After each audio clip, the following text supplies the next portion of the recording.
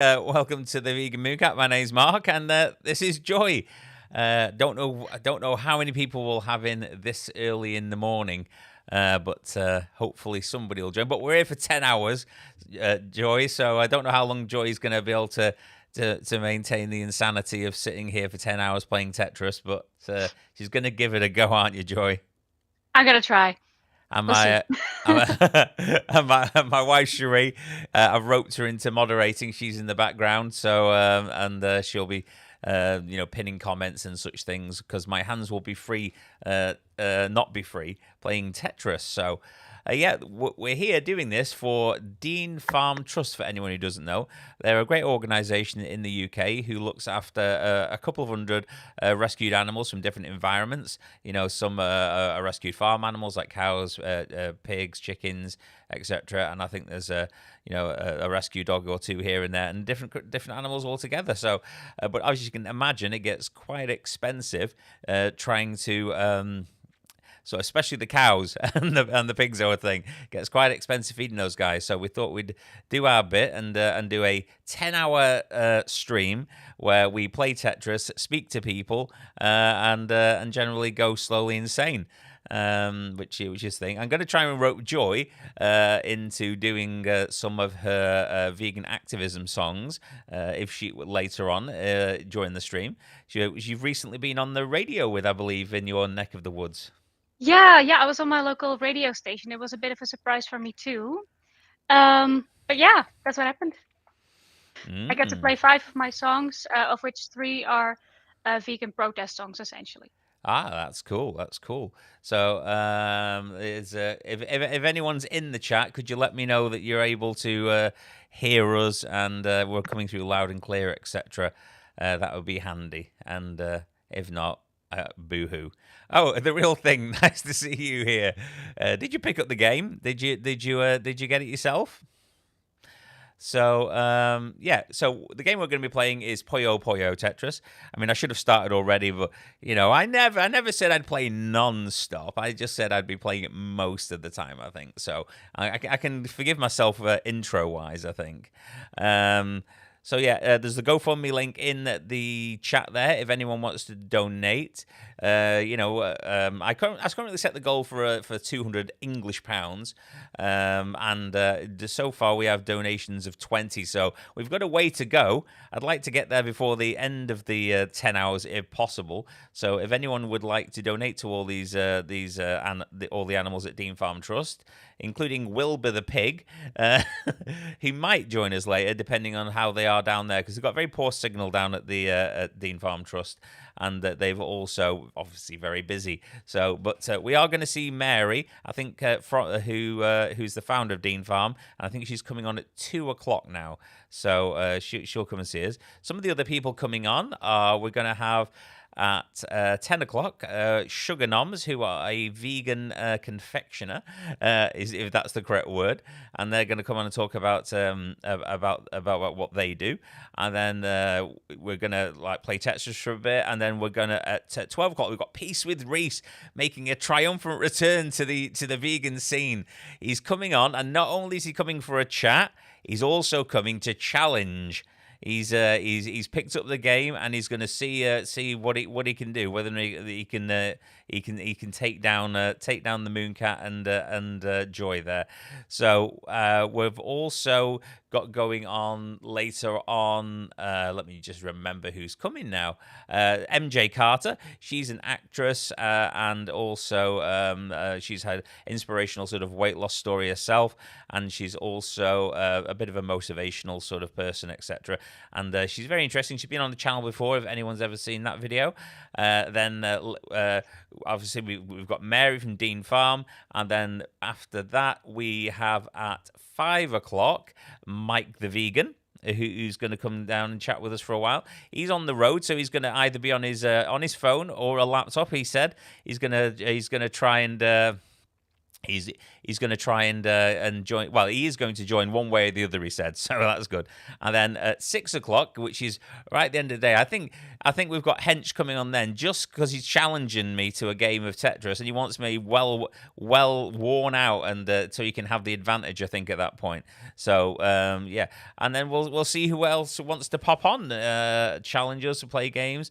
And I believe that I have my enemy, the mass challenger, who constantly beats me at the game, who's going to maybe hack in some point during the stream and force me to play him before, or he'll take us down.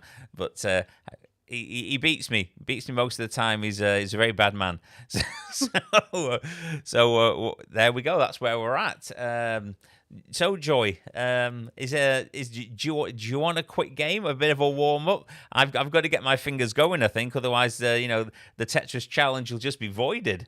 Yeah, exactly. I just know that by the end of the stream, we're both gonna lay in our bed, close our eyes, and still see the game in front of us. Like, I just know that that's gonna happen because I had the exact same thing a couple of years ago when I was pretty addicted to playing Tetris.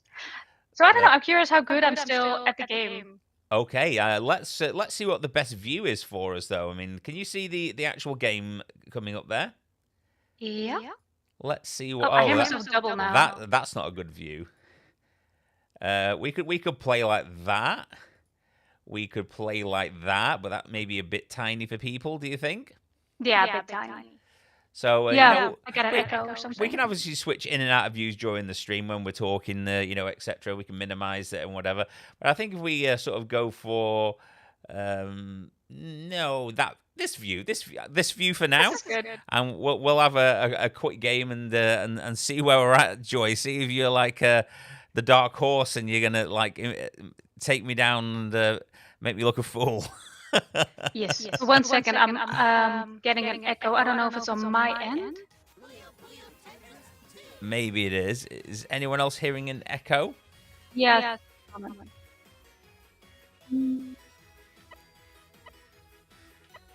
Like, I didn't hear it at first. Okay. And let me just check. I shouldn't have an echo because I've got no sort of noises going into the mic other than this.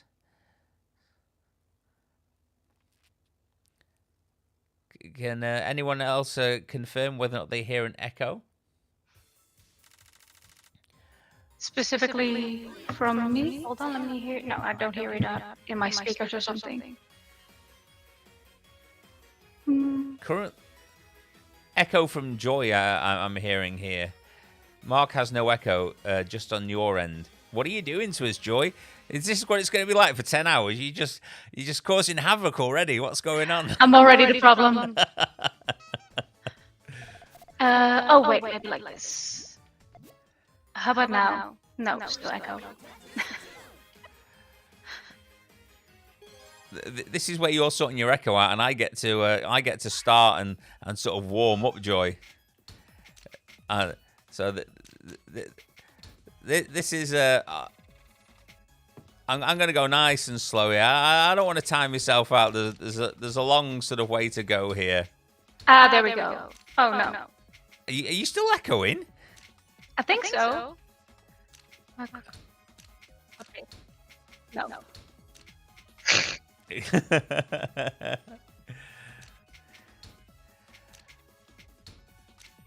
I'm maybe.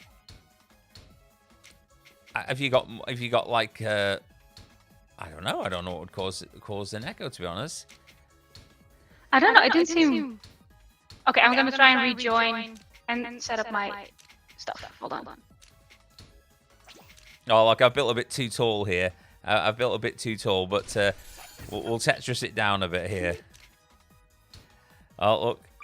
We'll pause that while we let Joy back in the room. Okay. How's things there? Do you hear an echo? I don't hear an echo. Not sure what would be causing it. Do I have another? Do you have another mic active or anything?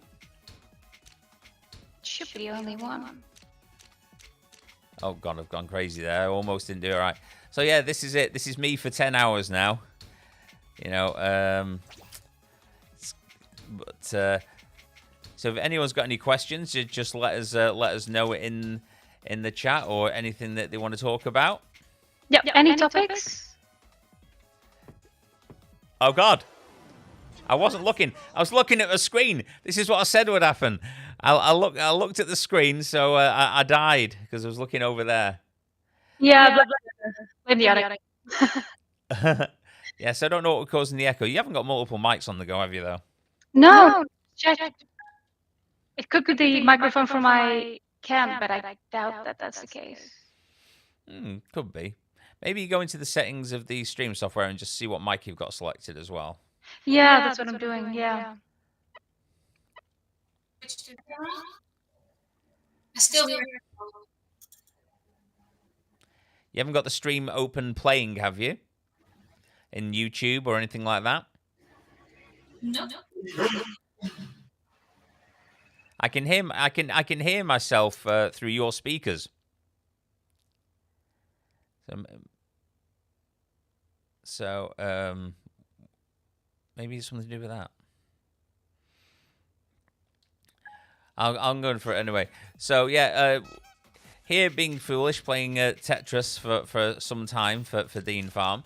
I'd say many guests coming on. I'm hoping Wilbur the Pig can make it though, because he's obviously the star of the show here. He's the one I'm looking forward to most. Yeah, he's. I did a thing on the community tab saying, who do you want most coming on?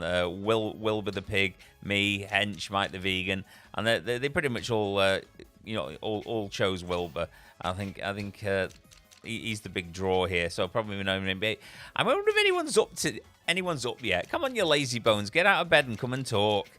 Or stay in bed.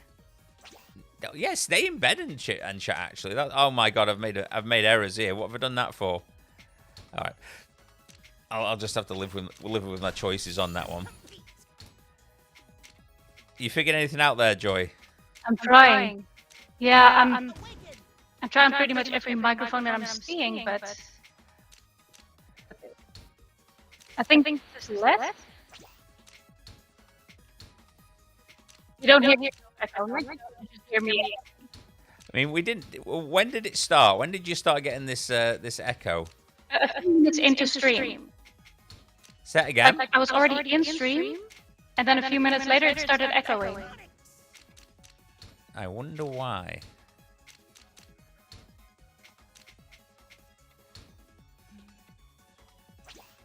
Okay. Let me just check. So, if I click off, if I take the game out of the stream a second, give me a second. Are you echoing now? No, I'm not echoing now. Do you hear me now? Yeah, I hear you. Okay, so it might be on that end. So hi, Bev. Hey, hi, Bev. We were just trying to figure out what in the world was going on. We had an echo on the stream. I think it must be something to do with the fact that the Tetris tune was playing, and it sort of captured you twice as well for some reason. So let's change. I'm not connected to Steam right now. So I'm going to remove the game. I'm going to re-add it in, and you've got your wish here, Joy. I think I'm going to have to not have the audio playing in the game because it seems to capture maybe you as well as the game by the sound of things. Let's just see if that is the case. So I'll add that back in. Yeah, I should not be connected to you via Steam or anything like that. So that's not the issue, I think. Entire screen. There we go. I won't share the audio, so we're not going to have the Tetris tune blaring out the whole time then. So let's. You could set up a playlist of like non-copyright music or something. All right. Can no one? So are you echoing? I don't think I am right now. And can you hear the game tune? No. Well, that is the thing then. So, all right, we're gonna have to play tuneless, I think, and we're just gonna have to speak, I think. Do you want me to look up a playlist? Should we just let's have a game first? You know, we can just talk while we're doing it. It wasn't you in the end at all. I think it was me, Joy. To be fair. So let me quit this.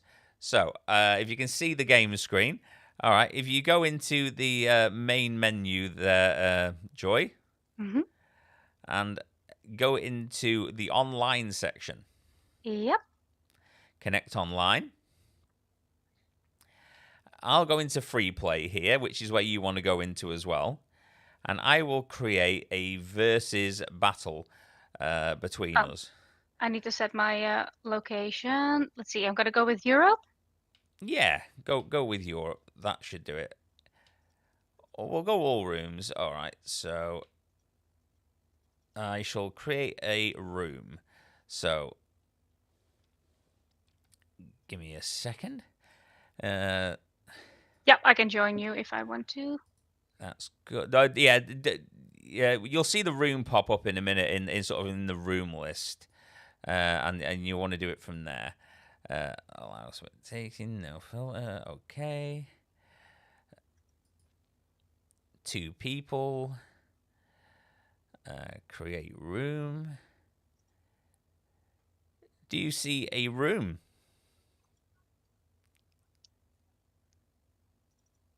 Let's see. Not yet. Let's see. It was supposed to be join friend, right? Or did you say something else? No, not join friend. It was in Free play? yeah, free play. Sorry, yeah, free play. Right. Sorry.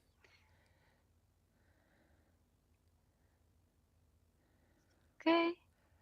And then sort of game lobbies, you should see me.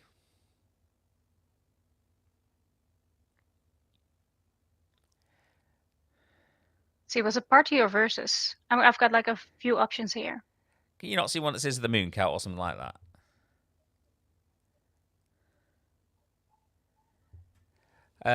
While Joy's looking at that, ethically based on it's a long time since yeah, I haven't done an FU flute for a while on there, but I feel like one should be coming forward soon. I found you. Oh God, I've come out of it now.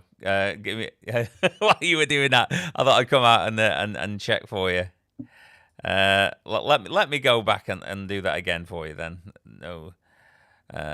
No problem. Okay, create room. I've done it again. I interrupted you. You said something about the FU flute? Yes, ethically based on the voice, just saying it's been a while since I did that. Can you see the room again now? There, yeah. If you click on that, oh, I see you, Joy.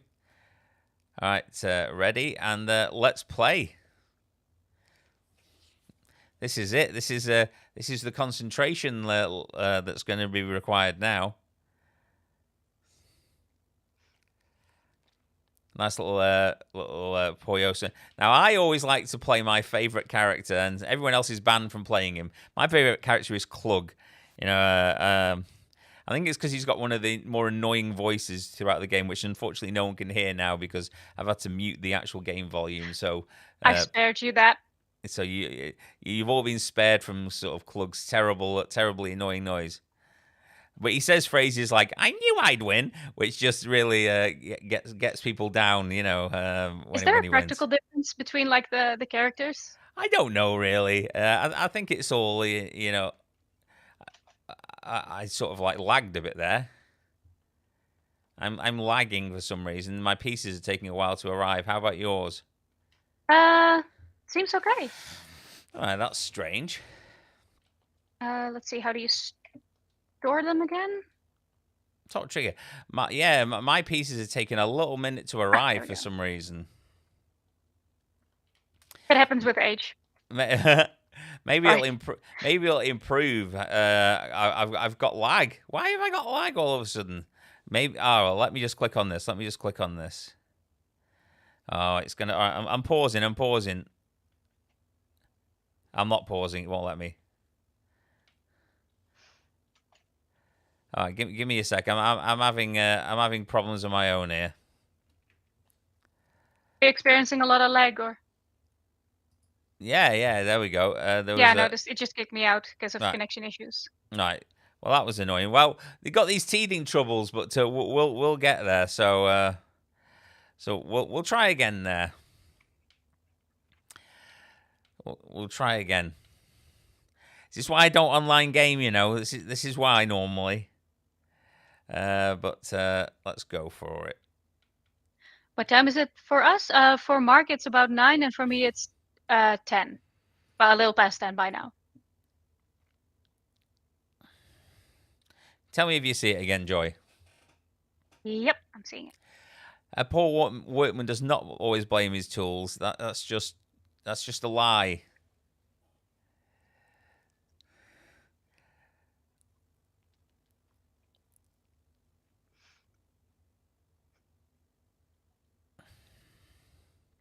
Well, let's try again and hope we get somewhere this time. All right, here we go. Are you feeling you feeling kind of optimistic that it's going to work this time, Joy? Oh no, I'm lagging again.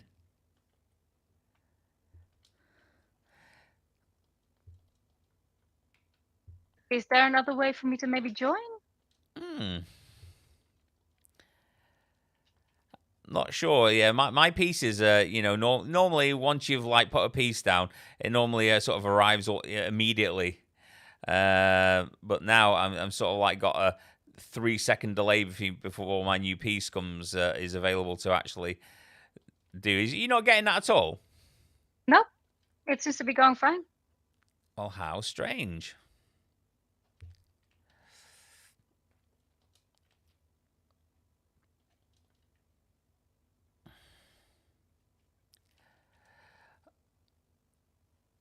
Oh yeah, you can mess with each other in this game, right? Oh yeah. Yeah, that's right. Yeah, I'm getting severe lag, almost unplayable at the moment. No one can see the game.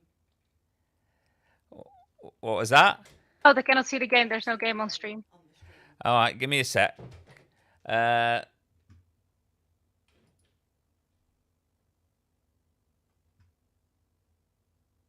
dominating, by the way, just for everyone.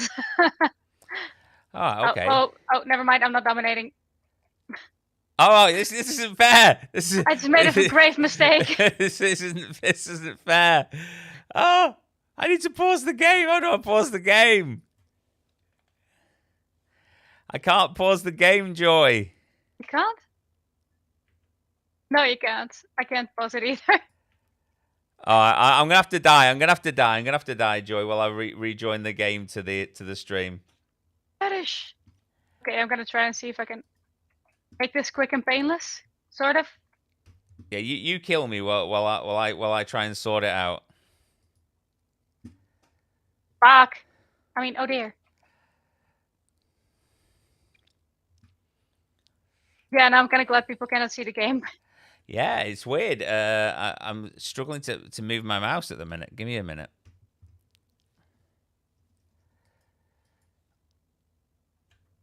All right, here we go. There we go. Here we go. I'm gonna add it to the stream again.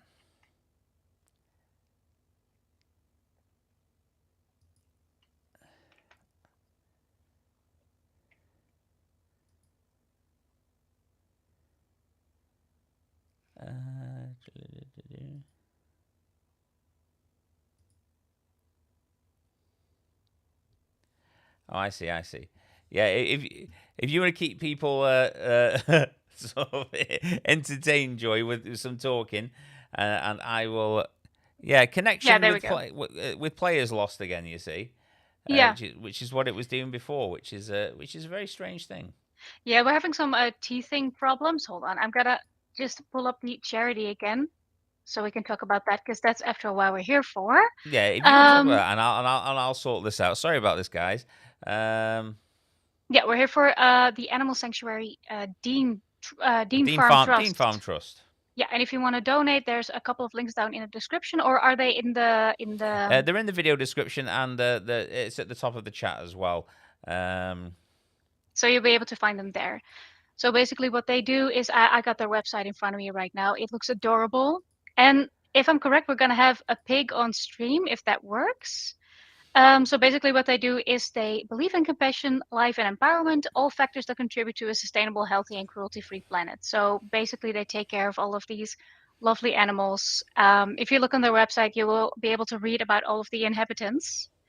Which I definitely recommend if you're having a bad day because it's adorable. You see all the adorable little animals. All right. So what I'll do is I'll disconnect from online play here, and I'll do if you wanna give me one moment. What I'll do, Joy, is I'll try single player, and see if that actually works, so I can tell whether or not it's like something or it's something about the online matching that's the problem here. All right. So if I play like this, all right, I can sort of like do pretty well without it.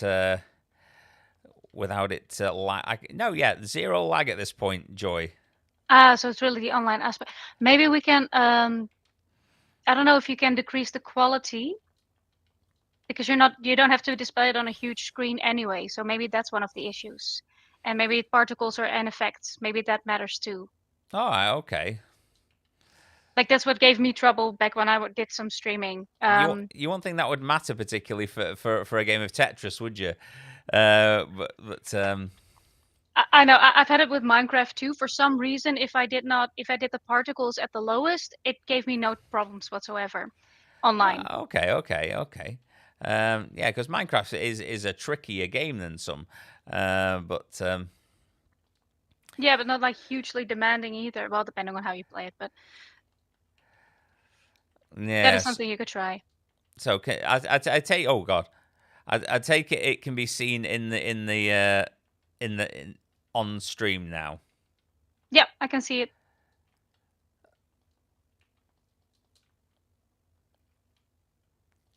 This is embarrassing, Joy. I've mucked it up already. So so what else have you been up to, Joy? While I'll play this for a minute, just so I can get some Tetris under my belt, and if you know, after all, I am supposed to be playing it, aren't I? And all I've done so far is get it wrong. So I'll do this.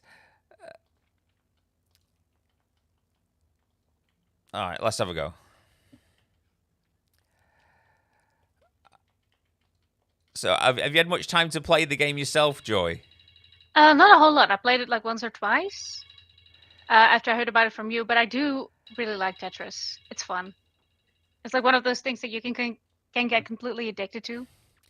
Yeah, I mean, it's been around for a long time, isn't it? I think this is my favorite sort of iteration of it, just because I like the fact that, you know, when you're playing with people, which obviously when it can't do right at the second, then you can like sort of land, you know, if you get a Tetris, you can affect their play and sort of make them a little bit mad with you, which is it's always the one of the most fun parts of the whole thing.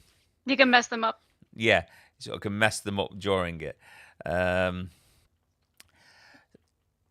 probably one of the first video games I played. We had one of those like actual Tetris games, you know, one of those bricks. Oh, right, okay, yeah. One of the where that's all it plays is Tetris itself. Yeah. Well, it had like 2 or 3 games on it, I believe, but it was Tetris and a racing game, and that was it. But it was a huge brick. I remember it. It was like that.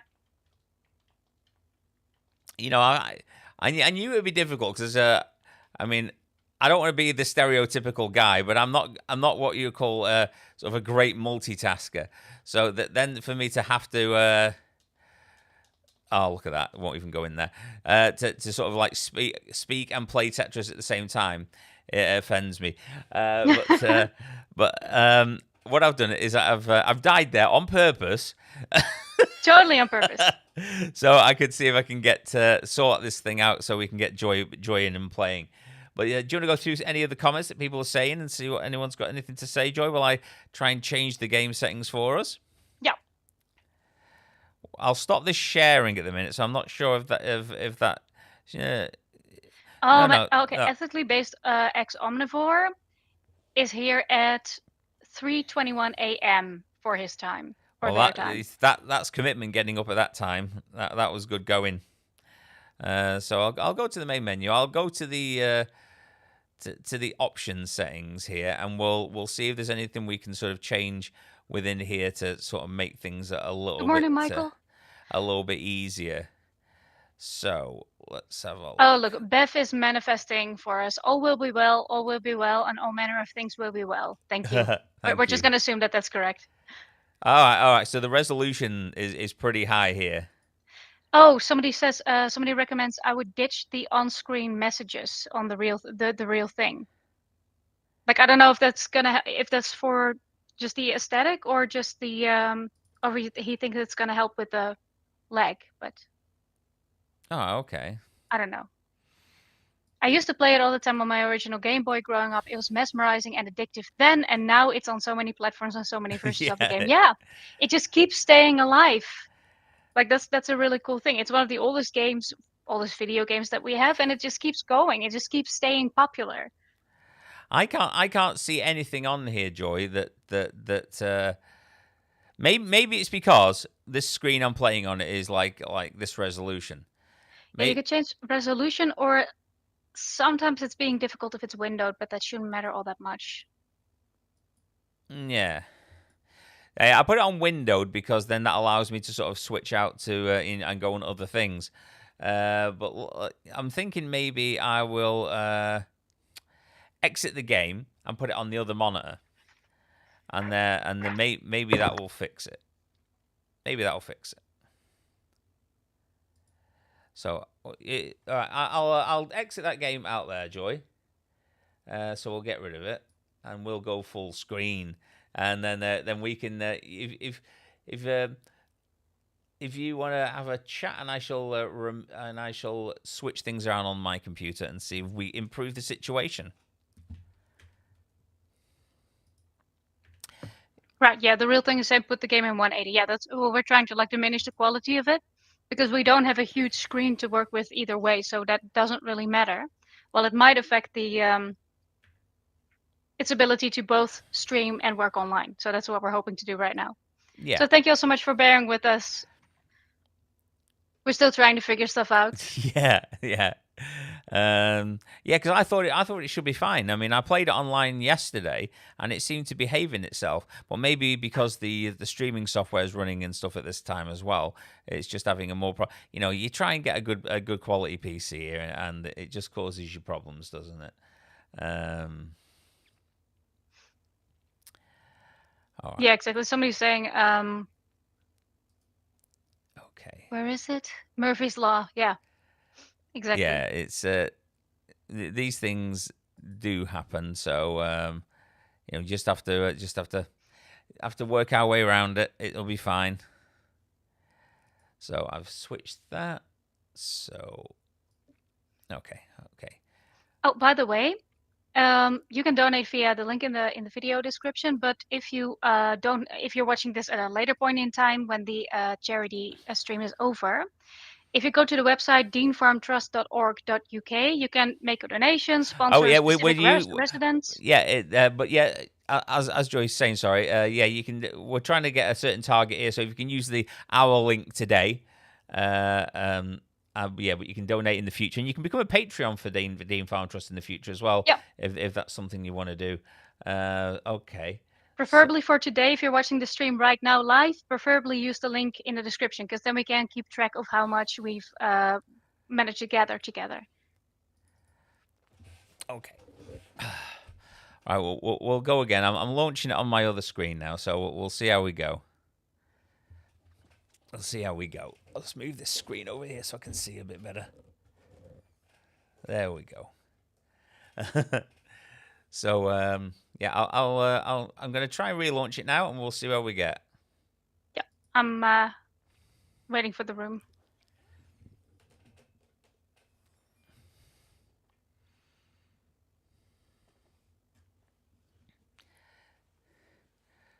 Yeah, these teething issues with games, it's. I hope this isn't how it's going to be all day, Joy. And I hope it's not going to try and be problematic throughout the entire 10 hours. I mean, it's going to fill 10 hours, so. Otherwise, it's just going to literally be. I'll have to just literally play it by myself, won't I? Yeah, or by yourself online. Yeah. She's never fun.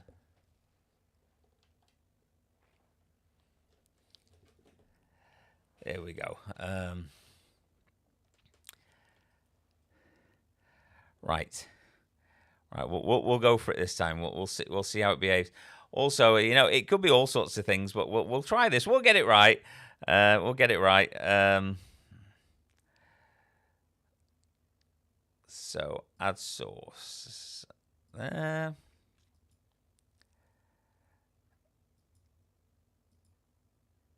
the way, Mark, are the guests, if this all works out, are the guests going to be playing as well? Yeah, some of them are. I mean, I've got Hench who's coming on later. He's going to be playing if we can get this sorted out. And then obviously Peace with Rhys. He's going to be playing. Yeah, so it should be good. All being good. All right. I'm going for it again, Joy. I'm waiting for the room. I'm going for a menu. Is it on screen again? Yep. All right, here we go.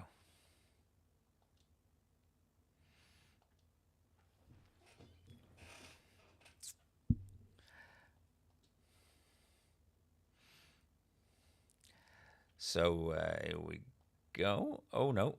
Need this one.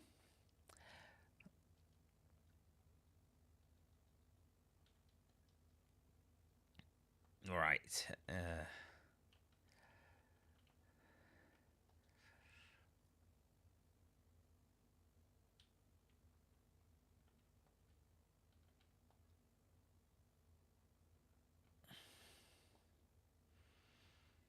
All right, you can see if you can see me there, Joy. Yep, there we go. I see it.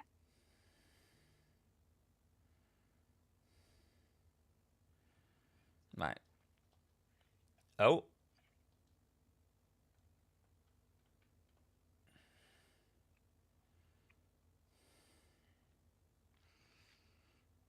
Here we go again. You can only but try. It does seem to go a little bit faster in terms of loading for me, at least. I don't know if you notice a difference, but No, it was very laggy for me before, so all right, moment of truth. No, still ruined for me, and unfortunately, Joy. That's too bad. Yeah, still problematic. I think I might be able to fix this, Joy. Give me a second. So if you want to beat me on there, will I just I just come off there? Always. And what I'll do is I shall change a couple of bits about. Oh, it ended the connection, so I didn't even have to. It spared you. How strange. How strange. So we'll just exit that game. You had an idea. Yeah, I had an idea. So is there, by the way, a practical difference? Because somebody is saying Clug is bad. Is there a practical difference between the characters you can select? I didn't think there was. I didn't think there was. But it's strange that it only does it when we're in multiplayer, which I find peculiar. Makes me think maybe the game is having an issue today rather than anything else. Which would be about right, wouldn't it? Be about right, really. That would be possible too. What time are we on, Joy, by the way? What time are we on? What do you mean? Oh, sorry. What time is it now for you? Oh, it's almost 11:15. Oh, okay. Sorry, we've had a dodgy first 45 minutes then. Dodgy 45. So, all right, I'm going to go in here. I'm going to change something. Oh, yeah, it says 38 minutes, yeah. All right, I'm going to exit the stream, Joy, if you want to keep things going. I'll try my best. Okay, Mark is gone. What do you guys want to say? Anything at all?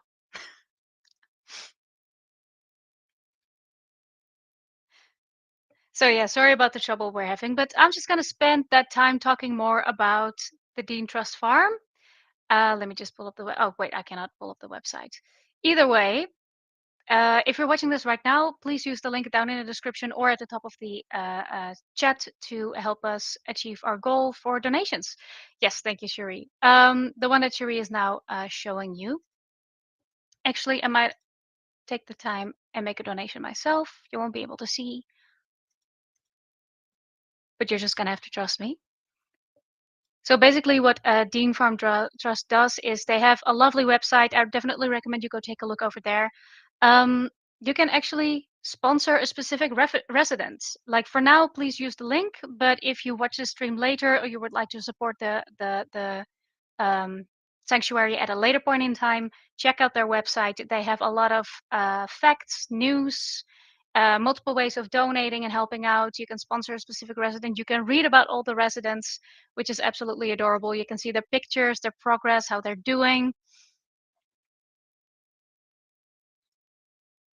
But yeah, Captain Bobbles, you said Clug is bad. Why? Like, what is? Give me some intel here. Why is which character is the best? Which one can I use to beat Mark? Because I'm a bit of a, well, not a noob at Tetris, but a noob at this particular version of Tetris. So I can use anytime. I can use any advice.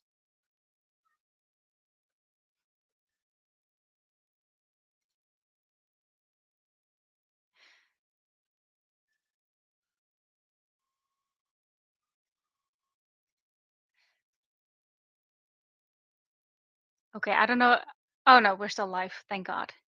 Okay, I'm just gonna take a look at the residents here because I'm gonna be fair. I don't know what I'm doing. I didn't think that this was gonna be what I was gonna do today. Oh my God, they have Frisian horses. I love Frisian horses. Have you ever seen those? They're just gigantic. They're just gentle giants. And they have a whole page about the cows. You know what? I'm just gonna talk about the cows that they have. Sponsor our Frisian Family Dean Farm Trust. We rescued 10 male cows. Oh no, it's cows from the veal industry. Yeah, because if you're familiar, um, the dairy industry is basically the veal industry because the calves are taken away from their moms, they're being put away, and because the boys cannot be used for the production of milk any later in life, they will often be sent to the slaughterhouse, maybe kept around for a few days, but not for very long. Yeah, because in October 2019, the Dean Farm Trust rescued 10 male calves from the veal industry. They've been taken from their mothers at birth, like I said, and they would have been raised indoors for about 5 months.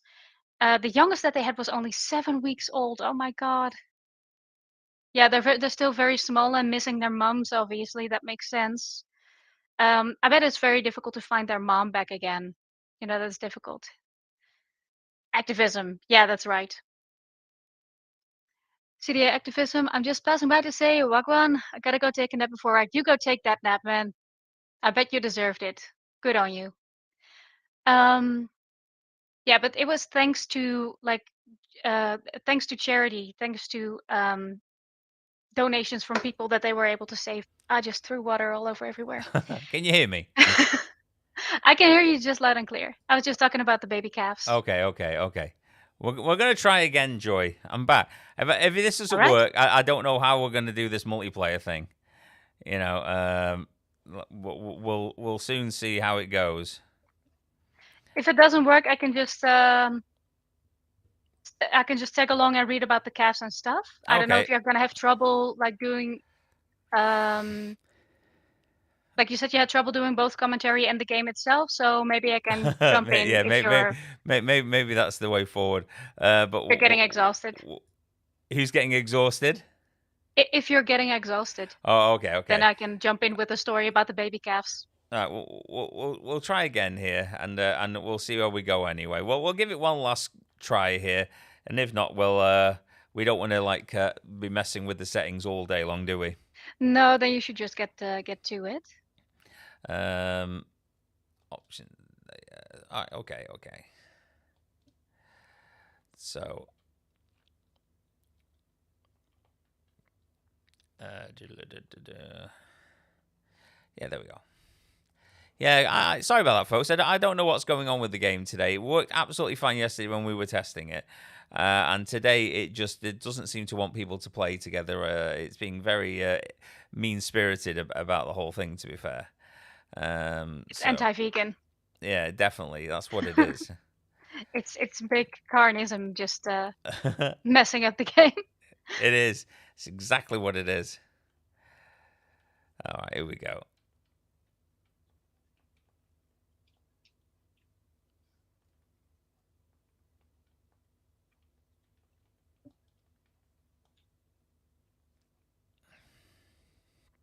See ya.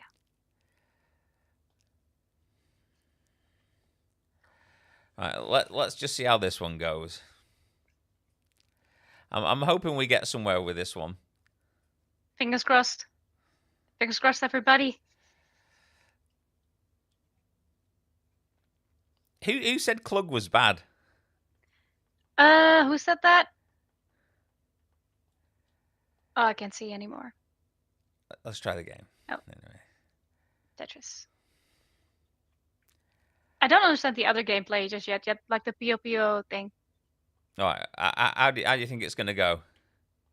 No, it's still off.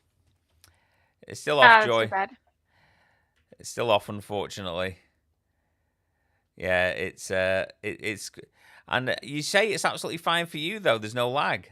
No lag whatsoever. No, I can see your gameplay too, like just fine. And my gameplay looks okay. Yep.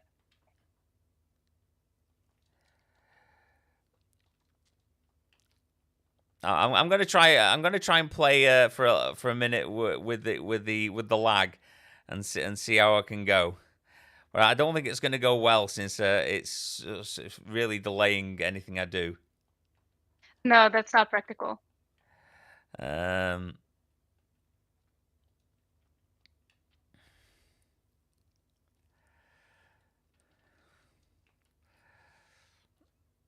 I feel bad things are occurring to me now. Damn this lag.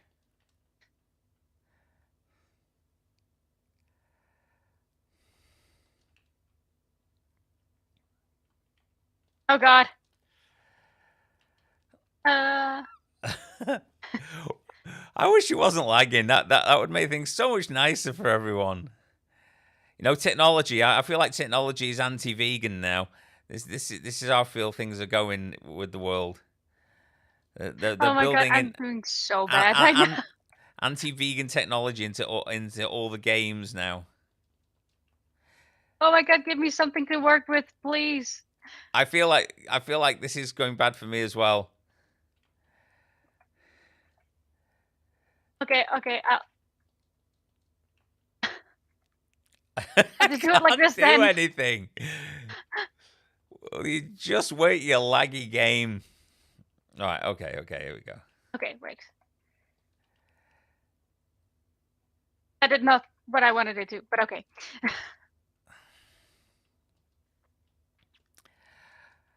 I feel like it's slightly less laggy. And what I did is I removed, I don't know if anyone's aware, but there's a program called NVIDIA Broadcast. And it sort of blurs your backgrounds and stuff off. So I sort of removed that on the hope that it would speed things up. But right. But maybe it's just because it's still changing my background. Maybe I'll just have to go for my existing sort of green screen and turn off all sort of like virtual backgrounds on the streaming software. Maybe it's just taking too much of everything up. Ah! But I'm gonna die.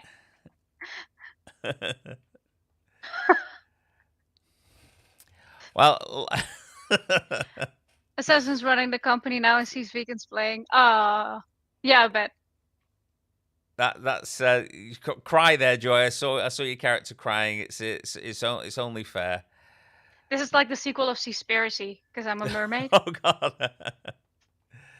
Well, we've got at 10 o'clock. We've got Sugarnoms coming on for a chat. So while they're here chatting to us, we'll come out of the game for a moment. And what I'll do is I will remove my virtual background completely, because removing one of the I don't know why, it's almost like I have two virtual backgrounds going. It seems to have made the game a tiny bit more playable. So I'd rather like just have the green screen behind me, and then I think that'll improve matters. All right, here you go, Joy. I've got a present for you. Oh, there we go. Thanks so much. I mean, it's a good job you can't hear what Joy's character just said, because it just said, "Please don't hurt me," and it's yeah, I felt bad for about a second. And I'm not getting the. Okay, wait. Okay, is the random sort of like piece generator just being mean to you now? I think so. Yeah, it doesn't like me. It's okay. Oh, I'm going to put this over here. All right. It'll behave itself, I'm sure. I'm going to try removing that virtual background after this. I definitely think that might be the key. Which is annoying, really, isn't it? That's a good thing you still have an idea, because yeah, well, you sort of start running out of ideas. I mean, you've got you good folks out there on the internet spending your good time to valuable time, and here we are playing around with the settings in Puyo Puyo Tetris. It's not really what anyone needs in life, is it? So how did the radio station go? I'm putting you off now, Joy. The radio station. Yeah, oh when yeah, you played your activism songs. I was so nervous, but it actually went okay. Like the people were very nice and friendly. I thought it was going to be like a huge discussion, maybe, or at least I didn't know if it was going to be a discussion on veganism, or if it was just going to be like, hey, we're a local new radio station and here's a local artist. But that's pretty much what it was, and I really enjoyed that. That was fun. Did they let you speak about veganism at all while you were on the radio? Yeah, they did let me talk about it a little bit, like not too much. It's just not how the conversation went naturally. Okay. But yeah, I did get to talk about it a little bit and why I am vegan, and I got to explain my my personal convictions about it. No, so that was actually quite nice. The lag's killing me now, Joy. The lag is taking me down. You're gonna get. This is where you reap your revenge. And I think I know why it kicked you off earlier as well. Because whenever I exit the main sort of window, it ends. Like to change settings and stuff. It sort of like boots the entire online game. So that's why. Yeah, that makes sense. So it's not why it's not booted you this time round. I feel this isn't showing like mine and Klug's greatest performance. With the lag going on. Or is this just excuses? Maybe I'm suffering no lag, and it's just all lies. It's not though. It's true. I am getting laggy.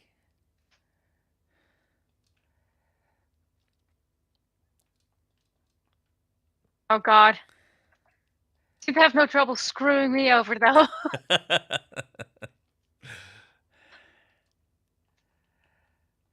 Okay. Hush. Nobody call me. I'm concentrated. Are people trying to put you off there? Might be an important call, Joy. You should get it. You should definitely get that. It's just my alarm, actually. Super urgent, really. Super urgent alarm. I need every advantage I can get here. Oh my God.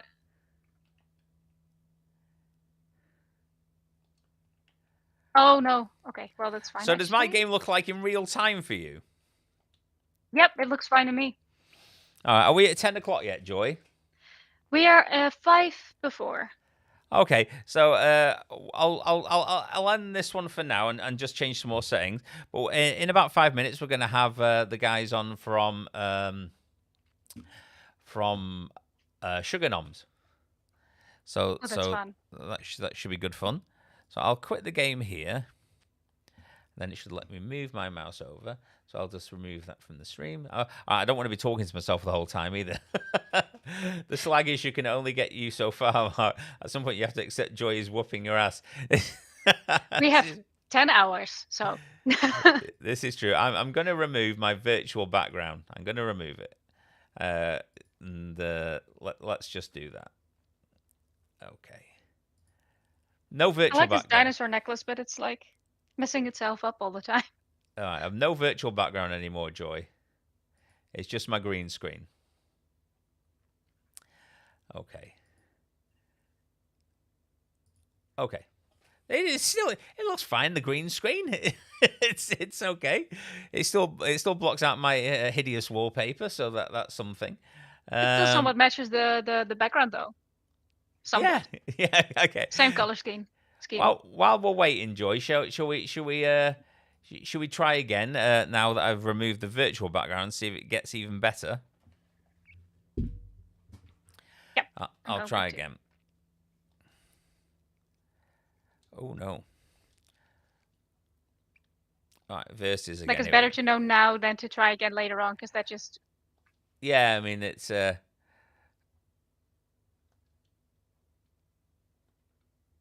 All right, here we go.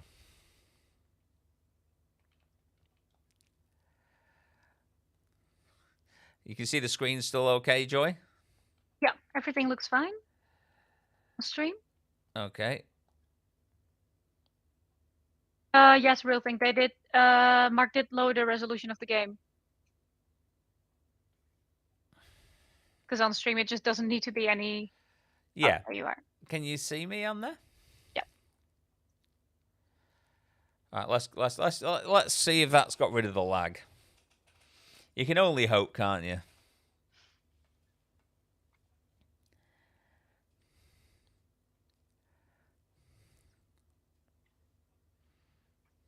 Okay.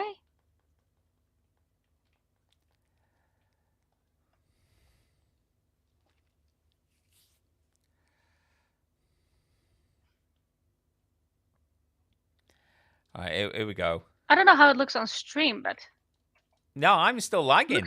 That didn't even fix it, Joy. wow. Okay, well at least then we know. Yeah. Well, I've got Sugarnoms on now. So what I'll do is what I'll do is it doesn't let me exit the game. I don't think. Give me a sec. Oh God, I'm embarrassing myself. Okay, good thing it can't. It's okay. It's okay. We'll take that off a minute.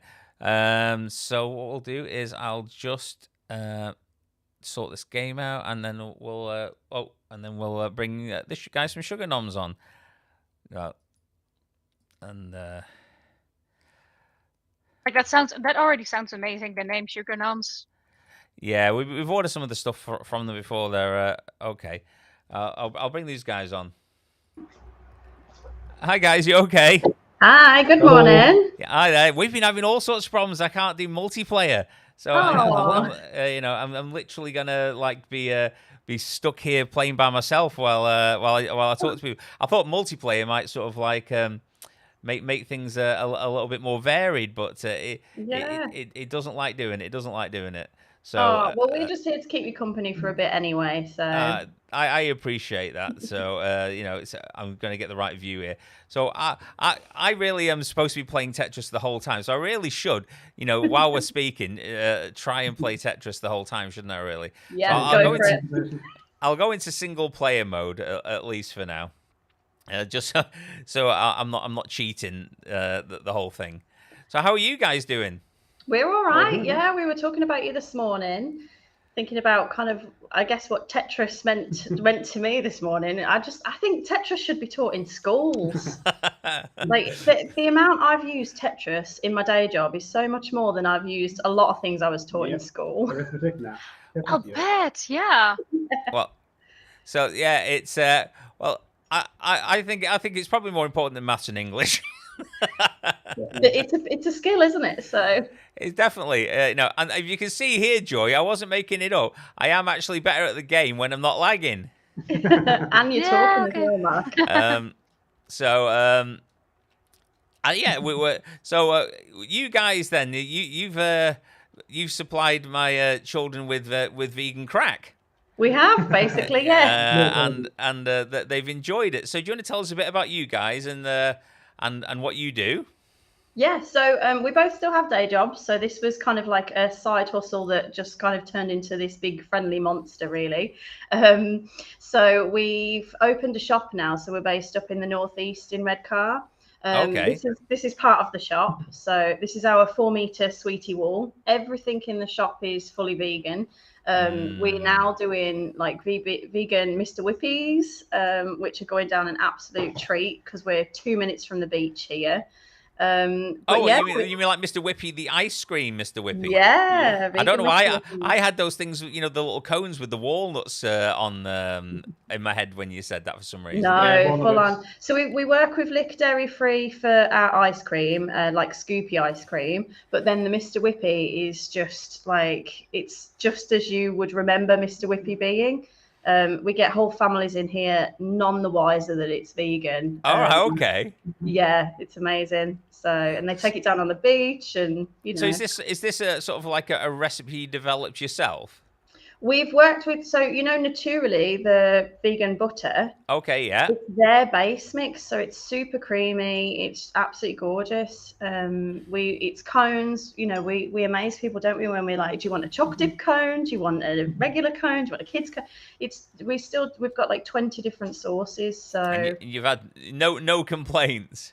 Absolutely not, no. And people come back, which is the main thing. Yep. So I mean, that's the thing. I mean, my kids absolutely love. I'm trying to remember is it Swedish glaze ice cream? I see, yeah, the vanilla. The vanilla one, because it's that creamy sort of texture, isn't it? On the ice creams that that everyone loves. Yes. And I think historically, vegan ice cream has been like basically white ice. Yeah, and we vowed never to have sorbet in our ice cream counter. So we've got 10 regular flavors as well, and we're not sorbet in sight, is there? That's It's great. I take it ice cream's universal, Joy. I take it people down your neck of the woods love it as well. Yeah, absolutely. Like just for me as a Euro trash. But what is Mr. Whippy? Is that like a specific type of ice cream? Like soft serve, maybe, Soft is it serve. called? Oh, software. Okay. Yeah, no, I got one ice cream store over here that just so happens to have vegan options, and that's mostly sorbets, but also a few chocolate ice creams, and I love it so much. So I'm actually glad that you're saying that, because usually the option is sorbet or Yeah. just an ice cube. Yeah, yeah. Just You know ice. what? This feels really rude. I'm sort of playing Tetris while listening, and it's like, I feel like you've gone to visit people, or people Yeah. come to visit you, and Yeah, you're on your phone or something, and you're just not interested. Like, Wow, that's so It's fascinating. mesmerising. Honestly, it's mesmerizing. I'm just watching your progress here. So I did die before, but that was because, as I said to Joy, and I don't want to be the stereotypical guy, but multitasking is not a thing for me. It's like I'll be texting somebody, and the kids will ask me a question, and I'll just blankly keep looking at my phone, and it's not. And I've heard them, but it's the fact that I have to break off and do something separate to what I'm doing, and I just find it a big struggle. Do you find? I mean, you see all in the news nowadays as well, like vegan options. Like especially with like maybe the meat-based products, and obviously that's not what you guys do. Are on the decline. Do you find your vegan treats are on the decline, or do you feel more like it's on the up? well, I think it's. So I think with the supermarkets stocking more, we think it's absolutely fantastic that the supermarkets are obviously stocking all the vegan things now. There's a lot more vegan brands in the supermarkets. They're all coming out with them now, aren't they? They see a profit. Yeah, but the frustration for us is obviously often they're charging what we buy it in for. So they beat us on price, like for some things, which is why we like to work with a lot of the small businesses. We work with like Jevons, the Toffees. We work with Ananda's, the wagon wheels, and things like that. So we bring things that the supermarkets just can't or don't want to. Yeah, I mean, my lad really wants vegan Toblerone. Yeah, I think there was a few tried. Didn't True Pig try a Toblerone? I don't know. I mean, I've never seen one as far as I mean, that used to be his favorite. Check them out. I mean, that's probably one of his things that he misses. Yeah, I think they came pretty close. I never got to try it because they sell out every single time. But I think it's True Pig, yeah. Well, that's it, guys. Don't forget. I mean, these big guys only care about the profits. I mean, they've seen money. Sugarnoms is an ethical company who went into it for the animals. We did, 100%. So if you want to buy your Christmas, Easter, or any other kind of vegan treat, you should go to these guys and support them rather than these big soulless supermarket monsters. And they will always have vegan options. Like oftentimes in the supermarket, at least that's the case for me, they'll have some stuff for Christmas, they'll have a vegan option for something, and then it just disappears for the rest of the year. But I would love, I want some stuff in the summer too, Yeah, 100%. And we're finding more and more. It's a total obsession of ours to just keep finding more and more stuff and keep finding more and more small businesses to support. So I'm being dangerous here, guys. I keep doing this thing where I like to build up loads before I get Tetris. We did a video about you guys, actually. Me and my daughter Bella, we did a vegan Easter unboxing. Yeah. You know, and I remember it well. And ever since then, she's been going, are we getting any more Easter treats? Can we go order some more? So I think I'll need to place an order. But we didn't get many. The kids snatched pretty much all of it last time. Oh. I'd like to say we tried everything, but the kids, they're just greedy, to be fair. Yeah. You'll have to arrange a little road trip here one day and come and visit, because we've had she's due up actually next weekend to come and see us again. So to the day she came last time. She's good at Angharad and her mum, isn't she? Yeah. I was sorry to hear about the rabbit. I know. Yeah. Not to bring everyone down. Well, Fudge did a few little unboxings for us. He always sort of inherited our boxes that we sent across to her anyway. So yeah, he was always in there. He was always the first to the chocolate. Yeah, and now Sarah, obviously their guide dog, so we're going to meet her for the first time when they visit as well. Oh yeah, so you're more than welcome across. Come and visit. What's the guide dog called? Sarah. Oh, okay. Yeah, so we get to meet her for the first time, which will be lovely. No. It's funny about that, because I always, obviously I don't want to get too deep about it, but I always wondered how sort of guide dogs sort of sit with veganism. Has Angharad ever mentioned this? She's never mentioned it. It was something I was going to ask her about when she was here, because obviously it's a kind of working animal, isn't it? And we don't necessarily subscribe to animals in entertainment or working animals. And don't get me wrong, I know Angharad loves our animals. She has more days off than work days. And any animals that live with her will be very well treated. But as you say, it's a working animal, so it's a bit of a tricky one for her, I suppose. Yeah. It's maybe something. Maybe I'll ask her to come on one day and have a chat with me about it. Yeah. I mean, we say that about, because obviously we're right on the beach here, and we see the donkeys, and it always breaks my heart that the donkeys are still an attraction on the beach here. It's so old-fashioned. And I'm in Blackpool, and we're the same. You know, I've actually tried to organise a protest down here, but people won't do it. Because the people that run the donkeys, well, they literally will just beat you to death if you try and interfere with the trade. You know, because it's a lot of it's run by people who maybe aren't the most pleasant if you interfere with the cash flow. It's their livelihood, but it's the animals we think of, and they are worked silly. So and. I was recommended maybe if anyone was going to protest it should be out of towners, because then they're at less risk of retribution. It sounds all very ominous, but I think it is true. It's true. This is going too fast for me now. I see you struggling. Has anyone seen the speed? We needed pom-poms, didn't we, to like cheer Mark on today? I was thinking, that we'd obviously play like multiplayer, but it's just really not working, is it, Joy? No, it didn't really. At least on Mark's end, there was a bunch of lag that he experienced. On stream, it seemed to be okay, but. Maybe I could try restarting my computer. I think the stream will still stay up, though, if you want to take over in a bit, Joy. Because it's browser-based streaming software, so it doesn't require my computer to be on to keep going. So that's something, I suppose. But yeah, it's weird how it won't do it, because we tried it yesterday. I tried it because Hench is coming on later.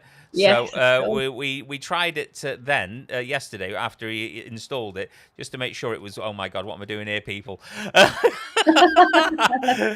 make sure it was working. It was fine. It was fine. You know, I've got Rhys coming on. He's desperate to beat me at this game.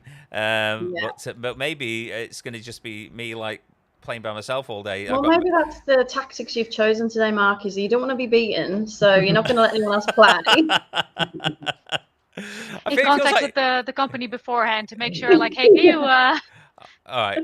It feels like childhood again. I'm all by myself. You know, can you break out the tiny violins for me? Oh my God, I can't do it. It's all gone wrong now. And the best part is everybody's watching, but we're all laughing at you. No, I'm going to pull it back. No, I'm not. No. Oh, by the way, I wanted to ask you, do you ship internationally? For me, that's, of course, very important. We don't. It's something we've been asked so many times, isn't it? And we just... So many minefields with it. There's so many... because of the Brexit thing and everything else, we just thought, oh no, we'll wait till Brexit's done and then it'll be easier. And then it just got more difficult. So yeah, it's something we've been looking at a few times, but it's been really hard.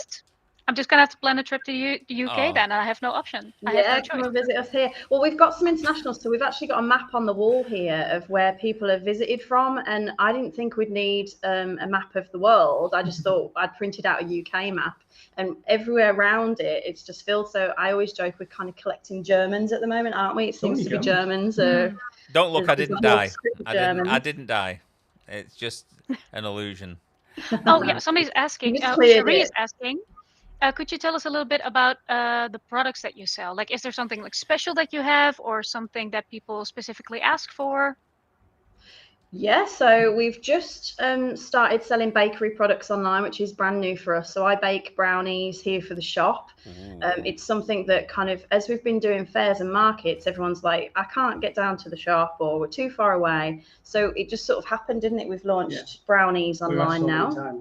Yeah, so it took about 3 months of just every day trialing recipes to get them right, and we're like so happy with them now. We of course we have to try every single batch ourselves. Quality testing. Yeah, what you've got to. It's professionalism that makes you do that. Yeah, absolutely.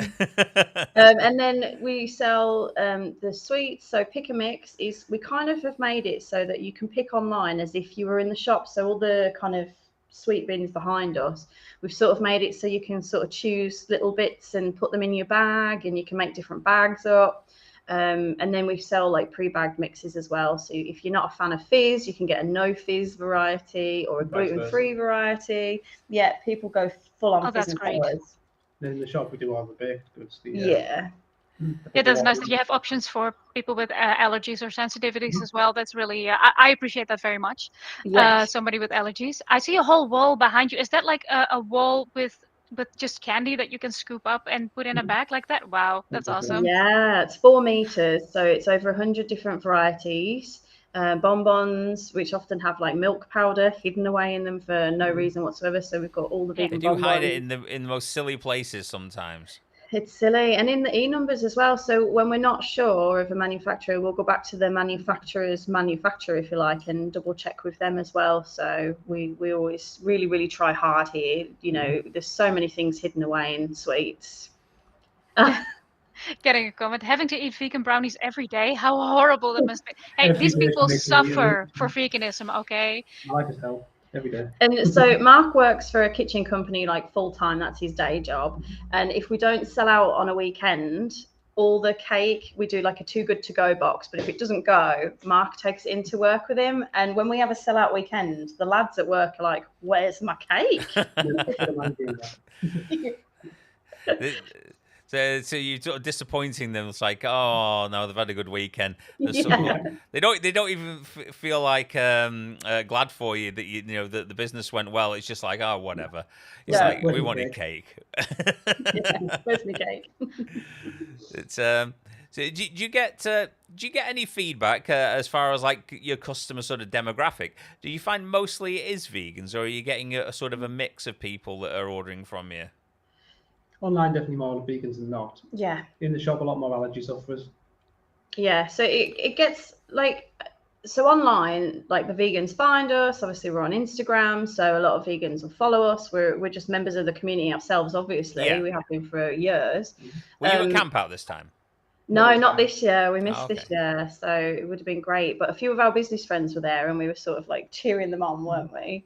But yeah, but in the shop, it tends to be a lot more kids with dairy allergies. That's primarily, and it gets so frustrating when there's a whole family comes in, they buy that one child an ice cream, and then they'll go off somewhere else. And I'm like, if you want us here to like keep doing what we're doing for your child, like you've got to buy more than one cone of ice cream, like buy your family's ice cream. So would they, for instance, come in, buy the vegan ice cream and then go buy like non-vegan ice cream for everyone else. Yeah, and worse, sometimes they walk in with the dairy ice cream, holding it while they're buying their dairy-free child an ice cream from us, and we're like, How odd.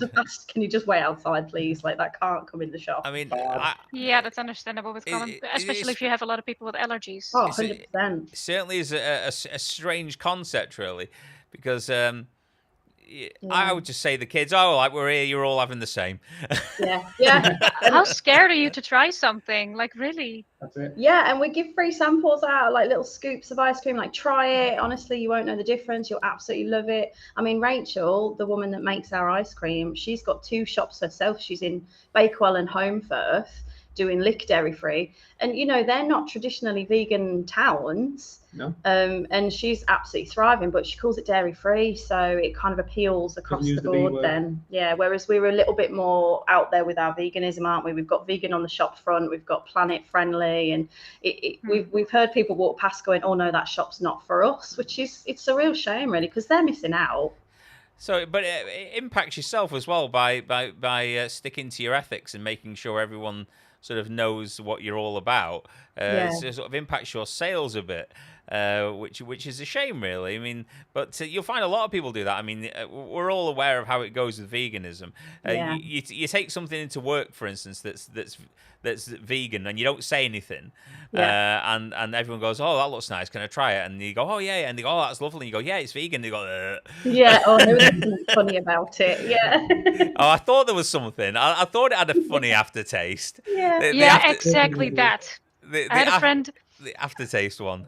I had a friend who asked me, who's really craving ice cream. She asked, "Do you have any?" And I said, "Yeah, sure." And by then, it was well known that I'm vegan, right? Nothing that I make or have has never been not vegan for the past 3 years. So, and then she ate it, and then she asked me, "Oh, is this is great? This is really good." And then, like afterwards, after she finished it, she asked me, "Was that vegan actually?" And I was like, "Yeah." And she's like, "Oh yeah, I had a feeling like it tasted. It had like Ridiculous. Like, I'm fine if you're actually, I don't mind it if people don't like something or if it does taste differently, but it's like, what are you trying to prove with this? What are you doing?" Yeah. And was it nice, and did you enjoy it at the end of the day? So I think once the vegan substitute for this particular product was so accurate that the person who would normally say, "Oh, that's vegan," just couldn't bring themselves to even lie. And that was Hellmann's mayonnaise, the vegan one. Okay. Yeah, because I took it and said, "Oh yeah," and she said, "Oh, you know what? I actually think I prefer it. It tastes a bit more mayo-like." Oh, amazing. Yeah, we get that with the sweets, because people will say to us, "I actually prefer your sweets because they don't leave that like residue, that like filmy taste." Yeah, like the I don't know, whatever they've taken out of an animal. I don't know what it would even be. That's what we say. We say that'll be the animal part that we don't include, and it makes them think. So with the chewy stuff, do you use stuff like xanthan gum and all those sort of things, or a lot of it's modified potato starch? Yeah, potato starches, pea starches, a lot of things like that, guar gums, things like that. The almighty potato is good at everything. Oh yeah. And it's a lot of stuff that people already eat, right? You're doing nothing like super exotic, I think, in terms of like you're saying, it's pea, potato, stuff that most people know, I think. Yeah, and it's scary when it's in a sweet, but then when you think what other things are in sweets that they don't even bother checking the packets for, so we did try potato milk the other day though, didn't we? And that didn't go down so well. That was the potato fills. Have you tried? Is it called Spout or Spud or no? Spout's the pea milk. That was nice. Died. I don't know. Died. No, I've not tried any potato milk. It sounds absolutely. I'm fine when somebody says oat milk or soy milk or but as soon as somebody says, I did try pea milk once, which that's all right. But I couldn't drink the pea milk because I died again. I couldn't drink the pea milk because I don't know if you ever used the cream germaline. Yes. It has the same. It has the same ingredient that gives it a particular smell. I don't know. I can't remember what it was. Obviously, it's just a plant-based ingredient, but it gives it the exact same smell as germaline, which I use on all my kids when they're changing their nappies. So all I think of when trying to drink pea milk is nappies, and stink and children. Well, I will now have that association and forever think of you, Mark. So which is why I can't drink root beer, because it's the same smell. Oh God. So if you liked root beer, I'm glad to have ruined that for you. I got the same issue with, like, I used to work in healthcare. Well, you smell a lot of things. Let's just keep it at that. And there's this pudding, like this vegan chocolate pudding, and every time I open it, I just am immediately reminded of that, and you just can't eat it. It's a perfectly Oh, fine wow. product. Oh, wow. Oh, Dan, Grumpy Vegan Grandad is on his way with my weekly order. That's nice. Thank you. I'll expect you soon. Weekly order. What does he deliver there? Yeah, he says, I like to play, but I don't think it will be safe while driving 20 tons of wine about. So that's good. No, it's the multiplayer isn't working anyway at the moment. I'm still thinking of it as I'm trying to keep up the challenge of, because the first few, like, how long were we on trying to get it working, Joy? I don't know, about 45 minutes, Something like that. and we had no luck. So now I'm trying it like by myself. I mean, I think I'll have to go for a high score then. What my high score on this particular? Because I normally play it on the Nintendo Switch or the PlayStation 5. Yeah. So I'm not sort of. I don't have I haven't unlocked the characters on this one or got a high score. But I'm thinking I need to at least get to 1 million. By the end of the day. Yeah, can you imagine the donations with 1 million? Yeah, 1 million's got to be good. For that, won't we? So. Yeah, oh, look, here it goes again. But there we. Yeah, so it's. So what you guys got any new? You got the ice cream. Have you got any other new products that are in the pipeline? I always imagine you guys to be like Willy Wonka's factory.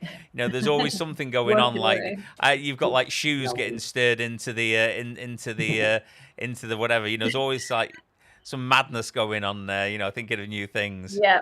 Well, we have driven. So at the moment, we've got some like seasonal staffing with us, and their rite of passage is to drive around on the new hydraulic table we've ordered because, yeah, we won't mention that health and safety, but it's really because it takes 500 kilos. So we reckon our Saturday lad, that must be about over 10 of him. Yeah, he's a huge lad. Yeah, and he's well within weight range then.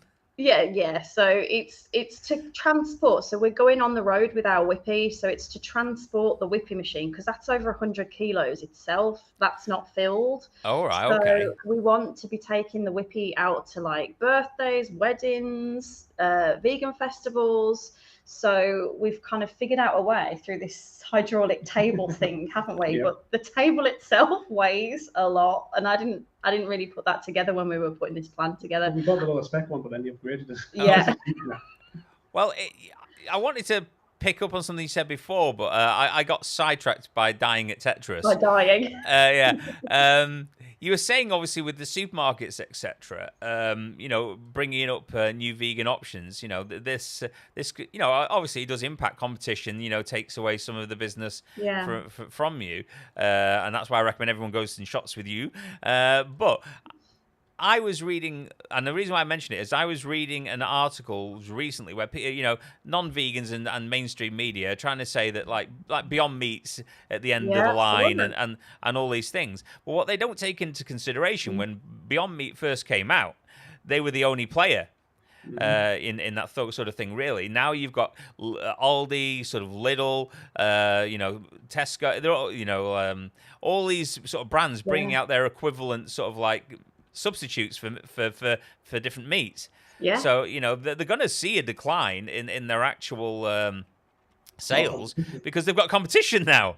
100%. Yeah. But they never mention that.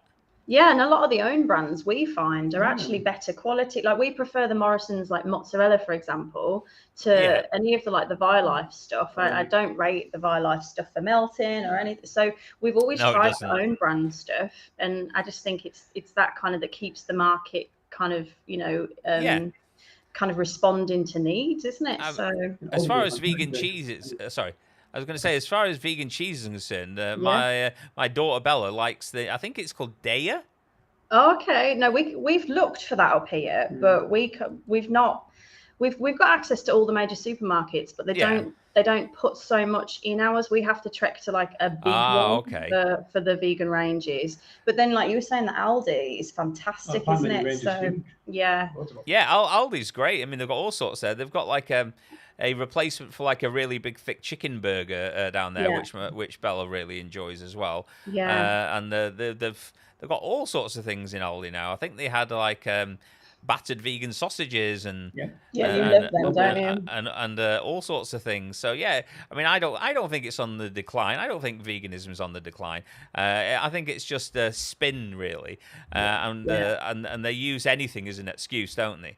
But I think it's just increased popularity and competition from other companies, like we were saying. Yeah.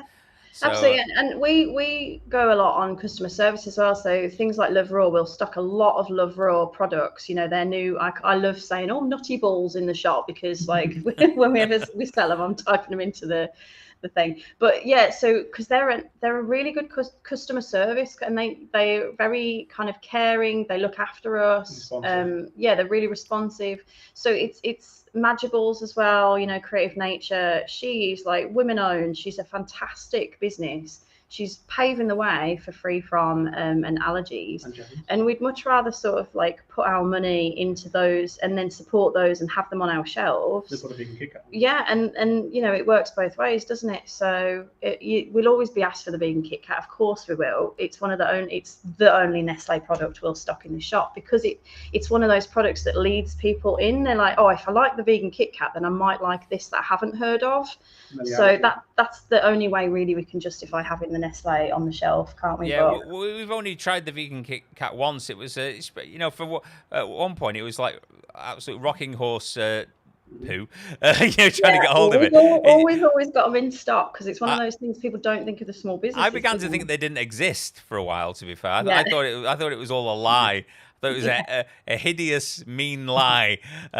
You know, it's dangled in front of you. Yeah, I think they should bring out the chunky version as well. Oh yeah, we were saying that there's so many that we still want veganized, and we're always kind of commenting whenever there's a post about, oh, what do you want veganized next? We'll always kind of put our opinion across.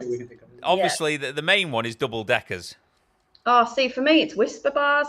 Okay. We just can't. We've tried, haven't we? We just can't get close, and no other vegan chocolatier can get close. So you know, Aero as well, I think. Oh yeah, mint Aero's for you, isn't it? Well, anything mint flavored is just amazing. Yeah. I think that's a man thing because all the mint choc chip ice cream goes to men in this shop. Like I don't know what it does it. Mint chocolate it just sells to men here, doesn't it? So, yeah. Some, you know, my kids just sometimes tell me it tastes like toothpaste, but I don't see it. I don't get it. I just think I brought them up wrong. It's the masculine flavor. It's like, how do you not like mint choc chip? Leave my house. But no, I'm kidding. But yeah, it's. So what are you guys up to today? I mean, I know you've darted in to be with us, have you? And sacrificed opening the shop, or have you got people working there for you? No, we're due to open at 11, so we're gonna get the counters stocked up now. We're gonna put all like the slushy machines and things like that, and we switched everything off so you would be able to hear us. I appreciate that. Yeah, and then we've got like a festival going on in town, so it's like animatronics and light festival and things. Oh, okay. So hopefully it'll be quite busy today. It's busy on the seafront. Well, fingers crossed you get lots of good business coming in there. You guys deserve it. And yeah, I'm very impressed that you guys, you know, even though you know it may sort of impact the sales a little bit, you still make everyone aware of why you're doing it and, you know, the plight of the animals, which a lot of people, you know, where money's involved won't do it. You know, it's if you look at, you know, people will throw animals under the bus at any opportunity sometimes if they think there's a quick buck, and you guys haven't done that, so that's absolutely amazing. So you deserve the rewards for doing the right thing. I mean, thank you very much. Did you see my newest video? I went on, I ranted. Joy, you should have been there with me, and I wouldn't have ranted as much about Leo Venus, John Venus's brother. No. Yeah. I haven't watched that video yet. Unfortunately, he's now gone full like his brother. He obviously he's been vegan for 10 years and whatever. Yeah. But I think his viewership was quite low down, and he wasn't getting as much attention on social media as he could. So he basically came up with every anti-vegan argument to justify why vegans should just shut up and leave non-vegans alone, and basically not push it on anyone. Oh, wow. Which is very disappointing for somebody who says they've been vegan for 10 years. Yeah. But again, the reason why I mention it is because he's done it, in my opinion, for nothing more than to try and increase his viewership and suck up to non-vegans to see if he can get a bit more attention. Yeah. Which is a real shame. Yeah, and we always try and do it in a kind of fluffier way. We call it snacktivism. So we'd much rather someone try something and then make their mind up.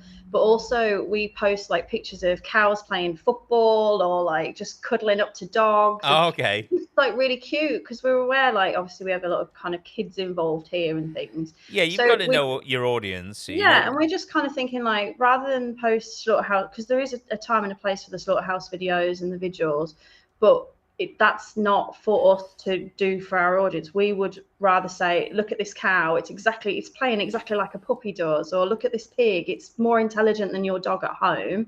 And it still plants that message, we feel. It still kind of gets it across that this could be your bacon, this could be your breakfast. And, we don't shy away from those messages, but we kind of deliver it it's a bit fluffier, isn't it, I suppose?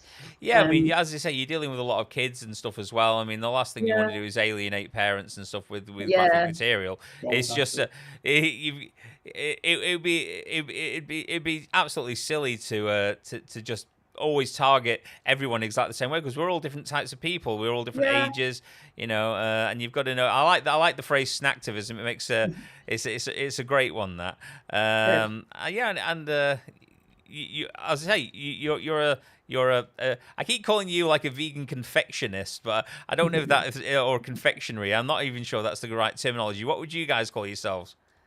Oh, I don't know now, because we're constantly changing and evolving. I don't know. Because now you're ice cream guys as well. Yeah, that's the thing. And we're starting to make our own ice cream as well, which has been really exciting. We went on a vegan ice cream making course, me and my sister. That's amazing. That was so interesting. There's so much science behind it, though. It's incredible. Really. So yeah, it's literally alchemy, isn't it? So we're sort of just dipping our toe in. So I don't know. We're just passionate vegans, aren't we? Above anything else. So, Can I ask you something about that? I mean, I've got a friend of mine who constantly tells me that he won't eat vegan ice cream because it's absolutely full of nonsense, and then he comes up with the ingredient in this is milk, like milk is a singular like ingredient, exactly. whatever, and whatever. What go, obviously without giving any proprietary information away, we don't need a everlasting gobstopper moment going on here with Slugworth, but what sort of things go into vegan ice cream? So primarily it's oat milk and oat cream. That's what gives it the base. Rachel, who makes most of our ice cream for us, uses a celiac approved like gluten-free oats. So again, it's across the board. It's okay. We do meet a few people that are allergic to oats, don't we? But not too many. And then it's just we sort of think as long as it doesn't start looking like a science experiment when you're not recognizing most of the ingredients on there, there's things on there that, like most E numbers that we have in our sweets, for example, are just E numbers for things like curcumin or turmeric, there's black carrot powder, but it all has an E number to it. So we list the E number. Yeah, it looks like science. It's just black carrot concentrate. Yeah, which when you get into like the man-made substances, that is a bit more difficult. But we do try and keep it as So you don't. as possible. Yeah. So it's not like a lot of people would have you believe, where it is just like basically plastic. No, absolutely not. And so at Halloween last year, we dyed our Mr. Whippy soft serve. We dyed it purple.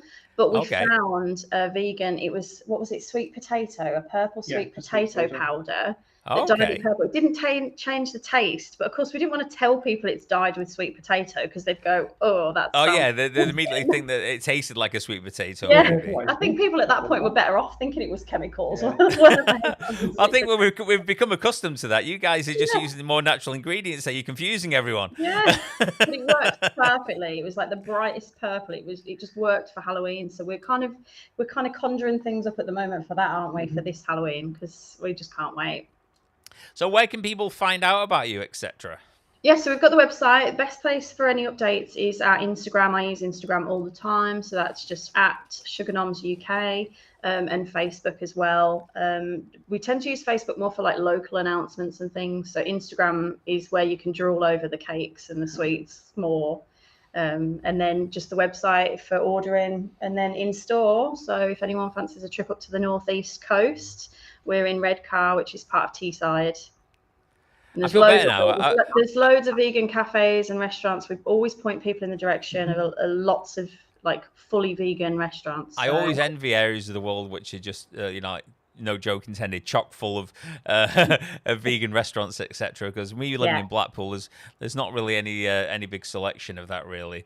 No, we've had a few shut down recently, but we're kind of keeping hold of. We're doing our best to support everybody we can, and we're sort of cross promoting each other. We've got sweets in like little shelves in their restaurant, and we like give vouchers out for them here and things. So we do our best to kind of.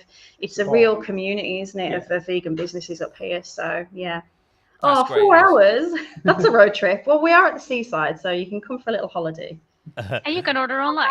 Yeah, that's true. Yeah, there is online as well, obviously. But it's always nice to get out and see you guys as well. So anyone who's passing in that area should definitely call in. And say hi. And then just take big bags with you, because you're gonna need them. Yeah, a lot of people come to us on their way up to Newcastle, because Newcastle is amazing for vegan food, isn't it? That's where we head if we want a bit of a special meal. So a lot of people kind of come up the coast to us first, either on the train or by car, and then they'll head back up to Newcastle from there. So okay. It's well worth a little foodie tour, isn't it? No, Chris. I'm afraid not. No, we're just reading Chris's comment. Yeah, Chris wants to know if you can send him some through the post. Well, maybe, but it may not be in the best condition when it reaches him. Yeah. Brownies, yes. Brownies, there we go. Brownies would work. Love and leave you then, Mark. And thank you guys for coming on. And sorry, I've been looking the other direction and dying and being embarrassing on the game. I've lost count of how many times you've died, but we won't hold that against you. Well, there's no need to say that. Come on.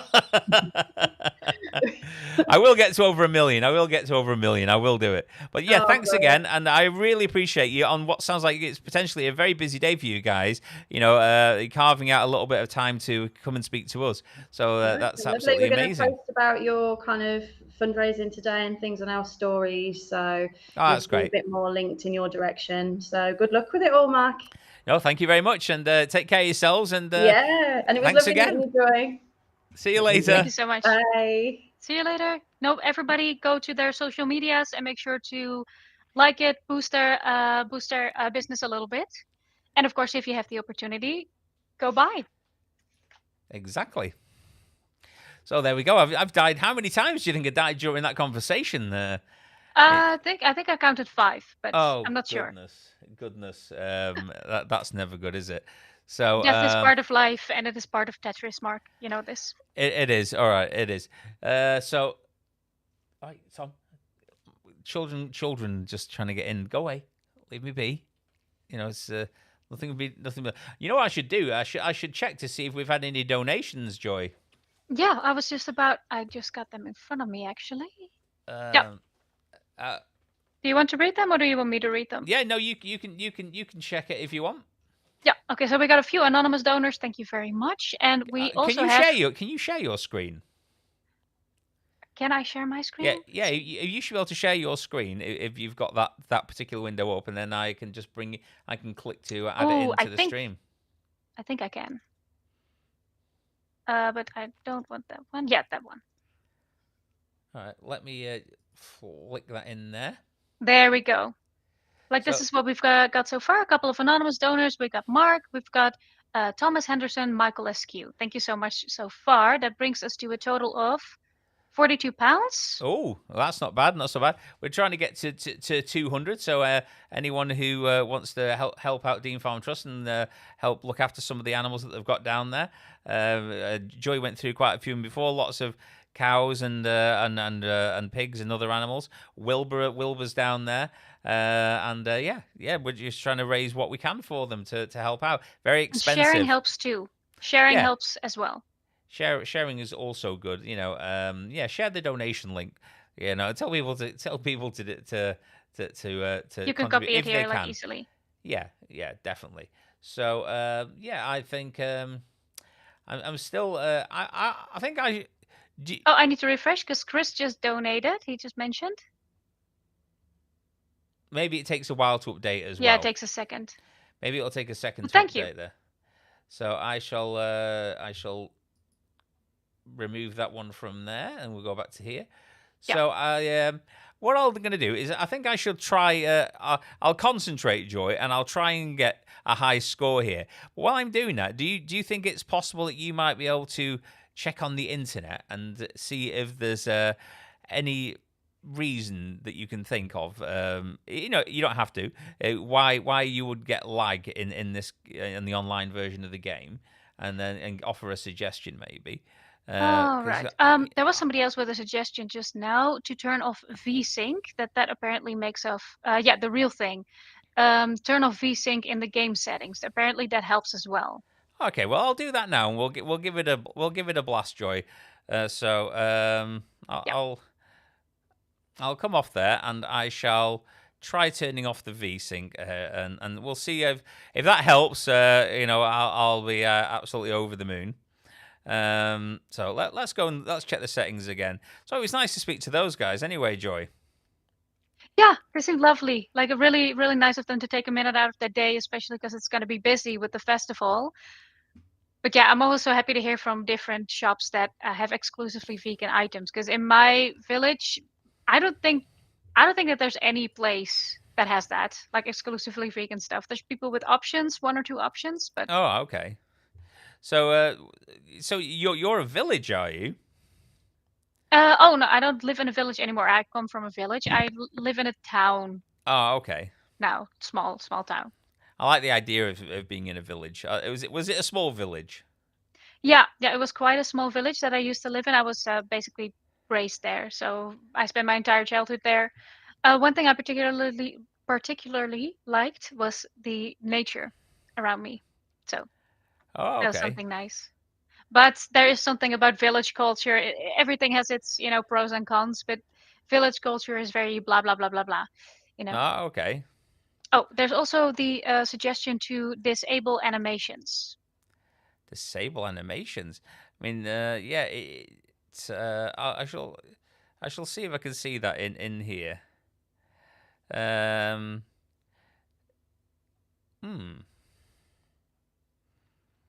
Hmm. I'll try it.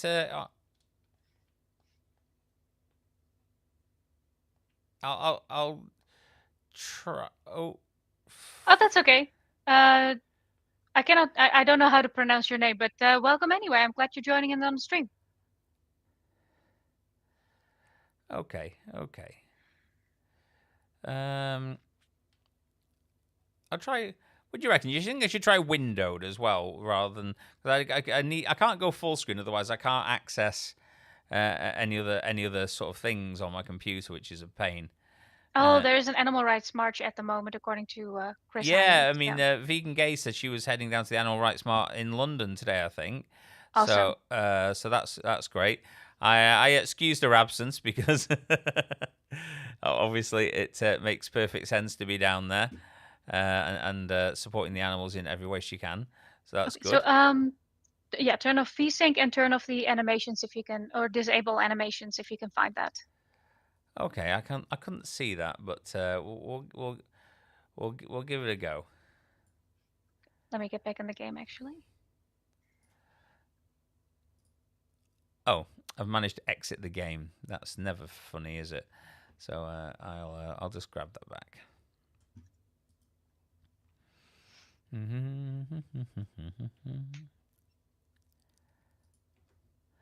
All right, okay. So I'll restart the game now. Yeah, so they've got lots of nice treats down in Sugarnoms there. We will have to nip down there, I think, at some point and see them. A bit more difficult for you to nip down, obviously, Joy. Are you over in the UK anytime? I haven't got anything planned, but honestly, I've been wanting to go because you guys have a lot of options, in my opinion. You also have like the vegan camp out and stuff like that. That's something I've always wanted to attend. So I don't know. Maybe. Maybe the next camp out, you might make it over. That would be cool. Yeah. I just so happened to have a show during the camp out this year, so that was unfortunate. Okay. I didn't make it this year either, to be fair. So, that was I don't think it'll be any of these options that are hindering us here. Let me just check. Oh, Chris says he was gonna go to the march, but he just woke up and it will be a mission to get into London now. Yeah, I'll bet that will be difficult if you're using public traffic. Did you say, Joy, that going windowed full screen was more problematic than just full screen? I'm not sure. Like, to be honest, I've messed about with that a few times with streaming software, but that was single player. That wasn't. Okay, well, I'll try. We'll go one at a time. I'll get rid of the VSync. Yeah, see if it works. and we'll see if that helps us in any way. All right, okay. So.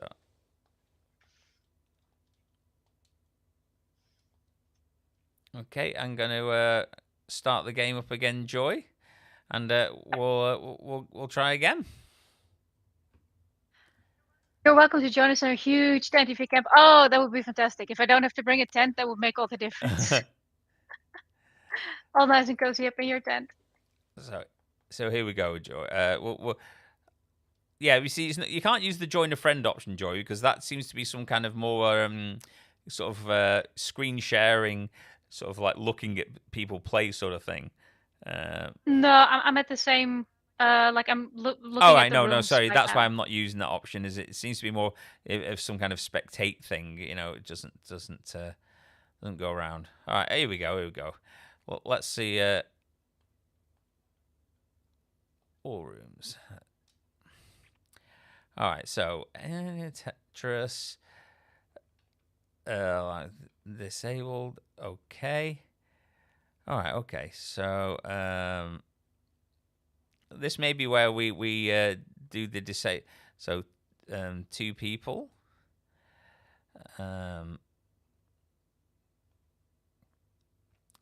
Think. Yeah. Let's go for that.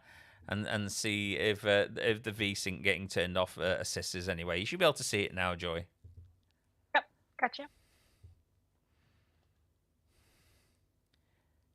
All right, here we go. My location is the Great Britain, according to that thing. I set it to GB because I wasn't sure. We are persistent. We do keep trying, Joy. I don't know why we're having so many problems with the multiplayer. And if it doesn't work, it doesn't really. We can do some other stuff. Yeah, I'll just have to be all lonesome during the thing.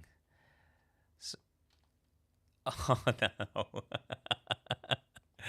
Are you seeing it? I'm lagging again, Joy.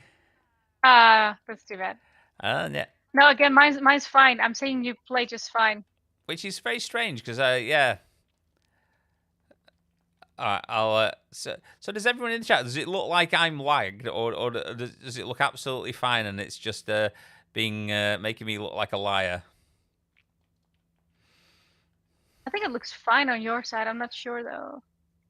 It's very strange. There's just an ever so slight delay as the brick comes in. Which I'm just gonna live with it. I'm just gonna live with it for a minute, and we'll see where we go.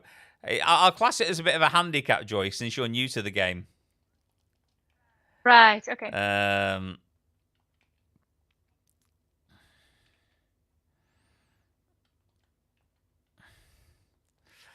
But now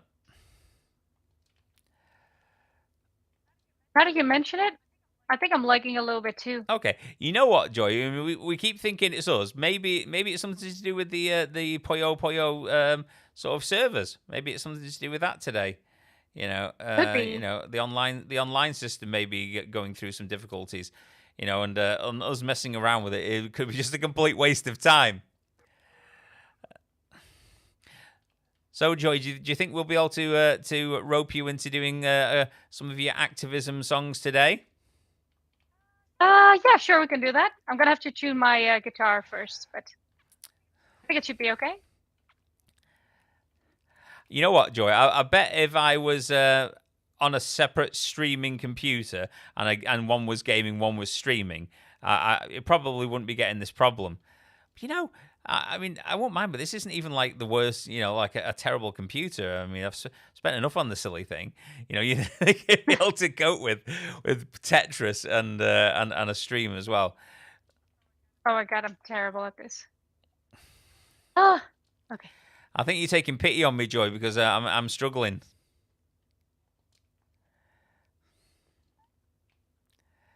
Oh no, why did I do that? I didn't want to do that. I almost put the piece in the wrong place there, Joy. It was that whole talking. Joy, I'm sorry about what happens next. It's not my fault.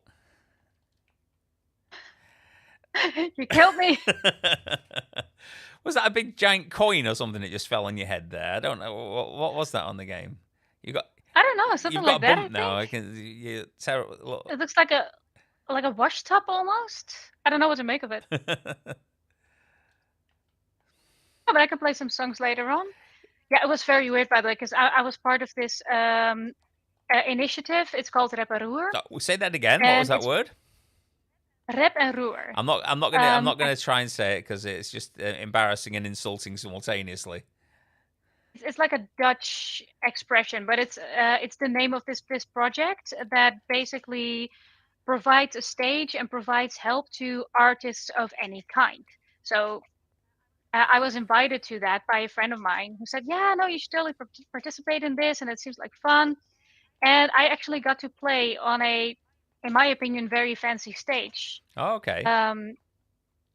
Yeah, and that's basically where the guy heard me from the radio station, and he immediately wanted to invite me and said, oh, no, you were great, and this was fun. So when that's how it when you were invited, did they know about the whole vegan aspect, or? Yeah, that basically my whole, well, most of what I do on that stage. Okay. Oh God. Most of what I did on that stage were vegan songs as well. Those were 2 vegan songs that I played. Ah, okay. And yeah, and I actually added the non-vegan songs to the radio show, so I would have 5 songs to showcase, basically. Oh, Joy, that's unfair. I know what you've just done to me. What? Oh, look at that.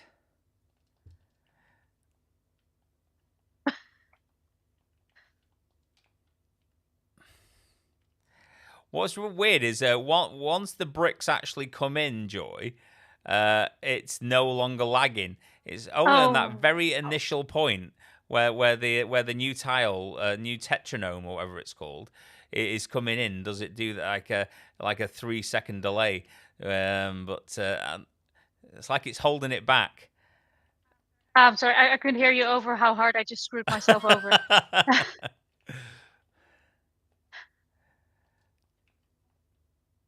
Oh God, what do I do? I thought I had a Tetris then, but I didn't. I was a line short.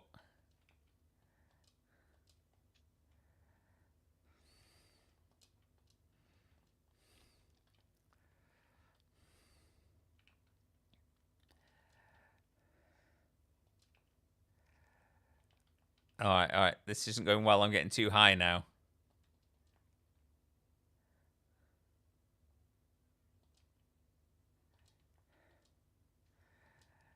It's do you reckon I can beat the 1 million in single player today, Joy? That's the question. I'm not sure how the score works, but you seem to be pretty handy with this. So I think so. I think you should just go for it. Oh no. Oh no. Oh, that's what I like to see, Joy. Keep that going. That's the way. Oh no. I am. Oh fuck. No. Oh dear. Oh dear. I thought maybe I could save myself, but no, there was just no way. Klug's the greatest. I mean, I think it's the little watch medallion thing around his neck. It's just always makes him win. And I think he's got a monocle. I'm not sure if that's glasses or a monocle. Should we try again? It looks like just glasses. Like I know he's got like the glare on it in one of the images.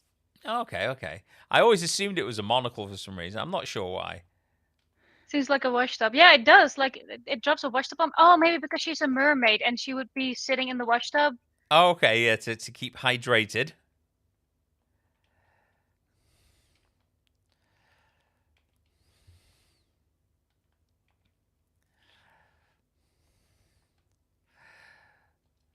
Yeah, this sounded like a great idea. When I thought of it, just play Tetris all day long and speak to wonderful people.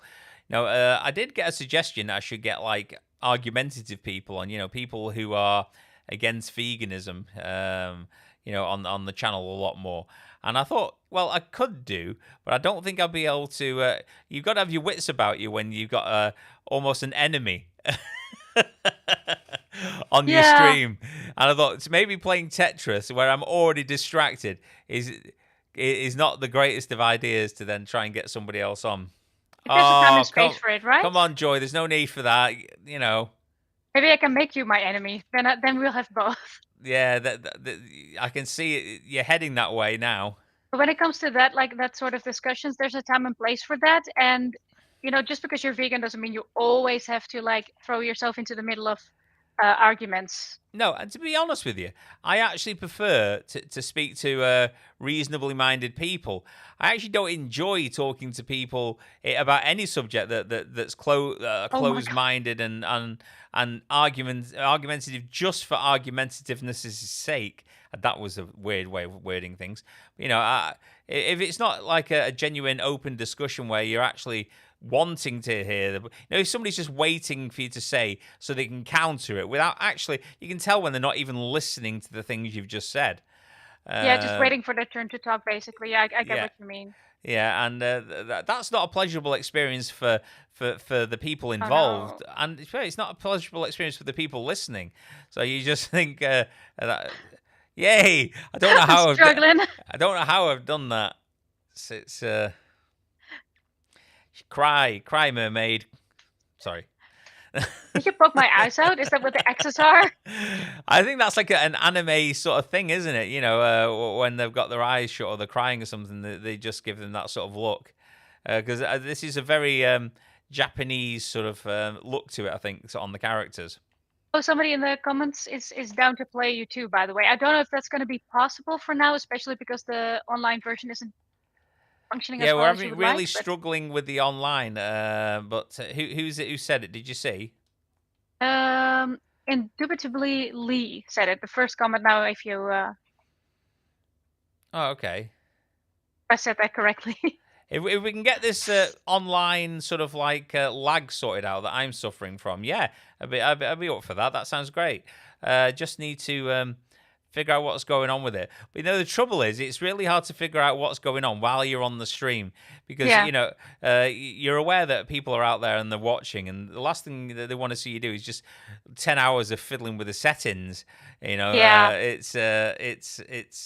becomes a bit pointless at that point for everyone. But yeah, I will have another play and see if I can figure that out. Yeah, because I see we've got Rhys coming on at Peace with Rhys at 12, and he's going to be he's definitely wanting to challenge me. So I'd like to at least be able to do something with that. Yeah, that would be great. I want to see you battle Rhys. Yeah.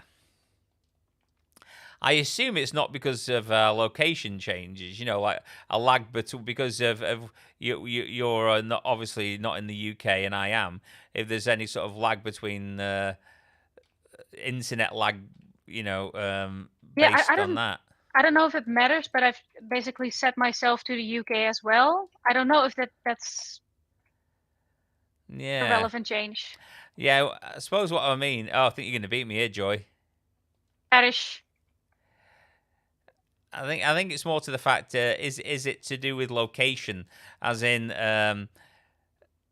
physical location? Yeah, physical location, and that's causing a delay. I know it's, or maybe I'm just thinking of that in the wrong way. Oh, you're gonna have me here, Joy. Maybe. You are. You've done it. You've done it. Oh, gotcha. You've killed me. Finally, I get to see my own animation where I win. Yay! Yeah, I think I think she'd have a. Oh, look at poor Clug. He's in a mess now. He's looking in a terrible mess with it. You should be ashamed of yourself treating a young lad like that. Which one? Oh yeah, the guy. Not me, obviously. I'm an old guy, but poor Clug. Is this elderly abuse? It is. It's elderly and the young ones as well. With poor Clug there, he looked a whippersnapper. Is whippersnapper a word you have in your area of the world? But like, what does it mean? Like, I've heard the term before, but like, I don't know its origins, but whippersnapper just basically means a young person. yeah, I guess we have words like that, but like not the exact same meaning, I suppose. Oh, come on, Joy. You're just having a laugh now. I've unlocked my muscle memory of Tetris right now, so good luck with that.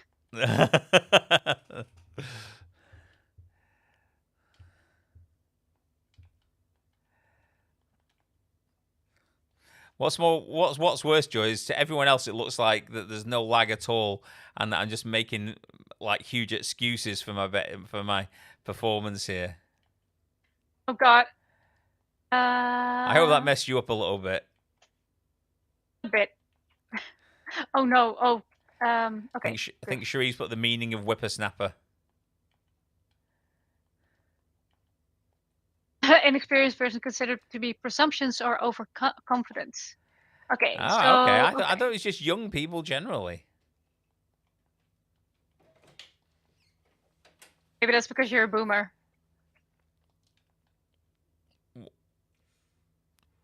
Oh, there we go. What? I have another challenger wanting to come on. Yeah, and this person's from the UK as well. So maybe we could see if playing them in a moment, Joy, it causes the same delay for me, and then we'll know we'll know if it's your physical location causing the input delay. I may have just screwed myself permanently. Oh yes, that's what we like to see. Give the old guy a chance. Yeah, I've basically got the reflexes of a plank of wood here, at my age. No, close, but no cigar there.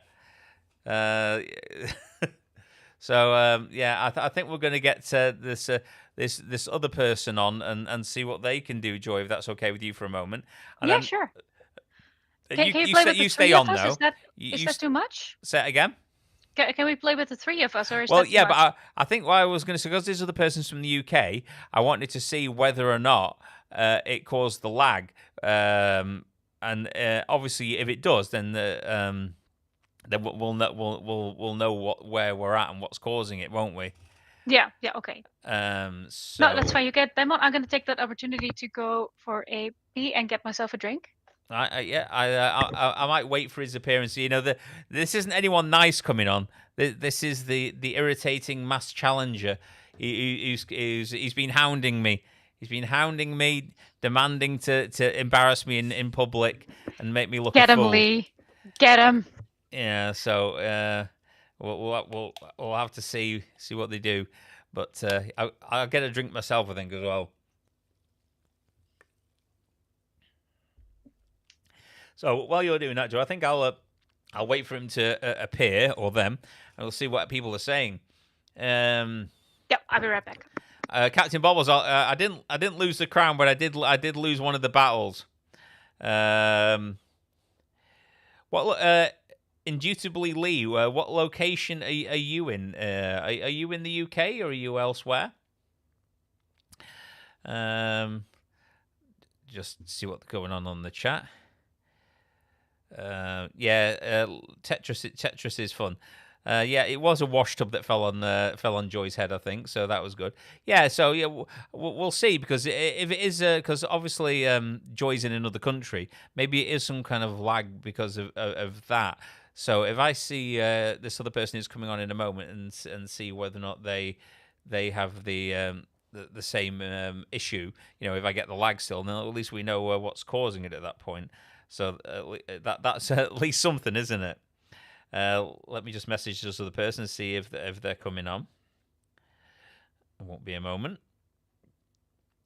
I don't like looking down when I'm on stream. I feel like looking at my phone, and I should be talking to you guys. So we'll. So yeah, it was nice to speak to the Sugarnoms people there. I mean, that was always good. Go check those guys out. And yeah, Shri, I don't know if you want to put the link in for the donations. Yeah, we were doing this. We've been going 2 hours already. We're doing this 10-hour stream for Dean Farm Trust, who are a great UK charity that look after rescued animals from different walks of life, including like animal agriculture. If you could pop it in the actual chat as well, Shri, not just on the screen, that would be good. Yeah, and we're trying to raise as much money as we can for them. Because obviously it costs a lot to feed hundreds of animals, and we want them to be able to do it year in year out without struggling. So yeah, there's a GoFundMe link, and all monies that are gathered today will be transferred straight to those guys. And if you want to support them long term, you can always go to their website, and on there you will be able to join their Patreon, etc., and support the animals long term if that's something that you'd be interesting. After, obviously, you can go see what work they do and how great they are. I do keep meaning to go down there and visit them at some point as well, and see them in person and see all the wonderful animals that have been rescued from a terrible fate. So that would be nice. And my kids keep asking me to, especially Bella. Bella's desperate for me to go down there. So yeah, there's the link in the chat if anyone wants to do that. That would be great. I'll oh my goodness, we've got a challenger here. I'm going to bring them on now, and it's the masked challenger. There he is. He's not saying much. He's very shadowy person there. So you're here again to try and embarrass me in a public arena, I see. And you've got your minion behind you, your familiar, who's there as well. So yeah, okay. Well, I'll create a room, Mass Challenger. He's not saying much, is he? He's very quiet. He's obviously just very menacing, and we'll see. We'll see what we see, but I'm not scared of you. You don't frighten me a lot. So, and we'll be obviously able to see if this causes any lag for me as well. So here we go.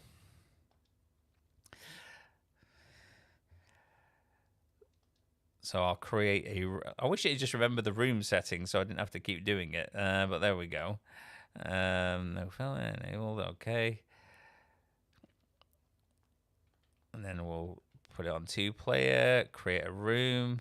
Okay, so Mass Challenge. I've created a room there if you can see that and join.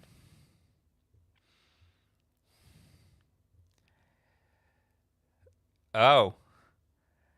The Mass Challenger is nod if you're the character that I see on screen. Yeah, so there we go. The Mass Challenger is ready to try and kick my butt. I'm thinking, judging by previous encounters with this individual, they will do if there's a lag. But you know what? On the bright side, it didn't look like I had any lag on the main screen. Oh no lag. No lag on this one. So all right, take it easy, Mass Challenger. You don't need to go crazy. Oh my goodness. This doesn't bode well for me. I don't know what to do here. All right, take it easy. Are you a bot? Are you an actual bot here? Because this doesn't seem to be oh my goodness. No. It's all gone wrong.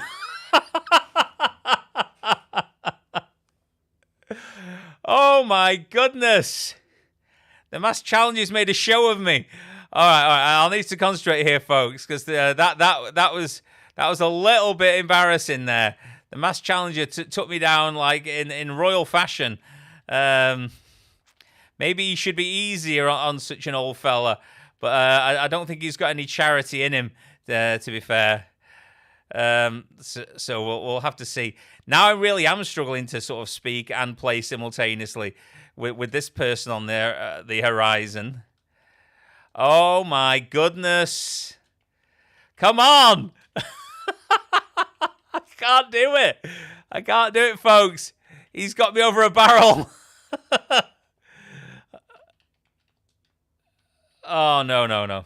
Here we go. All right, no, I'm dead. Oh my goodness. Oh my goodness. That was fast. That was fast. All right. Well, I'll try him again, but that was a pretty embarrassing defeat by the Mass Challenger there. Yeah, give me a thumbs up, Mass Challenger, if you want to try and beat me all over again. Yep, he does. He wants to go again. I find this slightly depressing. I was kind of hoping he would say no. But, okay. Take it easy on me a bit. You know, this is for charity after all, Mass Challenger. You don't want to sort of like, take too much of a toll upon me. Oh, my goodness.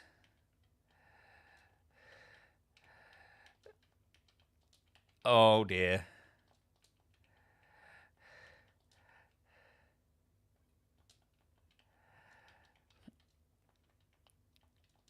Oh no, that was an error. I don't know why I did that move. That was a terrible placement there. Terrible placement.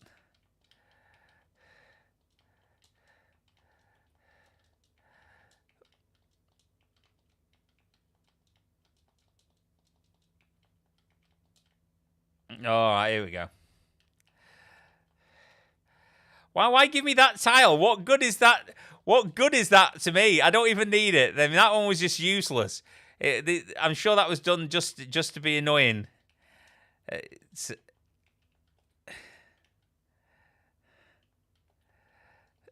Okay. So I'm hearing things are going well.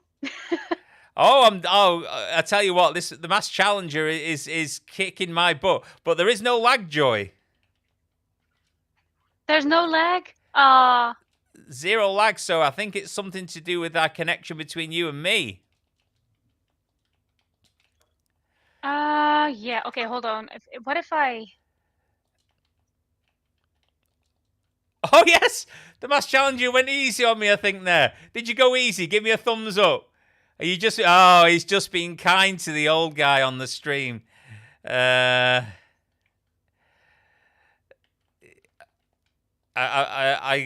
got distracted by the chat there, Mass Challenger. Don't persecute me for it.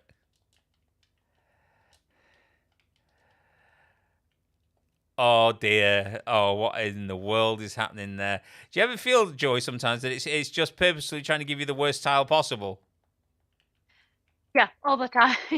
I think I'm gonna set my location to my own country because maybe it has a hard time. I don't know, noticing.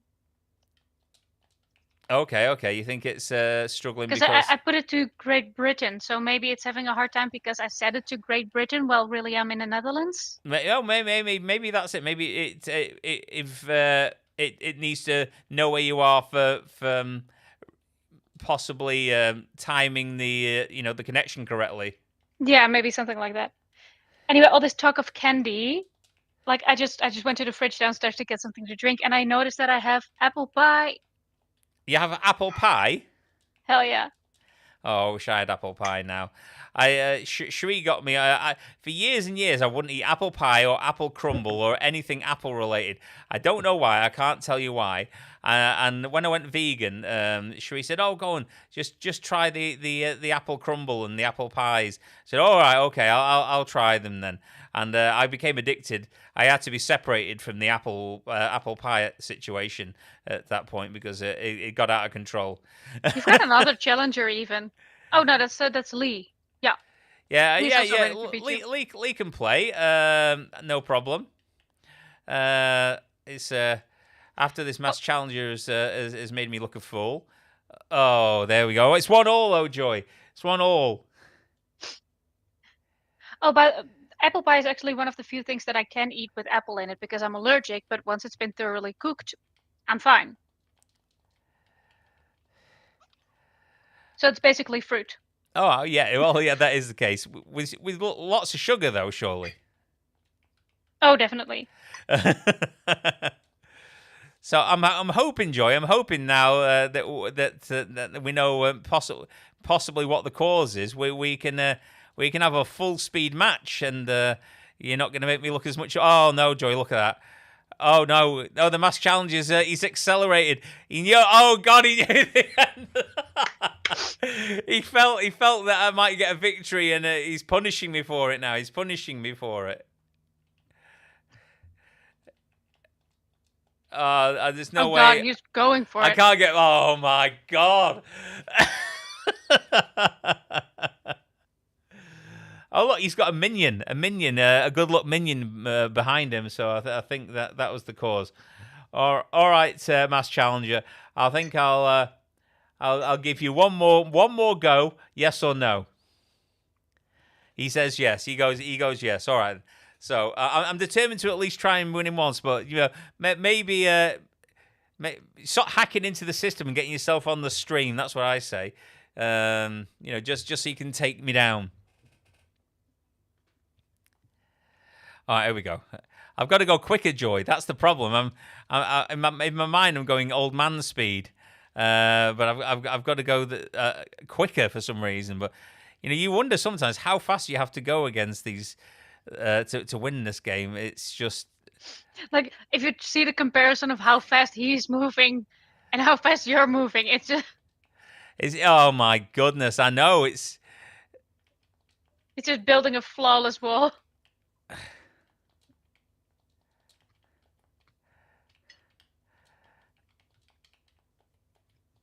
Oh, I'm dead in the water here again, Joy.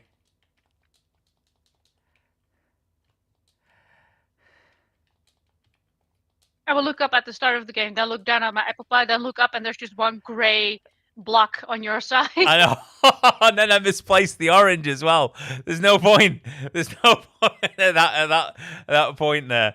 I've gone all wrong. All right, that's it. I'm concentrating, Joy. I'm concentrating on him now.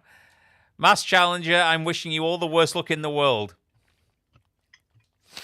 Manifested, Mark. Manifested. I'm manifesting, but I don't think I'm able to do this.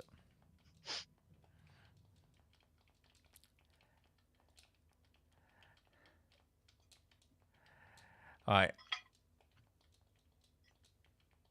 Oh my goodness. It's those multiple Tetrises that get you as well. When just one after the other. It's just one after another, just taking you down like just pure punishment.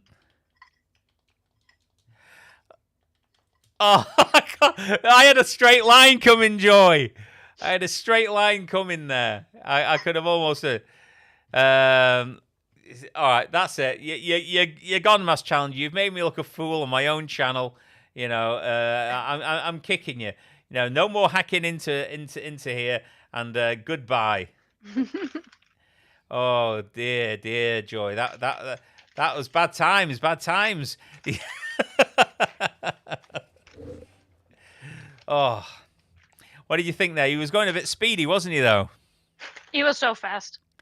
It's like a blur. It's like an absolute blur. I mean, he's obviously got youth on his side. That's what I think anyway. Okay. As to Lee there, I'm not sure whether or not we need to be sort of pals on Steam for this to work. So tell me when you're in the game and in the area to join, and what name you're going to be joining as, and then so I'm not sort of like letting somebody else in who's not you, and then we'll give it a blast and see if there's any lag, etc. So let's just see. Captain Bobble says that looked embarrassing. It did feel embarrassing, to be fair. What time are we on, Joy? Right now it is 12:20, so 11:20 at your 11:20 on my own. All right, so we've got 40 minutes before Rhys makes an appearance. So that's pretty good. It's not pretty good that we've got 40 minutes before we have to speak to him. It's good that he's come in 40 minutes. Let's get that straight. You know, Rhys is great. He made such good videos before he had to take a pause on them because of personal life and things he needed to do, which I'm sure he'll talk about when he gets on. But there was a particular video that Rhys did on his channel, which was an expose of these. We've rescued this animal on social media, and he uncovered it so much that there was the same animal that had been used 3 or 4 times, in the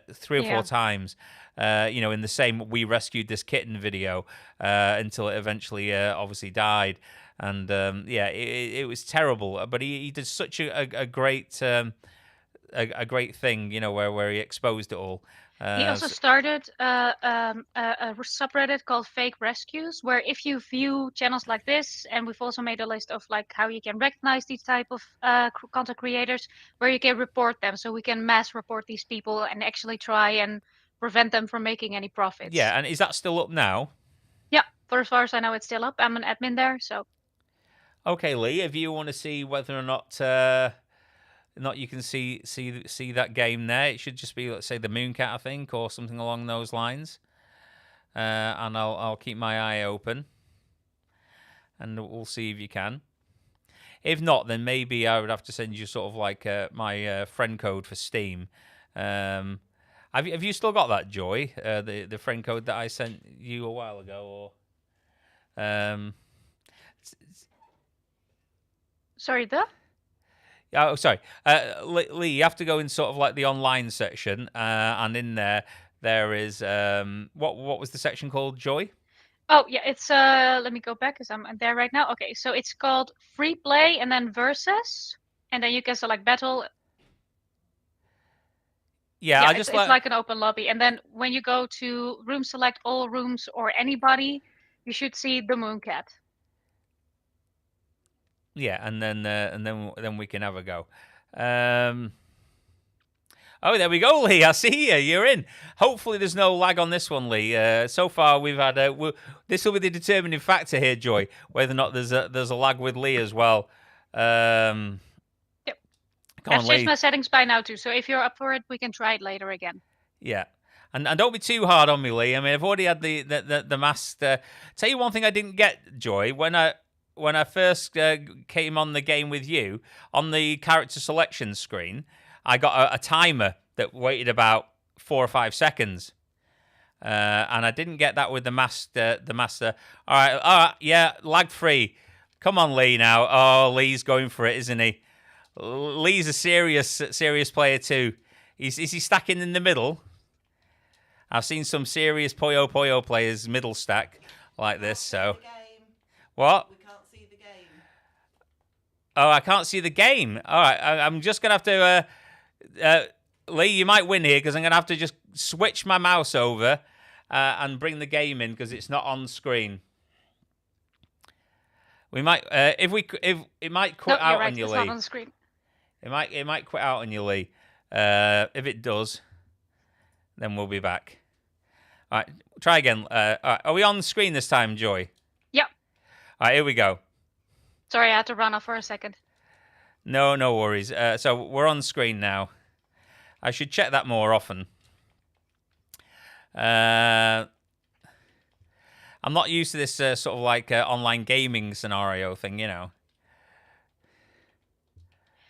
No, but you live and you learn. Like, this is experience.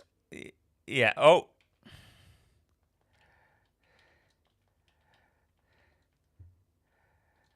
Oh, here we go. Oh, looks like he actually got a similar competitor. Let's.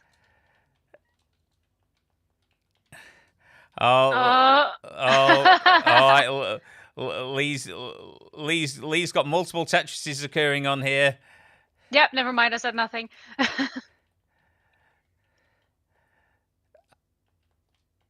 Oh no, I put the block in the wrong way. All right, now in my defence, Lee, you know, on that first round, I did have to come out of the game, you know, to put it back on screen. So, well, I'm classing that as what did you say when you were kids? A practice run. That didn't count. Are we ready for another game, Lee?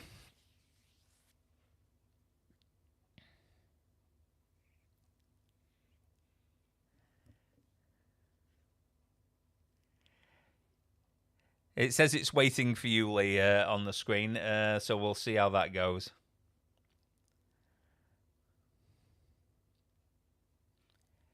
Returning to room.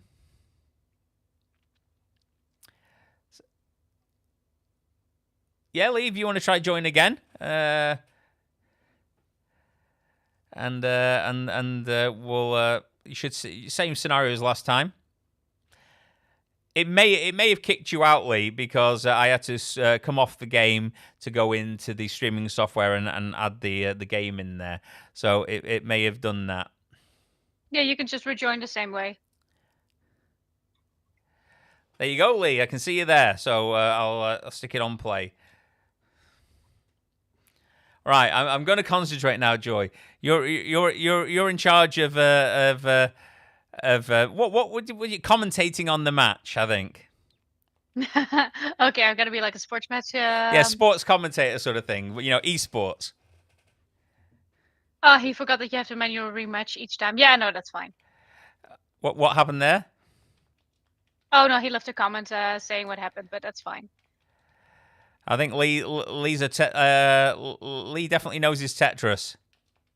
Yeah, I definitely think so. You see him build up a strategy, building up from the sides. And I'm waiting for the... Oh, he's not going for it. Okay. Now he's going for it.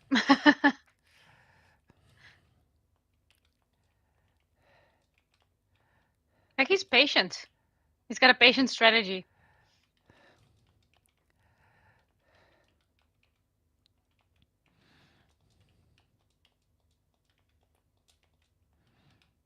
Oh, he's getting into a little bit of trouble now, you can tell. Okay, there's a... You never know, you know, it's some people... I think he's just Tetris me again there, Joy. Yeah, he's definitely trying to multi-Tetris you all the way, like he's doing it right now. Oh, mucked up a bit there, but there we go. Let's try and slide And that again. in.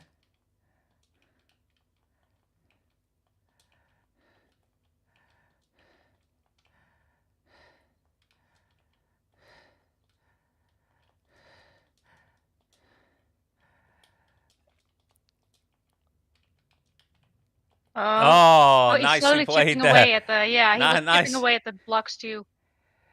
I'm blaming the block generation system here.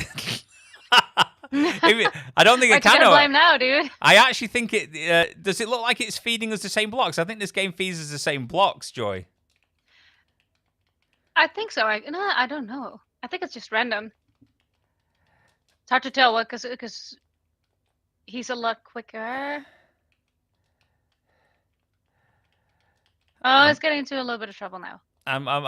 You may have a chance. I don't know, Joy. I'm mucking up a bit here. If you use that straight one, yeah, there you go. Evening out the playing field a little bit. Oh no, it's I'm getting messed up here, Joy.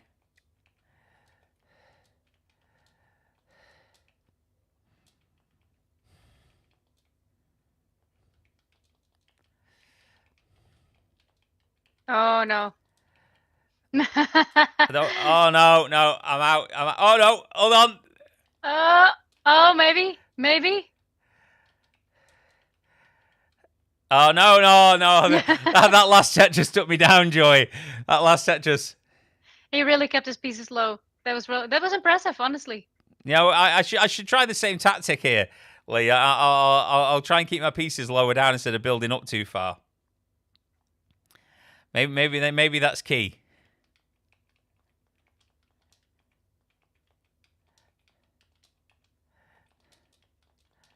Yeah, that's his strategy. He's like using the blocks. He's like clearing out. What was that? He had a perfect clear just now. Oh no. That perfect clear is a maniac, isn't it? That really that fills up half your screen or something. Oh my god, that's terrible. That really takes its toll. You know, it's no mercy. Well, I bet it's hard to get to. Like, That is quite difficult to get.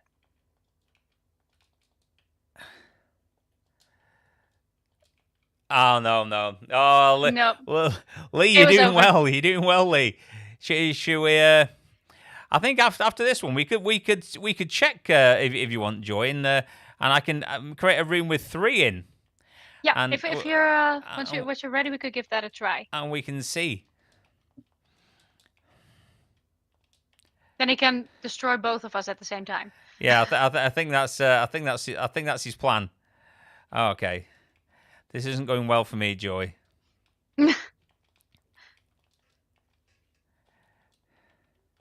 Yeah, this may be over before it starts.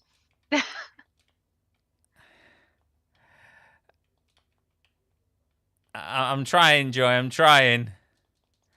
No, that was a. It's the robot. He's got the robot skills on his team here. You know, there's it's definitely mechanical versus here. I think this is my excuse. All right. That perfect clear was surely. I think I've only ever had somebody perfect clear me sort of once Oh my before. god! Like how quickly did he do that? That was a quick one, to be fair. I didn't even see that happening. No, and the second one there as well.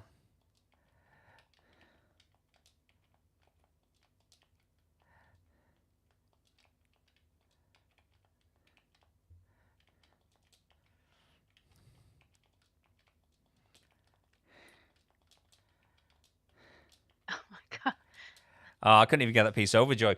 But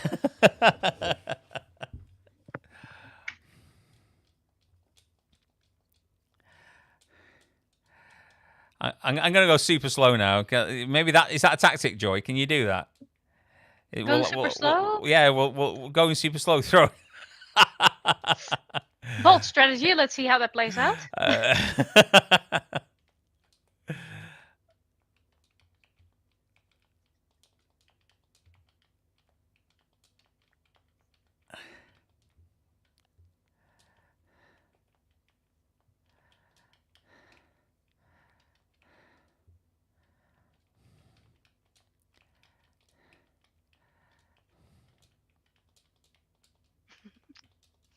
Oh, he's struggling now. Okay. Maybe you have a chance this time, Mark. I don't think so. Maybe. You gotta believe. I'm trying to believe, but I can see him out the corner of my eye, Joy. It's he's making a comeback, and I've got nowhere to put this.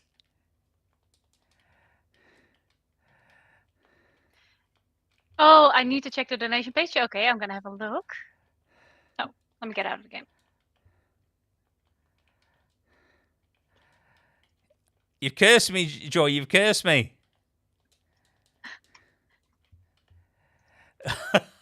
Oh, where is it? Oh, there. I'm just gonna keep the donation page right here, then I can see what's going on. All right, Lee. I'm going to see if we can bring Joy in as well. So while she's just checking the donations. Oh, we got a number of donations. Again, let me just read the new ones. Let's see. Do you want to put them on the screen, Joy, and I'll add them in? Yeah, this is really something you want to see. Okay, let me just quit where I'm at. So I'll go back to this main menu. All right. So yeah, if you want to put it on screen, Joy, I'll add it in. Won't be a set, Lee. Thanks for coming on and playing. I appreciate it. Even if you are ridiculously fast, which I'll give you.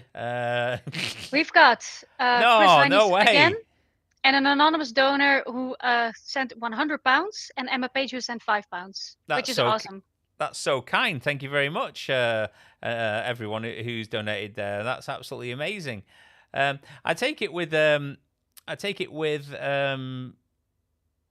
GoFundMe.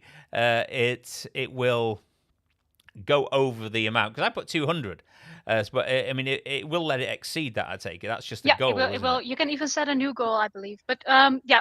Every little bit helps, obviously. Nothing to take away from all the smaller donations. It helps tremendously. Everything's amazing. But that is remarkable. Thank you so much. That's amazing for the That's 100 great. pounds. I say any amount of money is going to help them out down there, because it's very costly just to keep looking after these animals and making sure they receive the best care possible. Especially They're gonna during need a special vet. So for all these farm animals, you need a specific specialized vet for that. Yeah, and I believe the hay is a big expense as well for them. Yeah. That's the cows go through a lot of hay and stuff as well, and horses as well. So, well, let's thank you very much, everybody. That's amazing. So I shall just take that off the screen there. Okay, and we'll go back, and then I will try and start another game for 3. Oh, I don't want to replay it. I don't need to see what just happened to me. I accidentally clicked replay there, so we'll come straight out of that. I don't need to relive that. I think I've clicked something by accident, Joy. Yeah, I'm back at the page. So is it? Oh, it's doing some kind of replay thing for me for some weird reason. Not sure why. So we'll go back.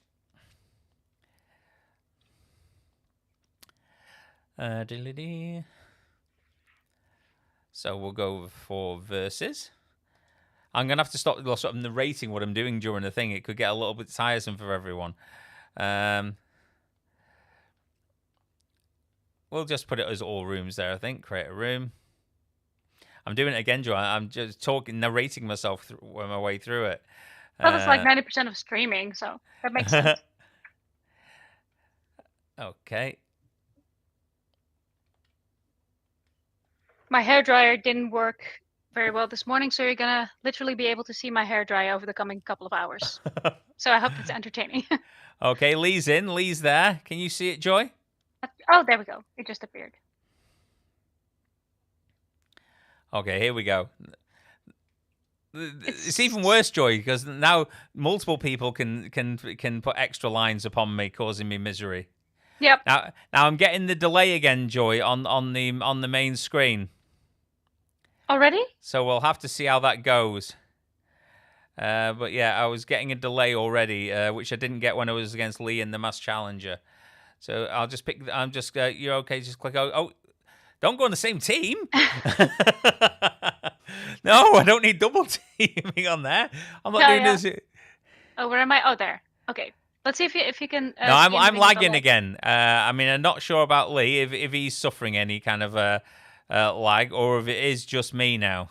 If you got a second, let us know if you're lagging, because that may help us figure out some stuff. The fact that he's not demolishing us both makes me think he is suffering some kind of lag, Joy. Possibly.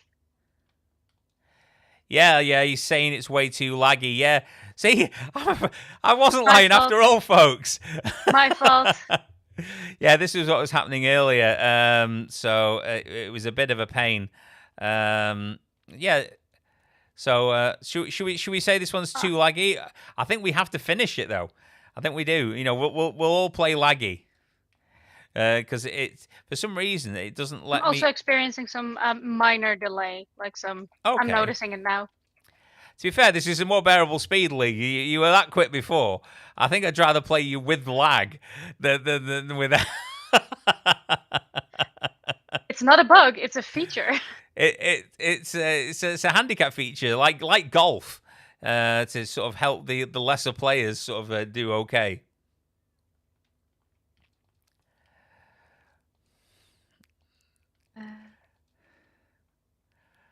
Okay, here we go. See, it's going slow, so slow. It's going so slowly now. He's actually managing to beat us and type into the text into the chat as well. I mean, yeah. This is what a class is showing off. I'm already dead. I'm sure I'll be joining you soon, Joy. You're looking okay-ish. Like he's definitely ahead of you, but there's still a chance. You know, and since she dropped out, unfortunately, the lag's gone. So my handicap savior has now left me. I'm gonna see if it matters for like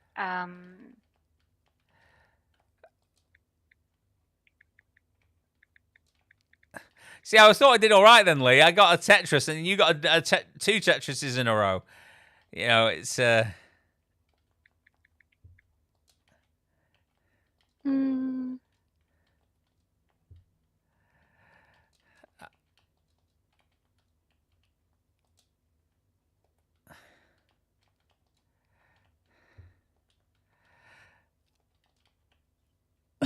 lots of people are complaining about lag. What, in your area? No, in general. Like I just looked it up again, and there's a lot of people complaining about lag. Oh, just generally on the game today? Yeah. Well, I don't know if today, but yeah, my connection just broke off. Oh, okay. I think your connection dropped us all out there. So what time are we on, Joy? Because I've got no clock around me for some weird reason. It is for you. It's 11:41, so it's a quarter to 1. Okay. Almost. Yeah, I think it definitely, Lee. I think the lag came in. So, Lee, are you okay to come back in a little while? Because we've got a guest on at 12. So I was going to see if I could con Joy into doing one of her songs beforehand. You know, if that's okay. And if you want to come back on a little bit later and play, if you're around, that'd be absolutely amazing. Yeah, that'd be cool. All right, Lee. Thanks very much. And yeah, if you're about, I say I've got a guest on at 12 and a guest on at 1. Now, the guest who's coming on at 12, yeah, you know, if you're about, he may be able to play like multiplayer on there, as long as his connection doesn't cause us any lag either. And then, right, because he's not in the UK. He's not in the UK either, so we'll see if it's like a different country sort of thing going on here. But yeah, thanks, Lee, and we'll see you pretty soon. We'll see you pretty soon. So let's go into normal. Let's get rid of the game for a sec, Joy, if that's okay. Yeah. And we'll go back to us. I'm going to take a few minutes break, Joy, to get a drink. Yeah, I'll stay here, but I've got my trusty water by hand. Have you got a guitar close by, Joy, at all? Yep, I got it ready. It should be tuned. Is this a favorite of yours, guitar-wise? Yeah, this one is the one that I play on by far the most. Also because I'm used to it. That's nice. I recently got a new one, which is all steel string, and it's a very unique sound. But I have to say, I'm not too handy on it yet. Was that the one that was like a resonator? You know, it had the steel, the circular part in the middle. No, that's a different one. That's a 12 string. Oh, okay, that's the 12. Is it? That's 12. It looks nice. I always like the look of resonator guitars. For anybody who doesn't know, they've got like a big sort of like would you almost say like it's a cone in the middle, encased in metal, which sort of like is supposed to give more volume to the guitar. I can show you later. This one in particular, the one you're talking about, has a dog bowl that does it. So I can show you in a second if I can. A dog bowl, that's great. Yeah, there we go. That's this one. This is a 12 string. It has like a bunch of parts welded and sewn and put onto it. Like half a sink. This is a dog bowl, as you can see. That's great. That's amazing. Is it a difficult one to tune? Yeah. 12 string is particularly, well, for me at least, hard to tune. Is on the back there, was that like that kick plate stuff you got on staircases and stuff? Yeah. Yeah, it's like the anti-slip metal stuff, and it's real metal too. I didn't expect that when I saw it. Okay, that's cool. Was that like already made, sort of like a thing, or was it like a custom build, or? No, this one was actually completely remade. According to the person who did that, there was a hole like kicked into the back of the guitar. Okay. So it was completely broken, and he completely restored it, refurbished it, and made it into the thing that it is right now. He basically Frankensteined it into something that it is today. Okay. Which is your favourite of your activism songs? Do you think, Joy? If you can pick, maybe it's like children. You shouldn't pick between them. I'm not really sure. A little bit, but there is definitely one that I really enjoy playing, I guess. Like this one is also the one that I played on the radio and on the other show. Okay, is this one you've been had for a while, or is it a newish one?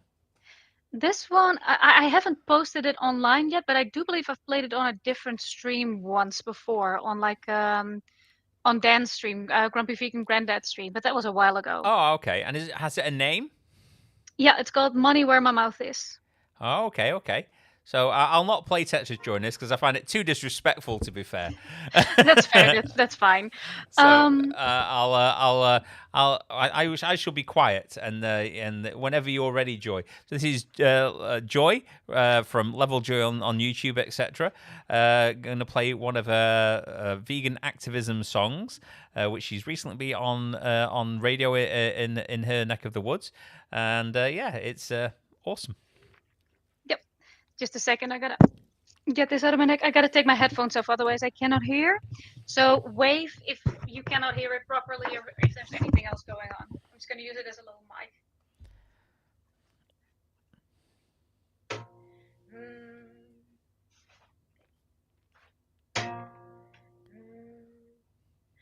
I gotta tear down my cheek, 'cause her life ain't fair. I put my money where my mouth is, and I won't stop there.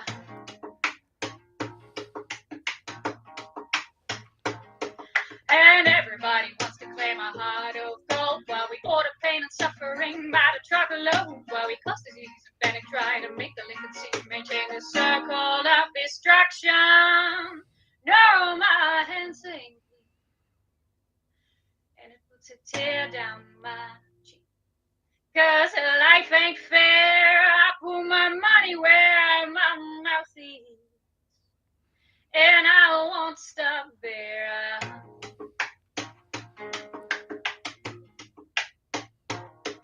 And everybody wants to claim a stand, stay strong. Yeah, all hail science till it proves me wrong. While we keep the things that kill us, both our body and our souls, maintain the circle of destruction. And my poor blind heart lose so, 'cause there ain't no rights for the timid, no rest for the wicked, no rest at the picket line. Set no rights for the timid, no rest for the wicked, no rest at the picket line. And it puts a tear down my cheek, 'cause life ain't fair. I put my money where my mouth is, till it gets me there.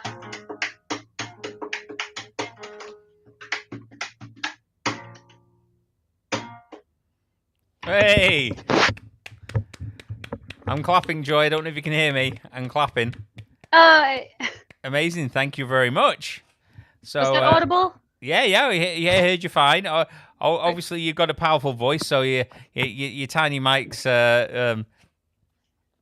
on your headset's probably not the biggest fan, but yeah, it came through clear though, and it was very enjoyable. So yeah, it was a great song.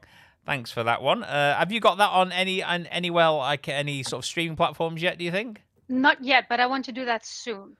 Yeah, get yourself on Spotify and all the other places. Yeah, I'm looking into Spotify. Like, I still have to record a YouTube version of this one at all. So, like, I got a couple of songs that I really want to put out, hopefully soon.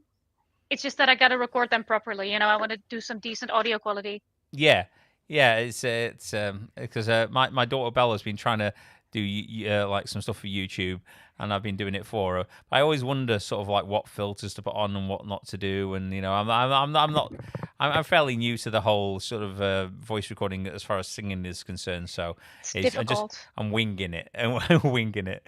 Just putting how much reverb, how much this, how much that, whatever So it's she sounds great, by the way. I've seen her past 2 videos.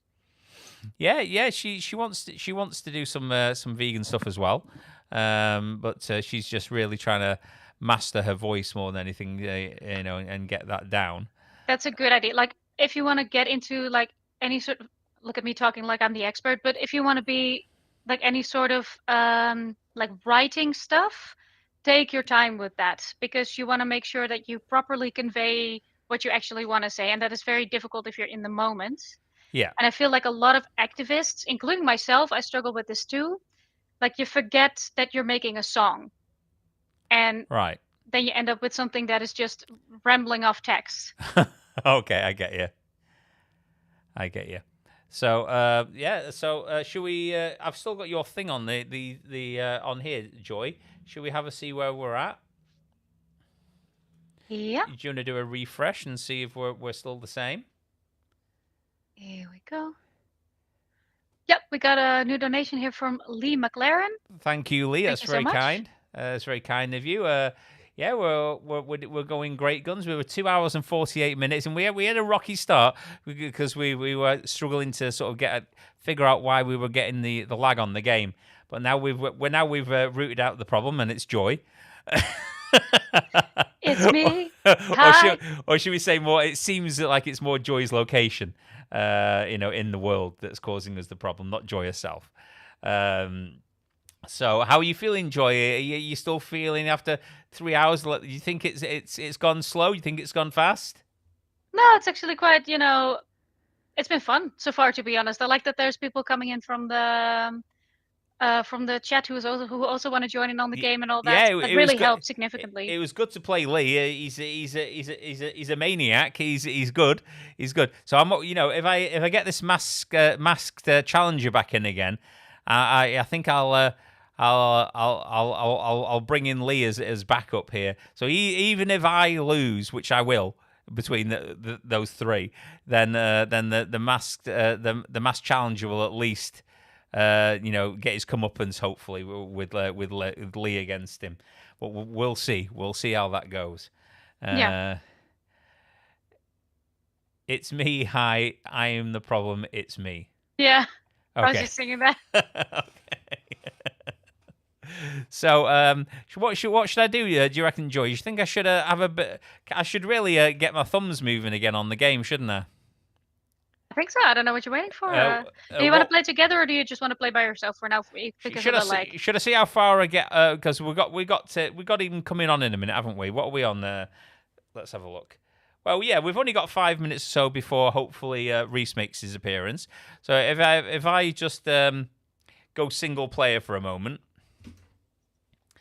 and then we'll. Oh God, I'm doing the wrong things again, Joy. Ooh, I'm seeing now. I got like a pretty heavy program. I'm gonna close off everything else. Maybe that helps too. We don't have to try right away. You just go ahead and. Oh, there's Rhys in the chat. He's saying it'll be there. Well, don't worry, Rhys. Take your time. No rush. Just to make sure everything's. I'm gonna go a little bit of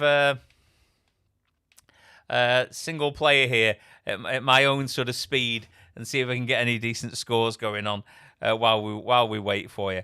See, this is the kind of speed I like, Joy. It's nice and relaxing. There's no mucking about. There's no one putting like tons of Tetrises on your head. I think that's the hardest bit, is when you start getting like a lot of that's one of the reasons why I like the game as well, though, is when you start getting a lot of Tetrises, coming down on you. It's quite debilitating. That perfect score that Lee got, though, that the perfect clear, it was like straight up to the top, wasn't it? I think Joy's gone. What do you mean straight up to the top? It's sort of like took the tiles or the tetronomes all the way to the top. When you get the perfect clear, it's sort of like on your opponent. You immediately get completely and utterly shafted. Yeah, it immediately filled up half of your screen, like at the beginning of the game. So you had no chance to begin with. No, that's hard to come back from at that point, isn't it? Mm-hmm. So, yeah. Especially with other competent players. Yeah, this is more the speed. Now, if anyone... To be fair, though, this game gets bad as well because it gets fast as you go along, so it just speeds up on this mode.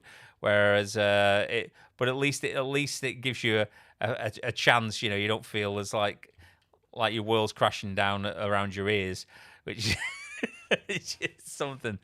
So what do you think, Joy? Do you reckon we're going to be able to get you on lag-free at some point, or? I'm not sure. Like I'm trying a few things here to try and like I've closed out some. I apparently had a pretty hefty program running in the background, so that may have been part of the issue. Okay. But I'm not sure. And don't forget, everyone, as I say, we've got Rhys coming on in a few minutes. We've from Peace with Rhys channel. We also have EmJ Carter coming on at 1 o'clock to discuss many things. She's an actress, amazing weight loss journey as well. She's lost over 8 stone, I think, by giving up refined sugars, which is something we probably all do due to the fact I think it's, to a degree. You can always have the odd treat, but I think it's like anything, isn't it, Joy? When it becomes a problem, Yeah. then you maybe my thing's bread. I really can't eat. I can't be trusted with bread. So if I'm eating bread, I'm gaining weight. That's pretty much how it goes for me. Yeah, and do you mean like you like it so much, or you just gain weight instantly from it? No, I'd like to say that I eat a normal amount of it, and and still gain weight, but I don't. I just eat too much of it. I eat too much of it, and it's one of those things. It's like a gateway drug for me. Not only does I'm eating the bread, and then then you end up like, oh, I'll have toast in the morning, so I'll have the vegan butter on there, and I'll do this and I'll do that, and it brings in a load of foods I wouldn't normally eat. I know what you mean. When trying to be healthy. For me, it's like chips or like crisps, I guess. What you call it in Britain land. Crisps? Yeah. Like, cause if I'm eating crisps, I'm thinking, you know what? I kind of need soda with this because I don't drink cola all that often. But I know that I'm going to buy it if I want it in combination with the crisps. Oh, okay. I think Rhys is in and out. We'll I'm going to go over and see if I can bring him in. Rhys! Hey, I think I'm here. Hello, guys. Long time no see. Hey, Rhys. I'm going to take not bad. I'm going to take the game out of the equation for a moment, and minimize it so we can see his wonderful, youthful, handsome face up close. Wow. No, I'm really happy to be here. When you reached out, I was really, really happy to receive that message. This the trouble, isn't it? I mean, we all get in contact with each other because we're all on YouTube, etc. But it's easy when life takes over and you come off YouTube because you've got other commitments you need and stuff you need to take care of. It's easy for things to sort of slip, isn't it? Because that was the main avenue of communication, really. How you getting? It's like, oh, I've got this coming up. What are you doing? Whatever. But which is a real shame, really, isn't it? But no, you're absolutely right. But so how are things for you? Not too bad. So I'm living in China at the moment. Oh, right, okay. And I should hopefully be moving back to the UK in a couple of months. What, permanently? Yeah, more or less. Basically, maybe look for a house even. Oh, okay. Yeah. Nice. You're fully committing then, going straight back. We were talking about you on the stream earlier, and we were talking about your the video you did, which was really fantastic. Well, all are, but the one about the animals, the fake animal rescues, fake animal rescues video. And, I think that's my most popular one. I think I literally checked that today, and it was 27,000 views. It's a crazy number. Yeah, it's either that one or the cream egg. I don't know which one. I think that may have exceeded it, the cream egg one.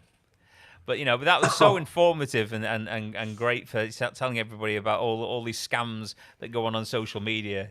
I think it was very helpful to a lot of people. Yeah, very to the point and a very pressing issue. So go on, what's your cream egg one on? What's your cream egg video on? I've no idea. I'm go on, check it. It's difficult the commercial for me to with check the two men, I think. Yeah, so it's like if you don't know me, you think I'm a homophobe, but actually the twist is I actually had a problem with the milk in the cream egg. Yeah, you were twisting it around. It was the milk that you had a problem with. That was all. Yeah. But So I don't know if you were noticing earlier on, but we've been having a bit of a problem getting Joy playing the game. For some reason, anyone I play in the UK, there's no lag, but Joy, where she is, there's a lag when she joins. Oh, okay. Well, what am I connected to? I'm connected to Taiwan at the moment. So we'll see. We'll have to see how that goes. So how have you been keeping? Oh, he's gone. He's gone. Oh, he left. I was going to ask him a question. It's like, I'm in Taiwan. You've had enough conversation out of me. I'm going. He's back. I think I'm back. Yeah. This doesn't bode well, Rhys. This already feels like you're going to have connection. So I have to use a VPN in order to get on YouTube and even into this chat. I don't know about the game. So I did a VPN. I don't know what to call it. It's speed testing all the different networks, and I just changed to the best one. So it should be okay. Okay. So yeah, all right, okay. Well, that would be interesting to see if that works, going through a VPN. If that works, I got a VPN too, so we may be able to try that too. But try it with Rhys first. Yeah. So what you've been up to then, Rhys? Obviously, you've been a bit quiet on the YouTube recently because of things that are going on in your own life, which is full. I've been a bit. Me and Joy have had a bit of a quiet period ourselves, haven't we? So how's it going? How's life in China? Yeah, it's fine. So I'm teaching English, my own sort of business these days. I'm not here to plug it, but you did ask. But it's plug it away. It sucks up all my time, pretty much. So wake up, work, go to bed. Next day's the same, pretty much. And there's two of us. My partner's also in on it. While you were playing, Rhys, sorry, I just realised I wasn't playing Tetris. Sorry, so if you're gonna have a challenge where you play Tetris for the vast majority of the 10 hours, I really should be playing, shouldn't I? So I am listening. Yeah, so I would like to get back into the vegan videos and things, but well, you always put so much effort in on them as well, though. There was a lot of research, like on that one that you did with the. So it wasn't like you were doing a video that took 5 minutes to produce. You were putting hundreds and hundreds of hours into each video. Yeah, I remember. Do you remember the dolphin one? Yeah, the dolphin. Yeah, years ago. You tricked me with that. The mechanical dolphin. Oh, of course, yeah. Yeah, there were the. Well, that was 6 solid days to finally. From start to finish, the editing was so intense on that. That's probably the most I've ever put into a video. I remember it was so much. And you were learning new techniques as well. I mean, I think you did an alien video, and you were learning sort of like almost like a rotoscoping sort of thing, weren't you? Yeah. And I really new enjoyed skills. That. That's hard too. Yeah. So. But, to be honest, when I was really doing the vegan videos, though, I was doing that instead of working, and I was going through my savings. Okay. My house deposit was gone by the end that I'd saved up, so I had to just. Okay. I suppose maybe I didn't have to leave completely, but I had to put some effort into my own earnings. I mean, that is sometimes the problem, isn't it? And this is why I don't like it when people have a go at vegans who are able to make a sort of a living out of their activism. Because when you can, it enables you to do to spend these large amounts of time doing things that maybe you wouldn't have chance to do if you had all the responsibilities of another job, etc. So. Sorry to interrupt you, Mark, but they cannot see the screen. They cannot see you. Am I playing by myself here again? Yeah, you're literally just playing by yourself. Well, I'm glad. Here we go. All right, I'm back on. I wasn't doing very well anyway, so it's a bit disappointing that somebody brought it up to me. But yeah. So yeah, I mean, you put so much effort, and you did try to, and I'm sure you won't mind me saying, you did try to make it financially viable as well as so you could continue doing what you were doing. But it's just, it's very hard to make a dent in the vegan sort of like space, isn't it? I think it's so hard. So while I'm obviously not doing anything at the same level as I used to, I'm using my new platforms now, which is English teaching. And occasionally I'll try to put a message in there or just something that's going to make people think. Just slip it in. Yeah, so maybe it's a video. What's different, vegan and vegetarian? Or Okay, yeah. I get did you. like fur and feathers, and I mentioned non-human animals have this, humans have this, just so people kind of link it. That was my thinking. Yeah, it's doing as much as you can within the parameters of what you've got going on. Yeah, like I can't be as full on as I was in the No, same sort of no. way, Otherwise, but I you're going to can start. put the message in some way.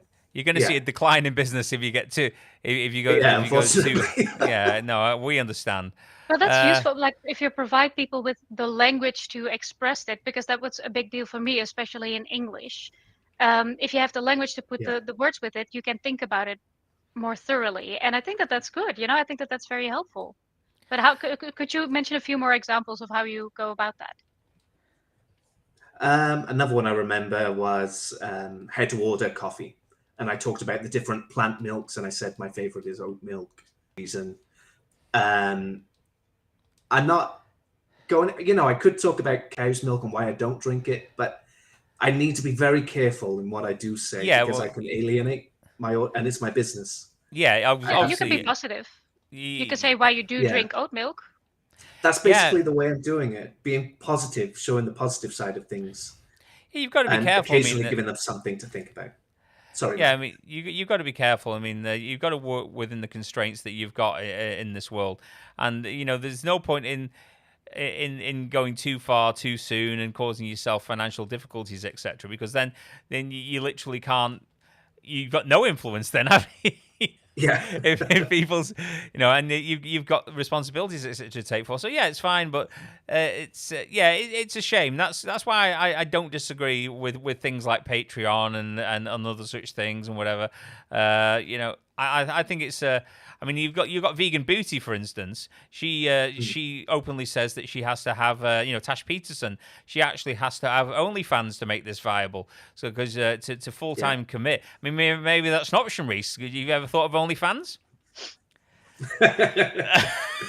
I don't know. I teach children these days, so probably shouldn't. Probably not then, Rhys. Probably not.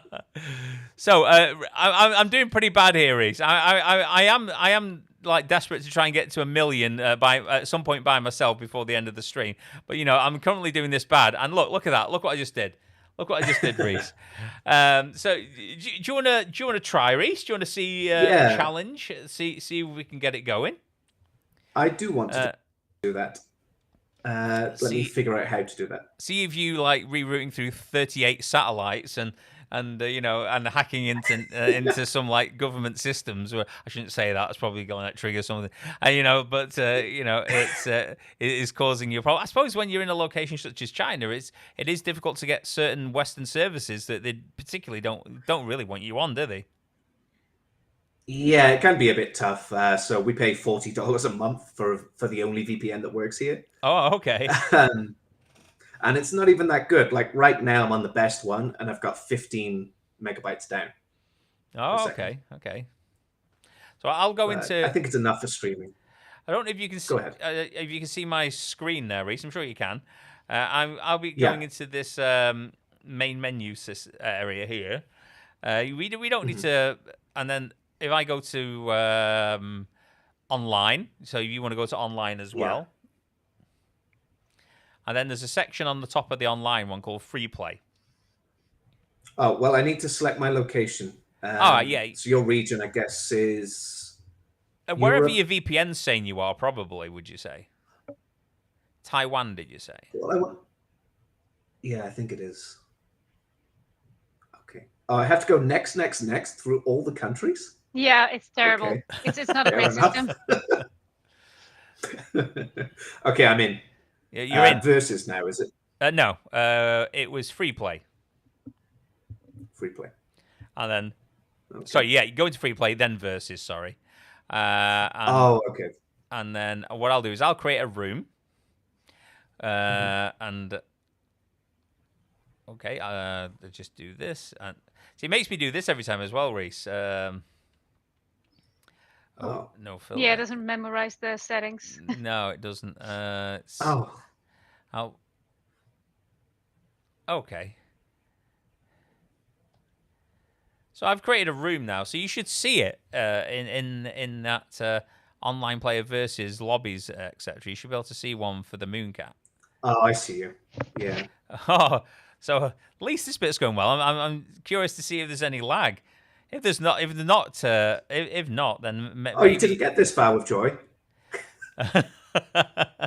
Oh, right. Well, we got to the point where we no, played you see, the game, but it was it was less laggy in the main screen, Joy. Oh, okay. So we'll see where we go. If you want to pick an appropriate... That does actually look slightly like you, Rhys. You know, it's... I don't know how to take that. That's weird. So here we go, Rhys. Here we go. All right. I've got a little tiny bit of lag, which is occurring now and again. But for the most part, no. Okay, then I'm gonna try again later with my VPN, see if that works. Yeah. See, I like Rhys's pace. See, it's just discriminatory. It doesn't want to have the Dutch. Rhys is already. I played this for about 2 minutes last week just to see, and I thought you told me this was your favorite game. That's why we agreed to play it. You said you put thousands of hours in on it. See, what happens there, Rhys, is I don't know if you're aware, but if I get like 4 lines in a row, they class it as a Tetris, and then it dumps a load of blocks on your side to be annoying. Don't take anything he says too seriously. Nice. He just got absolutely decimated by anyone who joined in. Yeah, I mean, I'm not being funny, but that mask guy, and Lee were just like pros. Yeah, they were pro level. You know, it's I wasn't expecting it. I'd have done some Rocky style training if I thought I was playing against that. The average match was about 30 seconds, maybe. Yeah. Oh my gosh. It was pretty difficult, Rhys. I'm actually glad you're here for many reasons, and the fact the fact that I don't feel like I've got boxing gloves on my hands is a good bonus. Oh, yeah, earlier you were talking about going on Spotify, and I wondered if you knew how to do that. No, I don't know how to do it. I don't even have Spotify, so.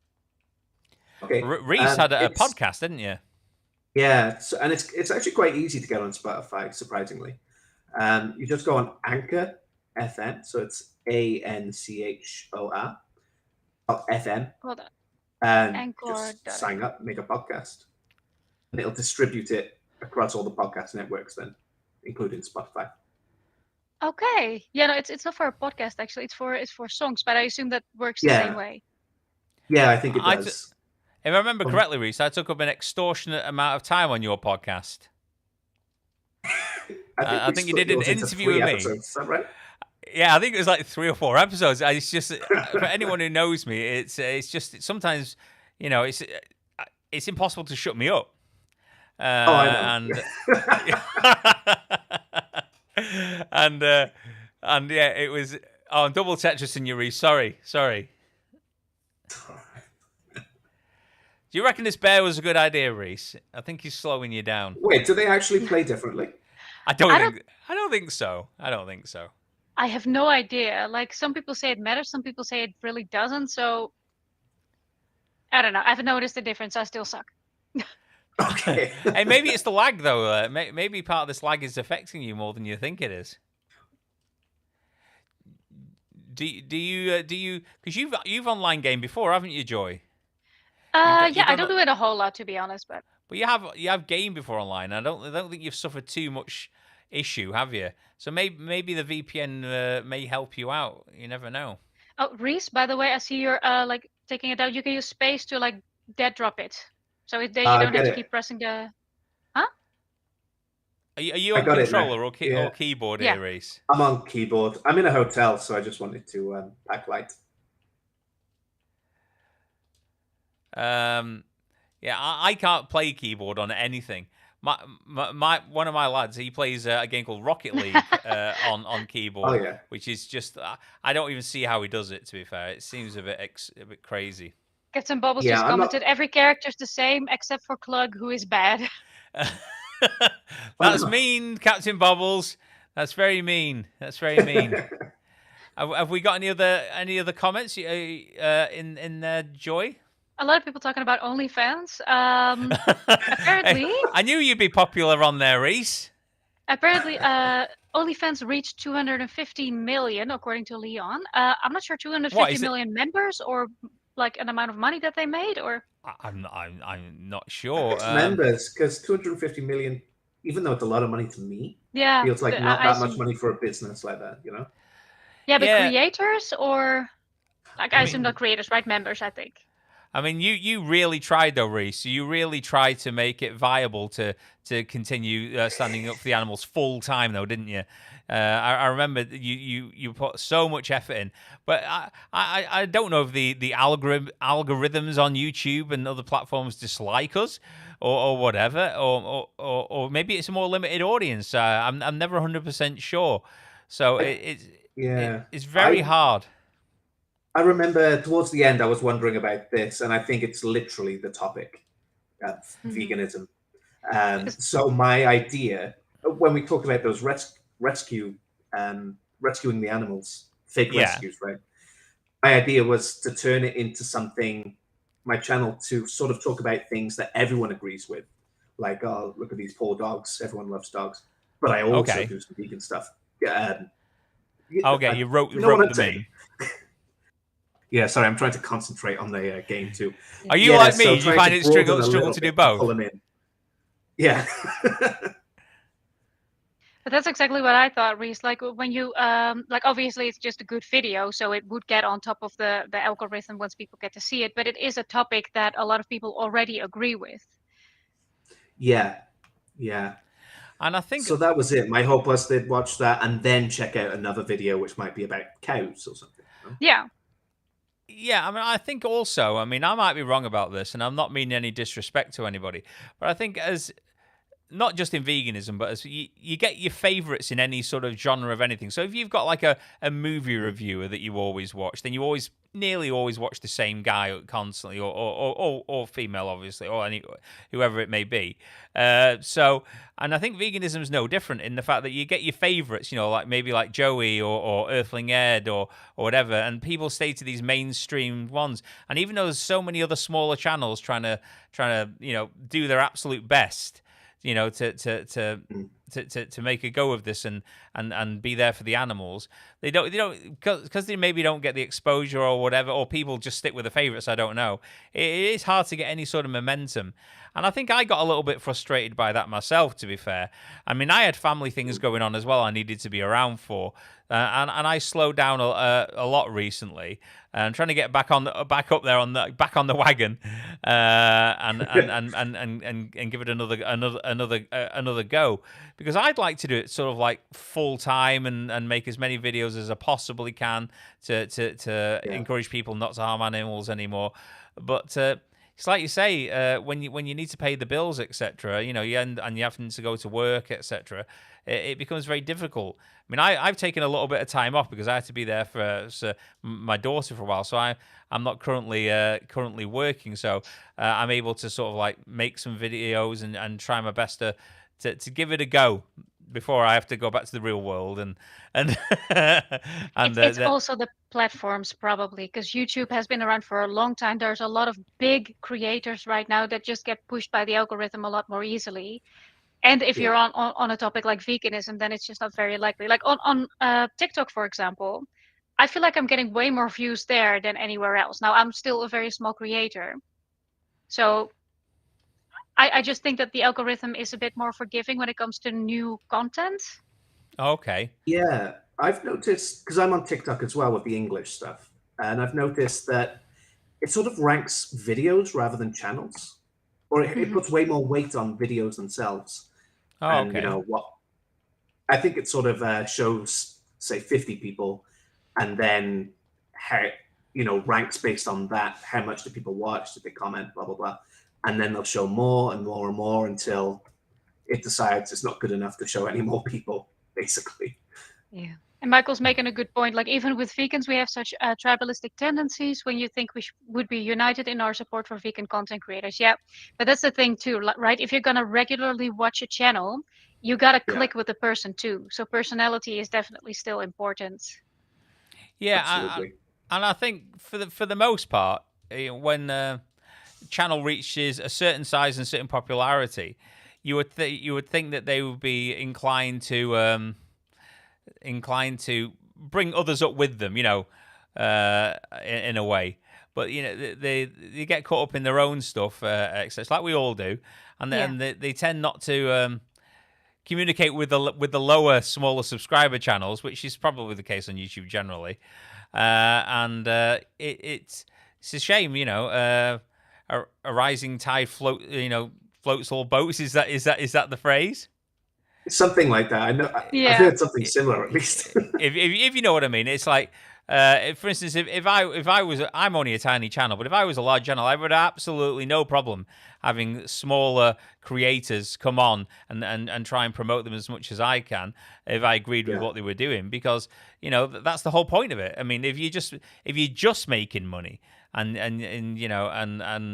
whatever, then it becomes. I mean, I was going to start a different type of channel at one point. I was going to start like a guitar-based channel. I was going to do something technology-wise, but I thought to myself, I don't actually want to do that. The only channel I want to make is a vegan channel, because it's the only thing that I feel is that important and the more important use of my time, if you see what I mean. Are you still all right playing, Rhys? Yeah.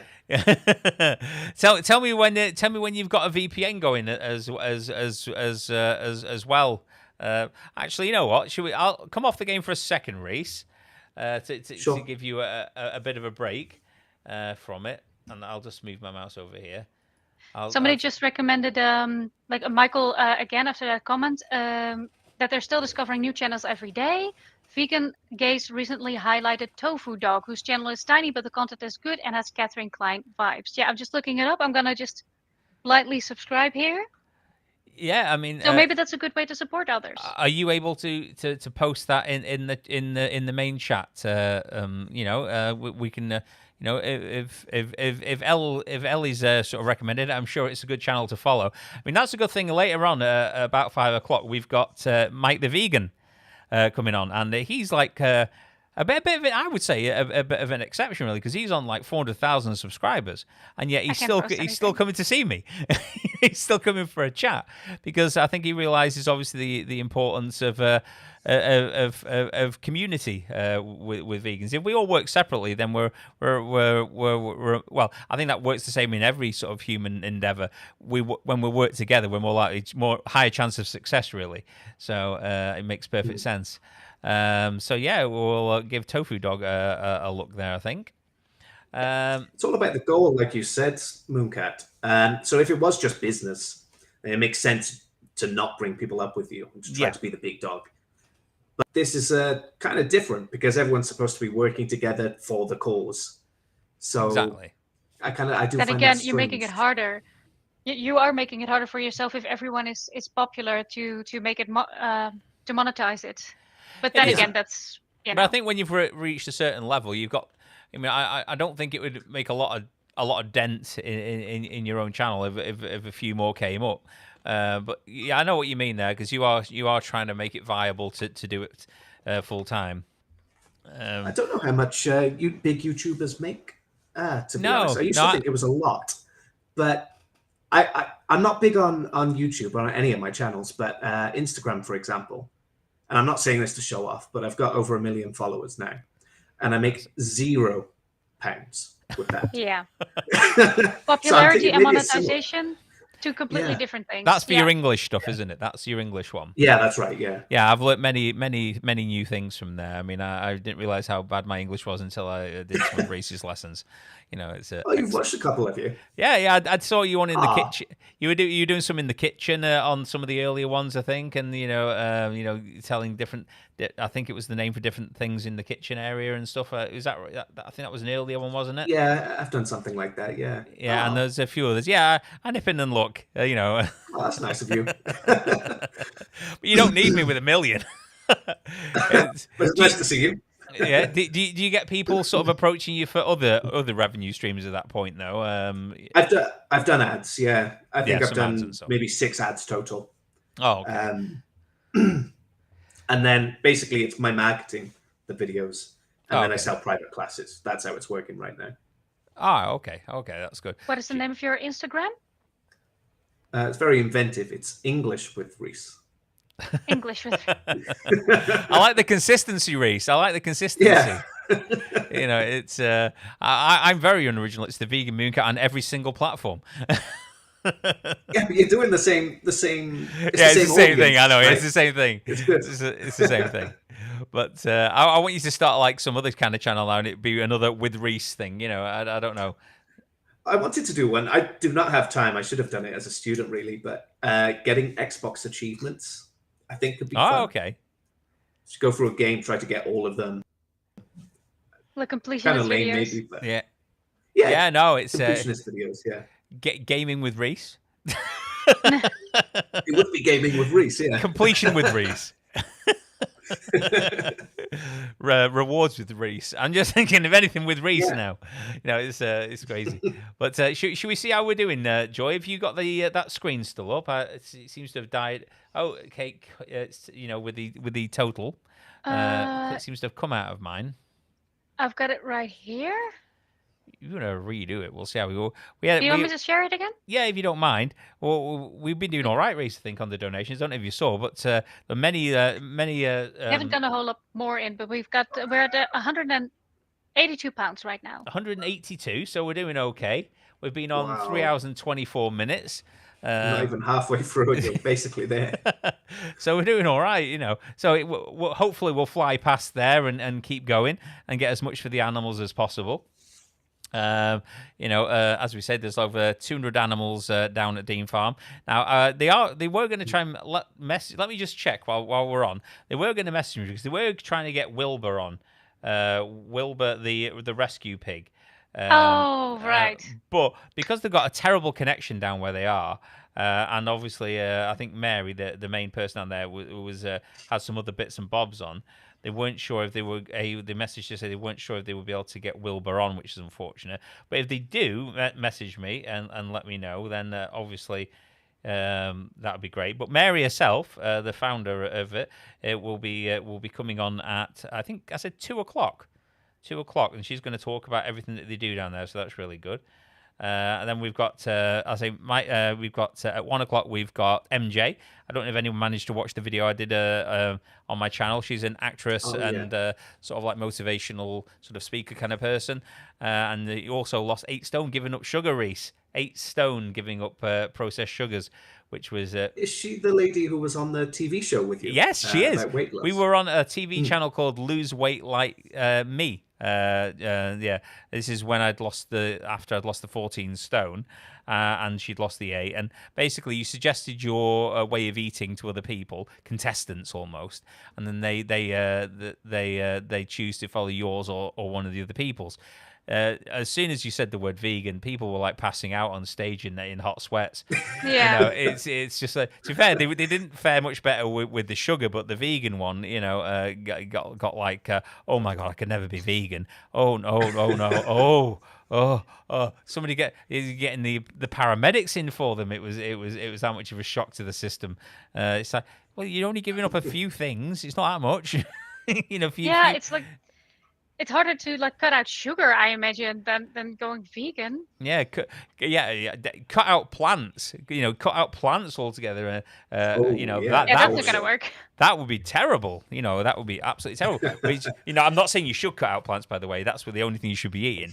But you know, but I'm saying that. But if you do cut out plants, then you would have a horrible way of eating. It would be terribly boring and terribly cruel, and just not great.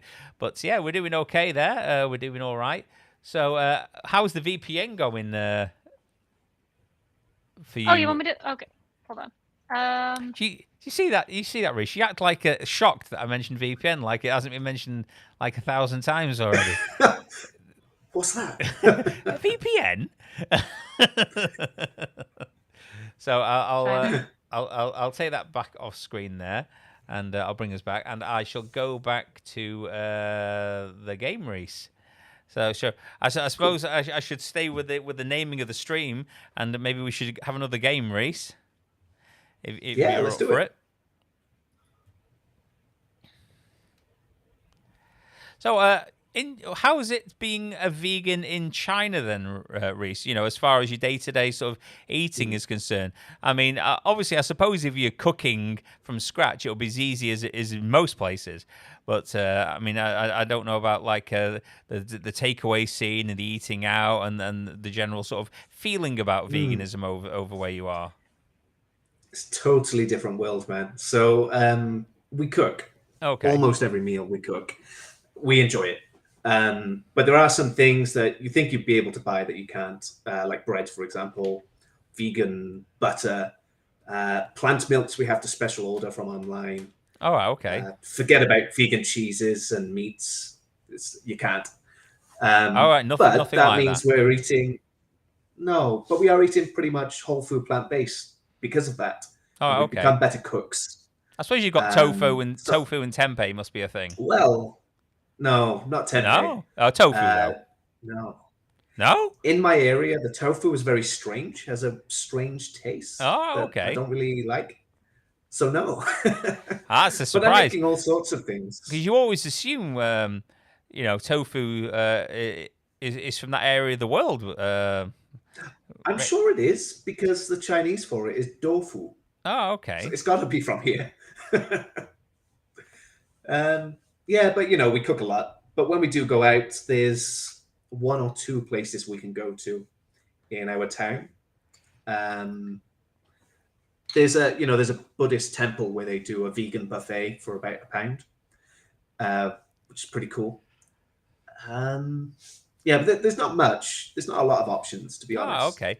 Oh, well, it gets your cooking skills honed, though. That's the good thing. Yeah. I'm ready for you, Rhys. I'm ready for you. Oh, sorry. I can talk. Okay. Hang on. It's put me in a lobby with someone I don't even know. Okay, there we go. So, what was I saying? Sorry. Yeah, so some of the cheaper, more local restaurants, the way they do it isn't how you would think a restaurant works. There's no menu. All right. You go up to the fridge, it's full of lots of different kinds of meat and then lots of different kinds of vegetables. And you say, you know, I want these vegetables. And then they'll cook for you. Oh, okay. So it's very easy to say, I'll have this, no meat, milk, eggs, please. So it's quite simple that way. But so simple in some ways, difficult in others. I suppose we're quite spoiled strange. over here, so you won't get any of these VFC chicken fillets, or or all the other meat replacement items that we have, and so forget about it. We're like spoiled babies over here, aren't we? We've got it's pretty good in the UK. I must admit it. You know, things have improved a lot recently. I think there at Christmas time. I got to try a few things, not as much as I would have liked to have tried, but I think you've got vegan eggs and things now are quite common, right? Yeah, I mean they've got a product called Cracked, I think, is one of the ones, which is like in a bottle, and you can pour it in. And I'm not sure if that is just for baking, you know, it's like an egg replacement in baking, or if it's also, you know, for like making scrambled style eggs or whatever.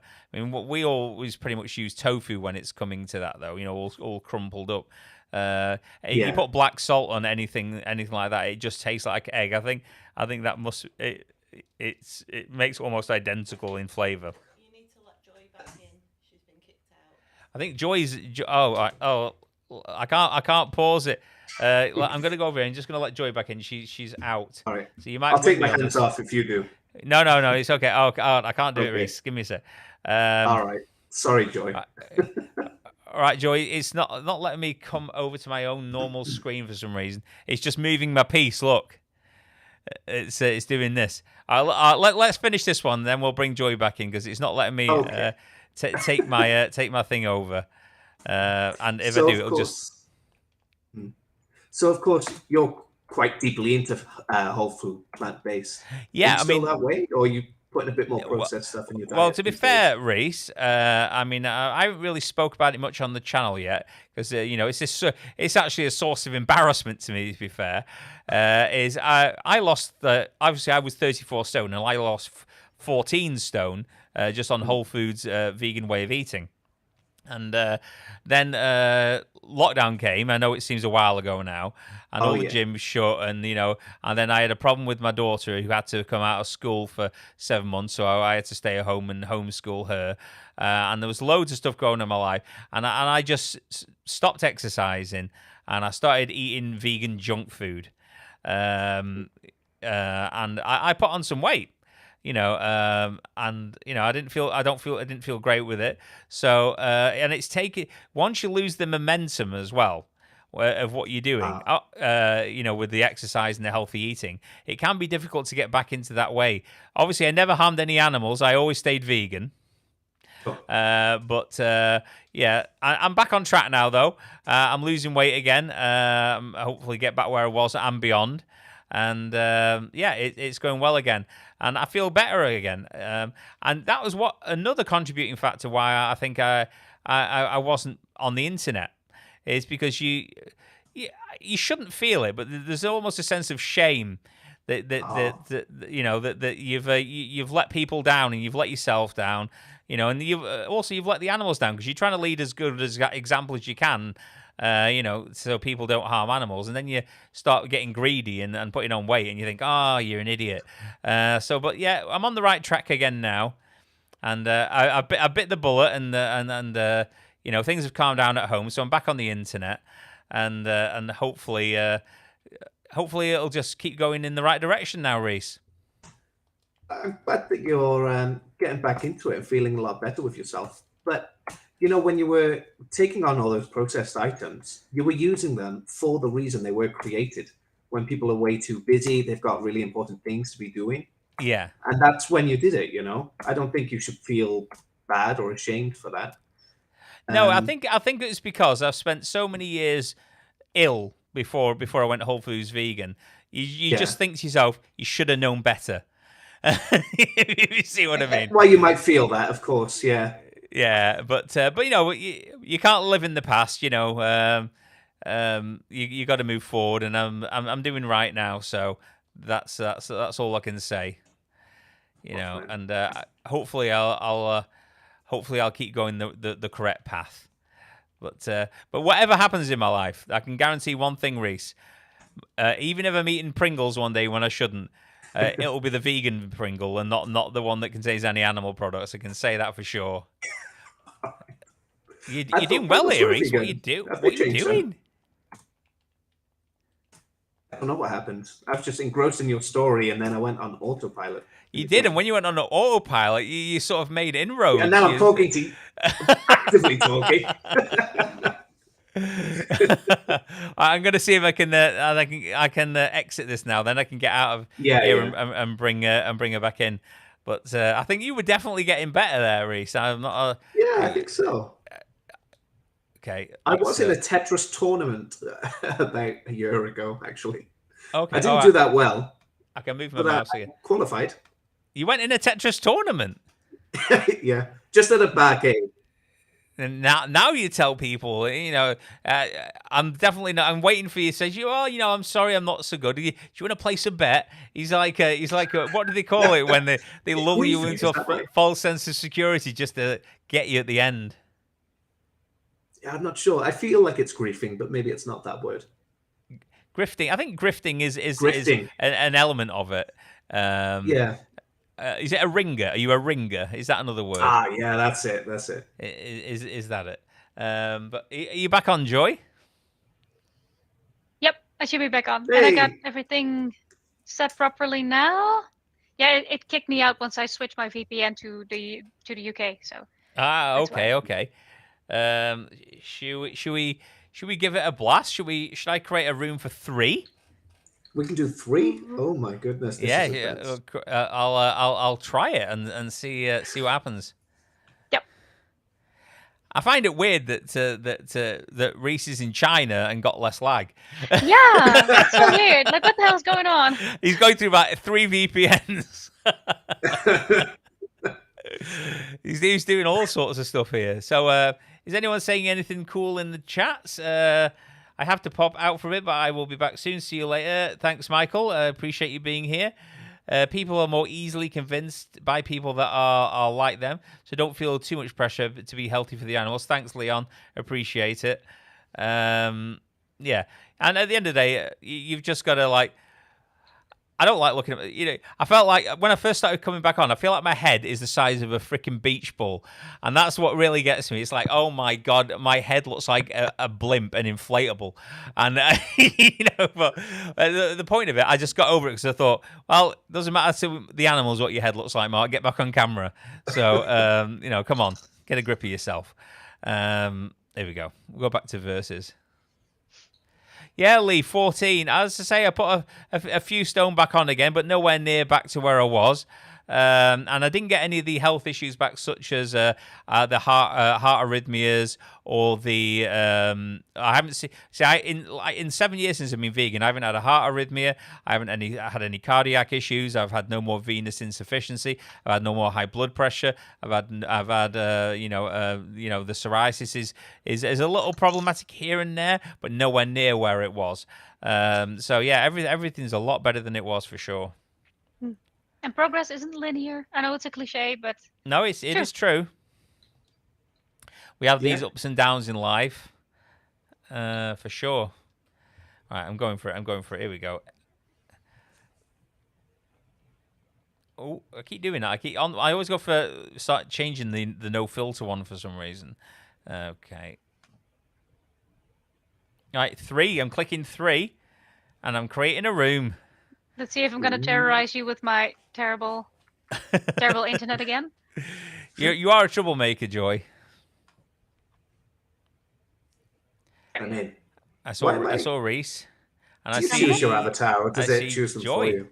It does seem to load a lot really faster for me.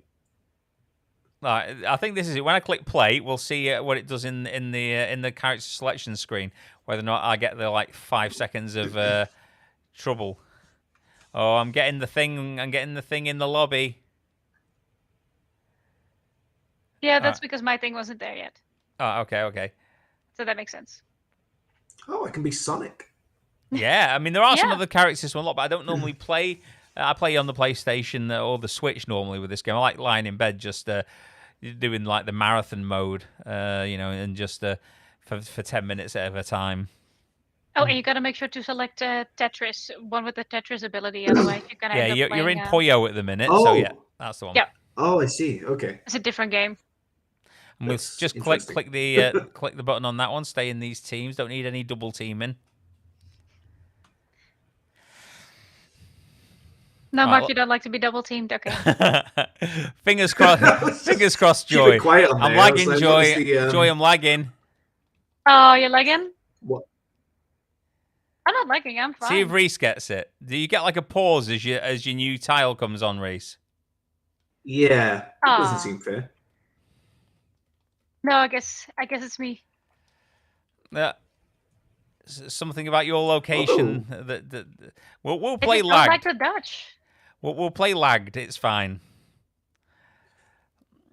Yeah, you know for now. But later on, I'll go back out. At the moment, I'm doing the best. You are doing well there, Rhys. Oh, no, there's no need for that, Rhys. Come on. Oh, what? It's not fair. I'm stuck. Where are we? All right, there we go. We're moving again. Yeah, if I get a Tetris at the exact same time as you, for instance, Rhys, then it blocks you messing me up, basically. Okay, a lot to learn with this game. Oh, God, I've made errors there. Made terrible errors.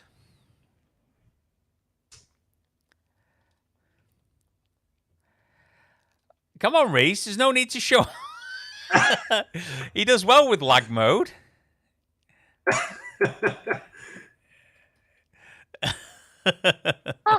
Oh, this is ridiculous.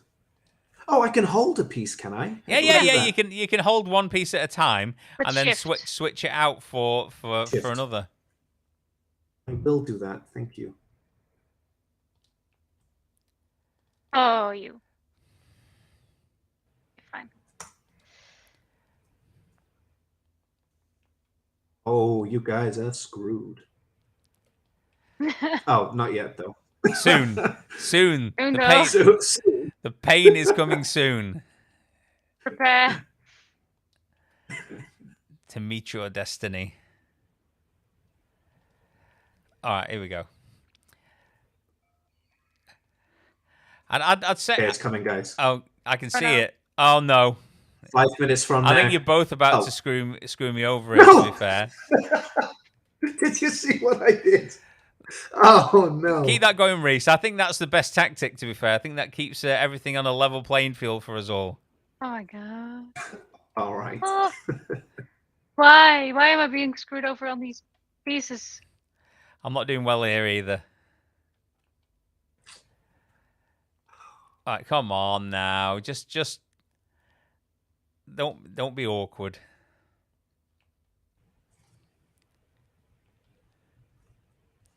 It is in sort of... I feel like I am in slow-mo for some reason. Oh, yeah. You do look a bit slower. Oh, Rhys is gone.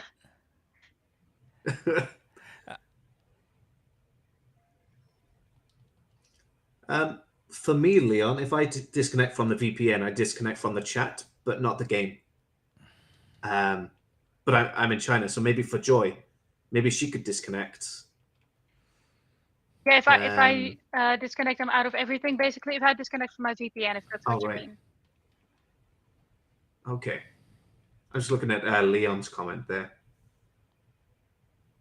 It's nice to see so many familiar faces in the chat, actually. Yeah. Yeah, I was... This guy's been going for years. It's great. Yeah, great people. All right. All right, I'm going. Is it you, Joy? Am I still against you? Yeah, that's me. I wondered why I was still lagging. All right, there we go. I mean, Oh no. Oh no. oh no, here we go. I don't know what's going on here.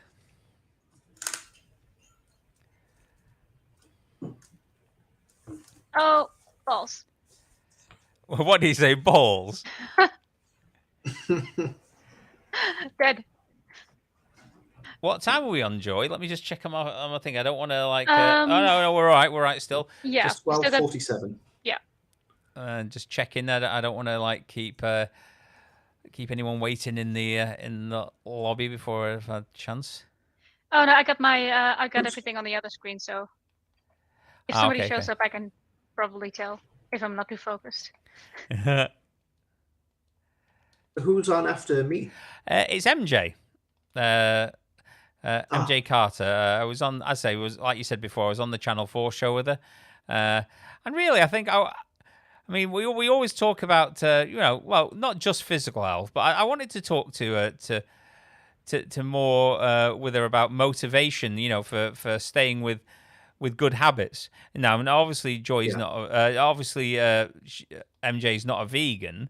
But she gave up the sugar. But I think some of the things that she does to stay focused on the way she eats, as far as giving up the sugar, could probably be applied by, she has techniques and ways that she motivates herself. Maybe could be applied to people who are maybe struggling to stay with maybe eating vegan. Maybe relatable. Yeah. Maybe relatable. And also she's very good with the mental health side of everything. I think that can be, making any big changes in your life can sometimes be a mental stressor for a lot of people, to talk through with other people about what's going through with you may be quite useful. So yeah, she's a good all-round person, That's good. I think it's important to expand a little bit beyond our own little bubble. Oh, yeah, of course. So yeah, like you say, those skills are transferable to people struggling with veganism. Yeah, perhaps. exactly. But also, it's a good message anyway. Yeah. Definitely. I mean, you hear it from Paul all the time, Hench, who's coming on later at 5 o'clock for anyone who's around at that time. most of the latest studies show that the free sugars in processed sugars can contribute towards Alzheimer's. And obviously, excessive amounts of processed salts, etc., as well, can do the same thing. So, there are, just general health-wise, over amounts of processed sugar. You get a treat now and again. Don't do yourself out of like a vegan ice cream or whatever. Preferably get them from the Sugarnoms. But yeah. Even as vegans, there's a healthy plant-based diet, isn't there? And then there's an unhealthy plant-based diet. The ethics stay the same, obviously, but so. The example I always give is, I could be eating completely raw food vegan, or I could be eating Oreos and drink vodka all day. I would still be vegan. Yeah, exactly. I think we're doing all right. With the paints a picture. I think we're doing all right speaking and playing here, even though I'm about to die, I think. I feel like there's a lag in my brain while I speak, but I'm able to speak. Yeah, there's definitely... I'm lagging because of what's going on with Joy's connection issue. And then I'm lagging in my brain. And maybe the brain lag's the main issue. My problem is whenever I'm in a call with affecting your brain. What was that? My Dutch waves are affecting your brain too. Whenever I'm in a call with someone in the UK, I'm 7 hours later. It's the evening for me. And so your brain does slow down in the evening. So I always feel like people are seeing my dumbest part when I call. They never call me in the morning, when I'm alert. After you've had like your 36 coffees and you've managed to wake up. Yeah. Yeah. I miss caffeinated coffee. They don't do well with me. I sort of like don't feel very well when drinking excessive amounts of caffeine. So I'm all decaf now, but I do miss the caffeine buzz. I can imagine. I feel like that's a very normalized thing for people to I think people to need. I think it helps that I go to bed very early most of the time as well, though. So that sort of compensates for just get extra rest. That's probably the healthier option, isn't it? Probably, but coffee, I do like coffee, but it's I'm not sure. I think there's caffeine in decaf as well. Yeah, just like a negligible amount, right? Yeah, negligible. I always do check the coffees as well because I'm, even with the coffee, I'm never 100% sure. Like when I get a new brand or whatever, whether or not they're going to have like some kind of weird animal products in it that shouldn't be in there. So even though it should generally be crushed coffee beans, I'm never sure. I always don't trust them. Just don't trust them. You literally never know. Yeah. New products. You have to check everything. It can be in absolutely anything. All right, I'm not going well here.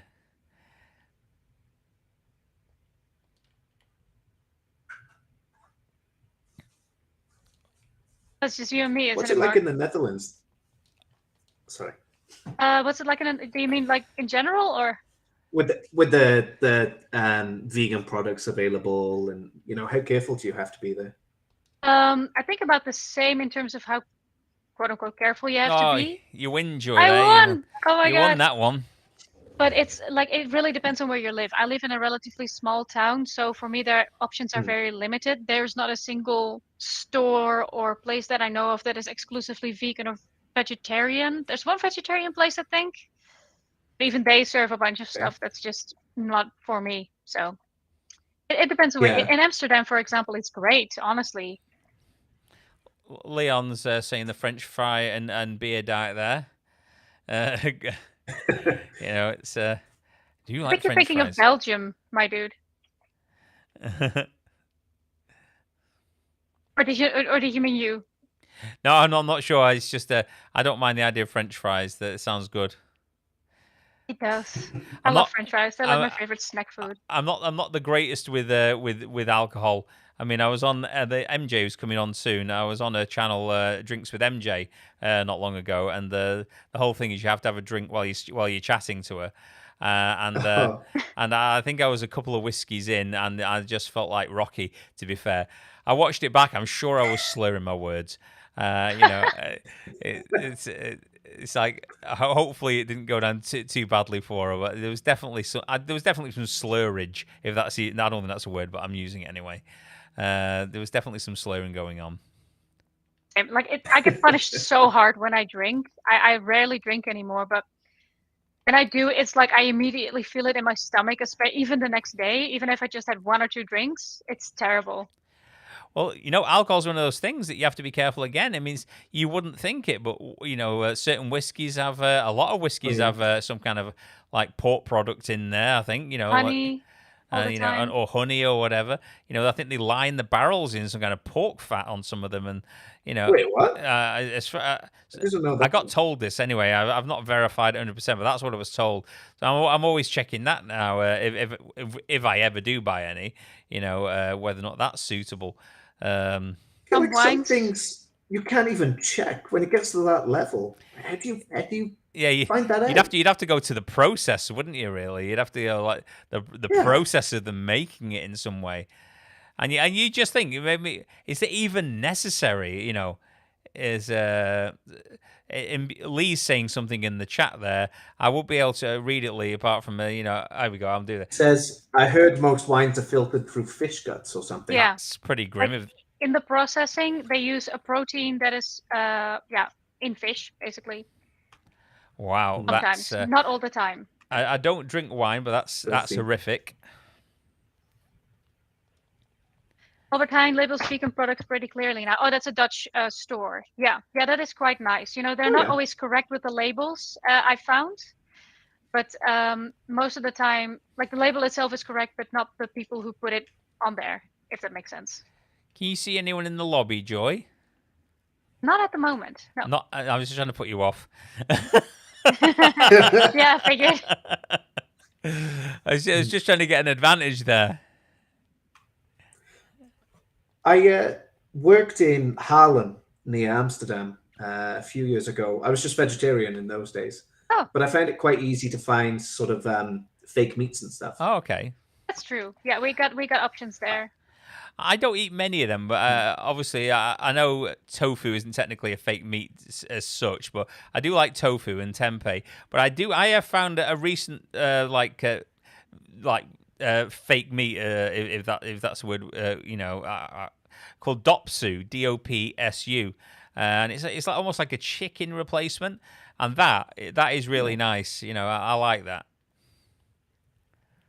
Where is that from? I'm not sure where it's made, but I get it from.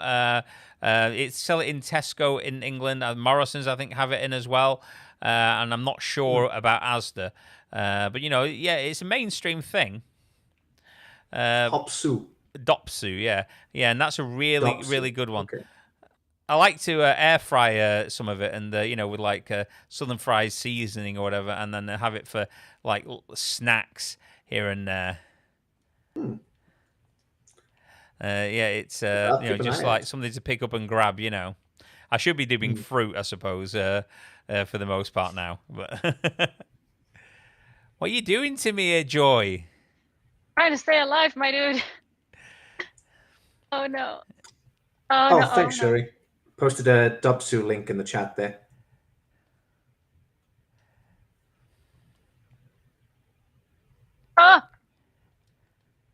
Oh, no. Hey! Hey, there we go. I did it. I'll close this one down because I think are we heading up for nearly 1 o'clock? I think nearly, aren't we? If we're not there already. Yep, almost 1 minute. And we'll see what's going on. I'm not seeing anyone in the lobby yet, so you're not think late. I pressed you're the not wrong. keeping anyone waiting. Lee says, I heard most wines are filtered through fish guts or something similar. Yeah, I believe they use like a protein or something like that that's in the gut of fish that they use to clear up the wine, but it's part of the process. It's no longer in the wine, so some people are, saying that it's vegan, but it's not because it's still used in the process. Yeah. I see EmJ. I see EmJ here. I'm gonna grab you now, EmJ. She's waving at me. EmJ, you all right?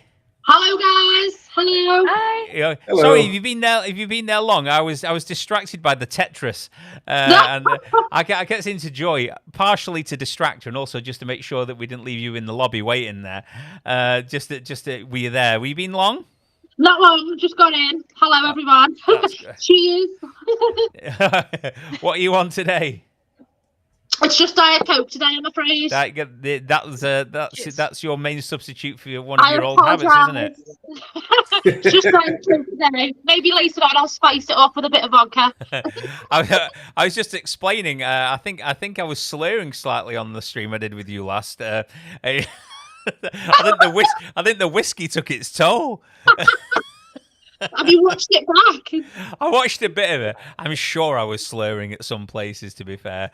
But well, I do. That's what the show is about. I do what I do. So. Yeah, you've done it. You've taken me down. You've made me into a slurrer on stream. But this is Rhys, and this is Joy, and this is EmJ. Hello. Hi. So we've been playing Tetris most of the morning and chatting to people. We had somebody on earlier on that you'd have to stay out of the shop. To be fair, MJ, it was a vegan confectioner who so lots of sugar there. Which That's blasphemy. That's blasphemy to you, but but how are things going anyway? Do you know what? It's lovely to be back on the Zoom and catching up. Things are going really well, thank you. Been busy filming the show, and then I'm going to America in October for a hosting job. So I'm really looking forward to that. So it's just sorting everything out, the mechanicals of that. A lot of life changes, a lot of circumstances changing. Had to go to London the other day to get my US visa. So just non-stop, but all good. All good. You've always got something going on. A lot of fingers in a lot of sugar-free pies. You know why I think that is? Because I spent so many years of my life hid away and no one really cared, and now I've changed my life and people are interested. I think I'm just going to enjoy it and go for it. Yeah, you were. I think that was a trait maybe you and I both had in common. Is when we were at our maximum weight before we lost anything. Obviously, we sort of self-isolation, self-imposed sort of isolation, and causing ourselves I don't know. Yeah, just jailing ourselves almost, isn't it? Putting ourselves in our own jails. So I feel like now I'm reliving my early 20s. Because all my early 20s, I was agoraphobic and I was in the house and I had low self-esteem and a lot of health issues. And now I've come through that, thank the Almighty. I'm just going to enjoy my life now, getting back in acting, getting back in theatre, being on TV, doing all the stuff I wanted to do when I was younger. And thankfully, I'm doing that now. So it's never too late, folks. Never too late in this life. That is true. You've lost 8 stone in total, is it? 8 stone, yeah. So that's amazing. I'll give you a clap for that one. But you lost. Thank you. But you lost. I think all of that with pretty much. Obviously, you increased your activity, etc. Because you did a lot of walking, didn't you? But you've also giving up all sort of processed sugars, etc. So you'll still eat sugar that you would get from fruits and sort of whole foods and stuff like that. It's just the processed stuff for yourself, is it? Yeah, I mean, a lot of our food has got natural sugars in anyway. So tomatoes and berries and fruits and stuff like that. So I do still eat sugar because you've got to be alive. But yeah. I don't have any refined sugar now. So it's been 5 years since I last drank a sugary drink, which is crazy. Crazy. Yeah, I mean, you've done yourself a favour in so many ways, because we were just saying before to Rhys and Joy that I think a lot of the latest studies show that free sort of sugars not attached to fiber that are in processed sort of sugary drinks and whatever are contributed to quite a main contributor to Alzheimer's. Wow.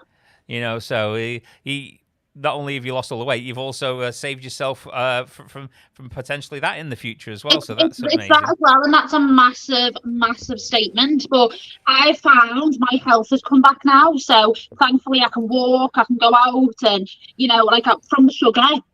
And I'm just going to be very open because that's part of my story. I was having really bad teeth and ulcers and abscesses and things like that with the sugar. And ever since I changed my life and ate better and cut the sugar out, all my health has started coming back. You know, my complexion, I was pale all the time. I had bags under my eyes like a 21-year-old girl, and it got crazy. And thank God I've come all through that now, you know. Yeah, exactly. I mean, I was saying to the guys earlier, I mean, I think one of the good things about you, even though obviously you're not vegan yourself, I mean, there's a lot of things that you've sort of done in your journey, which, you know, it can be applied to, so a lot of people. We all struggle with any kind of change in our life. So I mean, you obviously made such a big change to the things that the way you were eating, etc.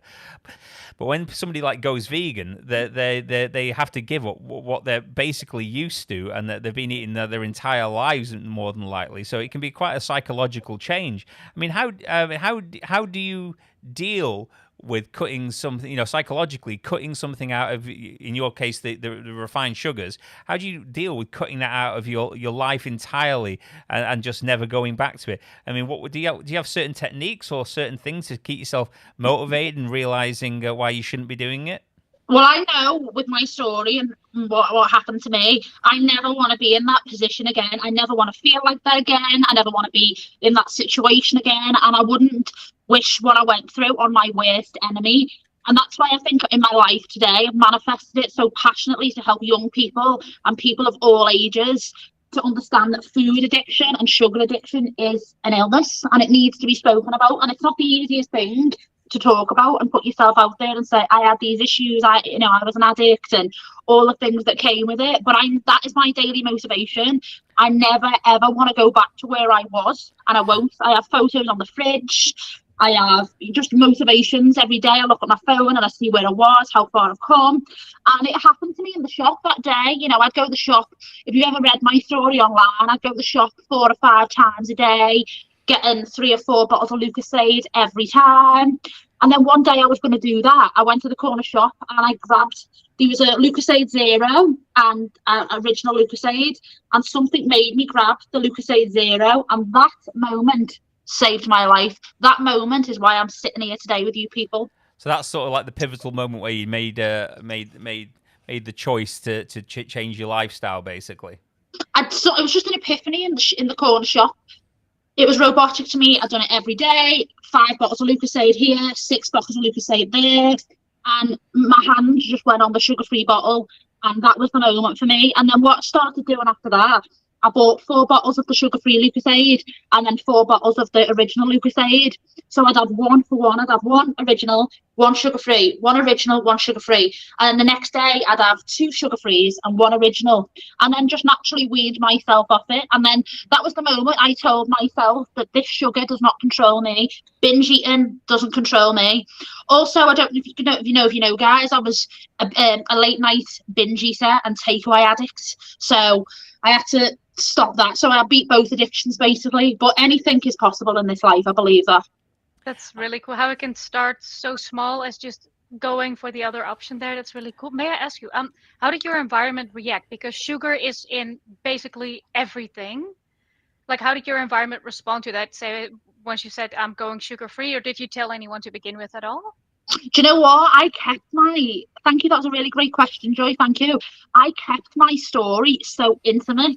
I never put it out on social media because I didn't know what I was going for. I just knew I had to change.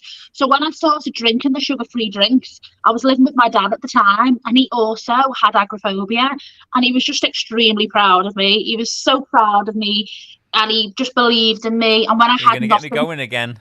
Not a penny to my name. He was the one who, gave me my £5 to get my sugar-free drinks, and he really believed in me, and he was so proud of me. And then, but one thing I haven't mentioned on anything that I've done, the first couple of days I had really bad headaches. Like, I started getting migraines because when you've been an addict since you were 5 years old, excuse me, to sugary drinks, and then one day your body and your system goes, oh no, you're not having that. So I had headaches for about 2 days, but then once I got through that, I was fine. I was on a crazy road and journey. Yeah, I mean, I That think there's a sounds transitional familiar. period with any time you change sort of like the way you eat, isn't it? I mean, that's the same thing with veganism as well. When people are used to eating a certain way, they, you know, say you've been eating burgers and whatever, or steaks or whatever all day long as far as veganism is concerned, and then you decide that you're going to give it up, whatever that motivation may be. Maybe you're doing it plant-based, or maybe you're doing it for ethics as far as veganism is concerned. But, you know, there's going to be a transitional period where you're really going to maybe miss, or your body's going to sort of almost like physically crave the things you've given up, or maybe just mentally a lot of the time, I think, as well, to be fair. But it's you've got to sort of battle through that initial period and realize you're doing it for a reason. For you, obviously it was a health. For me, it was health initially, and then obviously I've stuck with it also because of you know, the ethics of the way I eat. But there's so whatever that is, you've just got to realize your motivation, and I think that's when you said before, if you're keep focusing on your motivation. So say you'll look at your old pictures and see where you've come from, and you'll remember, and you'll contemplate on why you're doing what you're doing. I think that's the thing with vegans who are maybe doing it for ethics. They initially you watch all the documentaries and you read all the literature and you see all the things, and then eventually a lot of people will sort of, like, I think from my experience, push it to the side and almost forget about it to a degree, and then they sort of, you lose your way a little bit because you've forgotten the reasons you went into something in the first place. And I think, you know, from like with you, where you remind yourself daily of why you've done what you've done, I think with vegans, obviously because there's a lot of vegan people watching, just now and again, it doesn't do any harm to sort of remind ourselves why we're doing what we're doing. You know, yeah, you might have a health element to it as well if you're eating a healthy vegan diet, because you can eat an unhealthy one as well. You've got to remember why you went into things in the first place and why you're doing it, just to keep that motivation and make sure it's changes for life, I think. You'll be very proud as well. I have been getting meat-free foods lately, so hey, That's good. that's great news. I'm very proud of you. That's well done. Have you had any sort of meat-free foods that you've had that you like most? I know you mainly stay to sort of like, you know, like healthy sort of fresh foods and sort of stuff now. Anyway, what's your favourite sort of like vegan item, you know, like vegetable or fruit or anything else that you can think of? You know what I absolutely love? Sweet corn. I love sweet corn. And I love avocado as well. I never thought I'd like avocado because it's one of them. It's like a bit of an Instagrammy type of food, isn't it? And it's like, oh, you know, and avocado and stuff. But that's really nice. And also, I love the Linda McCartney range. Yeah, there's a lot of good stuff in the Linda McCartney range. Even though a lot of new stuff's come out since then, I mean, I still don't mind some of their stuff. You know, it's pretty decent. There's a lot. I think my favorite food was the same before I was vegan, and I just love sprouts. I can't get enough sprouts. I remember one Christmas, I basically refused to put any roast potatoes on my plate because it was pushing out the sprout room that I had available. I'm just getting flashbacks of Rick Mail. What is that the sprouts in the bottom show? Yeah, one of my favourite shows in the world, and that's bottom. It's funny you should mention that though, because I think a lot of the time when you do make any dietary changes, and I'll use veganism as my point, because that's obviously what I did, is you do get sort of you can get certain body reactions. So you can go from maybe eating a low fiber diet that which is consumed with processed foods and animal products, and you can get bloating, and sometimes you can get like excess gas because you're not used to that much fiber, and it does take a little while to adjust. I mean, it doesn't last forever, you know. And I think people are maybe got to realize that there may be a few bodily changes. I mean, did you have any bodily changes? Apart from all the good ones, did you have any sort of? You said you had almost withdrawal for the first couple of days, though, didn't you? Yeah, I had the headaches, and then do you know what it was? I was just tunnel vision to where I wanted to be. So thankfully, I've had a really positive, fast journey, and like when I started cutting the sugar out, I just started like losing the weight so quick.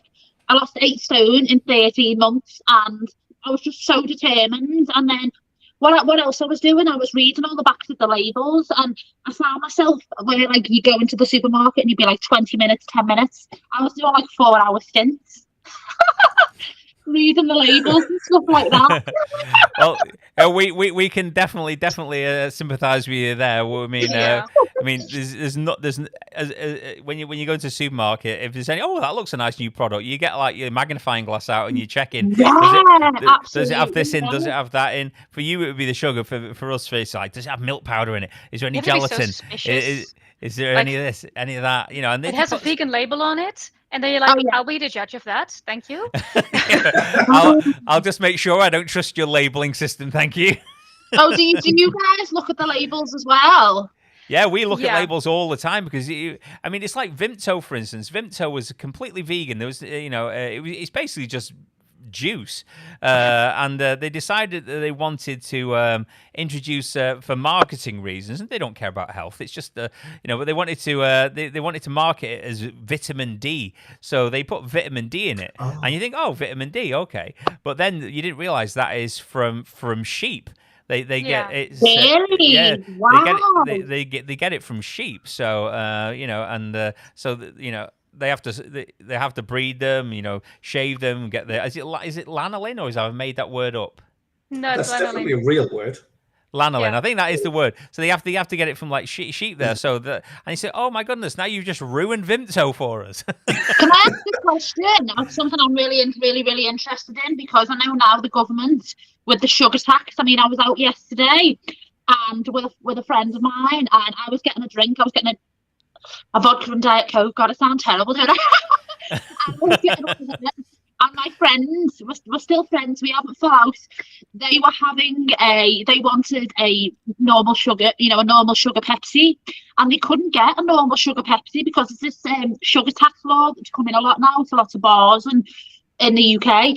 But the economy wise, so a shop a vegan diet, is it good for the economy? Is it a lot cheaper than a normal standard? Okay, you mean is it an affordable sort of way to live? Is it more cheaper to live that way? It does. When Rhys lives in China currently.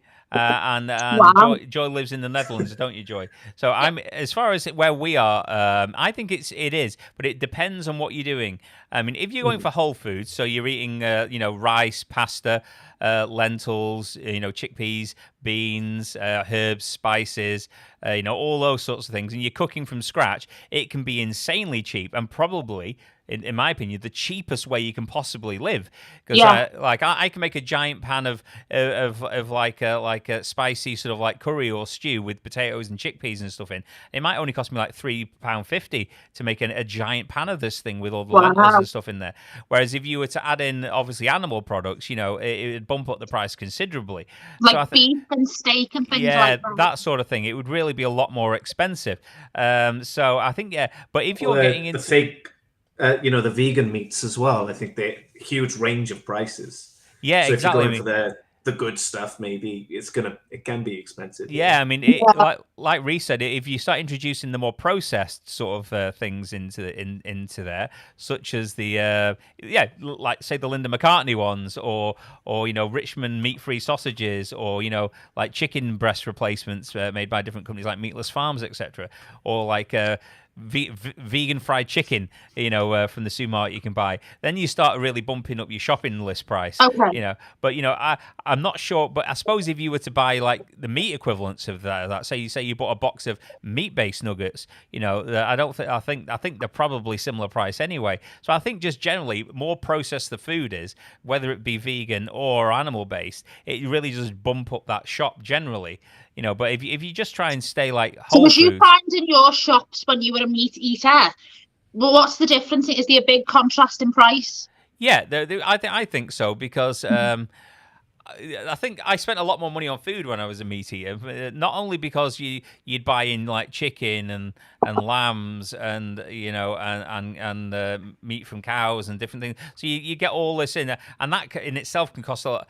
I'm ashamed to say, because obviously I'm doing this for ethics also, that at one point we had a meat delivery, where a guy would come deliver like 150 pounds worth of meat, which would go in the freezer. Wow. it's his nickname. I don't want to advertise him, but it's called Andy. Andy's Sorry. Meats. And he'd come here with all his meats, and and you have these fridge full of dead animals, and you didn't think anything of it. I mean, it's actually, it's like something out of a horror movie if you think about it. But you got these body parts all wrapped up in cellophane, and you think, and you look back and think, oh God, what was I doing? What a crazy transformation then to go like from one extreme, like real carnivore, to like plant-based. Yeah. I mean, I didn't change till I was in my 40s, and it started off with the fact that obviously, like we all know, that I was like on death's door. But then I obviously looked at all the ethical parts of it and everything. It's unavoidable. I mean, I started off for health, but then you look online, and as soon as you type vegan in, all the ethical sort of stuff comes up as well. Yeah, I don't know if you've seen it, but there's a Joaquin Phoenix documentary. Yeah. Oh, brilliant. Because he's vegan too, isn't he? He has to lose a lot of weight to do Joker.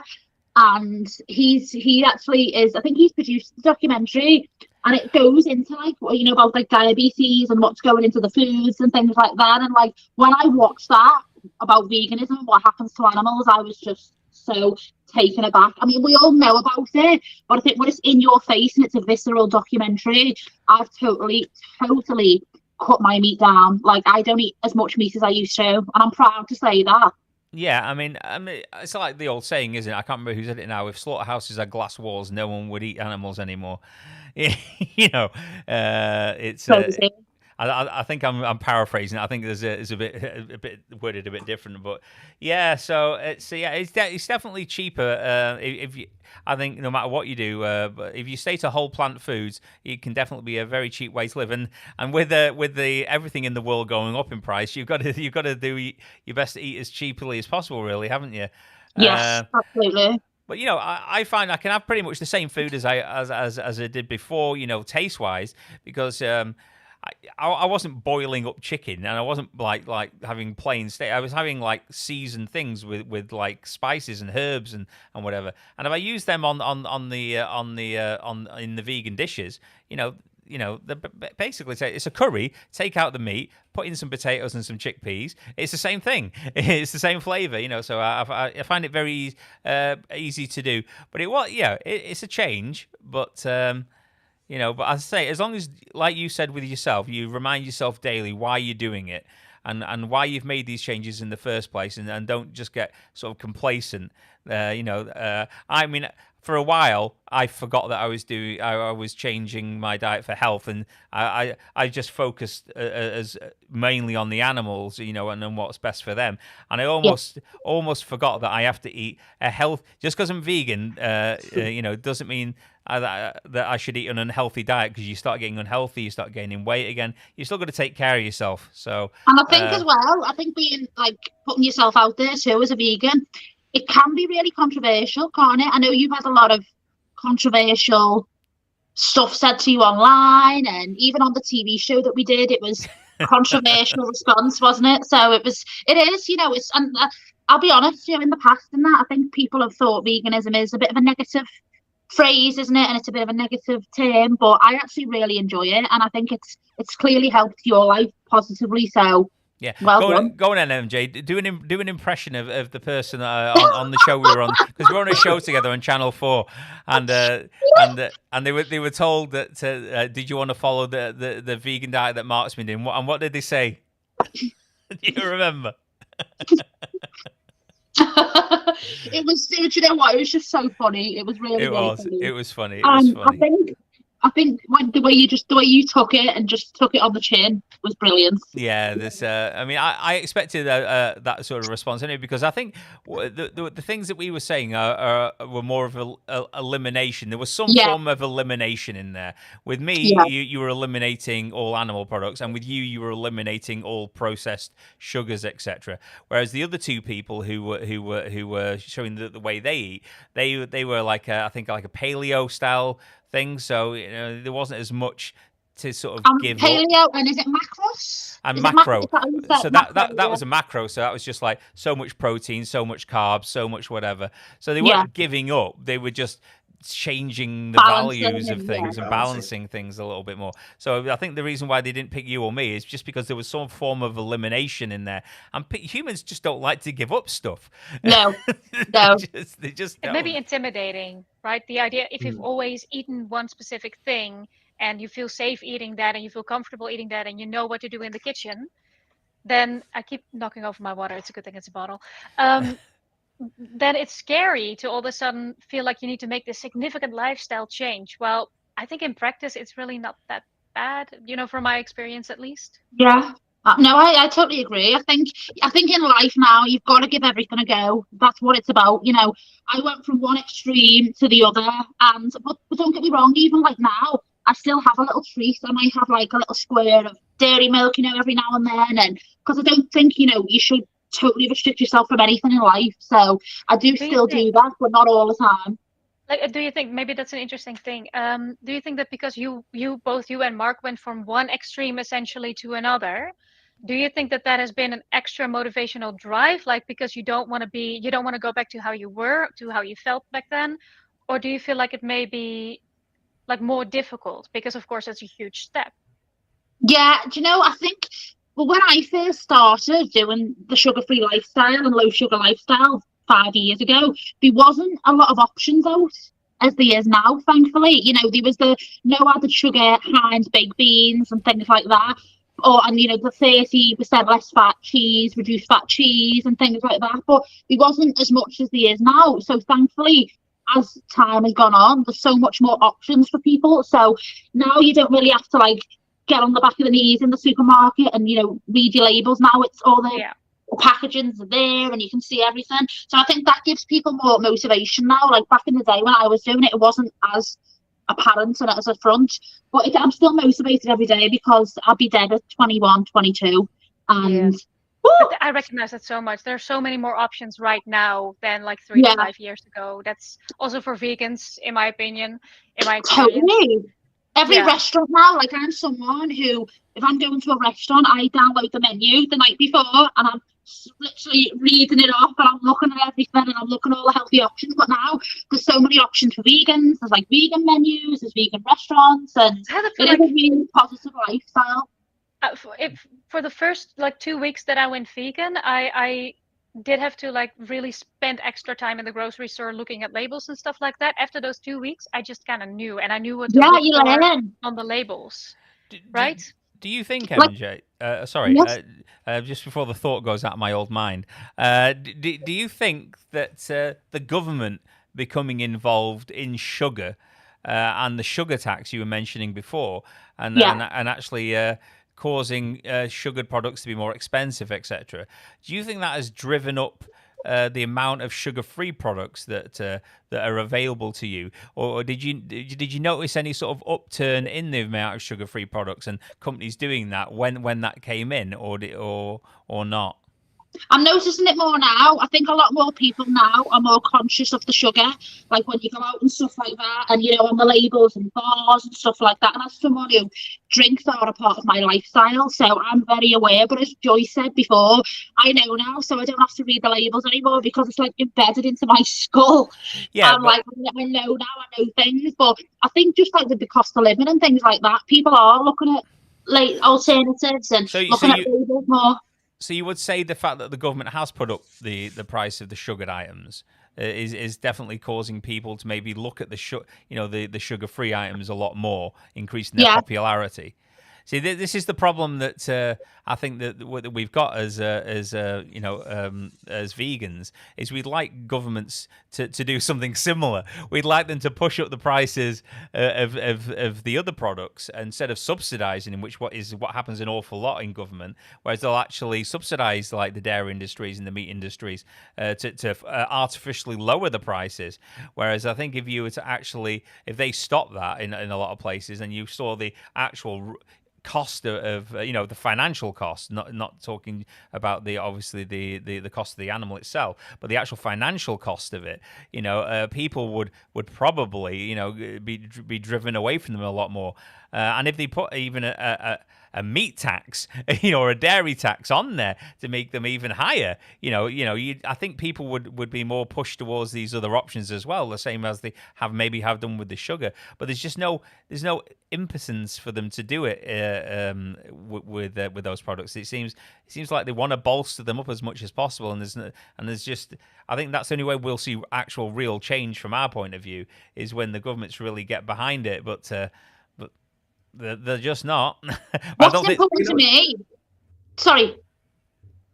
That's all right. I was going to say a good example of this kind of thing is cigarettes. Yeah. As the prices of cigarettes have gone up and up and up, people are quitting more and more and more. Yeah. It shows that, finances can even beat addiction. So, with the sugar tax now, I'm sure it's the same kind of thing.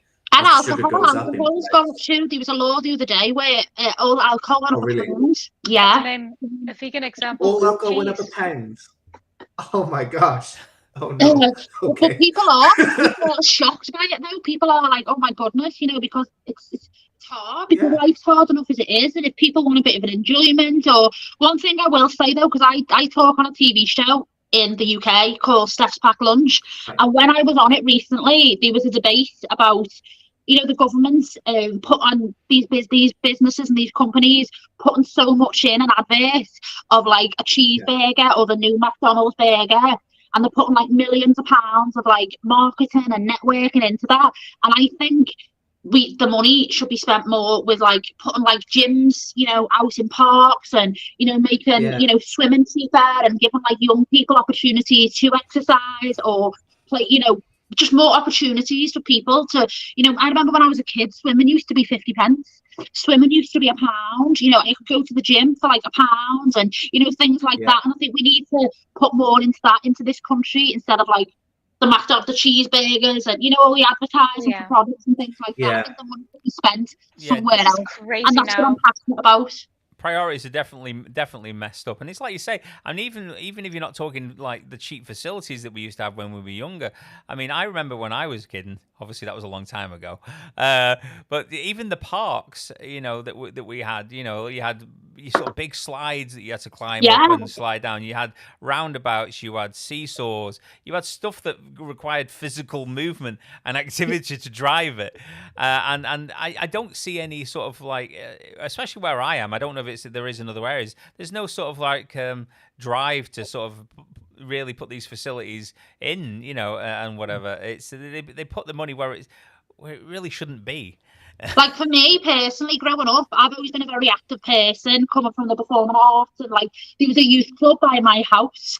Shout out to the Boise. That's what it was called, the Boise, and it was 50p for like 3 hours. And in that youth club, you could play football, you could dance, you could make bracelets, you could make key rings, you could do so many things. And like there was no such thing as iPads and phones and TikTok and all these things. And even though I think it is amazing, I do think it needs to be in this country more for young people to just to get off the phones and to do more gyms and swimming and things like that, because it's so important. It really, really is.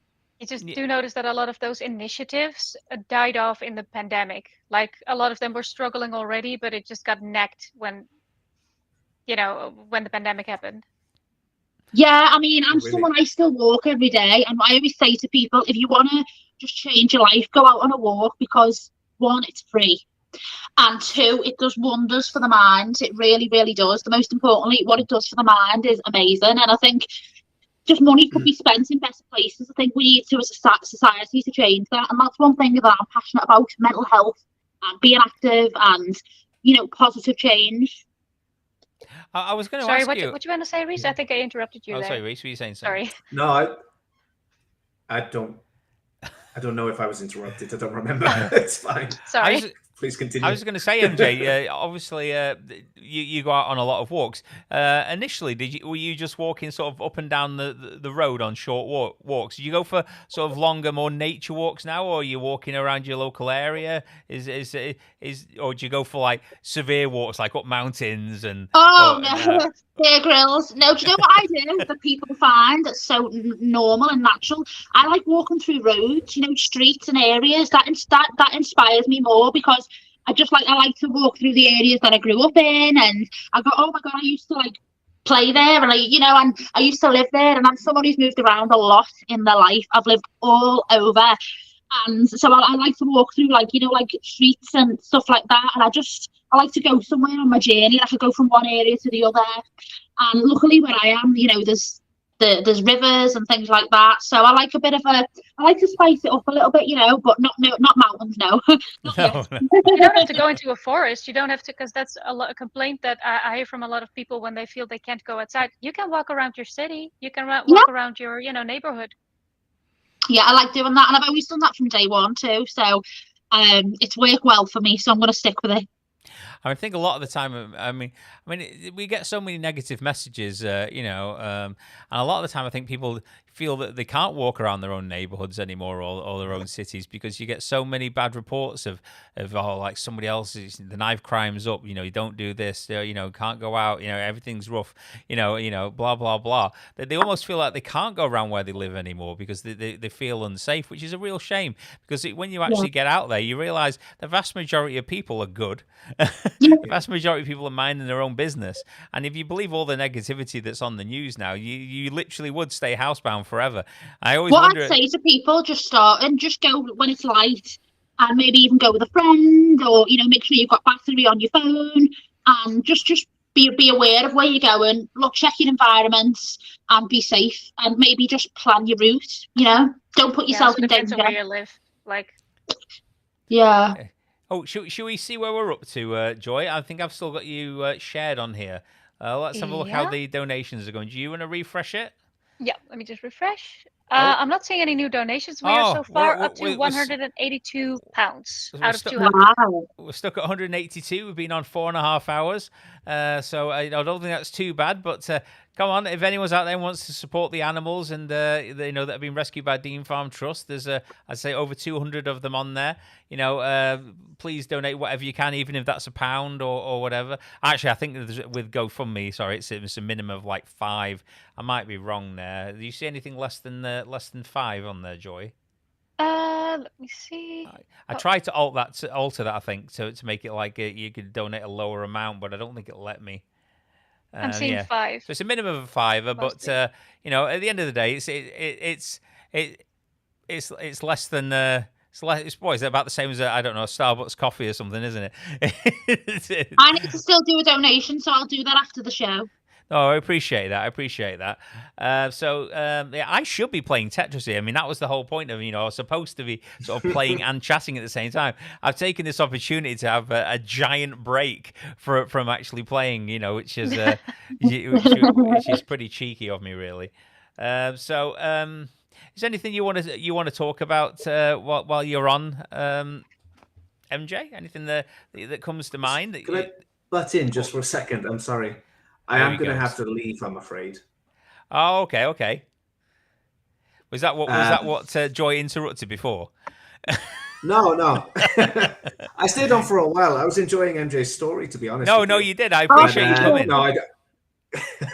I do have to go, unfortunately. No, I appreciate you guys, coming. follow me on Instagram, EmJ Carter TV, and all my story and interviews and all my works on there. Okay, cool. MJ. Oh, like this on your name, then TV. Yeah. Is there anywhere like you mentioned your Instagram handle before? I'll make sure to share that later on in the chat as well. Is there anywhere else where we can find your content? Yes, YouTube Drinks with MJ, and I do exactly what I say on the tin. She does. You don't have to leave. You can stay. Mark's had the hangover, Yeah, she did. To be fair, I was going to try to get away with a weak tea, but she sent like some big fellas around to check that there was alcohol in my glass, and we couldn't stream until it was verified. I got the bailiffs in. But thanks very much, Rhys. It was great catching up with you again. Appreciate you coming. Thank you. I'll share your socials later on. You take care of yourself, and hopefully we'll speak to you soon, and we won't leave it so long. And when you're back in the UK, hopefully we'll catch up. Definitely, in the real world. Actually meet in person. Exactly. All right, guys. I'll see you later. See you, Rhys. Take care of yourself. Bye. Bye, Rhys. Bye. Thanks. You too. Well, Siri's speaking to me on my phone now. Siri's thanking me on my phone, going, thanks. Yeah, It's like, that's what I heard. like I've even spoken to her in any Oh, way. someone's just come into the chat. Hello, Bianca. Hello. Oh, hello, Hi, Bianca. Bianca. You okay? Yeah, so we've been on since 9, MJ. We had a few teething issues earlier. Unfortunately, we found out that Joy's location in the Netherlands causes a tremendous amount of lag if we're playing against each other on the game. So, Wow. so that was not as much fun. So yeah, Joy, is there anything that you wanted to talk? Because I am aware that I just blather on non-stop and constantly. No, I got to ask a few questions. So that's no, like at the moment, I'm mostly curious about other things, Carter, because let's see, what was the last thing we were talking about? Cherie mentioned something in the description. The show's reaction was hilarious because right up until revealing Mark's diet was vegan, the person was overwhelmingly positive about his weight loss and then pretty much backtracked. What was your experience in that? What, MJ's? Yeah, MJ's. Well, did you like see this? I haven't seen the show, so I was wondering if there's like, because you got into contact somehow with Mark. Like, were you on the show at the same time? I think. Yes, yeah. So it worked in like reveal. So Bonnie and Umar, who were the other two contributors, they done their bit, and then Mark was the last reveal. But I think I got a bit of the same impact and the same audience because mine was sugar, so I was also restricting myself and cutting part of a lifestyle out. So, but I just think it was very, very positive. And on my VT, I tried to make it positive and, say that I can still have sugar-free alternatives. And I just want, because my story is it is, quite down and out. I said this to Mark, I try and portray myself and say it in a positive way because life is hard enough. And that's why I like to just be a positive person because I've overcome all that. But I think what was funny about Mark's reaction, Mark just owned it. And when we were filming, this is a little secret, I think we were in a room in Manchester in the green room for like 17 hours. And Mark went missing for like 5 hours. And me and Bonnie, one of the other contestants, we were like, has he done a runner? Has he gone missing? Well, no, yeah. What happened was when they took me away on the 5 show. hours. I was gone for ages and ages, wasn't I? It's mainly because I never shut up, and I genuinely spoke so much about my motivations for trying to lose weight, and a lot of that was health related, and a lot of that was ethics related as far as I was concerned. And I think I tried to do a pretty good split of the two because I wanted to take that opportunity on the TV to make it known, that the plight of the animals, etc., and how positive it can be for giving up those products, that sort of thing in your diet as well. And they literally cut 100% of anything ethical out of it. Wow. In the final cut. They say, I know it was a diet show, and I know whatever, but I would have liked at least one thing in, just something about the it might have given it away. Like right at the very end, I thought because I was suspicious that they might do something like that, just because I understood the nature of the show. It was a good show, to be fair, and they were very nice people. I'm not having a go at them, but I understand they were there for the dietary thing, not the ethics thing. So the last moment when I was talking to Jordan Banjo and Dr. Salma Hayek, is it? Dr. Sarah Hayek. So I can never say. I keep calling her Salma Hayek for some reason, the other actress. I can never remember her name. But we were talking to her as well, and him, and I thought I'll slip it in right at the end, and he even managed to do a cut to cut that last little comment out. I think I said I do it for myself, I do it for my family, and I do it for the animals, and they stopped it after and cut the bit about the animals out. Do you know what? How did you find your filming process at home? When you were cooking the Ethiopian stew, how was your filming process, and how much did they cut? Because I know for me, Scott was in my house all day. Yeah, they were the Channel 4 guy was in the house all day long. We were out on the prom. For instance, we were at the gym for I think about an hour, and he showed got to see Blackpool Tower as well. Yeah. And I think he showed about 5 seconds of the gym, even though we were in for an hour. And then I understand there's time constraints, but yeah, and in the house he was here for hours and hours and hours and hours, and there was very, very cut down, very, very cut down indeed. But he was pretty pleasant. He was a good guy. Yeah, and we did a bit in the garden as well, and there was varying bits in the garden. There was somewhere I was stood up, and there was somewhere I was sat down filming, and he generally cut out all the bits where I was sat down and just did a few seconds of me stood up. But yeah, so I find the whole thing about TV though. I mean, it was my first experience at like mainstream television sort of thing, and the whole experience. Have you never done anything TV before? No, not TV. No. I've been on like different media or something, but nothing like the terrestrial TV channels or anything like that. No, and it's extremely slow and extremely long-winded, and they film a hell of a lot of footage and use very little of it. And it's a slow, drawn-out experience. But everyone was good, everyone was nice. There was no problems. I just wish they hadn't cut everything about ethics out. That was all, because I thought that was a good thing to keep in, because if they want to know what keeps you motivated and what makes you keep down that path, you think they'd leave a little bit of it in just to show why you carry on the path you're going, but no, they I think because TV, what I've known in my I'm getting old, 18 years experience of TV and production, everything gets cut. It's just because we've got breaks, and you get like half an hour to film, and then the breaks and the ad breaks and stuff like that. So a lot of it does get chopped. But I understand that, we've got to make a show. It's the productions, it's their say what makes it. And I just think it was a really positive experience. It was really, really good. And I think it was just natural. It was reality, and it was a positive show. And I like the fact that I got to talk about like my mental health and depression. And just because you lose weight, it doesn't mean that depression goes away overnight, or mental health and stuff. I will still have mental health throughout my life, and that's what I say to the young people when I work with the young people, and when I'm out there in the universities speaking to young people, I say just because it's not about weight loss, it was about changing my life in a positive way. Yeah, exactly. And yeah, it was a great experience. But I think that's maybe why a lot of the time now people sort of are getting quite drawn to sort of more podcasts and long form content, because they like to see the whole picture. I mean, the thing is, when you're in mainstream media, and I'm not talking negatively about the show on Channel 4, but they cut a lot, and there's a lot of stuff that you miss out that it can be quite interesting and and good to listen to. And that's why when you watch 2, 3, 4 hour podcasts and stuff with people, and you get to hear the whole story, I find that format very, very interesting, and you also, because it's uninterrupted footage, you're getting the truth. You're getting the whole picture here.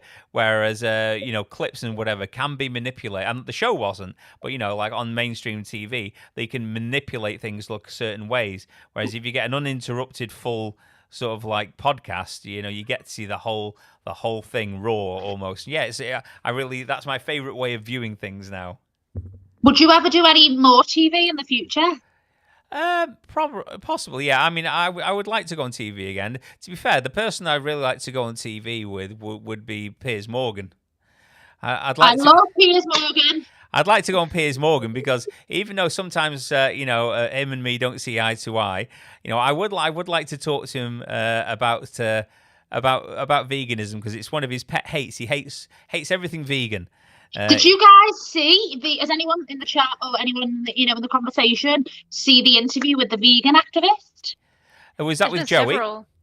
Yeah, I think the last one he did was with Joey Carbstrong. I think he's been on a few times with him. I think so, but there was a real controversial one on that he put on recently.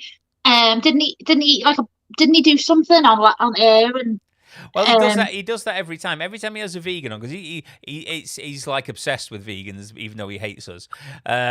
He'll like when the Greg's vegan sausage roll came out. He had a vegan on and whatever, and then he ate the sausage roll and pretended to vomit in a bucket. And then after it, he was grinning. You could tell that he was making it up.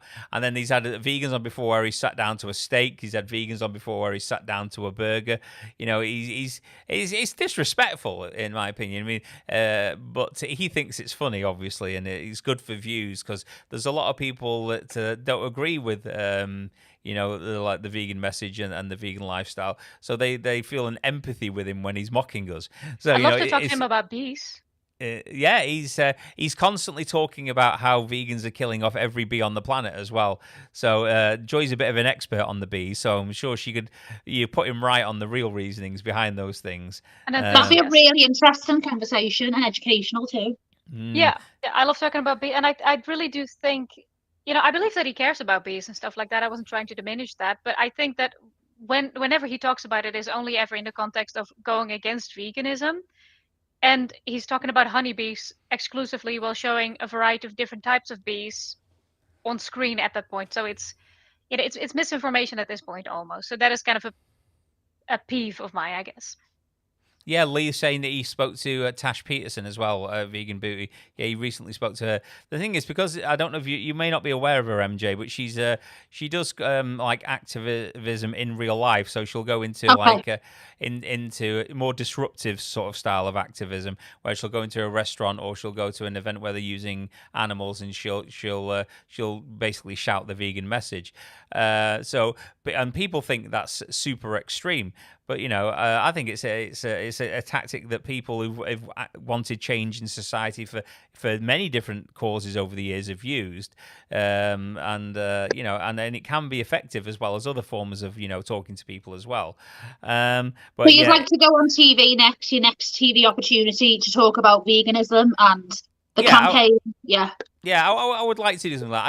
I'd like to have I'm back on track now, losing weight, because I did gain a little bit, and I'd like to get my weight right down, and I'd like to be feel as confident as I possibly can when I've got cameras on me, which I'm hoping to be within the next 6 or 12 months. Feel sort of more optimal, and then I would like to do that sort of thing more. Whether or not he'd speak to me, because again, it's the thing, you've got to have a certain level of infamy. Like with Tash, he invites her on because he expects her to be mad. He expects her to be screaming at the top of her lungs when she goes on the show. He doesn't expect her to sit there like she does, being the most reasonable person you've ever met in your whole life, with a perfectly logical and intelligent argument. Sort of deflates him a little bit. I can't imagine you screaming on national TV, Mark. No, I never would. So I think sometimes you got to do something a little bit different, a little bit more outrageous to get on there. Otherwise, they need those views. They want those clicks.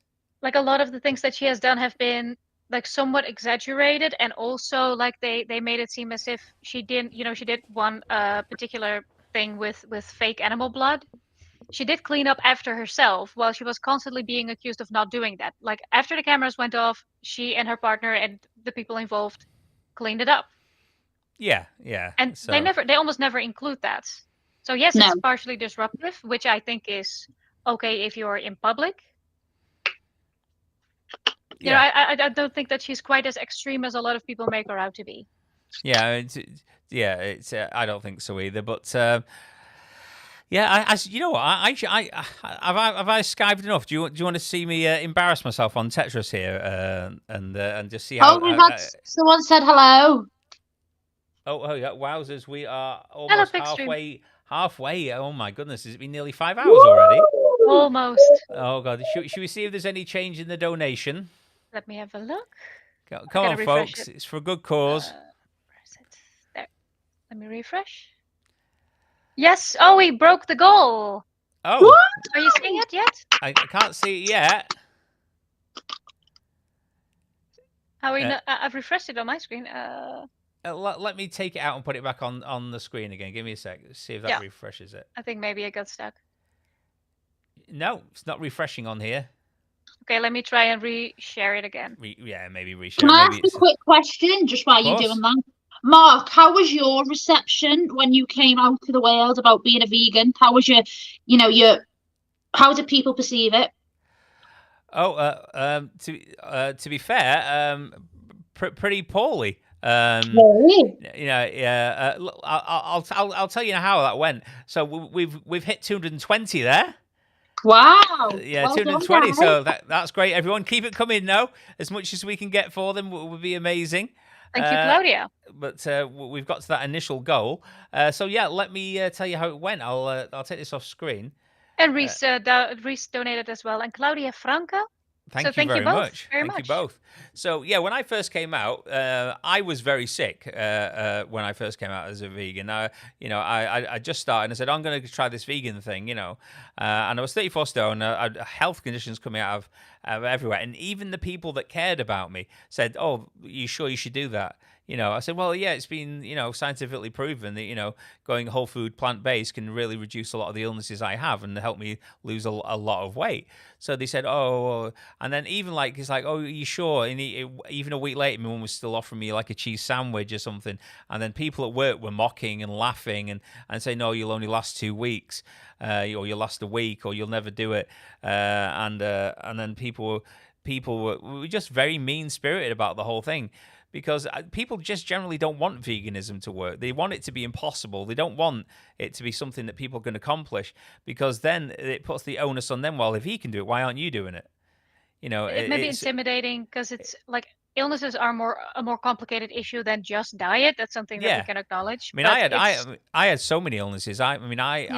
And even though these people knew I had illnesses and how ill I was, they still were not keen on the vegan thing, because they did. Oh, well, why don't you just do this diet, or why don't you just do that? Anything but veganism, really. I could have literally done anything. I could have lit rocks, and people would have been happier. It was terrible, and it went on for months and months. People putting like ham on my keyboard at work. Oh my God! It's disgusting. People doing all sorts of things, and it was So eventually, after like a while, people realised he's not giving up on this. He's going, and then they sort of softened to it a bit. And then my family came round, and they understood, and then my friends, and then the last people were sort of work who never truly. Some guys came round to the point where they started eating like going vegan themselves. And some people went like a couple of days vegan, and we started like where I would bring in like I brought in like some vegan food for everybody, and then we started the thing where one day a week we'd rotate amongst like nine of us people, where we'd bring a vegan dish in and have that for dinner, but then you had people around you who didn't like it, because they don't like the fact that people are beginning to see, and the changes within you lead by example, and they're seeing how well you're doing, so they want to make a change themselves, and then they don't like it because it doesn't agree with how they think. People want to be convinced, maybe the same as they convinced themselves with what you did with the sugar, that life cannot exist without that thing. It's like humans can't live without meat. You have to eat dairy and eggs and meat, or otherwise you die. So people say, oh, it's unnatural giving up sugar, maybe with you as well.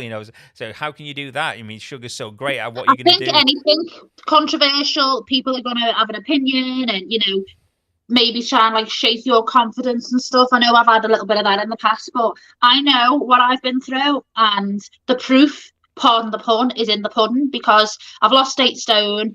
I'm building the life I want. I've changed my life dramatically. I've helped so many people. So that's why I do it. So I don't listen to the noise. I think after years in the industry as well, 18 years of people's opinions and being in the media and things like that, it just becomes noise. So after a while, you're just like, okay, I respect people's opinion, but I'm not gonna, change what I'm doing. You. And I think Lee's is right there. I think going vegan, or maybe any change, makes people sort of reflect on what caused it, on their own sort of behaviors maybe and stuff as well. And say somebody else like with yourself, for instance, who has had a problem with sugar that you do.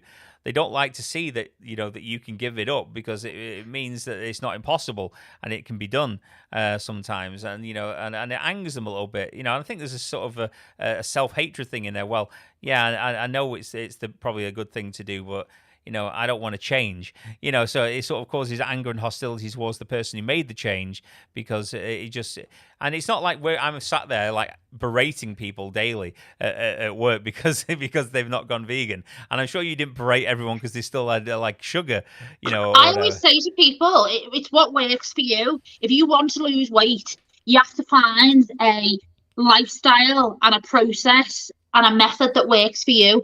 Not everyone likes veganism. Not everyone likes sugar-free. Some people do a fat-free diet, and it works for them. Some people I know people from the past who've done the Atkins diet.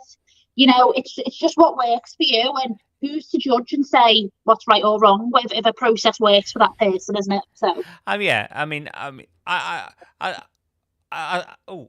Have we got something going on? I think I've got. It's almost 2 p.m. I think I've got Mary coming on from Dean Farm Trust. Do you guys want to stay on, or are you guys still okay to stay on? I'll pop on and I'll say hello and stuff like that. I was going to say because I shall put it up on screen here. I'm going to have to get back to Tetris at some point. I keep just liking the chatting more than the Tetris right now. Mary. Hiya. Hello, Mary. You okay? How's it going? Can you hear us okay? Can you hear me? Yes. Yes. Yes, can hear you. How's things going? Are you okay? I'm fine. Hi. Yeah, it's great to see you. We've been on nearly 5 hours so far, so we're doing all right. We're nearly halfway through. I'm fine, thank you. Yeah, really, really good. I think there may be a delay. Have you got a small amount of lag on you? I think is your connection a bit poor? Great. Well, thank you so much, first of all, Mark, for doing this for our sanctuary. Yeah, there's definitely a delay.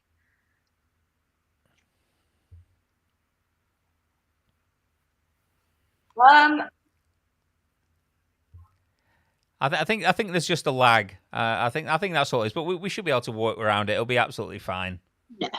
Okay. Yeah. So no, you do great work down there. I mean, how many sort of animals in total do you guys look after now? And sort of what's the mix of different ones that are living down with you down there?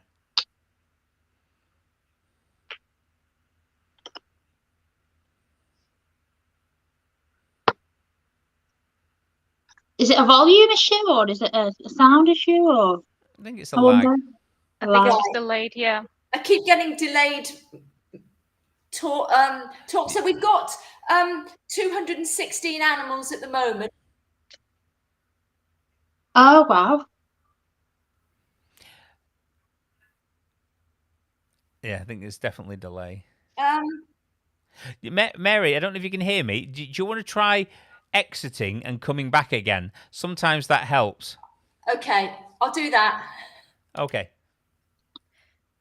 If that doesn't work, we could just ask her to tell a little bit something about the Dean Farm in general. Maybe we have a private chat here, so that could work too. Yeah, maybe the guys. Thank you so much for having me on. I'm gonna skedaddle.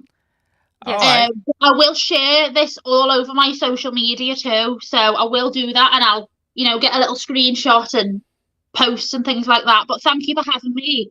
And it's Thanks. been lovely. No, thanks, MJ. It's always great to speak to you. Thanks for coming on and having a great discussion with us about everything.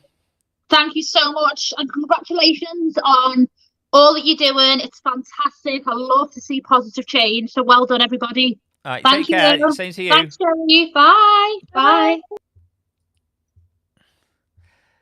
Oh, we'll see if we can get Mary back in a moment. It's always nice to speak to MJ. She's a very positive person. It's good to hear that she's trying to make some changes there and introduce more plant-based meals into her eating. Hopefully, we'll nab her one day. Who knows?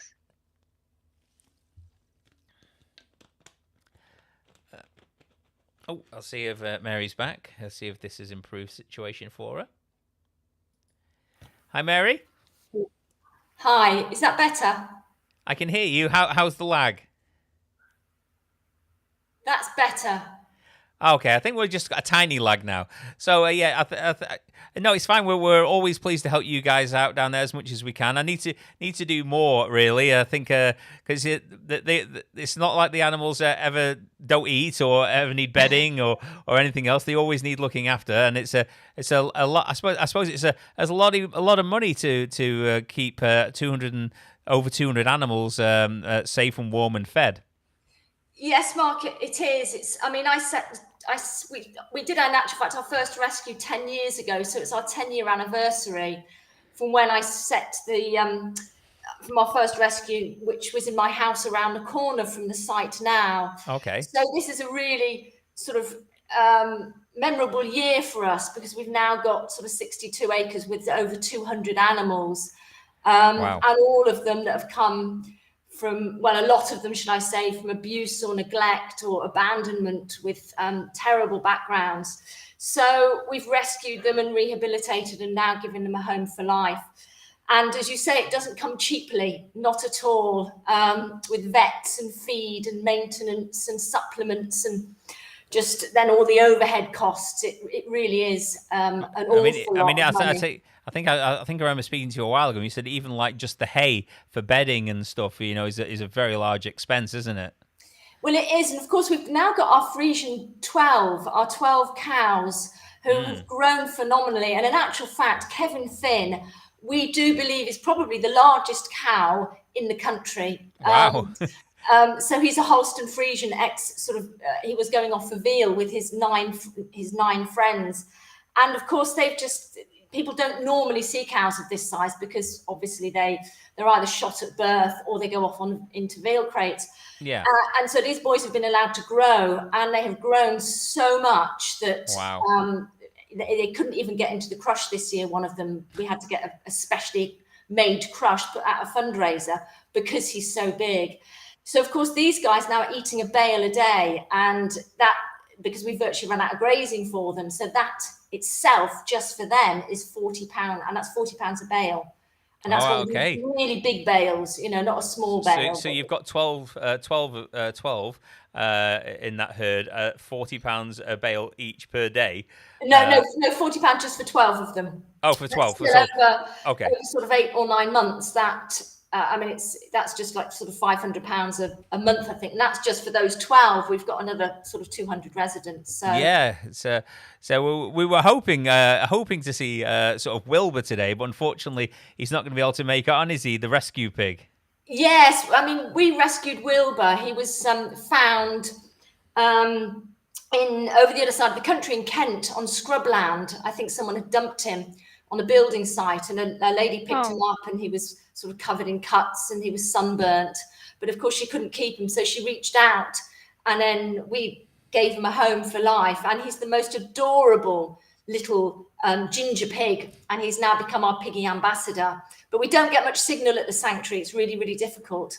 And I meant to send you some pictures, so apologies for that. But if no worries. I understand you guys are busy. He's on our website at the moment in a recent news article, so you'll see lots of pictures of him. He's relaunching as our ambassador for our Sanctuary Residents Fund. And yeah, I mean, he's just one individual that we've saved, which is just incredible. I mean, really. we could probably bring up a picture. Are you on the site, Joy? Yeah, I am on the side of Dean's. I mean, if you want to bring up the is it Dean Farm Trust? I can't remember the domain at the end. Is it .org.uk? .org.uk. Yeah. Then we can I can add it to the stream, Joy, and we can see the little That fella. would be great, because some of the pictures you'll see him with people, you'll see him with other pigs, and you'll see him with sheep. So he just, like all animals, I don't know if it's showing. No, it's not showing. I'm gonna have to share it like this. Hold on. Yeah, Joy's being extremely helpful for me today. I mean, I'm being slightly incompetent for some reason. I can't concentrate. I've been playing Tetris for the most part while speaking, and I've realised that I find it a very big struggle to do both simultaneously. See, I'm on your website right now. Where can I find? If you go into news, there should be something that says news. Yeah. And if you click in news, you will see him there. I found him. I think I found him, Wilbur. Oh, look at him. Click into that. Ginger little pig. Then see lots of pictures of our little boy. Yeah, I did a sort of a poll yesterday on the channel to see who was the favourite, me or Wilbur, and Wilbur won. Did he? So yeah, Wilbur did great there. He's a handsome young chap. He is. I mean, he knows his name, and just he's just. This is why we sort of made him an ambassador, to try and show people that pigs are no different to dogs and other people that they classify as pets. He's exactly the same, with the same needs and wants and likes and emotions and feelings. So he's a great ambassador, and we've recently had an open day and people just queuing to give him cuddles. So he just spent the day on his back having belly rubs. Yeah, because I take There's it you get more. Oh my God! Look Yeah. at him. So that was the middle one is when he was first rescued. So that's him in the back of the car. And then the right one is with his friend, Uncle Watson. And the left one is him. We're about to launch his or relaunch his Sanctuary Residence Fund. He's got his little money box next to him. Okay. Someone piggy bank. And if you keep Piggy scrolling bank. down, there's more pictures of him. Oh, look at him. Oh, I'm completely overwhelmed. He's so cute. Look at him. Yes. I just want to pet him. So how many I see a sheep there. Yes. How many sheep live at the sanctuary now? In the sanctuary, we've got 57 sheep. Okay. We're about to bring in another 5 who desperately need a home in the next month. So 57 sheep and 27 pigs we've got at the moment. Okay. So I take it as well. I mean, even something like with the sheep, you've got the expense of keeping them sheared, because obviously, I take it the sheep have been genetically altered to overproduce wool. Yes. And therefore, now that's an ongoing requirement for them to keep them in a healthy state.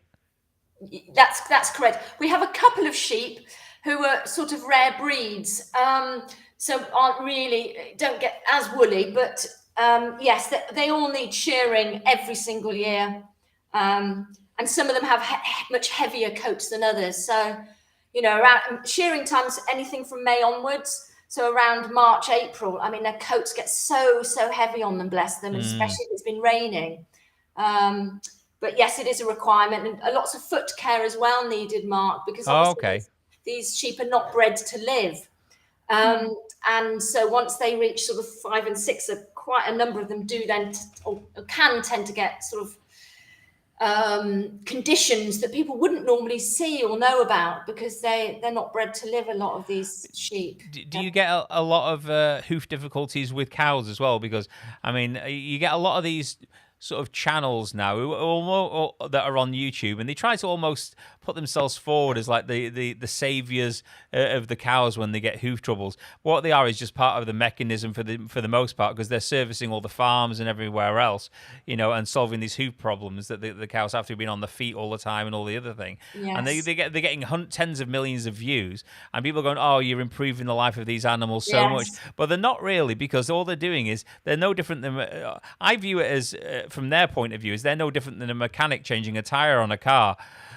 Because they're not there for the animal's welfare, they're there to earn money, and then the cow's just carrying on its enslavement in the industry, and if it wasn't profitable, they wouldn't be paying for this guy to come out and sort of like fix the hooves, of these poor animals. It wouldn't happen if they have to go to the slaughterhouse next week. No, they wouldn't. No, I agree. So I mean, you guys obviously. I always assumed that maybe their feet were in this poorer condition because of the environment and the filthy conditions and the hard floorings, or is this something that also goes on when they're in obviously a much better, more caring environment, such as yourself? Do you have a lot of hoof care on the cows still?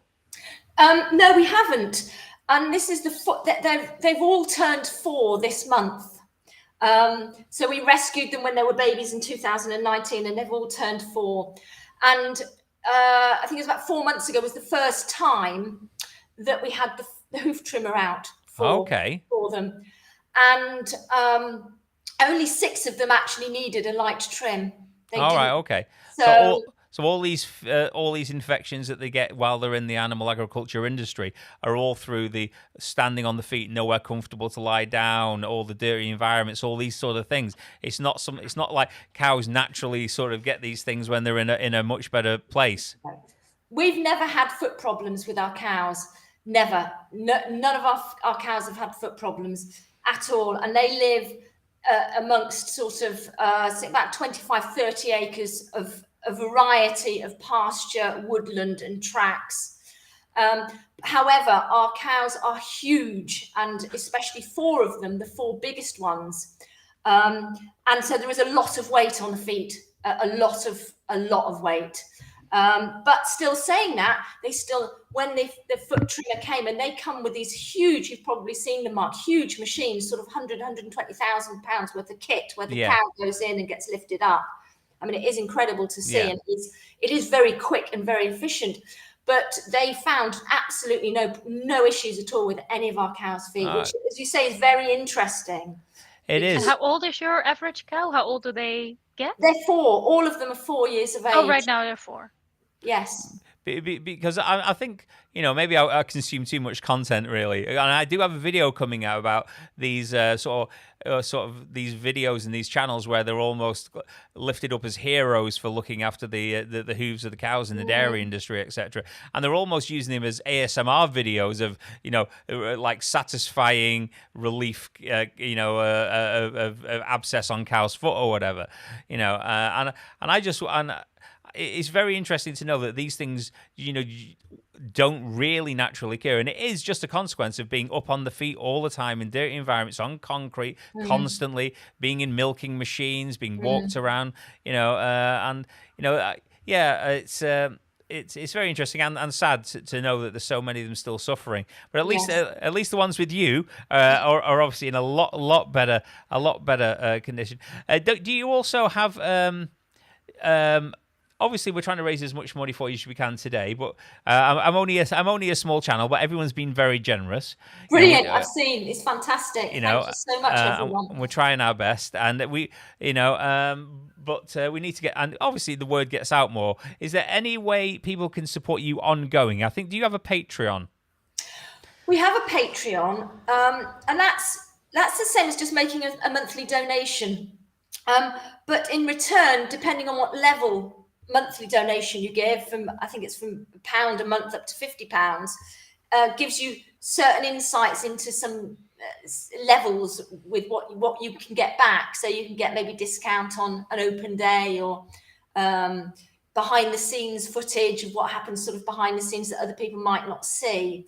So that is one way of supporting us, or just making a monthly donation. The monthly donations, whether it's through Patreon or through the bank or through PayPal, that is the best way to support us. And that's what our Sanctuary Residents Fund is, that Wilbur has relaunched, because it means that we have steady income coming in each month. I mean, any donation is fantastic, but if we have monthly donations, even for £1 a month, and when we've got nearly 30,000 people following us on social media now, so even if a quarter of them donated, sort of £1 a month, that would cover our feed, vets, bedding, medication bills for a month. £6,000 a month for the feed, medication, vets, bedding, etc., etc. Not all the overheads, but the direct, the direct stuff that directly affects our residents. I mean, monthly donations is absolutely brilliant. It was no light undertaking by yourself and everyone who works with you, because not only is it obviously extremely hard work, even though I'm sure very satisfying, you've also got the added stress of always trying to find the finances to keep it going, because when you've taken on like over 200 animals, you've got that responsibility then to keep them in the environment that they're doing so well in. So I think all of us should be definitely trying to promote this as much as we can. For places, your Dean Farm Trust, and then everywhere else, to try and help these places stay afloat, because there has been incidents where people have tried themselves and they've overstretched, and then finances have taken over, and they've really struggled to keep it up. Yes. And then there's only one, and they've been victims once, so we don't need it again, do we? No, we don't. And you're right, Mark. I think you don't go into this lightly. The cost is because we have a no euthanasia or no kill policy. So you don't know that, if an animal gets really seriously ill, those vets bills can run into thousands that you just weren't expecting. It's like our cows. We didn't expect our cows to grow so big. So we had to find £7,000 to get a new crush made. We've had to knock walls down because the insides aren't big enough for them. The cost of living crisis, no one expected that. No one expected COVID. So COVID, it wiped out all of our open days. And that's quite a big way to get people into the sanctuary and not just raise funds, but to connect with the animals and to, a lot of what we do is education, Mark. A lot is to do with education. It wasn't just to set the charity up to rescue animals, but it was to really be a voice for the voiceless and a beacon of hope, really, for the billions that sort of go unheard. That's what the sanctuary is about, and the wildlife. Yeah, it's not just the farmed animals that we save, but it's how that links in with the wildlife. And we've got endangered bats and dormice and all those sorts of beautiful natural flora and fauna, which interlinks with our farmed animals. And as we know, the farming industry, I think, rapes and pillages a lot of the rural of the nature. 100%. Yeah. So we're working in harmony with that, and this is why a lot of people think we've got a lot of land. Well, in actual fact, it's to make sure that our animals are stress-free and they can roam and they don't feel penned in, and it's their home for life. So, of course, you can't just keep an animal in the same field. You've got to rotate it and you've got to look after it. It's like us just living in one room for the whole of our lives. It's not ideal, is it? It's managing all of that. And I think all of that then brings the education. When people visit us, they see how all this, and the animals, because they've lived there and they're only treated with absolute dignity and respect, they trust us. And because they move around the sanctuary a lot, we have a lot of open gate policies around the sanctuary. So they're very relaxed and calm. And I think that's what we do. We want to educate people. And our residents love visitors, because everyone who comes through just, wants to cuddle the cows and the donkeys and the sheep. And they know that, so they're all there waiting. Oh, okay. Yeah. It's absolutely amazing, because to come from the environments and the suffering they've suffered in their previous lives to such a stable, calm, loving sort of environment, it's so important. I suppose you see great changes in the animals from where they were when they first came to you to how they are after probably even short periods of time, maybe longer with some other animals who suffered a lot with you. Whereas their personalities probably start coming out more, I would assume, and they learn to play if they've never seen the grass before or anything else. It truly is amazing. Yes. We've got two stories on the website at the moment. Morella is a sheep who had her eyes pecked out while she was giving birth to her babies. And this was actually picked up by the Daily Mail 4 years ago. Okay. And she's going to be shot by the farmers after she'd weaned her babies. And to cut a long story short, we managed to save her, and we convinced the farmer to give her up. We tried to get the babies as well, but we couldn't get the babies. So she arrived, and one eye was completely gone, and the other eye was really badly ulcerated. And the vets had said that she had never received any treatment. I mean, could you imagine? For 4 months, having her eyes pecked out and no treatment, no pain relief, no antibiotic, absolutely nothing. And if you look at the pictures on the website, she came to us absolutely broken. Ulcers was all around her mouth, her eyes were hanging out, she'd just lost her babies. I mean, it was just the worst thing. And that's normal in farming. It's normal. And it's terrible, because you'll get a lot of people out there who almost feel happy to carry on, eating the products that come from animal agriculture, because they buy into things like the red tractor and all these other labels and all these welfare sort of ideas that these companies put out there, like free range, etc., to try and convince you and make you complacent that well, they're doing everything they can, and then when you actually see the investigations that a lot of people do into farms, and factory farms and etc., and like yourself, what you've just said here, you realise that there's no welfare. They're not concerned about the animal. They're just they're there for profit, and when they cease to be profitable, they get rid of them. They kill them, and as you say, it's just kept her there weaning, but didn't give her any sort of treatment for her eyes, because that wasn't a requirement to wean. You don't need your eyes to wean. No. So let's not even bother. Bother trying. I'll add this back because into the stream. Actually, give me 1 second. Yeah, I've got the pictures up. They're not super gory, luckily. But yeah, the whole story of Mirella that you just told, and you that see she was her so afraid. Yeah, on the right there, she was, and you get this sometimes with sheep, that when you rescue them, they're so frightened. You get it also with some puppy farm dogs, that they're so frightened that they face the wall, because they feel if you can't see them, or if they can't see you, you can't see them.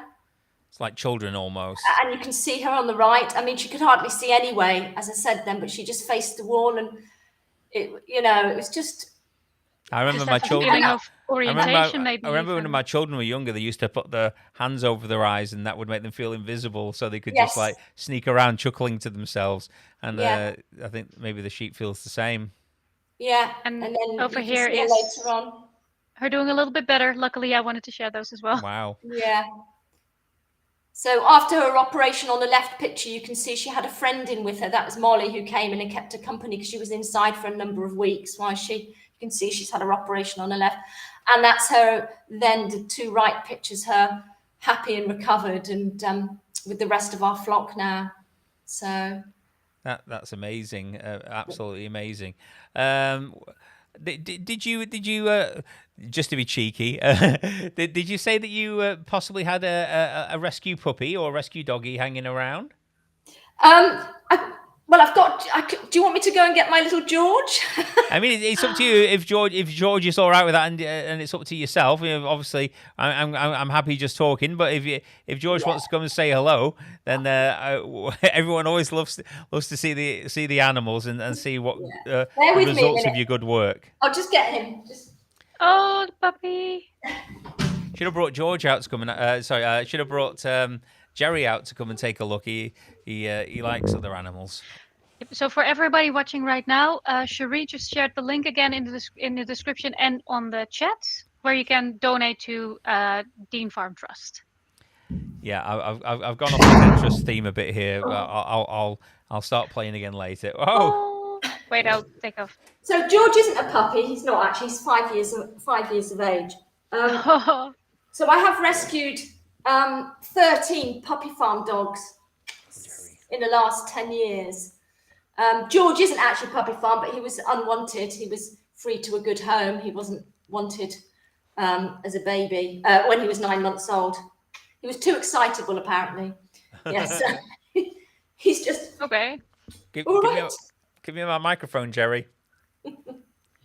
Oh, Jerry.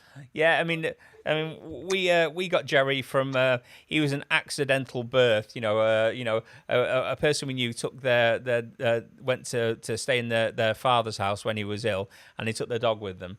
They were looking after his dog as two, but I don't think it crossed their mind that the puppies might be a side effect of them being near each other. I don't know how, but so Jerry was born.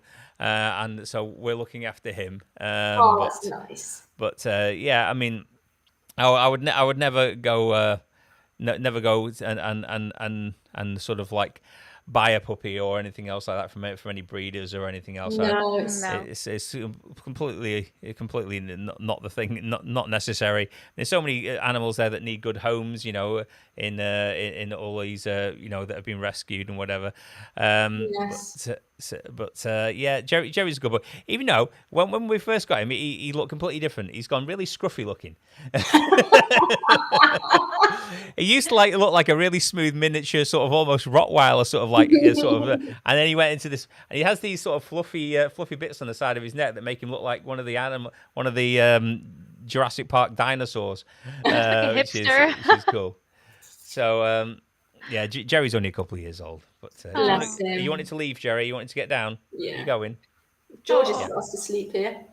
Yeah, I noticed that. You said he was too excitable, but he looks half asleep. Yeah, I was going to say that the too excitable thing doesn't seem to be, really working out here. How can a dog be too excitable? I think because I think Cavaliers is deemed as very quiet dogs and don't need much exercise. But George, I think as a baby needed, he just was not what someone fitted in with the Cavalier, we say. That's babies. That's babies in general. I mean, I remember my children as babies were way demanding. I mean, dogs need exercise. That can't be news. I know. No, so he's a good lad. He's looking nice and sleepy. Yeah. Looks very contented. So how are we doing, Joy? We should see how we're doing with the. I mean, I don't know what I'd do without Joy.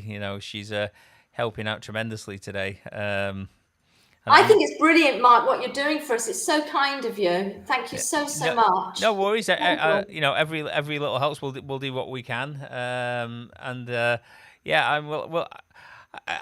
I try to obviously talk to as many people as possible, but it's really hard to organise everyone to be free on the same day. I mean, I forgot completely that the Animal Rights Smarts was on in London today and stuff like that. Otherwise, I maybe could have had some more people coming on and stuff as well. Okay. Yeah, we're definitely trying. Everyone's being very generous and have donated what they can. Brilliant. So, this is the fun part of activism, right? This is there's so many hard parts about not to make myself sound, in any way, but there's many difficult parts about being vegan and being an activist. You're being confronted with so much awful stuff. Yes. And then sometimes you get to do stuff like this. So really, in my opinion, it's our pleasure to be doing stuff like this. I love the idea that we can contribute in any way at all to what you do. That's brilliant. And, it's nice to open up our sanctuary for all the activists, because as you say, so many people just do incredible things, the Save movement and all of them. And so, sometimes they come and just have a little bit of peace and tranquility and from all the horrors that they've seen and tried to, I suppose, expose. So to come to the sanctuary then and sit with some of the piggies that it's have been saved is. Like you say, there's so many activists out there. They're in the thick of it. They're in these terrible hellholes. They're dealing with that, getting the footage that everyone sees online and in different movies and stuff. And it's distressing to see online. It will be absolutely horrific in person. So to be able to come down and see almost. The same animals that were suffering in a happier environment, doing so well, must be so. I don't know if the word's cathartic, but it must be very sort of satisfying and relaxing, and it'd be nice to see the animals in it as they should be, happy and well treated. Really, I think it does help them. I think, and we do have a really growing number of volunteers. So if anyone wants to volunteer with us. And a lot of the volunteers that we do have do sort of activism and other forms of work to try and support veganism. But that is another way of supporting us. Volunteers is just such a great way. And we've got the vegan runners today at the sanctuary.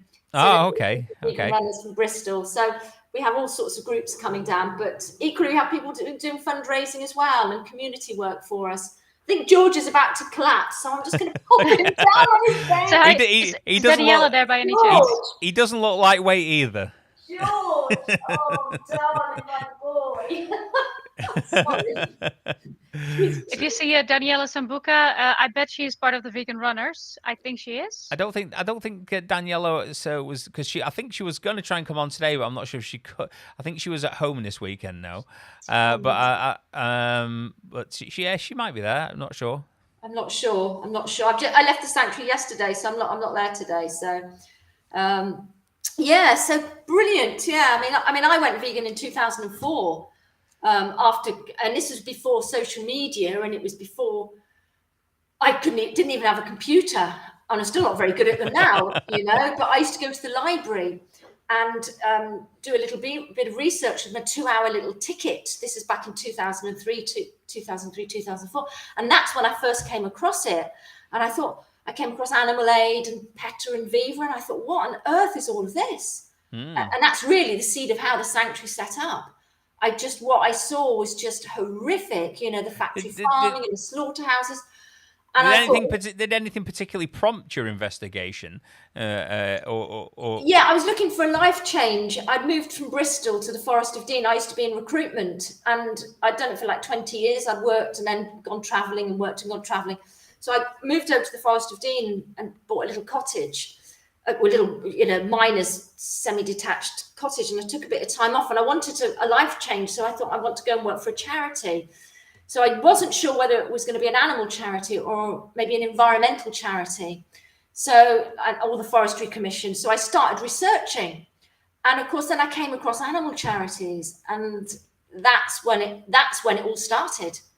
And it just absolutely blew my mind. My mind was just completely blown open. No, the horrors that I saw, and I thought, I've got to do something. I thought, this is just horrific. I think that's it. I think most people are aware that animals, you know, have to die, etc. You know, well, they don't have to die, but they have to die if you're going to want to consume their products that come from animals. Then that occurs. But you don't realize.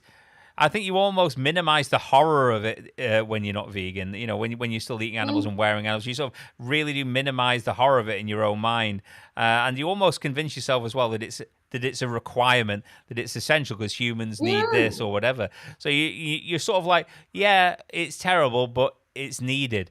And it's only when you realize it's not needed, it's absolutely horrific, you know, and you know, trillions of animals die every year if you obviously include the animals from the sea, which I do, obviously. You know, and it's destroying the environment as well. It's destroying human health.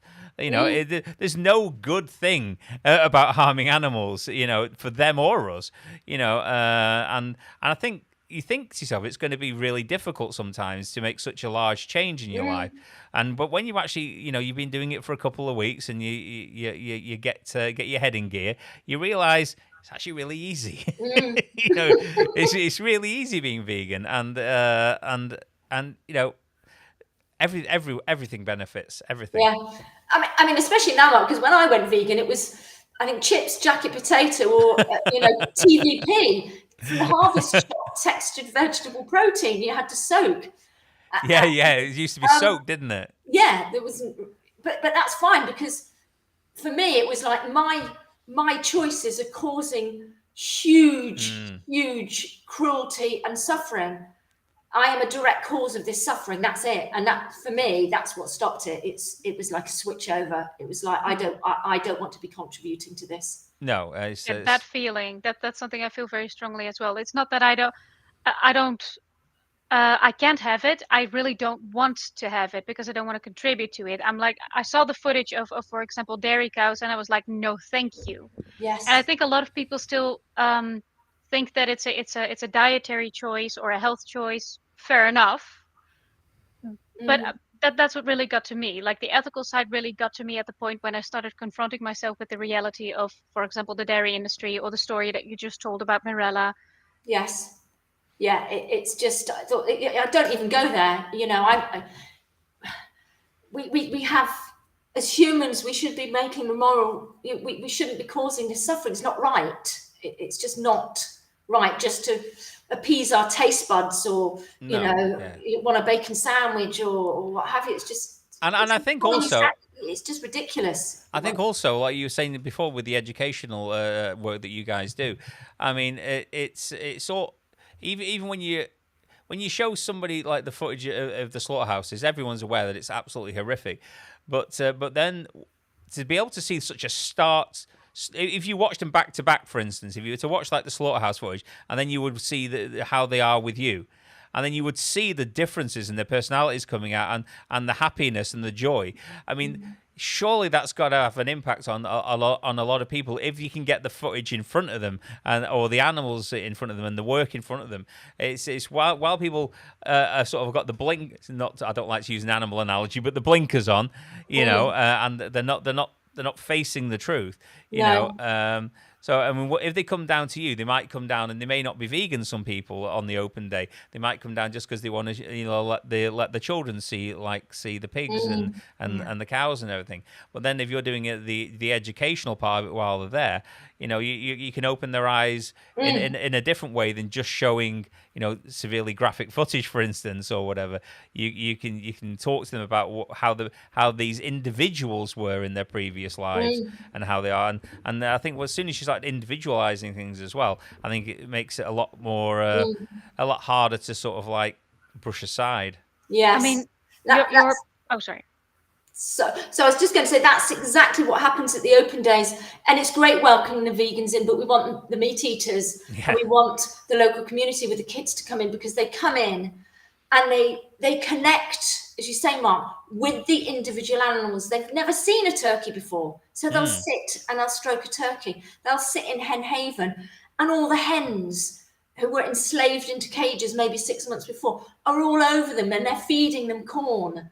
And they've never seen that. They've never even realised. And then we have the educational slant of where the eggs come from. So we tackle it at a completely different slant, which makes people then they go and have a vegan burger or a vegan hot dog and vegan ice cream. So it's all normalised. We're normalising veganism and just showing people how the world should really operate, and the respect and dignity for these animals, and these animals who are super, super intelligent as well, respond to the love that people give them. And that's when you see the connection, and you do get people in tears. You do get people because they've fought being nagged at by their wives or their husbands, and so one partner might be vegan or veggie, and they bring the meat eater along, and it does change them. We've seen it, and they've spoken to me. I mean, that's it as well. I mean, they've been brainwashed a lot of the years of life as well. People have told them turkeys are stupid. That we bred the animals into existence for us. That's what they're there for. They almost like try and convince you they are machines, like meat machines. And that's their whole purpose in life. But then when you see them left to their own devices, almost roaming around having fun, you realize that's not what they want. You may have bred them into existence. Somebody may have bred them into existence to perform that thing that they want, but it's not what they want. And if you give them the opportunity, obviously that they thrive and enjoy life and have behaviors and stuff they won't be able to even show when they're in the barns and the factory farms and the slaughterhouses. So I mean all my childhood people used to always say turkeys were stupid, and then you realize that they have all these different noises that they can make and all these different I think turkeys and chickens can recognize faces, hold grudges even, don't they? If they don't like the other turkey or the other chicken, and they can get their friends and their favourites as far as I'm concerned, and they have. Don't turkeys have specific calls as well? Sounds that they make, which actually like their language that mean things. And when you're in a barn of 10,000 turkeys, who's hearing who?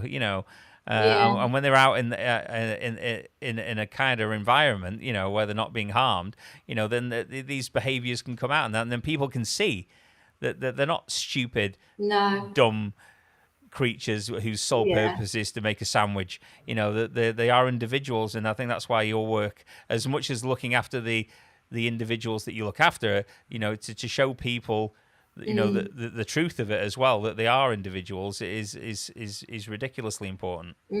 Yes. Yeah. I think it's been like a massive contribution to modern veganism. So getting people like me to go vegan of my generation is the fact that for example, the Morella story, everybody knows that slaughterhouses are awful, at least most people know. But stories such as Morella's would never have been put on display anywhere. Like, she would have died right then and there, and nobody would have known about her. Nobody would have known about these stories. So I think it's essential that you guys are sharing this to the current vegan movement. Yes, correct. Yeah, we try and share as much as we can. I mean, I'm not very good with social media. I can only barely do Facebook and a bit of Instagram. So you have a great site. I mean, it looks great. Does it? Oh, well, thank you.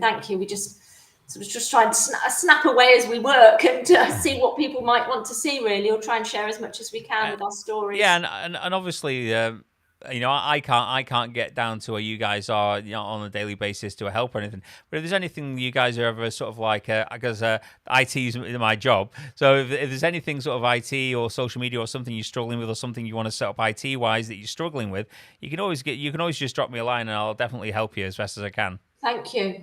I mean, like looking at this screen now, I haven't got a clue. I can't even do a Zoom meeting. Yeah, to be fair, I struggle with Zoom. I've never found it very reliable for me. But no, so I really appreciate everything you do.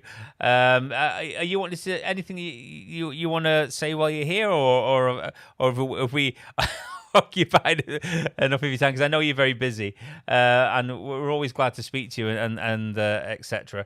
Is there anything you'd like to say to the people watching? I just think to say thank you, everyone, for your support, really. Over the last 10 years, we've gone from me and a few little hens 10 years ago to what we've got now. And I think, it's only the people. Without the people, we wouldn't be here. Without the people's support, without the volunteers and the donations, we would not be here. So it is really just to say a huge, huge thank you for supporting us this amount of time. And please, continue to support us and continue to share us, because this is the hardest time that we're going through. The last 12 months has by far been the hardest in the last 10 years financially. So if you can just share us on social media. Yeah, it's been a hard time.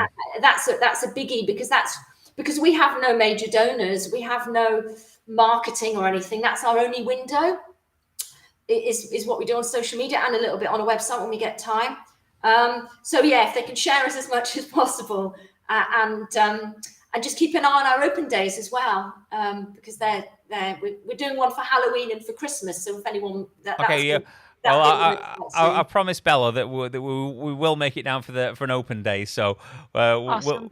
we'll try and come down on one of those and say hi. Brilliant. And give Wilbur some belly rubs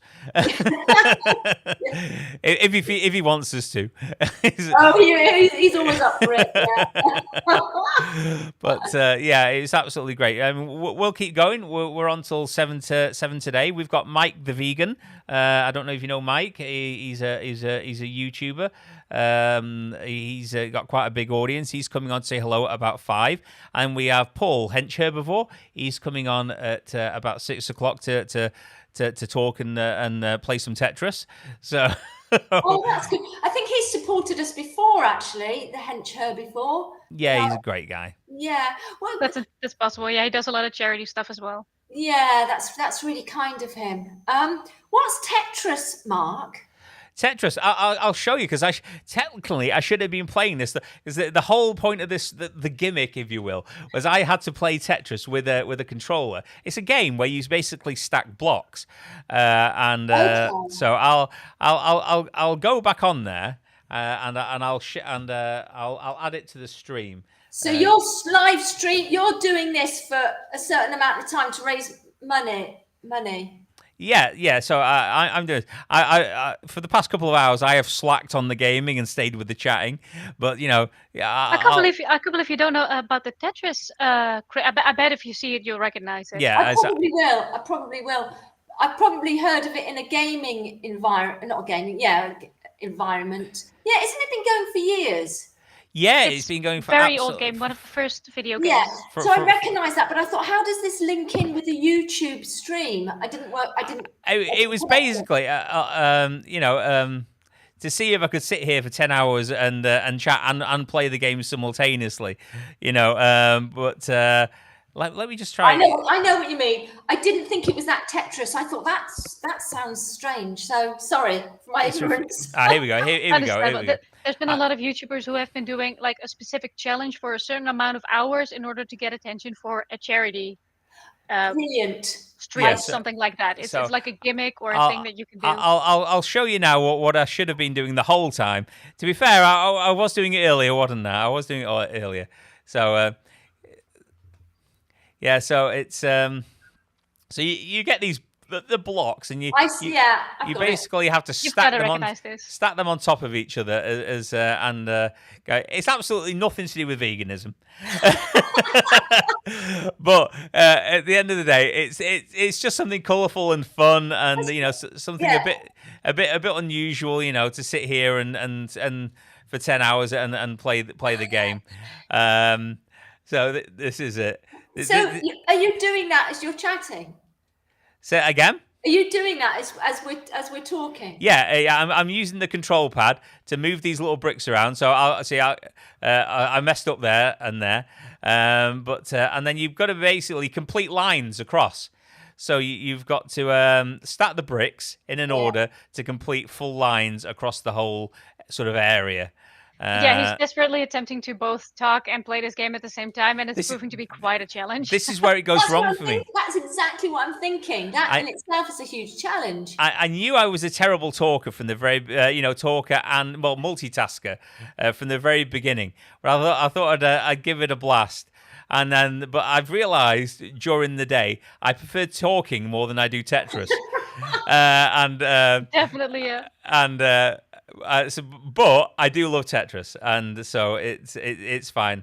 And so I've got when Paul comes on Hench Herbivore later, he's got the game as well, so he can basically challenge me to a game where we can play each other and see who can do the most lines before losing, sort of thing. So we'll be doing that with him later. Brilliant. But this is. You can tell I had I don't know. I think people say, you're getting old now. You still play computer games. I thought, I am the computer game generation. I'm from the 80s. That's when it all came out. You can't expect me to suddenly dislike them because I'm getting older.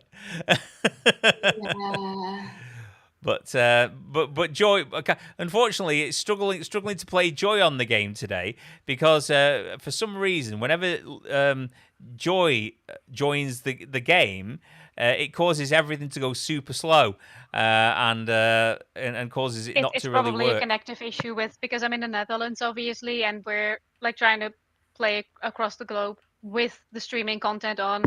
So I think it's a bit demanding for everything. Yeah, right. It's just struggling to keep up, isn't it, really? But I shall pause that for a moment. Okay. Thank you for showing me that. I shall pause that for a moment, and I'll minimise it out of the way, so we don't see the game as full screen. But yeah, I will resume the challenge. But Mary's so interesting; she has so many great things to say. And MJ before you as well was such a great person to chat to. And then Rhys did play the game with me before that, but I won him, so I'm fine with that. Mark, I'm going to interrupt you because we need to take another look at the fundraiser stream. Okay. Have you got it shared at all for me? Let me share that. Because we just got several anonymous donors. Several? I don't know if you can see it already. I'm going to bring it up. Oh, my goodness. So that's nipped up a bit. £340 we're up to. We're getting close to doubling the goal. So let me just see the person who donated. That's amazing. Yeah, these are our donators. The last hour or so, it's been 2 anonymous donors. Again, thank you very much for donating. This is thank you very much, beyond everyone. Expectation. I mean, I put the initial goal as 200 because I didn't know how many people would come to watch an idiot like me play Tetris, but obviously they've been swayed by all the wonderful people that have come to join me. We're at 340. We've still got we're about 4 hours more to go, aren't we? So we might end up doubling. So we might do.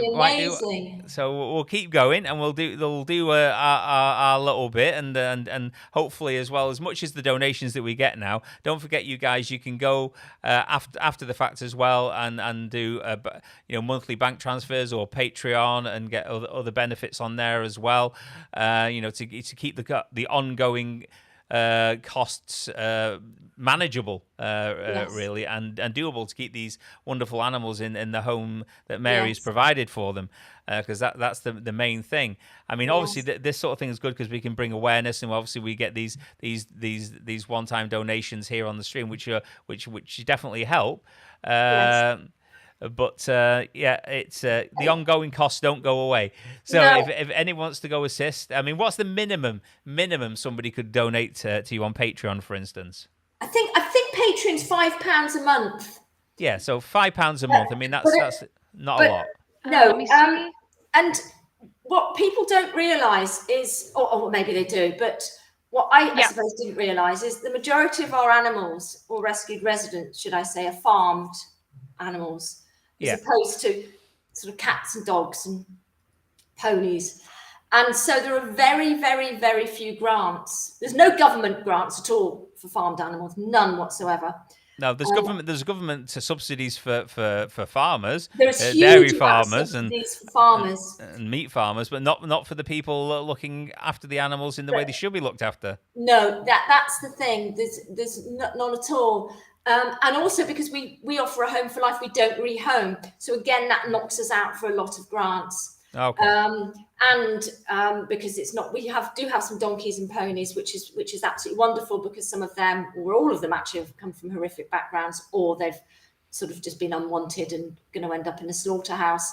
But yeah, a lot of people don't realise. I think we can probably get grants, but we can't. There's very, very few because of. I mean, that's just horrendous, isn't it? It's utterly terrible. You know, of the farmed animals they're just. No, it's terrible. It's horrendous. When you sit here and you think of what the government will actually fund. I mean, we're not just talking now animal agriculture subsidies here either. We're all the things that go on in this country specifically, where they'll fund nonsense, just nonsense. I'm trying to think of an example that they've escaped me, but I've seen stuff in the news where, we've spent I don't know, 50,000 on a statue for something, or we've done this, or we've done that, and it's money that's just wasted, and it's terrible that somebody doing such amazing work like you guys, you just can't get the funding that should be there for you, and you have to rely on private individuals, which I take it. I understand it. We're in hard times ourselves. There's a lot of people out there suffering. With the cost of living and everything else. But I'm going to sign up to the Patreon or a bank transfer myself at the end of the stream. And even if we can just do £5 each, a month. Ongoing. It's you get enough £5. But exactly, and this is what Wilbur's about. Wilbur's sort of going to be talking when he relaunches our sanctuary residence fund. Is you can just donate from £1, and if you think £1 isn't very much, but if you bring, it's like the sanctuary. We bring hundreds of thousands of people in. It makes a difference. We make a difference. The volume makes a difference. It makes the ripple effect. And those pounds, people might think it's only £1, but those pounds add up, really, really, really add up to a significant amount. That means then that we can continue with the work that we do. So Wilbur has had an overwhelming amount of support, and he's realised that, he's got the looks though, and he's got the swagger. I mean, he's a clever boy. If you look back on one of our social medias, I think it's about 2 weeks ago, we captured him running across the yard, and he had a pot in his mouth, and then he threw it down, and we were saying, right, that's Wilbur saying my money pot's empty. Oh yeah, fill my pot up, people. Fill my pot. Help me fill my pot. Bless him. He's crazy. He's a great lad. He's a great lad. But we should probably, obviously feel free to stay and welcome. I know you're super busy, but I'm gonna get back and challenge some Tetris people. But have you got yourself there for Tetris yourself, Mary? No. Do you know what? I think I remember computer games. Do you remember when it was tennis? You're not as old as me, Mark. But do you mean tennis is in the yes. one and the ball in the middle? Yes. I used to play on that. Did you have the machine that had the rotating sort of circular thing in the middle? I didn't have any machine. It was when we used to go on holiday and we used to stop at a service station. Oh, okay. So, you're in real world. You're in like one of the arcade sort of things and whatever. I remember it was one going up north. I mean, yeah, it was when we lived, I think, in Leicestershire somewhere. And we used to go up to Scotland. So it was one of the northern ones. And we used to get so excited because there would be one of those. Anyway, I'm going back to the late 60s. So 70s, I suppose it is, isn't it? Is it 70s when Asteroids came out? And yeah, 70s. 70s, yeah. I mean, I used to get very excited in the old days. I mean, I don't go to arcades anymore because I find a lot of the arcades now are, like most things, are not about originality or about coolness or, like doing something, different. They're about money. So there are a lot of gambling machines and a lot of money machines and whatever. Where in the old days, I remember I walked into the arcade when I was a child and they had a big sort of arcade cabinet that looked like a spaceship, and you sat on it, and it's like a Star Wars game. It was actually a Star Wars game, and you were sort of like flying through the all the different objects and whatever. Very primitive looking compared to modern stuff, obviously. You almost felt like you were Luke Skywalker for a moment, from Star Wars. But it used to be a great environment. You can meet friends there and other things as well, where it's you just see a lot of people lonely, just like popping pound coins in the arcade machines now, like trying to gamble all day. Yeah, it doesn't feel the same. No. I'm getting like in a minute. I'll be saying, I remember when it was all fields, and and I'll be telling everyone it was like I remember when I had 50p and I could get the bus and get a bag of chips. I'm getting so old now. I keep coming up with all these old-fashioned stories. I remember when chips were 5p a bag. 5p. Oh my goodness. Five. It was small was 5, medium was 7.5p, and large was 12 pence. That's crazy. I mean, I think near us now, if you were to go to the chip shop, it's about £3 a bag. God. It's potatoes. What are we doing here? I am glad fish has gone up though, because that means less people were buying it. Hopefully, yes. Because when you go in the chip shop and you get the chips or whatever, you notice they're like charging £10-12 for a piece of fish. I don't think. I mean, I don't even think that's enough. You should put it up to like thousands just to stop people buying it. But it was really great speaking to you, and thanks for everything that you guys do. As I say, I'm going to. Which one's preferable to you, Patreon or bank transfer? Either. Do you know what? I think Patreon, because it gives people an insight into what we're doing. So although we've got to do some work, I think that's really important because it gives people an insight into some of the things. And in actual fact, our Patreon newsletter is about to come out. So they have a little mini newsletter. We do a newsletter every couple of months on our website. But we've been so busy, we haven't done one recently. So for the people who don't really follow us on social media, some people don't, and they have a newsletter which goes out once every 2 or 3 months with sort of what's happened and updates and events and all these things that people want to hear about. But the Patreon also gets a mini newsletter. But it's things that other people won't see. Oh, okay. So it's quite educational. Bit of a perk there. Yes. I'll do that then. I'll do that, and I recommend everyone else should do the same. Don't forget to donate as well today. To get that total up. But ongoing. By the way, just for information, the donations that are on this stream don't have to be monthly. You can do it monthly, but you can also select a one-time donation if that's what you prefer. Yes. Yeah. So that's right. So that's absolutely great. Thanks for coming on today. It's been really great to catch up and speak to you and hear about all the animal stories and how it goes on. How the improvements that they're. See, I can't even speak anymore. How their lives have improved since they've been taken into your care. It's very important to see. Obviously, not only what happens to them in the terrible places, but also how they can thrive when left alone. It's nice to see. I mean, with especially rescued hens, well, all of the residents, but rescued hens, especially caged hens, and we're doing a rescue in a couple of weeks' time. And caged hens are particularly have such a terrible, terrible time when they come out and they've got no feathers and they've got brittle bones and they can't walk and they can't see that they don't know the difference between light and day, and you've got to put them to bed because they've never seen that before.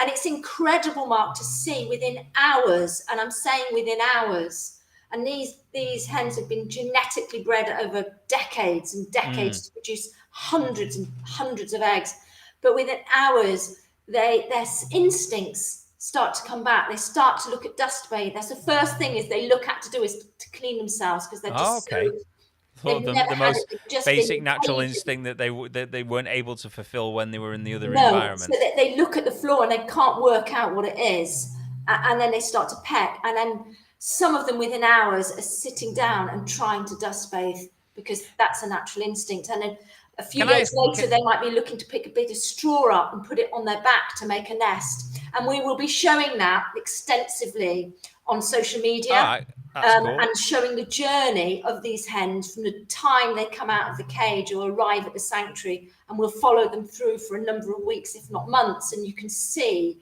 how they change. That's amazing. Can I ask a question? Because I am pretty curious. So obviously, like you said, they've been genetically modified to lay hundreds and hundreds of sort of eggs. When they come to you, do you have? I've heard that there's an implant that goes into chickens to stop them laying, so they're not wasting all the constantly laying eggs, releasing all the calcium and becoming weak boned, etc. Is that something that you guys do?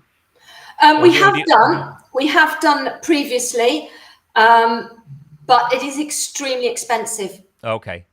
Can imagine, yeah. I think a few years ago we rescued sort of 70 in one go. So it's about £65 to £70 per hen. Okay. Is that and how often is that? Well, we would only do it once with a hen. I mean, and it does give them respite. It really, really, really does help them. Okay. There's no guarantee how long it lasts. So it could last 6 months, a year, 18 months, 2 years. Okay. But it's certainly, you can really tell the difference because all that energy that was going into the eggs is now going into their bodies. So they do recover an awful lot quicker. Okay. That's a monetary thing as well. So it is, because if you're rescuing 30 or 40 hens, that's a lot of money to have to lay out. So I take it they can, if they are laying out, can they get some of the minerals and vitamins and stuff that they've lost by eating their own egg shells? Is that something? So there are certain supplements we give them. Okay. They have a really, really good diet and obviously loads and loads of space and exercise. But what we do is we scramble their eggs. So we smash the eggs up with the shells and we scramble them because that helps to produce the protein, I believe. Don't quote me, but I've heard that the scrambling of them produces something that they get more benefit when they eat it back. And equally that you don't want to be feeding them raw because then you end up with sort of raw egg on the ground, and that then encourages vermin and I get you. Things. So that's great. Thanks for that. I was curious of how it was handled. That's great information. Thank you very much. But we look forward to. So when are you? So we look forward to seeing the ones that you're going to be rescuing in the future. Do you know when your next? So your next open day? You said it was the one at Halloween. Yeah, our last summer one was last week. So the next one, we haven't released the date, but I'll release it now, which is the 29th of October. You get exclusives on here. Well, so we haven't got the tickets out or anything out yet. So that will go on the website in the next couple of weeks. Okay. Okay, that's great. And so that's Halloween. And that's really, we're going to probably have a Halloween dressing up competition for the kids and feed pumpkins to our piggies, which they love. They absolutely love. So we can all troop up to Piggy Avenue and give pumpkins to the pigs. You guys are so on the list. I've been wanting to go on a trip to the UK for so long, and you are definitely on the list of the places I want to visit. I just want to pet a pig or a cow or something, We don't have places like this in the Netherlands, at least not that I know of. Yeah. Well, just let me know, and you can just come along anytime. I will. I would love to volunteer for a day or something. Yeah, absolutely. And then we're having Christmas. We're going to be doing a Christmas feed, Christmas lunch to the residents. So that'll probably be. We haven't got a date for that, but it'll be a couple of weeks before Christmas. That's amazing. So everyone look out for that date coming up, and obviously the other date there. So it's absolutely great work you're doing. We'll carry on. We're here for another. What are we here now? Another 4 hours. Another 4 hours to go. Brilliant. And I'm going to rope Joy into singing more of her activism songs, because Joy is a great singer musician, and she's got activism songs that she does. She was on we were saying earlier, she's been recently on the radio in the Netherlands singing those, as well as some other songs. I'm going to try and rope her into singing some more. Well, maybe you should sing while I play Tetris. That may be a good idea. I feel so awkward if you're just staring. See, that's the thing. You like staring. Yeah, no, okay. Well, thanks very much again, Mary. It's been absolutely amazing having you here. And what I'll do is I'll drop you a line after the stream's ended and see where you'd like the money sending, and I'll get that all over to you. That is brilliant. I'm so grateful, and lovely to meet you, Joy, and lovely to see you, Mark. And I really am just so grateful for this support. And this is great doing this live stream. I did one about 3 or 4 years ago, but I forgot what it's like. It's really good, isn't it? It's very I think interaction. Yeah, I think I was on a live stream about 2, maybe 3 years ago for Dean Farm as well. It's not one that I organised, and it was like quite a long one where we were switching to different channels. That was the one. That's the only one I've done. And it was when we did an appeal. I think we did an appeal in January 2021 after COVID. Yeah, that was it. I was part of that one, so we were open there, and I think that was great fun as well. Lots of great people took part then. But it's we shouldn't be waiting like such a long gap between doing something else for you guys. We need to be consistent. We need to be consistent. That would be great. Yeah, absolutely. I'm up for it. And next time, I'll have some animals, some residents with me. I want you rolling around with Wilbur. Okay, we'll sort it. All right, that's great. Thanks very much again. It's been awesome to see you, and everyone thanks you for everything that you do. It's absolutely wonderful. Okay, thank you so much, everyone, and have a great afternoon. All right, take care, Mary. Bye-bye. Bye-bye. Say hi to Wilbur. I will. Oh, she's lovely. She's absolutely lovely. I've had a massive break from Tetris here. I mean, it's just ridiculous to be fair, Joy. Yeah, you better get back to it. I better get back to it. But I'll go through a few of the comments first and see what people. I've been told Wilbur will beat me in the vote. That's on my community tab. I asked who was the favourite, and I think Wilbur's way ahead of me. Yeah, I mean, it was bound to happen, though, wasn't it? Really. So you're not going to win that. I can't do, can I? No. Well, I better get back to playing Tetris. I mean, I'll do it. I'll see. I'll really concentrate, Joy, and I'll see if I can get to a score that's even worthwhile. I don't know how far along you are up to 1 million. I have no idea how that works in the game. The score. It tells you your high score at the bottom there. Can you see? I can see the game right now. It's not on stream. I've done it again, haven't I? I'm glad you're here to point this out. I've got to thank you for everything that you've done today, Joy, and staying around and helping out and doing everything that you've been doing. It's been I'm having fun. This is great. Very cool, very cool. So here we go, Joy. See, my high score is only half of what it should be, not even that. Oh, okay. I gotta go for a quick break, by the way. So good luck with your game. I'll be right back. Okay. So Joy's just going for a quick break, and I'll see. Oh, that was a very interesting conversation with Mary from Dean Farm Trust. There, she's such great work that they're doing down there, and I'm glad that we've all been able to come together today and help out as much as we can to do our little bit to help Wilbur and everyone else down there.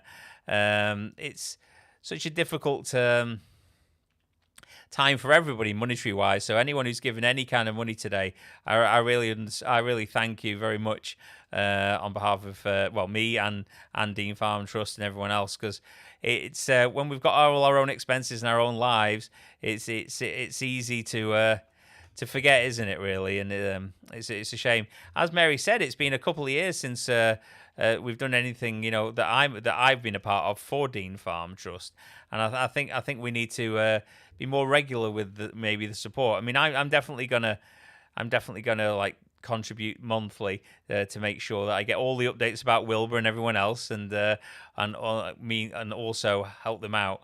I think I was a member of their Patreon once before, but I think like everyone, money got a little bit tricky, and I was giving a sort of a bigger donation.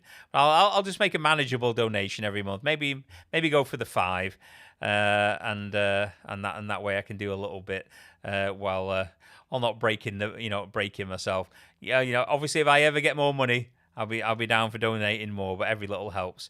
As Mary was saying, if everyone sort of donated £5 a month, which let's face facts is absolutely nothing. Well, I say nothing. You know what I mean. For the most people, a £5 a month is doable, but it makes such a large difference to all the animals that it's definitely worthwhile. I'm not doing too well here. I keep thinking I'm going to get to the million at some point, but I'm not sure it'll happen today. But I'll keep going. I think the next guest is due on at 5 now. I mean, obviously, hopefully that mask guy won't come back again, because he was a nightmare. He absolutely thrashed me. But if he does come back again, Lee, are you around to sort of like take him down a peg or two? He's very cocky. I don't know if you're still in the chat, Lee. Maybe you could join again if he's around, and sort of take him out, because he needs teaching a lesson, to be fair. Yeah, so I've got to apologise to everyone as well. You know, for my point of view is I've done it, lack of concentration. I have been a bit absent on social media recently, which you know, if I was just a channel about technology, or if I was a channel about something else, and that's not a thing. But the whole point of me being on social media isn't for any personal gratification or any personal gain. It's to do the best for the animals. So if I'm absent, then I'm not doing all I can. Oh, I knew I was going to take that die there. I'm not doing everything I can. So I'm going to trying back to it. As I say, I did have some problems, family-wise, and I've not been feeling the greatest health-wise, because I went junk food vegan for a bit as opposed to whole food, and that took its toll, to be fair. So I'm back eating healthy again now. So I feel a lot better, and all the family issues are pretty much resolved. So I'm hopefully going to be on the channel a lot more. I've been doing live streams initially for the past couple of weeks. This is the third one in the last week and a half, 2 weeks. The previous one was responding to I'm trying to remember his name now, Leo Venus, Dr. Leo Venus, who's basically followed his brother down the rabbit hole of anti-veganism almost, while calling himself vegan still, which is very strange. So if you feel like a long video, that one's 2 hours long, and that's still up on the channel. And before that, I did one with Joy, which was responding to Joey Carbstrong when he was talking to Tristan Tate. And yeah, we were on for a long time there, 4 hours. If you've got 4 hours and want to watch that, feel free to do so. But I should be playing while I'm talking, shouldn't I? But yeah, but I've done it obviously because I wanted to respond to these things anyway, and do this today for Dean Farm. But also, it's a bit of a I don't know what the exposure therapy. I've been that long out of the game with YouTube. It's really difficult. Maybe like with anything in life, it's difficult to get back into the swing of it. But if I go on for as long as I possibly can, and really expose myself to no, that sounded wrong. Not expose myself. Ignore what I just said there. But put myself on the internet and get back into the habit of being on camera, etc.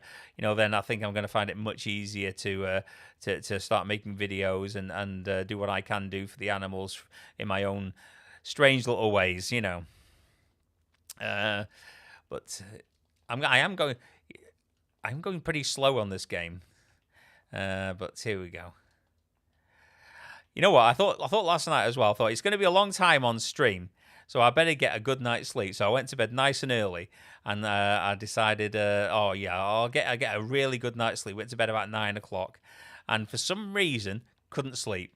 I went to sleep initially, but then I woke up and I was up for like 3 hours in the middle of the night, and it's like, oh my god, that is just ridiculous. Oh, the masked challenger is come online. He's saying he's accepting the challenge that we've set out for him. So maybe we'll get him back on now. What I'll do is I'll pause this, and I'm going to go into the online. And what I'll do is I'll I'll allow the mass challenger back on stream to challenge me at Tetris. And Lee, if you're around and you fancy coming on it, just nip into the room I create like I said before. And let me know in the chat if you're up for it now or not. So let me see. Oh yeah, the mass challenger is back. He's here. There he is. So you're feeling confident, mass challenger? So you think you're going to beat me? And how about Lee? Do you think you can take Lee down? Because he seemed like he's a bit shaky on Lee. I expected a bit more cockiness from you there, mass challenger. Let me just quit this game.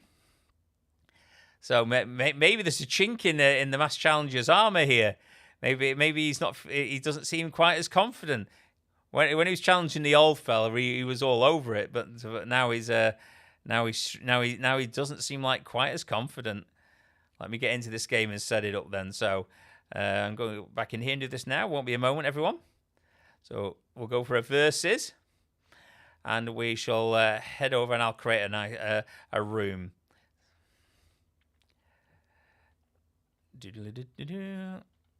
I don't know why I'm disabling spectating. It just seems a thing to do, really. So I'll put it for 3. And here we go. Let's see who's going to get in the game here. I do love Tetris. I just now realise that I'm not. Maybe I need to improve. I should have done some serious training. Let me know if you can see the room, or I suppose I'll see you if you manage to join on here. But we'll see how it goes. Joy, we're just getting like the mass challenger back on, I think. It's not showing in the lobby room for some reason. Mass challenger not showing either. All right, let me try again. So, all right, maybe it was. Oh, maybe I put it on invite only. So let me just try. Let me just try this. Okay, 3. Anybody? Blah blah blah.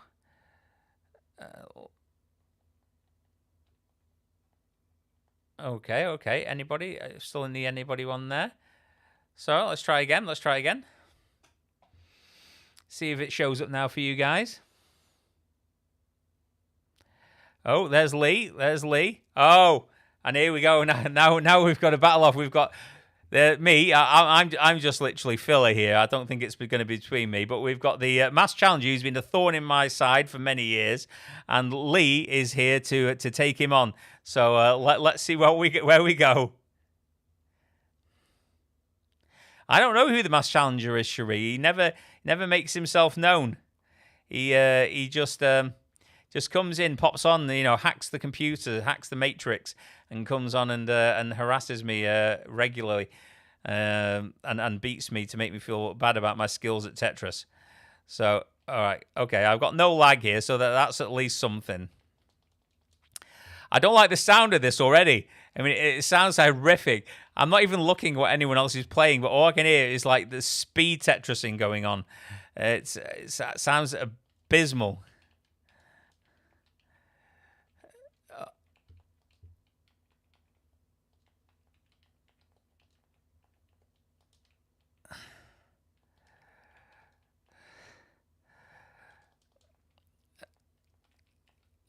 Oh, what happened there? Did the mass challenger die? Oh, yeah. I know you're going to beat me, Lee, but well done for taking down that mass challenger. You needed taking down a peg or two, I tell you that.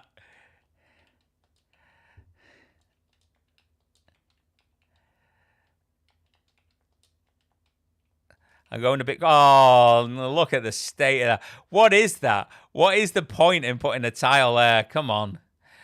It's just horrific.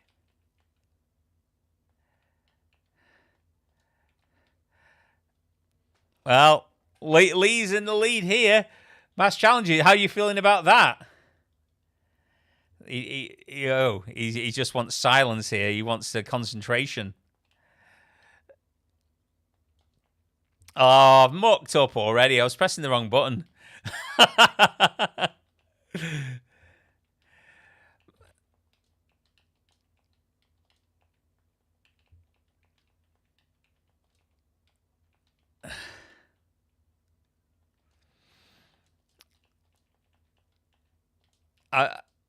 I've turned the sound off because it was interfering with the speaker and causing an echo, but it sounds like carnage. It absolutely sounds like carnage. I'm glad I got beaten in the game. Then just for a break for the fingers. It's just horrific. Oh, Banana Warrior Princess saying R.I.P. the Masked Challenger. Yeah, but the Masked Challenger seems to be in going for it now though.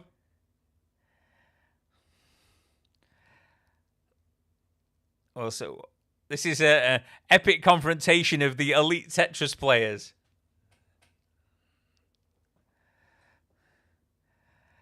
Come on, Lee, don't let me down.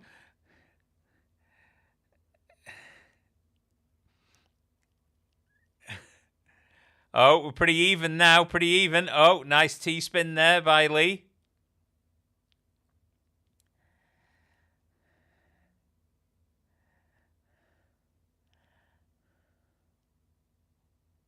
Nice one again.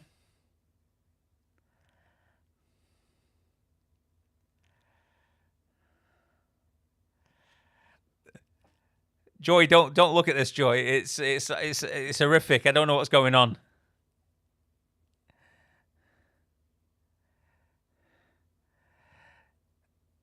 I thought Lee was dead in the water, but he's making a comeback.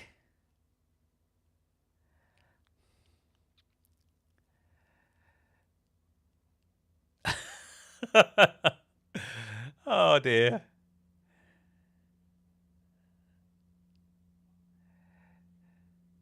Oh, Masked Challenger made a slight error there. Will that be his undoing? Oh, it will be as well. It will be. It will be. It's, Masked Challenger, how you feeling? You should be hiding your face now. Hiding in shame. Hiding in shame. But I'm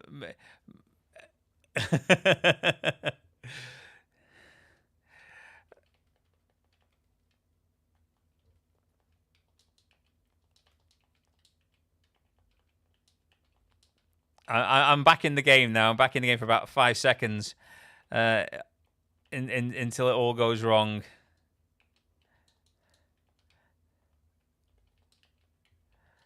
Oh my goodness.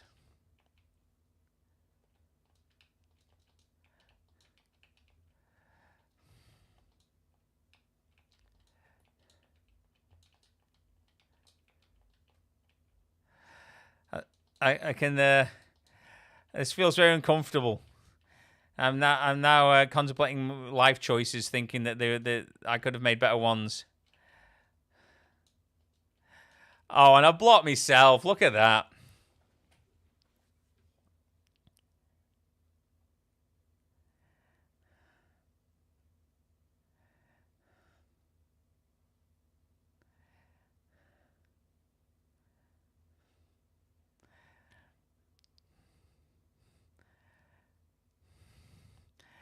How's the couscous, Joy?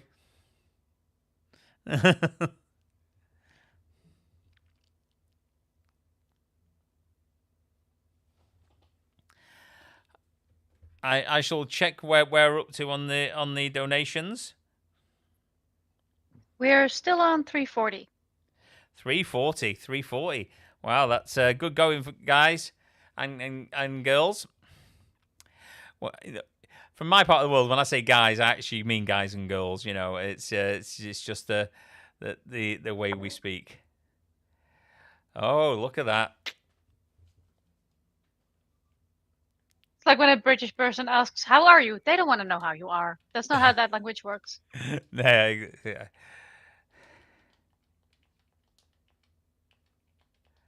Yeah, is it too hard to talk? I'm just looking at the screen. Whoa, somebody just got a perfect clear. They did, yeah.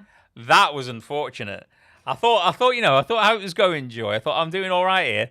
I thought it's going okay. I'm stacking up. I'm stacking up nice and easy, and then somebody perfect cleared, and then I'm in trouble. Yeah, it's just like on the left I see your screen, and it's just a normal person playing Tetris, and the other two is like. Yeah, it's crazy fast, isn't it? How do I get in on this game? I want to give it a try. It's called. Oh God, what's it called again? Puyo Puyo Tetris 2. It's available on Steam, but it does cost like $24.99 UK.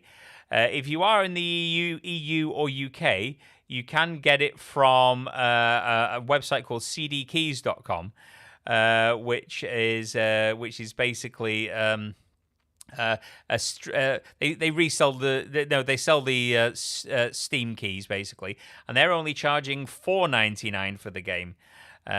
Which is a lot better. That code only works if you're in the UK or the EU, and that £4.99 for that one. But it's a great game. It's actually really fun with family as well. If you've got kids and stuff, and you've got like a PlayStation or an Xbox or a Nintendo Switch, because you can buy it on those platforms as well, and then you can play 4-player on the big screen TV with the children, and it's really good fun. Good old-fashioned fun. Yeah. Oh my God, he's like, Red is like just holding on. It's really quite impressive every single time he comes back just from the brink. Which one? Sorry. Red does not. I Lee. think that's the mask challenger. No, Lee Gunner is the. Lee's in the middle. Like he's doing the same now as well. I donated that much to the sanctuary instead. That is awesome. Thanks very Vegan Postmortem. I appreciate that. I would have loved you to play as well, but as you say, it's the mass challenger won one. Now they're getting serious. Watch the pedestrian pace I go at here, Joy. Just watch. It's like if you look how much they've already built. I realize how this looks now. It looks like I am involved in the game. I am not playing at the moment. That's someone else. Yeah, we. Oh my God, Lee! Perfect clears again. God. What are you doing to me, man?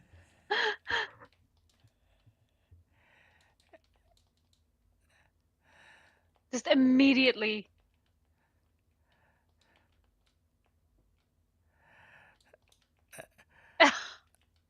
I stayed in longer than the mass challenge, That's something, impressive. Joy. Come on. That is impressive. Wow.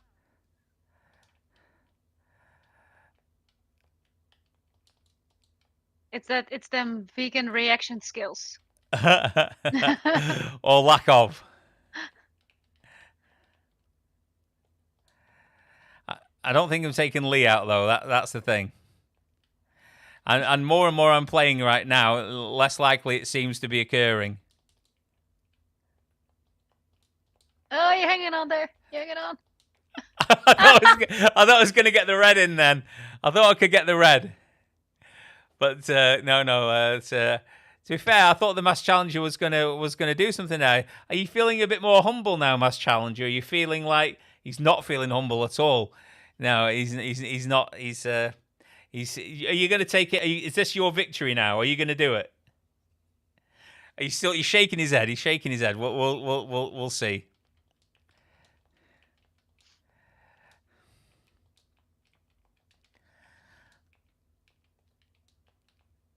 Oh, I can feel bad things occurring. It's. Do you guys not know that Tetris is supposed to be a relaxing game? Since when? That's nonsense, dude. Anybody who calls that a relaxing game is selling you Tetris. I can't, no! Don't do this to me. I think what it does is sometimes, they are Tetrising so much that it just shifts up just as you're about to place the block, as though you're moving the block, and then jams it. It is pretty amazing, though. That's the first time ever that I've ever seen you speechless or like incapable of. Yeah, if you want to shut me up, then just put me on a game of Tetris where it's going insanely fast. Tetris therapy.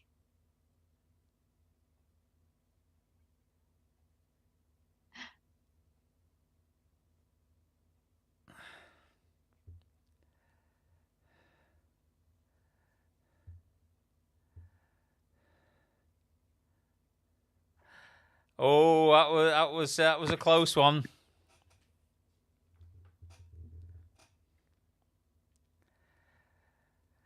How long have we been on stream, Joy? We have been on stream for 6.5 hours, like My goodness, almost to the second. And look what I just got. Ricky you got get? me fries. You got what? Fries. We were just I don't- talking about fries. Oh, okay. I don't know why I'm not. Yeah, I was like, oh, I'm playing the game. I can't see Joy, but I'm not really in the game, am I? I'm sort of like. I mean, look at that. I mean, what am I gonna do? What am I gonna do here? We're spectating. That's what we're doing. I might as well be.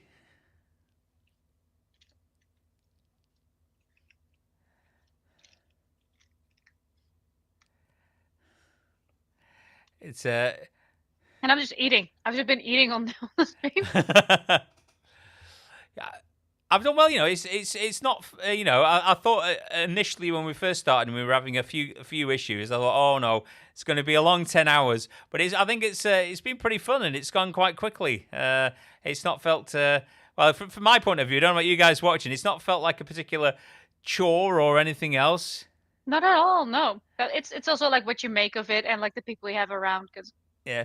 Well, thanks, Banana Warrior. I appreciate you saying that I'm improving, even if it's marginally.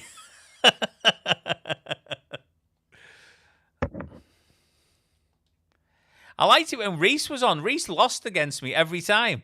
I mean, as much as I like speaking to Rhys, the fact that he went a very pedestrian pace, the same as me, really made the game fun. I'm joking, obviously. I mean, it is actually funny to see people going so fast at the game. Oh, what did I do, Joy? I don't know, man. Are you asking me? I feel like somebody's just done 1,000 Tetrises on me. And I feel like there's 1,000 more. I knew that. You make one mistake and you're dead in the water. Because it's moving that quickly on their screens.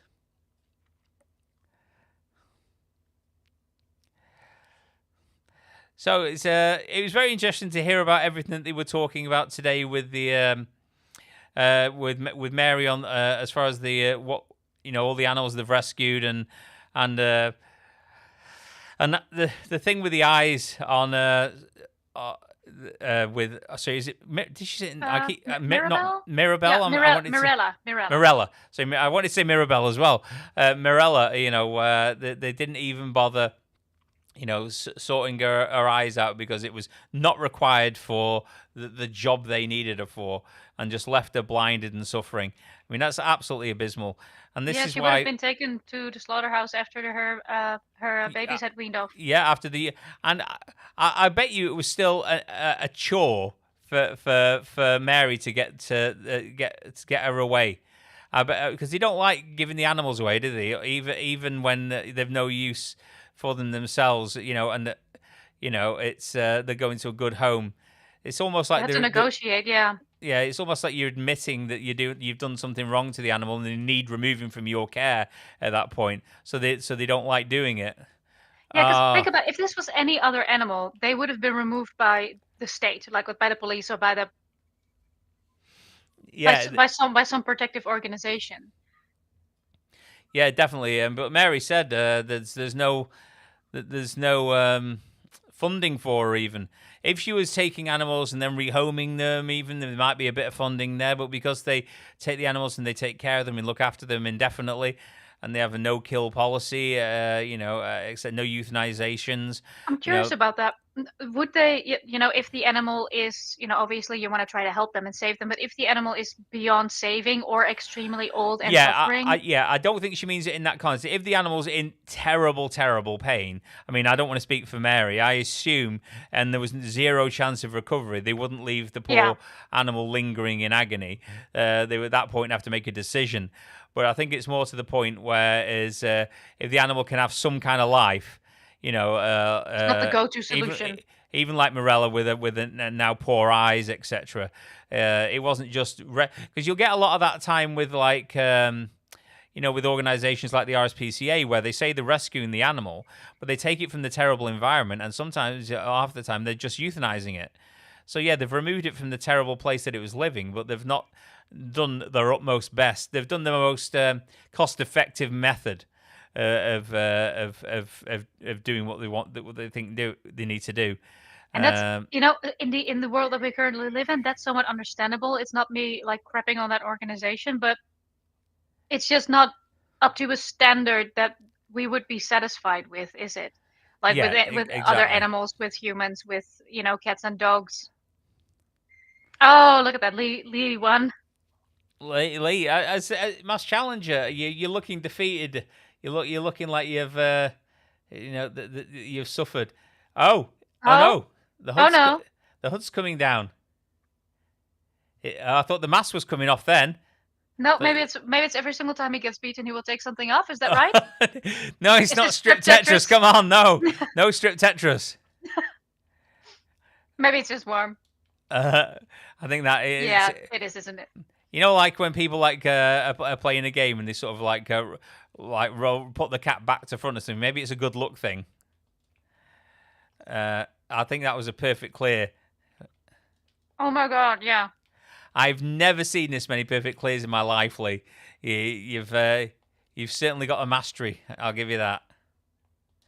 I haven't given it. You've taken it by force. That was in seconds. That was like that game took less than 30 seconds, I think. I think it did, definitely.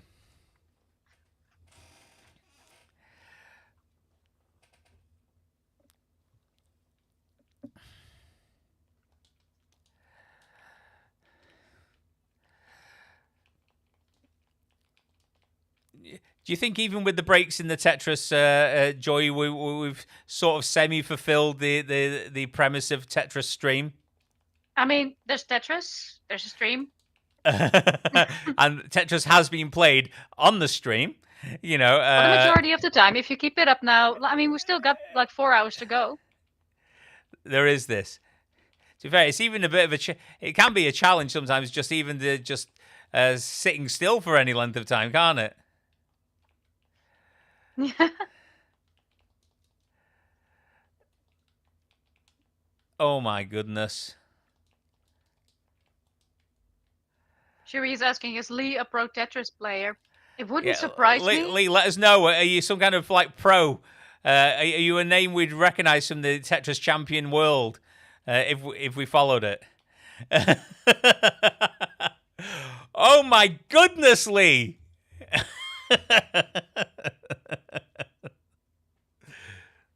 I think we should have another round of this, and then if it's okay with you guys, and it's okay with Joy, I don't know how far you are with your food, Joy. I'm good to go at any point. I just looked up. I don't know if it's the same person, but Lee Gunner is also on YouTube. All right. If anybody's interested. If you're up for a songy song at any point, soon. Right. Yeah, sure. I just need a second. I don't know what I'm doing. Joy. Once I finish my fries, I'll go do another song. That'd be fine.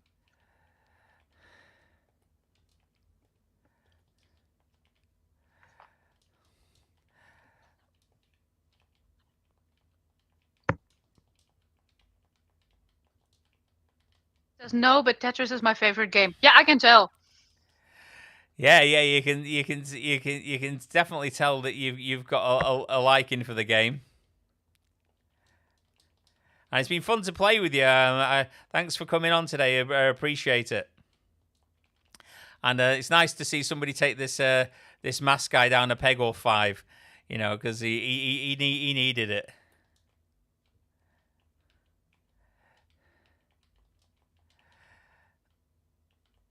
Oh my god, I should have put that somewhere else.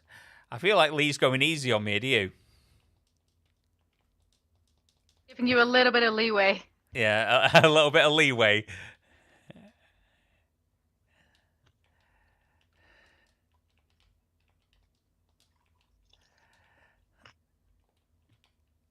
I'm trying, Lee.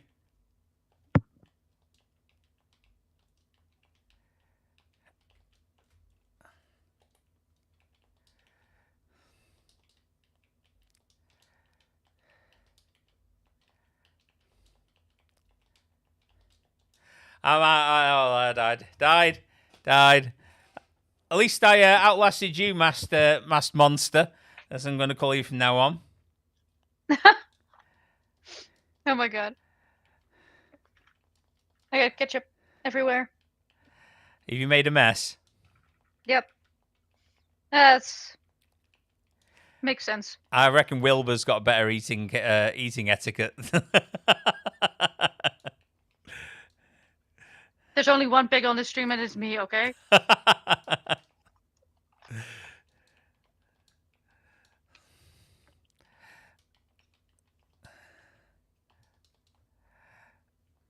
I feel like death is coming for me on this game.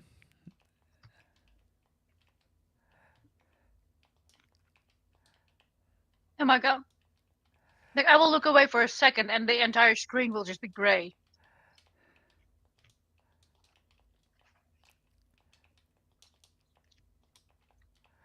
Oh god. Just stop it, people! I couldn't get a straight line. This is my excuse. Do you read Lee's comment here? I am not used to this version though. I'm faster on the treacherous. What? Any faster and you'd be breaking the speed of light with your fingers or something. You know, it's going to be crazy. What is your favorite Tetris clone, Lee? I'm going to quit this for a second.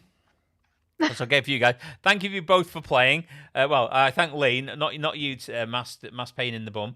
But maybe if you're about later, Lee, and Mass Challenger, you could come on and regroup and see if you can take Lee down, because at the moment he is the Tetris champ. I do want to thank you both. This has been entertaining. Yeah, so I shall kick in the Mass Challenger out for now. And I shall go back to take that off the screen for a second. Put us back here. All right. I'm going to have to quickly nip away for reasons I won't divulge. But I'm going to, if you could keep this craziness going for a moment, Joy, a couple of minutes, if that's okay. Yep, that's fine. I could play a Tetris game. Are you able to play the Tetris game and share it? Yep, if I can just hold on. My hands. Yeah, if you share your screen, I can add your screen to the thing. Yep.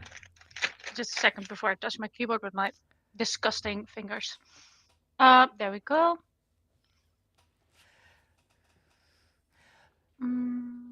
3 hours and 18 minutes to go, Joy. Come on, where's my game screen? It should be on there. Wait a minute.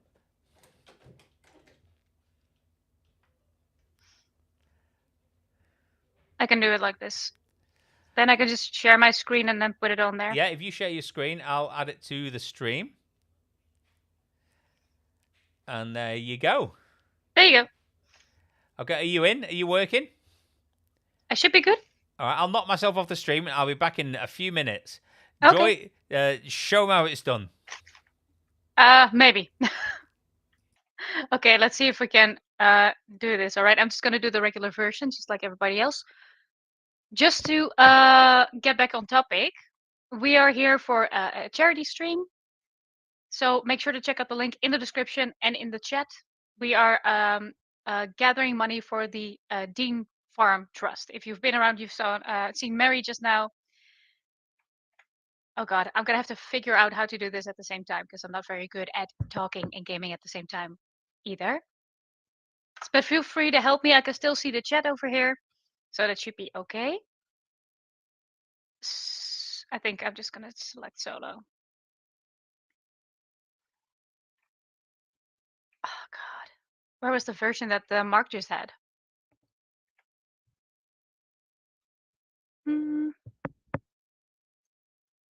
Oh, there we go. You can just do Tetris. There we go. That's much easier.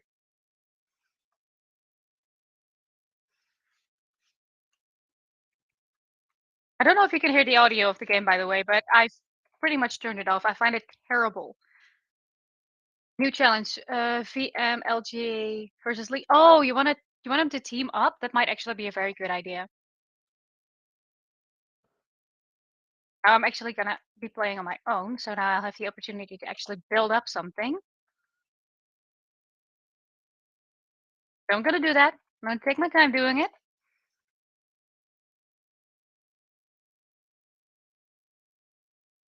Maybe you could join the same team and meet me up sometime. Yeah, I think that would be an awesome idea. Don't really have room for you right now, so.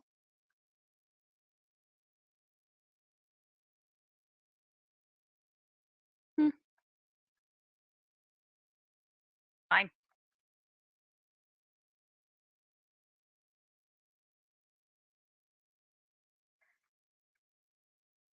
Feel free to give me tips and tricks, by the way, because I have no idea. Let's see. I'm trying to think ahead, but that's difficult.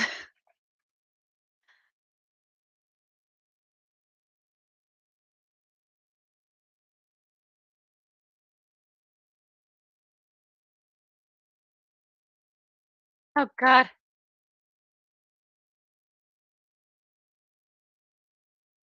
I've doomed myself, haven't I? Yep.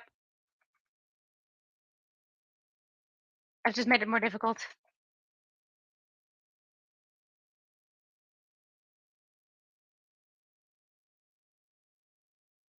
I need to get myself out of this pickle, and then I'm good to go. But then I still have this problem that I've created for myself, like, on top here. I've got a whole problem area. That's pretty much what I've been doing.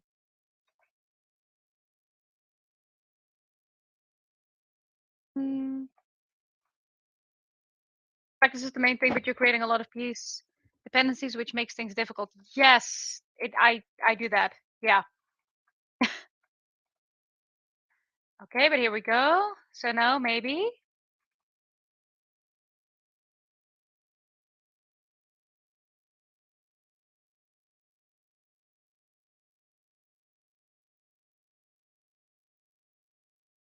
Yeah, the game sounds can be a bit obnoxious on this. Yeah, no, I know. It's just the worst.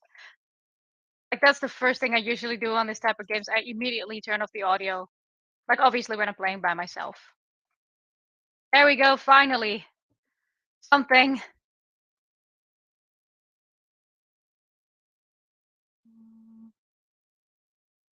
Okay. It's something.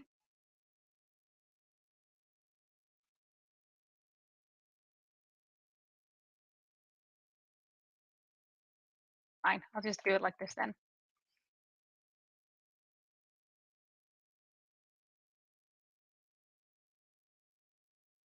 I noticed that I'm too slow for myself. You know, I need to get the handiness back, but it's. How's it going, Joy? It's muscle memory.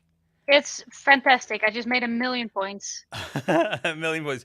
I decided to go to the loo because it's been nearly 7 hours, and then I've grabbed some food.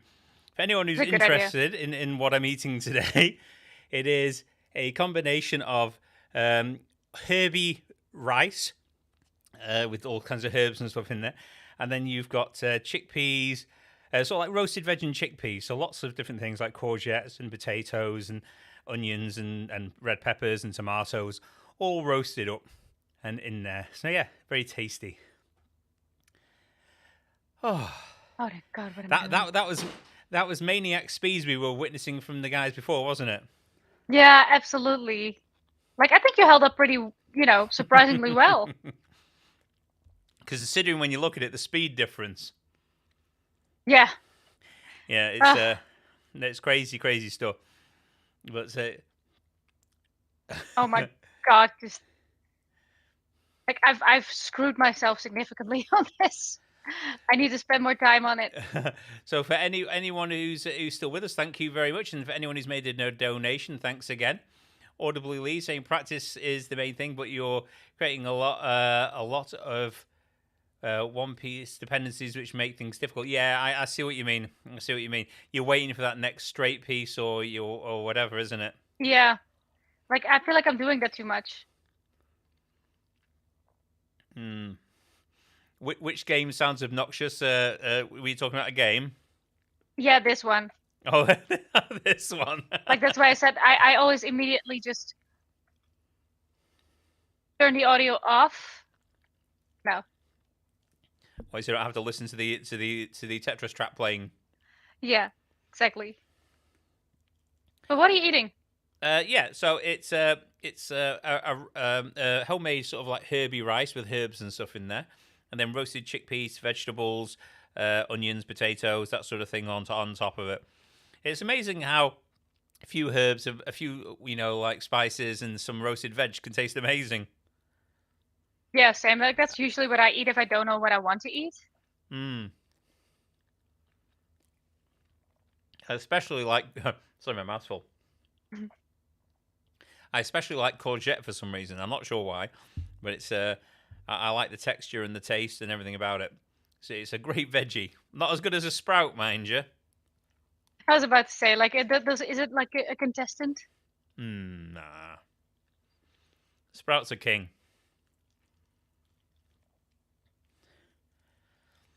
So yeah, I've.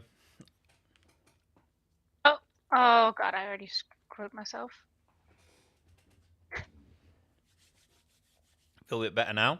I won't eat it all at once, so I'll save a bit for later. Oh, goodness. So I'll have a check where we're up to, should I, Joy? Hey, what? I should have a check where we're up to, shouldn't I, really, and see if we've had any more donations.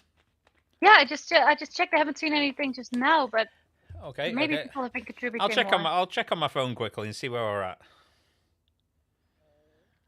Yeah, we're at 340, which is absolutely great. If we can keep spread the word, if you can get the word out there and see if anyone wants to donate or wants to support the Dean Farm Trust, that would be absolutely amazing. Yeah, absolutely. Every bit helps when it comes to this. We've had some really generous donations. I'm still surprised at that, but yeah, every bit helps when it comes to these sort of things. So what's your strategy here, Joy, with the tiles? Well, you see, I try to place the tiles and then not die. That is the best Tetris strategy I've ever heard. I wish I'd followed that in the early games. I know, right? Like you just gotta not die, Wow, it's you're like the Tetris oracle.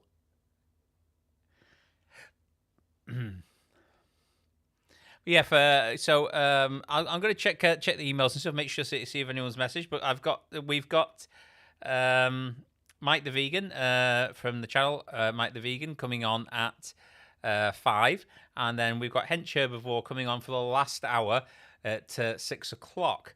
So we've got about an hour to do before Mike arrives. But I'm sure we can find things to do during that period. I was somewhat relieved. I had in my head that we were going to go for 12 hours. I don't know why I had that in my head, but I'm glad that it's... Oh, no, come on! I'm not glad anymore. Never mind. Oh, no, I've just got I'm just going to email somebody back. Reply all.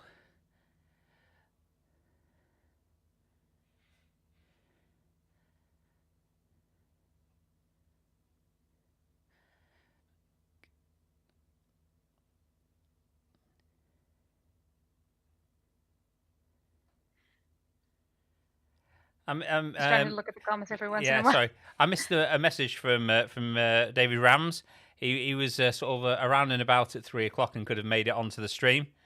But I missed the message. I've just messaged him now to say that we're about if he's still got a moment. Yeah, of course. Like, I'd be happy to talk to him. But you're always welcome, of course. Yeah, if he can.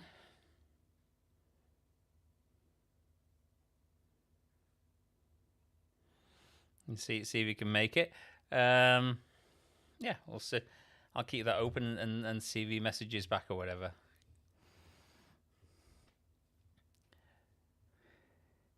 Yeah, it's terrible. I mean, I've got my phone on silent, obviously, because we're on the stream.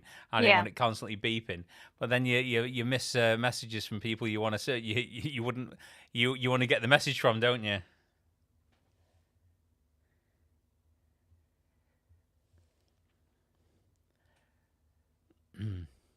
So Joy, I think it's how's it been today for you then, Joy? Have you had joy during the day?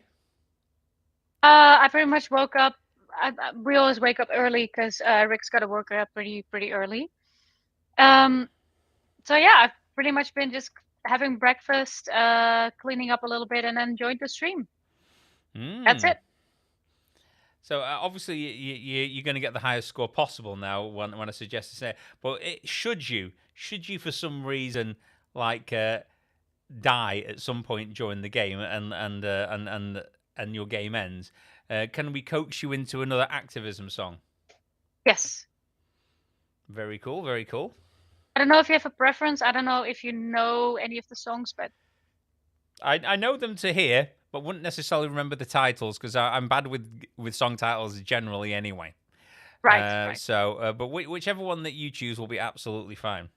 Because I actually got one specifically about gestation crates. I figured maybe that there's few occasions where something like that is on topic. Yeah, but yeah, we'll be more than happy to listen. I'm actually surprising myself that I'm still alive right now, so that's unplanned, but I'm going for it.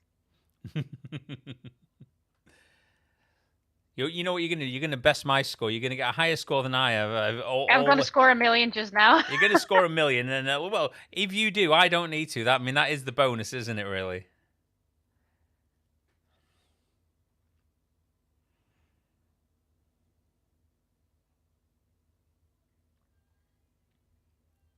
I could have done that one better.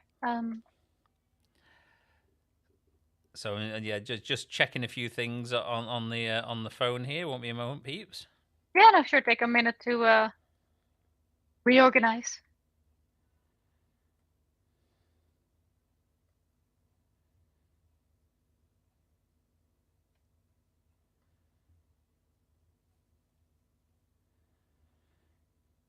Yeah, thanks very much to everyone who's sort of donated. Cherie's put the link back in there as well for Dean Farm Trust.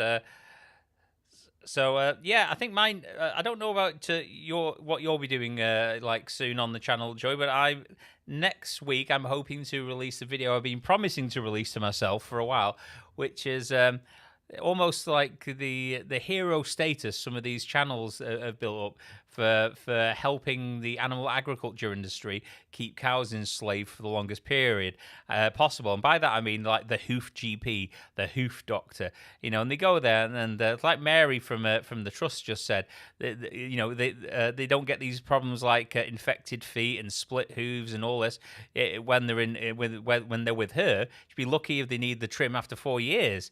Whereas, it's all the time in these places with infections and whatever. And you get these channels that are sprouted up now, almost treating animals like ASMR and, satisfying hoof draining and all this. And it really winds me up. And I can't it really does. So I'm going to make a video covering that and why these people shouldn't be lauded as heroes of the land, and all they are is part of the agriculture machine, to keep the cows enslaved and working as long as possible to do, to produce the maximum profit for the farmer. Right, like I get it's like understandable, right? Because satisfying content is in right now, and that's what a lot of people are doing. And it's just that we are viewing these animals as products, and that's the way that they see it as well. And so it's not out of malice, is what I'm trying to say, but it's if you really look at the big picture, it's it's not for the benefit of the animal, and that's a lot of the comments that you're seeing. Like, oh, she must feel so relieved right now. Yeah, Like, exactly. yeah, I'll bet. But which I'm sure she probably does, but she's still got to walk around the same concrete floor, stand in the same milking systems day in, day out. It doesn't end the misery; it just prolongs. I understand why a lot of people think that, but maybe a lot of people think that the cows generally get these sort of hoof conditions in any environment, whereas they absolutely don't. I mean, Mary from Dean Farm Trust has just said that you get a cow in a better environment, and she's got some big cows there, hasn't she? Some hefty animals with her, and they're hard on the feet. But when they're not always stood on these terrible sort of like dirty feces-ridden floors, they don't get the same level of issues. I mentioned that they got a lot bigger than she expected initially, and even with these super heavy animals that obviously put a lot of weight on their feet. Like she doesn't have as much trouble as the general dairy farm, I'd imagine. Yeah, when it comes to hoof problems. Yeah. I think she said it was the first time she'd had a couple of, she's had was it the 12, the herd, and it's the first time that she's sort of she's had them 4 years, and it's the first time that she's had anyone out to do anything with the hooves. And it was just a quick trim. Certainly none of these abscesses or etc. you're seeing on the others. Yeah, because that's not normal to have like these massive abscesses. Like animals can get sick obviously all the time, but that's it's not normal for animals to have that. No, definitely not. And if you're responsible for their care, I would be embarrassed if my dog would have something like that. Obviously all health problems can always occur, but I would feel at least a little bit embarrassed for not noticing it sooner or not doing something about that. Yes, definitely. Sorry, I got a bit distracted there. I was just trying to message somebody to see if they were coming on or not. So I just sent a link. So yeah, it's we've done well. I think we're on. Let me just check on the browser. Let me just go to. I'm typing it manually, and then Shree's already got the link for the donation link in there. I can just click on it, can't I? Yeah, you can. Yeah. Which makes more sense. Or can I? I can't. I can't click on it because that's about right. Oh no, not in the streaming software itself. No, it just pins it for me, doesn't it? So I'll look on my phone and I can just say it. So we are just it's going fast now, dude. Yeah, it does build up some speed. To be fair, Joy.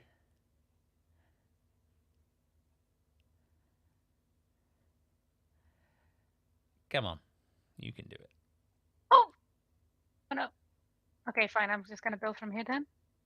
Yeah, we're still on 340, folks. So if you can share it out with on social media, family and friends, try and get some more donations coming in for the farm. Wilbur will be disappointed. He'll be sending Mary will be sending Wilbur and some of his friends round, to sort you out if you haven't donated already. If you're able to, obviously, if you're able to. You're doing well here, Joy. You're going on for quite a bit. Like as a noob, like I'm okay. Yeah, yes. As long as we don't have as long as we don't have to play against Lee, or even the masked challenger. To be fair, because there was. No! Oh no! I'm distracting you with the speaking, aren't I? I feel like it's oh no! I screwed myself. Oh God, no! You built a little peak, like a little spire. Yeah, the Spire of Doom.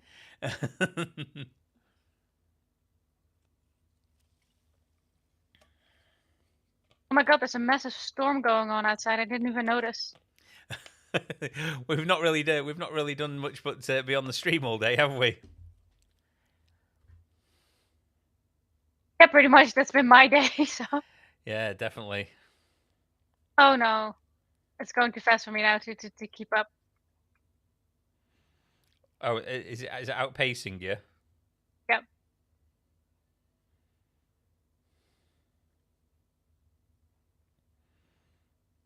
What did that mean? I don't know what that flash of light meant, and it's terrifying me. Or outside, or on the game? Oh, No, like on the game. Why? Another £10 donated from Danny. Thank you very much. That's 350 going, which will be winging its way so far to Dean Farm Trust. Oh no. You've reached it. You've reached the limit now. Can you bring it back down again? Yep. No. Oh, I just didn't make. And that nice effort there. Oh God, you got the wash basin on your head as well as a punishment, just to drive it home. Just to drive it home. But I broke my own record, and that means something. Right, I'm while waiting for the next guest, I'm gonna do my best, Joy. I'm gonna try and beat my score on the thing. I don't no, think... poor Linda. Like we have a new Linda in my tree. A Linda? Yeah, my pigeon. Oh, she's not there. Okay. Like I keep hearing pigeons and seeing them mess about, but I don't see them committing. Oh, actually, you know what? Before we play Tetris again, I should really be. You were going to sing as one of your awesome activist songs, weren't you? Yeah, I'm having a look if there's the one, because I have one in mind that I think is going to be fitting. Yeah, this one. I like how you got it all down so professional in your book. I've kind of been forced to, because I've been I'm being invited to a lot of events lately. Okay. So that's good. Okay, hold on. I'm just gonna put my headphones down again so I can use the mic. All right, no worries, no worries. So if you want to talk crap about me and my Tetris abilities, then that's the moment to do it. I thought I was bad, and then we saw Joy. Oh, she's still got the headphones on. I forgot. Hold on. Got to wait for them to leave. But no, Joy did a great job at the Tetris there. She beat her own high score. If you cannot hear me properly, or if the guitar is over screaming it or something. So can you hear me? My hair's getting dry. Can you hear me, Joy? What's the song called? She can't hear me. She's gone. She's gone. So Joy's going to sing us one of her vegan activist songs. She's not stated which one it is. She's keeping it as a surprise, but we'll soon see.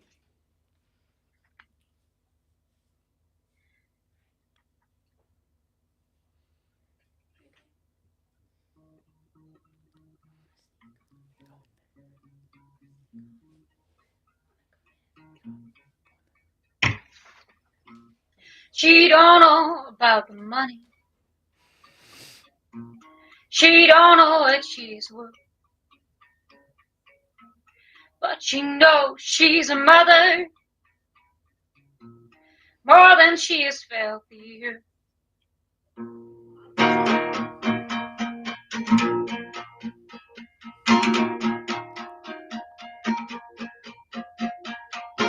She doesn't know to fear the reaper, nor to fear the reaping. One thing she knows about the outside, behind the bars is where they stand. She doesn't know all the excuses, reasons how we justify the 2x1 that she exists in, the filth in which her babies lie. And no, she don't know. Do we make it better, or is it all for show? And oh, she don't know. Do we make it better, or is it all for show?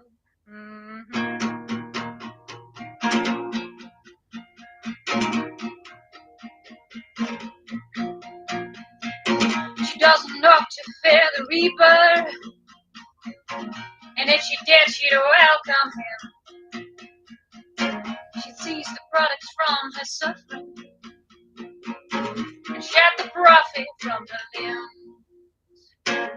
She has no concept how to trade up the price we put on skin and bone, a place too dark to even envy the rights we earn through birth alone. And oh, we ought to know As long as mama's next in line, I'll never let it go.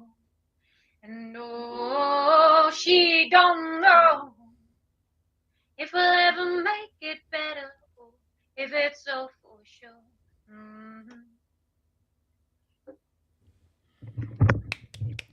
Thanks very much. I'll wait for Heather. That's great. Great song from Joy there. Thanks very much, Joy. Can you hear me? Right now I can, yeah. Oh yeah. Great. That's great. What was that song called? That was called She Don't Know.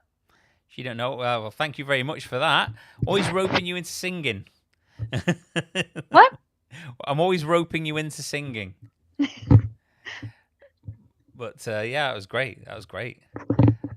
So I'm just checking to see if we've had any communication back here.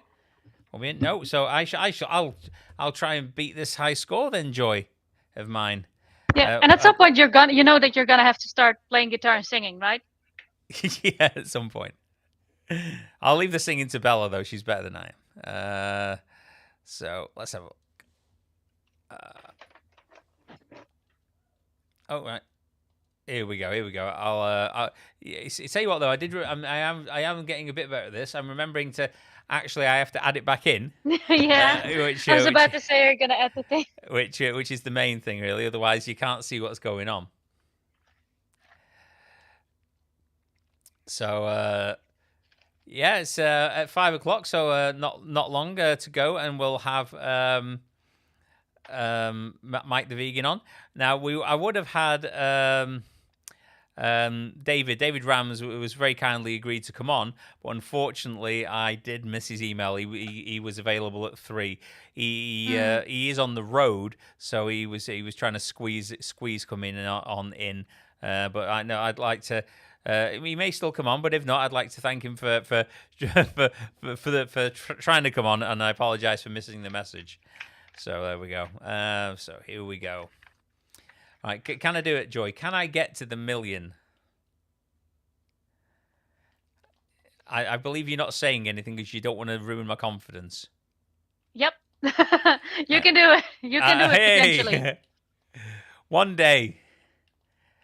All right. It is among the realm of possibilities. All right, I'm going to super concentrate and try my utter best to do it. I'll leave all the talking to you.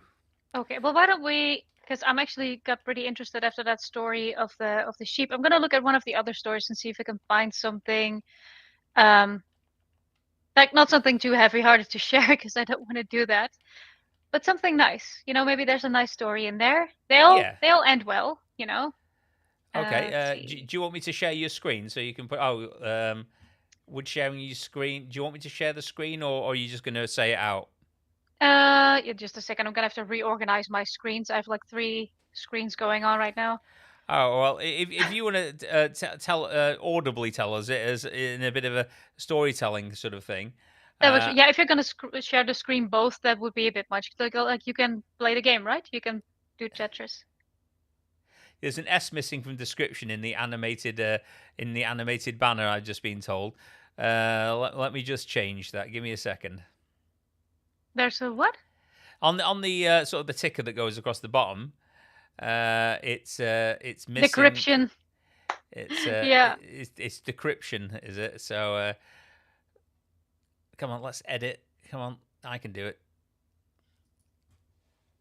You think the spell checker would have picked it up, wouldn't you? But there we go. Billy, like there's a story about Billy. How about I share that one? Yeah. So so let's put Billy on as well. Oh, you can see it? Oh, okay, good. There you go. I've put Billy on, and I'll carry on playing while we're doing Billy, and on the small window. But then we can maximize it after we've discussed Billy. Okay. Yeah, celebrating 10 years of rescue and rehabilitation. Wow, the scrolling function is not great. Billy, like this one kind of caught my eye because you know what? I'll explain it as we go. Okay. One story of the hundreds of residents we have saved in the last 10 years. This is again by Dean Farm Trust. If you want to donate to them, there's a link in the description and in the chat. Please do so. This is the kind of stories that we that they help. And And sorry, if for anyone who's wondering, that's just joined, wondering why I am not paying full attention to what Joy's saying, it's because in that tiny window at the bottom, I'm trying to beat my Tetris high score, which I've been trying all day and failing to do so. Yeah, exactly. So we rescued Billy in February 2017 from an organic free-range farm in Wales. So that's two terms, organic and free-range, that kind of caught my eye. So that doesn't mean anything. It's a marketing term. Yeah, Billy just to was born appease blind. everyone. Yeah, it's just free-range, organic, grass-fed. It means relatively little for the quality of life. So Billy was born blind, and this stunted his growth and made him of no use to the farmer to breed from. So Billy was put into a hovel where he spent his life standing in his own feces. He had no bed, no companions or friends, and no sight. The farmer was going to send him to slaughter if we did not rescue him. I knew I could not leave him, and so we brought him back to the sanctuary. Okay, so there's a couple of pictures of Billy. Oh, look, this is one of those feet surgery things that you were talking about earlier, Mark. Yeah, it's really sad. I see. It's terrible. They're just in such harsh conditions, stood up all day and in nowhere to properly lie down or whatever. That they just get standing in the filth, in the dirt, like that's how they. Yeah, and the general filth, etc. as well. It's just a lot for their bodies to cope with. Yeah, immediate treatment and long-term needs. When we got back to the sanctuary, it was evident that Billy had issues with walking. He was not only covered in feces up to his belly, but he couldn't walk and shuffled around on his knees. When our vets came to see Billy, he was sedated so they could examine his feet. What they found was the worst case of neglect they had ever seen. His pads were irreparably damaged through months of standing in his own waste. They were burned with masses of scarring. They trimmed back his overgrown nails, which had also caused him to walk on his heels. Billy stayed inside for 2 months on deep beds of straw to protect his feet and to give him some comfort whilst they started to heal.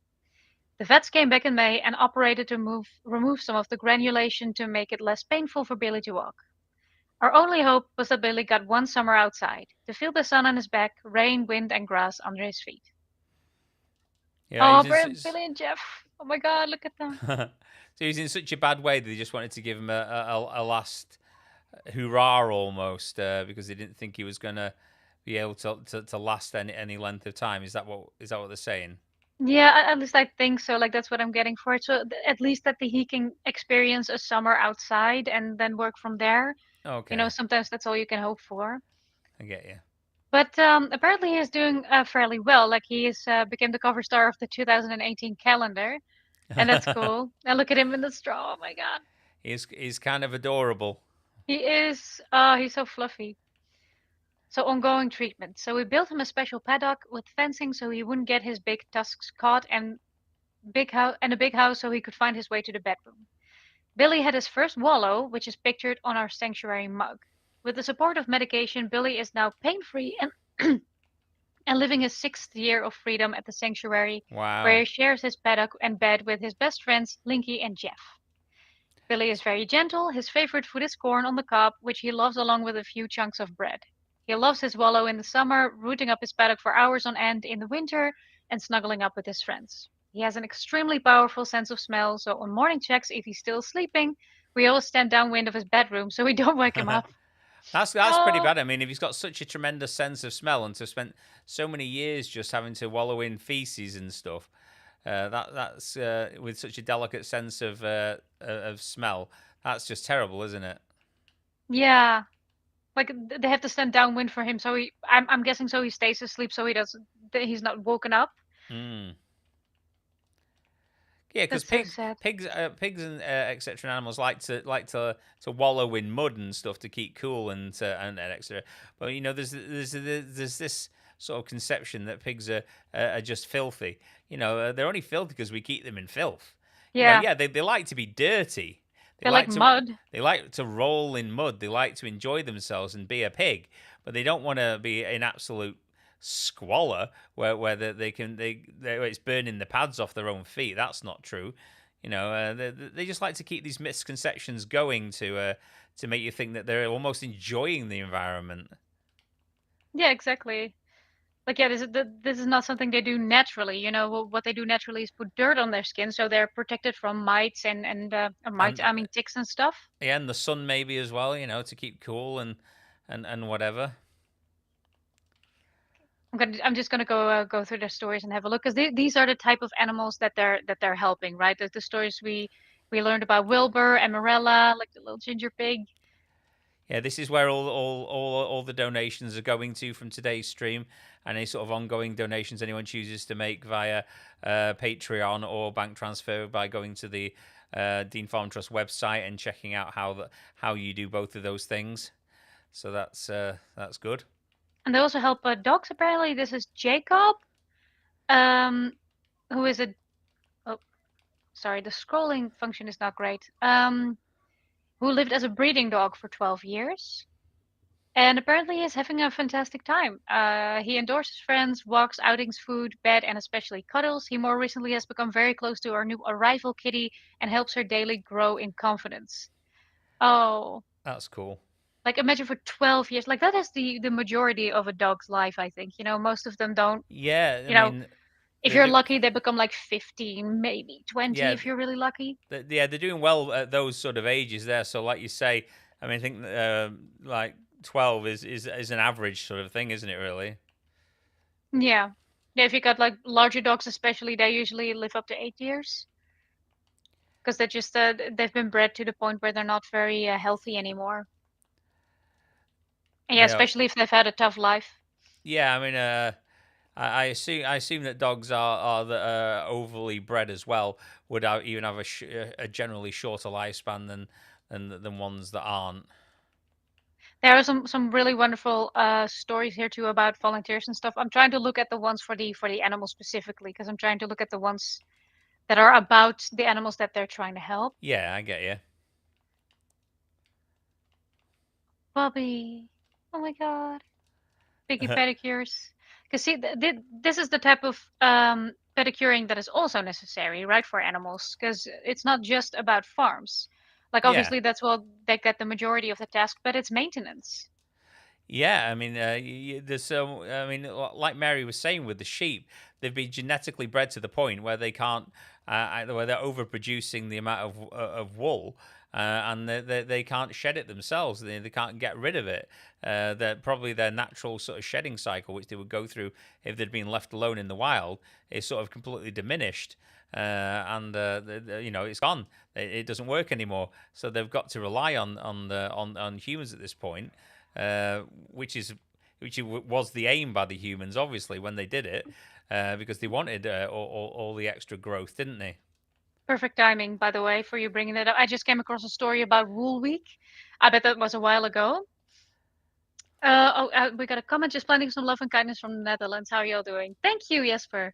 Like, I'm from the Netherlands too. You probably heard that by my accent, but yeah, I'm well. How are you? Thank you for joining. It's very nice to have everyone here. I don't think I'm going to beat this score. I thought I was doing all right, Joy, and I know I'm minimized, so it's hard for you to see. But it ain't going that well. Oh dear. It looked good for a while. It did. I thought I was in. Well, you're still going. You're still going. But maybe I'll have. This is about lanolin as well. What we mentioned like at the beginning of the stream, like 5 hours ago. Yeah, that was as I say that was what a lot of the manufacturers are using to create vitamin D. So from animal sources, and then that obviously causes the it's all marketing as well. I mean, you don't need vitamin D from your sugary cordial. It's just again to make people feel smug about bad habits, isn't it? And I sincerely doubt that this is like the best source for vitamin D. No, I would always assume that the best source of that would be the sun. Yeah, but it stimulates. It's not the most practical one for everyone. But if you really want vitamin D for yourself and I died, by the way. If you really want vitamin D for yourself and your kids, then maybe just get a supplement. Most of us are indoors so much. I wouldn't rely on your Vimto for vitamin D. To be fair, I don't think it's a great measurable source. Okay, I'm just gonna read this part because this is really interesting. I'm just reading it to myself now. Wool is something that sheep grow naturally to help them keep dry and warm during the colder weather months. Their fleeces contain a substance called lanolin, which gives them natural waterproofing. If you've ever visited us and had a cuddle with Lenny or a snuggle with Topsy, you'll probably have noticed a waxy coating on your hands afterwards. That's the lanolin. It's used in lots of products as a waterproofing and softening ingredient and can be found in cosmetics like lip balms and lipstick. It even finds its way into food products as a source of vitamin D. Sheep naturally should lose their fleeces in the spring and summer months, but genetic breeding and human intervention has sadly stopped this for most sheep. Being able to self-shed and get rid of a thick winter fleece is important, but most sheep now need to be sheared. That's because sheep have been genetically bred to ensure a higher wool yield and to withstand winters in areas where they normally wouldn't live.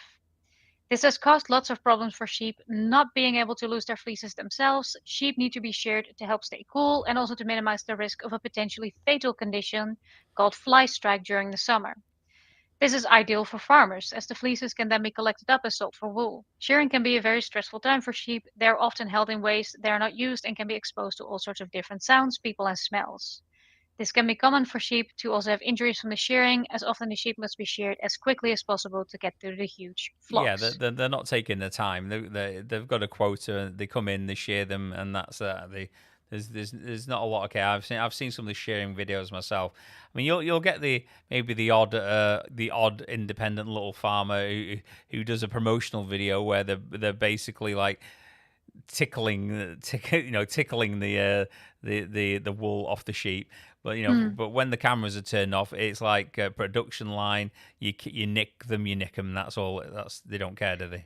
And another thing that they do to prevent fly strike is they'll cut the tail off and they dock the tail. That they do the same with pigs for different reasons, but basically they'll very often, without even sedating them or anything, they will just cut off the tail. Did you ever? Obviously, sheep, with all that wool, etc., are prone to mites, etc. Have you ever seen some of the industrial ways that they sheep dip sheep? It's sort of like a bath. Yeah. I mean, I saw a video where they put them all in basically what was a giant sealed cage, and then they submerged the cage under the liquid, so they would have thought they were drowning. Yeah, I got claustrophobic just looking at that. That was horrifying. Yeah, absolutely terrible. Hi, Michael. You okay? Hi, Grumpy. You doing all Hi, right? Grumpy. But yeah, it's absolutely sort of abysmal situation. Yeah, it's terrible. Sorry for interrupting there. Yeah, no, I'm just reading some comments here. Like Hannah Moon Vegan said, she mentioned a few things about pigs that are completely true. Like pigs are clean animals. They will relieve themselves as far away from where they sleep as they can. I have seen videos of pigs decorating their beds of hay with wildflowers. I know that is just That's the most cute. endearing thing that I've seen them do. It's just they will be very diligently placing the wildflowers in ways that they like it. Yeah, and they sing to their babies. They use like this they make this sound that is apparently good for milk production. I don't know exactly how that works, but that's fascinating. Oh, okay. I didn't know that. That's cool. I'm gonna try. I'm gonna try for the score. Oh, I was gonna try for the score again, and I immediately messed up. Yeah. But at least it's not going fast this time. Oh, look, this is they also go ahead and explain how on Dean Farm Trust how they do need to shear them, obviously, because of the genetic manipulation. But what they do is they put it back into nature for the wildlife to use. Oh, And I mentioned how okay. wonderful it is to see little birds building their nests with the wool. That's That's fantastic. Cool. I mean, obviously, ideally, they wouldn't be being genetically modified to begin with, but that's such a great use of the wool once it has been sheared at the sanctuary. That's amazing. And apparently 2 of their flock are self-molting, as they should be. So they start losing the excess fleece as the weather warms up. I wonder how that is. I mean, I wonder. That would have been interesting to ask Mary when she was on how she's got 2 that are able to self-molt. You would think that those particular sheep wouldn't have been. I don't know. Big. I mean, would they have not been the people who had them before may not been the biggest fan of a sheep that can look after itself. Yeah, if you see what I mean. Yeah. I'm wondering maybe, like, I don't know if this happens. I'd have to look that up. But maybe some sheep are bred for the meat exclusively, or at least Because you have like meat chickens and meat cows as well, aside from dairy cows and egg chickens, egg laying hens. Okay. So maybe they okay. have that for sheep as well. I No, don't know. maybe. That's something interesting to ask her. Yeah, definitely. Definitely. So we are. What I'll do is I'll put me full screen again, so we can see how terrible I'm doing. Yeah, That's I think okay. that's better. I can read them in a small screen. So I'll minimize that one. There we go. And then, well, I'll click back over here. Is my screen's on? Here we go. Here we go. Now we can see the abysmal start I had during the game. I've got to play some. I've got to play some Tetris today. I've got to at least state the theme of the stream. You know, I can't get carried away with talking like I always do. But it's been really nice to speak to everyone today. I think, hasn't it, Joy? Really, yeah. It's fun to see it was fun to see Rhys again after such a long time, and everybody else. We've been away from YouTube for a while too. Yeah, I'm definitely trying to get back into it for the animals, and make as much as I can. I appreciate it. I think the 2 out of my last 3 videos, you've been on there with me though, helping me. We're like emotional support for each other. I'm the emotional support vegan. Yeah. As we reclaim our rightful place on the internet. For the I really do I appreciate you for providing that space for me to do it, because I wouldn't do it as quickly by myself.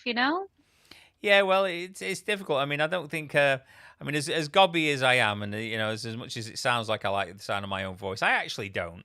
I don't really. I'm pretty introverted, but I'm no use to anyone if I'm just sat there at my house just wishing for a vegan world. I've got to at least try to do something and put what I can do out there. As I said, I've thought of doing other channels, but on different subjects that may be of a wider audience. But I can't bring myself to do it, because the only reason why I ever went on YouTube in the first place was to encourage other people to stop harming animals. Other than that, I don't think I have a great deal of interest in being on social media. To be fair, it's my primary focus. And if you ever want to do something else, like even momentarily, what's the harm in just doing that? There's nothing wrong with that. It increases engagement. There's absolutely nothing wrong with it. I just think, from my personal point of view, I don't think I have enough inclination to do anything but veganism on social media, etc. That's. I think that's the most important reason I can think of me for being on these platforms. And after that, after that, it's just for clicks and views or likes or even maybe financial gain, which I'm not dissing anyone for, but yeah, it's not. It wouldn't be worth it to me, It's only worth it if I think of making some difference whatsoever. And we have made a difference today. We've all been here. I appreciate everyone who's been on and stayed and been for any length of time, because we've been raised a reasonable amount of money for Dean Farm Trust, which is going to help to get some of the needs met of the animals that they support down there. And also, hopefully we've brought with Mary on, etc. We've brought some maybe awareness of the ongoing needs as well, and there might be some people out there who see it who think maybe they could long term support them or at least a little while. Yeah, I hope they manage to get some sponsors on that. That would be awesome. By the way, on the website of the Dean Farm Trust, I'm seeing also a variety of products. So if you would like a little souvenir, they got toys and shirts and all of that. They have a variety of things. They have keychains, they have mugs. Have they got any Wilbur merch? Any Wilbur? I haven't seen any Wilbur merch yet, but you can. Yes, you can. By the way, there's a few products that they have. For example, keychains, of which you can select a picture of the residence of your choosing. Oh, okay. So you can put Wilbur on there if you want to. I mean that's good because you see, Wilbur and all the animals get support, and you get a cool keychain with Wilbur, the most handsome pig ever known to the planet. He's a lovely boy. I'm sure all the other pigs are very handsome as well. But he's such a pretty ginger boy, though. But Wilbur is a cool dude. I don't think a man of my age should say dude, but again, it's more of an 80s sort of phrase, so I think I should be allowed to say it. Yeah, it's fine. I think dude is like the general term. Like accepted by everyone. Yeah, I think so. Oh, I'm messing things up, Joy. You're getting up there, though, with the score.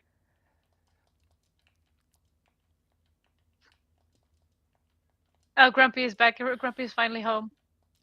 Oh, is he home now? I know he's been busy today. He said he was at work and etc. So he was delivering wine. Oh, he was delivering wine. That's what he mentioned. All right, what's going on here, Joy? Oh, gee, the storm outside is going nuts. That's crazy. I did not expect that today. Do you get many storms down where you are? Yeah, but not like this usually. Usually the storms are like in winter, like midwinter. Okay. But we're getting more and more like quote unquote tropical storms, like what I would call a tropical storm as a Dutch person.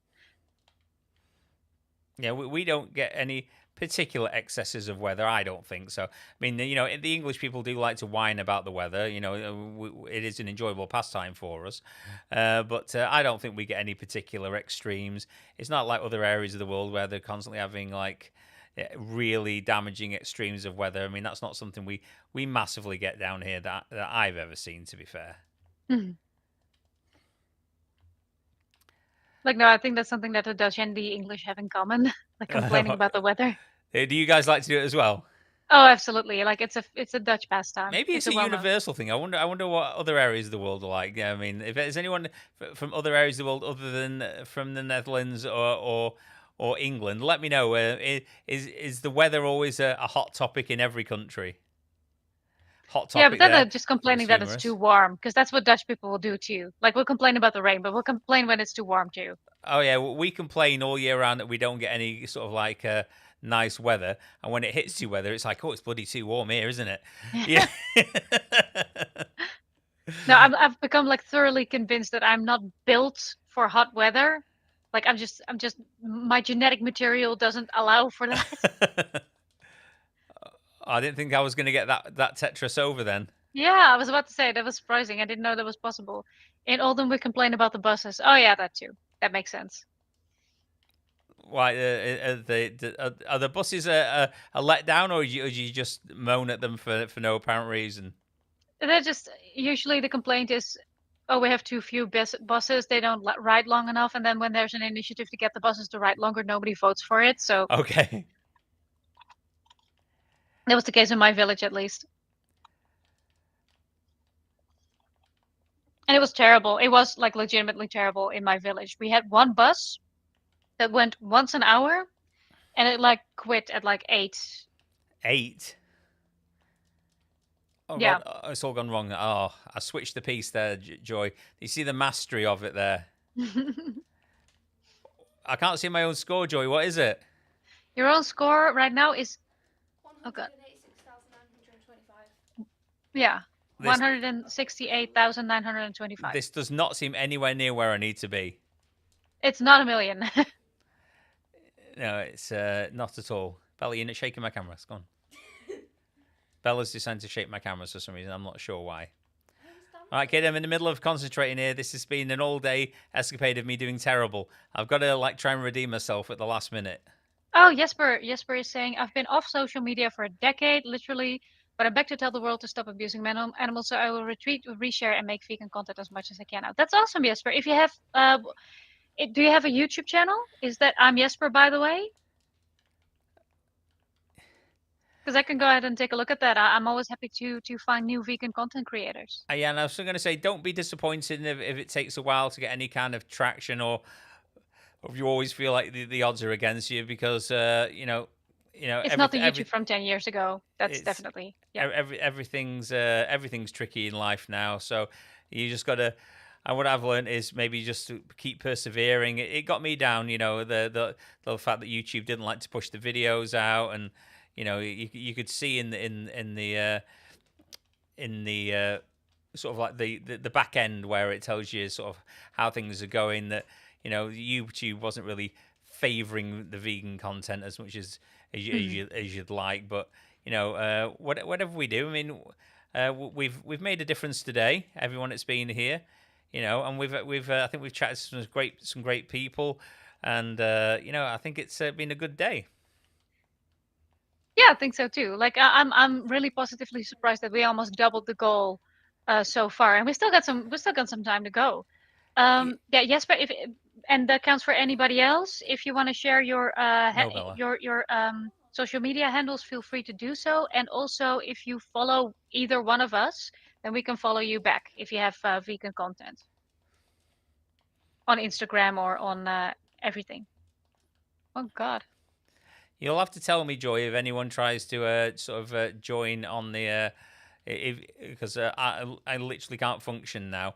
I'm at the point where it's going so fast for my poor old eyes and hands that if I even blink, I daren't blink.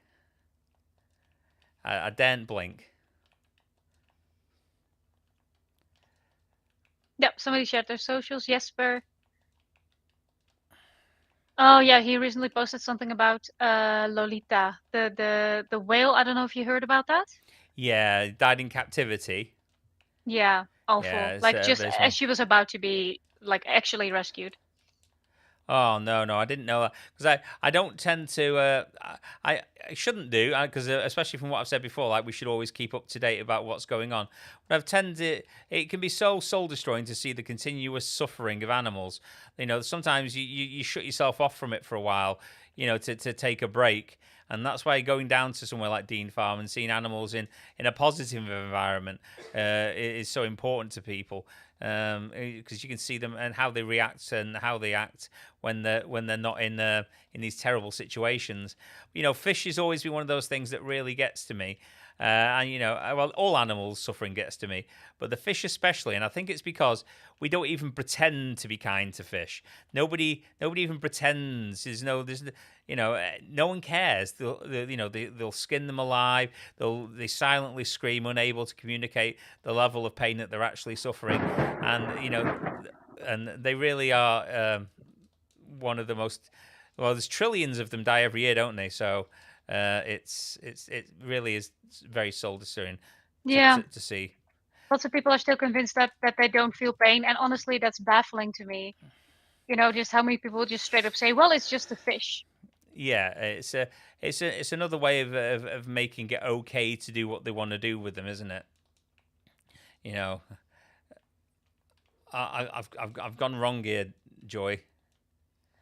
Oh, dear. I thought I was doing well, and now I've mucked up. Oh, it's okay. I got a Tetris. That's taking it down a little bit. Getting rescued. I don't want to speak and say I'm having a comeback.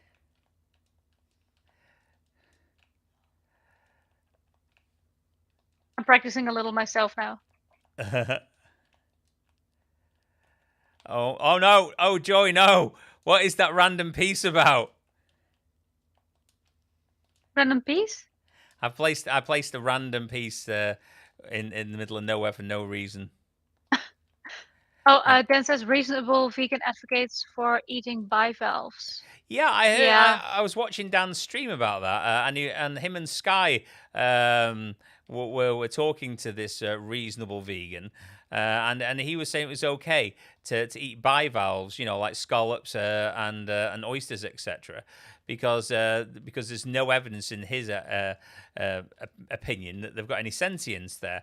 But there's it's all still up in the air a bit with that. They've not proven that they do, or they don't, as far as I'm concerned. And I've always thought that you would err on, as a vegan, on the side of caution, and generally, I mean.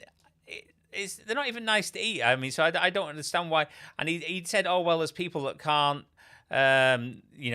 convert ALA to DLA. I can't remember the wording he was using. It was basically can't. And I wanted to ask the question on stream, and I posted it a couple of times, but there was that many things going on the stream that I don't think Dan had a chance to see it. But I wanted to ask him. He's saying that some people can't convert what's required, so they can't get it from plants. I wanted to know, is he one of them? He never said that he had that problem, and you can't just use it as an excuse. I was 400,000. Yeah, I'm curious about that. He died. I was at 400,000. I was on my way. I was getting there. But yeah, I wanted to ask him, does he have trouble converting, this? Can he not get his omega-3s? Or is he just using the fact that some people have trouble converting it as an excuse because he likes the taste of scallops? There is more evidence for bivalve sentience than not, including fighting clams and the fact that they try to escape from predators. I was going to say, Dan, do you know whether or not he made any claims that he had a deficiency in omegas or whatever, or was he trouble just processing it, or trouble processing it from plants, or was he just making a load of nonsense up because he liked scallops and chips? That's what I'm thinking he was doing. To be fair. Just checking to see if there's any messages.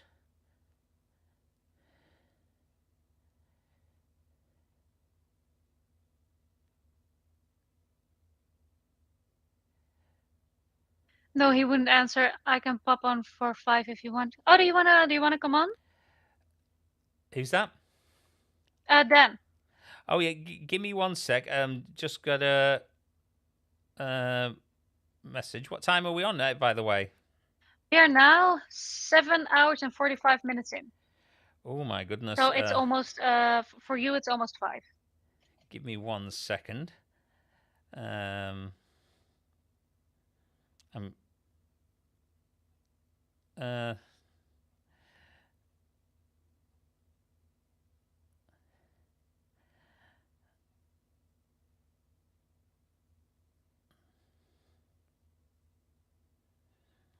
Okay. Yeah. I'll. Should I have another go at? No, he wouldn't answer. I can pop on for 5 minutes at 5. Is it? Yeah. Is that you wanted to pop on at 5, or do you want to pop on just now? I'm not sure what that will mean. It says 4 or 5, so I'm guessing he says 4 or 5 minutes. Okay, no worries, Dan. Let me just get the code. Sorry about that. I was that concentrated on the game itself that I didn't make a great inroad. I wasn't really looking at other things that were going on. So I'm trying to think in my head. Oh yeah, I can get off here. I'll send you on my phone, Dan. I'll minimize the game for a moment because my 400,000 score is pitiful and embarrassing. Let me have a look. Okay, give me a second. Try and find the link. Sorry, Dan. Now, give me a minute.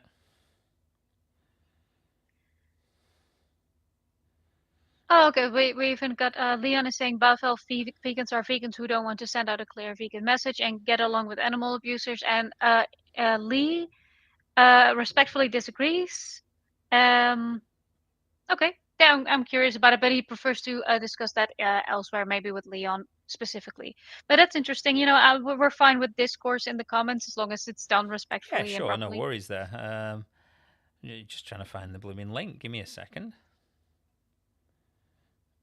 Mm-hmm.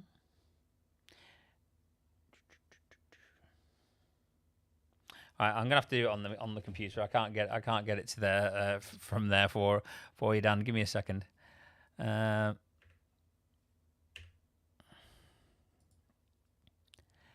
Okay. I'm quitting the game. There we go. Then now I've got my mouse control back properly. Give me a second.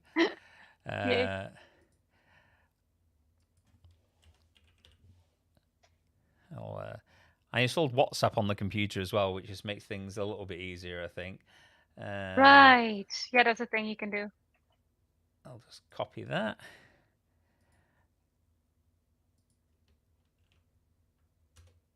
There you go, Dan. I've sent you the link on WhatsApp there, so you should get that there now. I'll take a break from Tetris for a minute. You know, I can go and play. I thought I was doing well. Do you want to be? We can be Tetris free for a moment if you want. It's fine. Oh. Hello, this is Bob Geldof. Hey, Bob. How's it going? I'm doing great. Give us all your money. Give us. I'm shit at impressions. No, I like the hair though, because now I'll take hair related questions from you, because when you had them in the chat the other day, obviously I couldn't take them because you were follically challenged. But now all hair related questions are fair game. Yeah, of course. I like it actually. It's weird having a warm head. Oh my god. Hey, there he is. How are you doing? I'm doing good, mate. This bivalve thing is pretty weird conversation. But when I tried getting it out of him, why did he suddenly, after being vegan for 8 years, why did he suddenly decide to eat bivalves? I was frantic in your chat. I saw your comments, mate, but it was a combination of ADHD. Sky going on and on and on. This guy going on and on. Me looking at the comments, and I found the reasonable vegan guy very. I'm sorry, reasonable vegan, but I found the conversation you were having around bivalves very, very frustrating, because you've lived 8 years without them. You've not claimed that there's any sort of like medical condition that you've got that requires, for some reason, you to eat the bivalves, and yet you've just taken it upon yourself to consume them. It sounds like you just missed eating scallops, and you fancied eating them, so you did, and you saw a bit of a crack in the door, a bit of maybe a loophole in the system, to get that done, which I found pretty unacceptable, to be fair. What it seems to me that he's doing is like what he did was saying, look. Do you remember during the mad cow disease episode? Yeah. Okay, yeah. And in England, and you got that member of parliament who got his daughter to eat a burger to say, look, hey. Didn't she get it though? I don't think so, mate. No, I don't think he killed his own daughter. No, I was going to say, because that wouldn't be good for the poor kid. So I think he basically did it for that, saying, look, I'll prove it. I'm vegan. I'm going to eat a bivalve. Here you go. I'm eating bivalves. It's fine. It's a very strange way of thinking about it. Yeah, but I think he's one of these.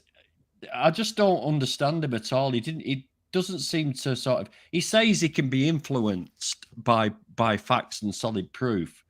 But a guy sent me some information on it. He wanted me to do a video on it, but I never got round to it. And he sent me loads of videos of these clams fighting. Okay. And there's actually studies done on them, and he's saying they do clamp up tighter.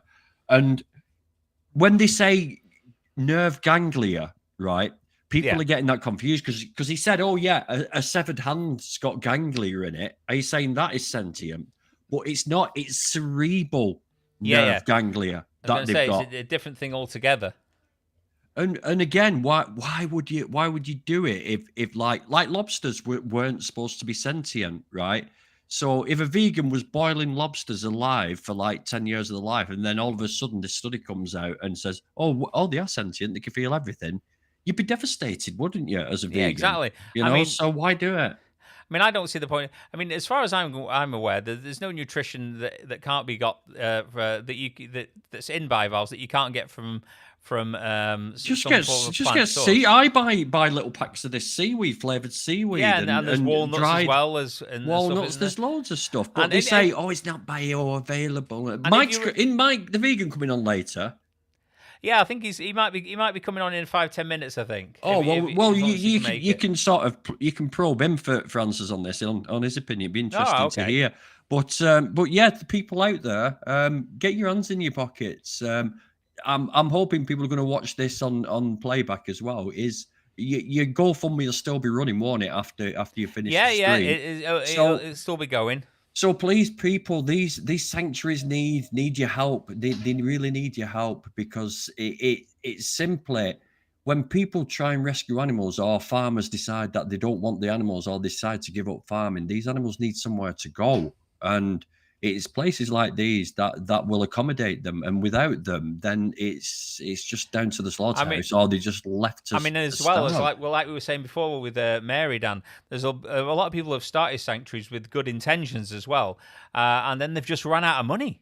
They've just run out of money. Yeah, because they don't realise what it costs. It's things like vets bills and just bedding and food. It all adds up. It really is a never-ending money pit. And the only way they can rake it back is by getting people to sponsor animals or having open days. I mean, the ideal sanctuary is where you can bring people and let them interact with the animals, especially kids, and say, look, this is the animal that we're eating. Look how beautiful they are. Mary was saying that they would get people going there that would with the families, almost thinking like it's a petting sort of place almost, and then they've gone through the educational aspect of what Dean Farm Trust do, and then those people have realised, what's going on and what goes on in animal agriculture, and that these creatures, like turkeys aren't stupid, pigs are intelligent, it's cows are giant, fun-loving, animals that enjoy living free from harm, and they're not just all mindless meat sacks, that are just there for your benefit. And I think once people get to see them in these sort of clean, happy, large sort of environments where they you said something there, Mark, very, very poignant. Yeah, and it's clean. And this is the thing, when I used to do the vigils at Tulip and we put the cameras into the wagons, those pigs were just absolutely full of Blair, right? And Blair, right? Absolutely full of it. And people see that and think, oh, yeah, they're saying, dirty pig and all this stuff. But they're very clean animals and they don't like to be around. No animal likes to be around. That's not the kind of dirt pigs like to be in. They like to roll in mud, maybe, roll in different things. They don't like rolling in feces. That's not their thing. About how sensitive their noses are. I know there's a few gamers that I know that like to sit around in their own feces, but that's because they're just so addicted to like playing the games, like Tetris. Oh no! It's like it's okay. I'm sat on a commode. Absolutely fine. I'm prepared. No, kidding. I am wearing pants. It's hey, stop peeking. Oh, look who's here! Look who's there. Oh, it's your mate. Come to visit, mate. Stavros the squirrel. Stavros. Christine, give him some nuts. He actually comes in the house now. It's brilliant, Stavros. There's loads of them, though. They're all scrapping now for my attention. I just feel like... Yeah, I think you and Sky, we're really trying with the. I'm just. I mean, guy. Yeah, he was hard graft. He was. He is hard work, and I'm sure he's one of these people. It's a bit like, he reminds me a bit of Vegan Gains, in the way that Vegan Gains is just so tunnel visioned. Vegan Gains is very good at remembering facts and stuff like that. He's got like a photographic memory, but he's very set in his way. Vegan Gains, and he can, but that Reasonable Vegan reminds me of him a little bit. Just the way he is. He's sort of like, he's just non-swaying. He just doesn't listen to what the other person's saying at all sometimes. And yeah, I don't know. There's something about him I don't like. Yeah. I struggle because I was getting frustrated with him because, like you say, it's if there's even a minuscule point, chance of them having like sentience, then you just leave them alone. Yeah, of course. And they're not required for the officer. And if he does listen or he hears about this or that we've mentioned him, I'd like you to produce proof on your own channel, if you don't mind, that you are somehow unable to get the omegas and everything else from plants, and you've got some form of problem conversion. I don't think about that. He didn't say that because I don't think he does. I have a question about that, because if it's an accessibility issue, which is something that he's addressing, right? If it's an accessibility issue, but you personally are capable of not eating the animal, then don't you think you are helping those people who do want to be vegan but can't because of that accessibility issue by encouraging the market to provide alternatives by putting your money over there? Maybe he's thinking that, but he's also giving people who maybe were happy getting their omegas from plant-based sources, almost like a I don't know what the word I'm looking for is a free pass to go back to eating bivalves. You know, this is what I've said, Mike, and it's just what frustrates me the most is that in our sort of in this circle of trying to get people to do the right thing. Oh, sorry, Dan. I've got sorry to interrupt. I've just got Mike come in there, so it's okay. I'll just add him into the stream. He looks like he's in the outdoors. He's having a wander. Hi. Hey, how's it going? Hi, Mike. Hey, all can you hear right? me? Yeah, I am. I'm just at the a farmer's market in Iowa, which happens to be the second biggest farmer's market in the U.S., which is cool. That sounds good. You're out about. You're like fully mobile. I only normally see you like in your studio sort of environment. You have legs. Yeah, you're out. In I the know. I real do world. actually. Look, I've got a full body. Some people don't know that I have a full body. I thought you were some kind of like a sort of vegan mechanical sort of like animatronic sort of creature. Maybe in like 2100, that'll all be that's what's left of me. But I thought he was really, really tiny because he does this other YouTube channel about making a tiny house. So I thought he was like a hobbit. Yeah. No, I'm not. I'm like 6'1" at least, and 6'1", you know. Oh, same taller. size as me. Yeah, same height Yeah. as me. Oh, yeah. He can't be that tall and be vegan, surely. my lad, who's been vegan for about 4 years now, he's just turned 16. He's now 6'1" as well. It hasn't stunted his growth in any way. I wish it had, to be fair, because now he just lords it over me by telling me how much taller he is than I am. That's pretty funny. You fed him too much tofu.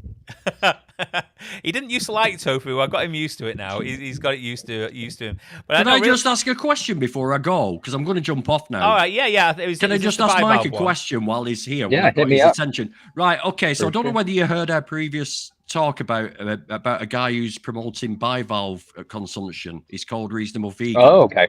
Okay. And he's promoting it as a vegan himself. He's promoting it to other vegans on his channel that eating bivalves is quite all right. I'd just like to know what your opinion on that is.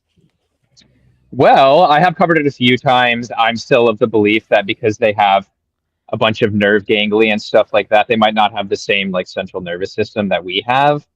But we've got enough of a nervous system there that it's like, they could be suffering to some degree. They respond. Like scallops will sort of like swim away if you stimulate them or like try and attack them. So for me, it's like, it's an animal.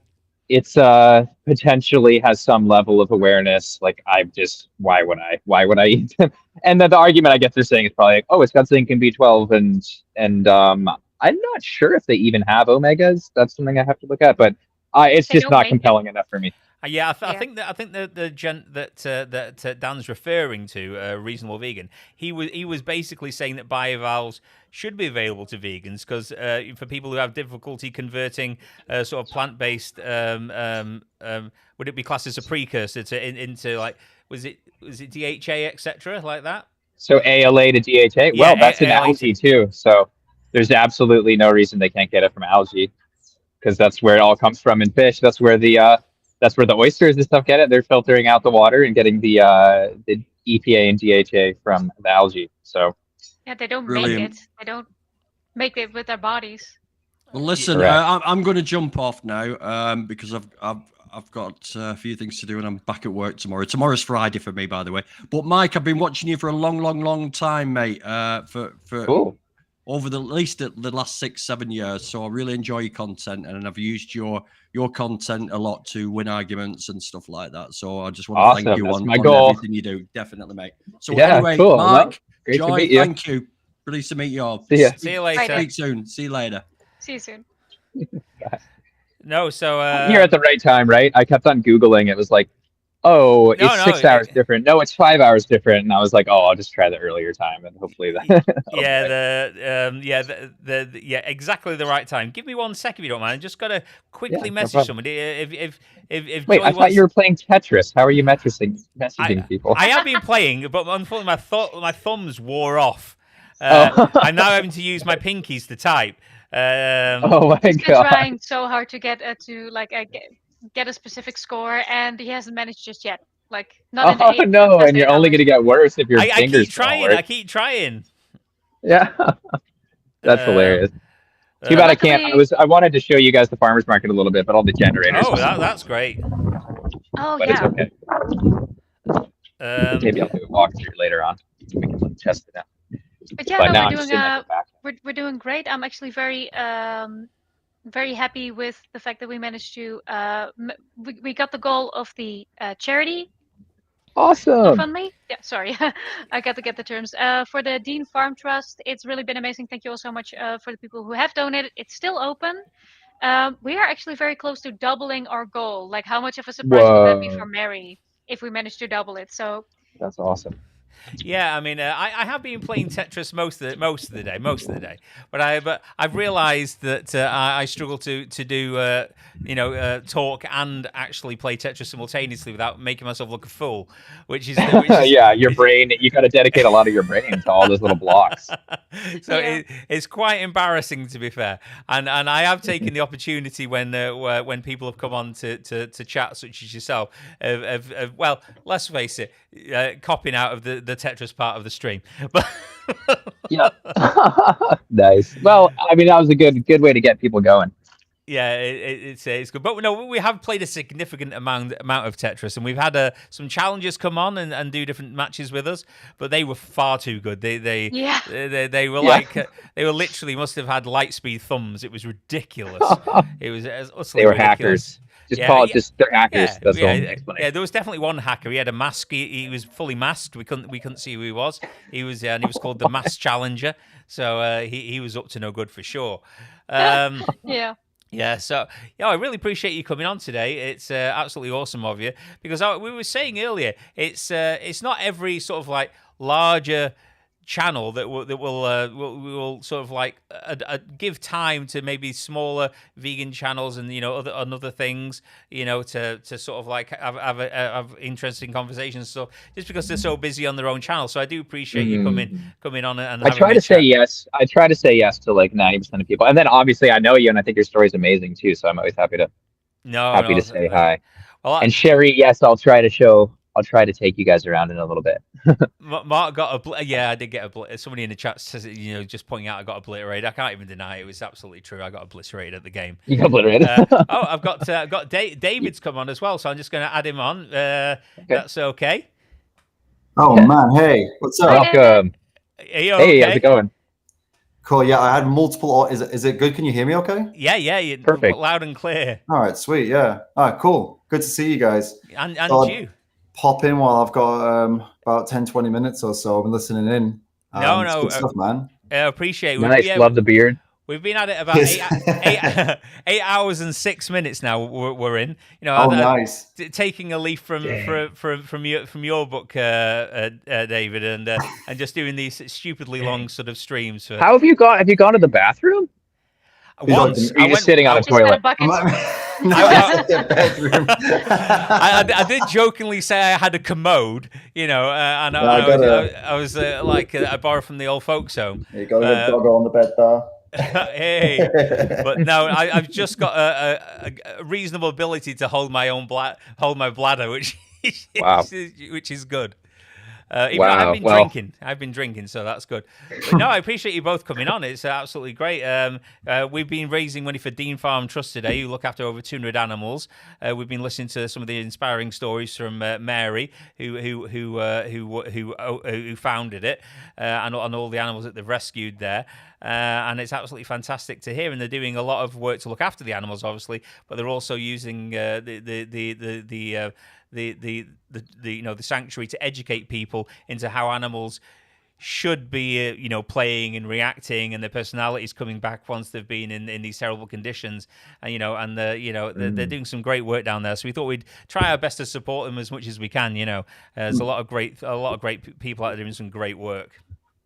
Yeah, we've heard some wonderful stories, some absolutely wonderful stuff. It's very good for me personally. As an activist, you get to see a lot of awful stuff.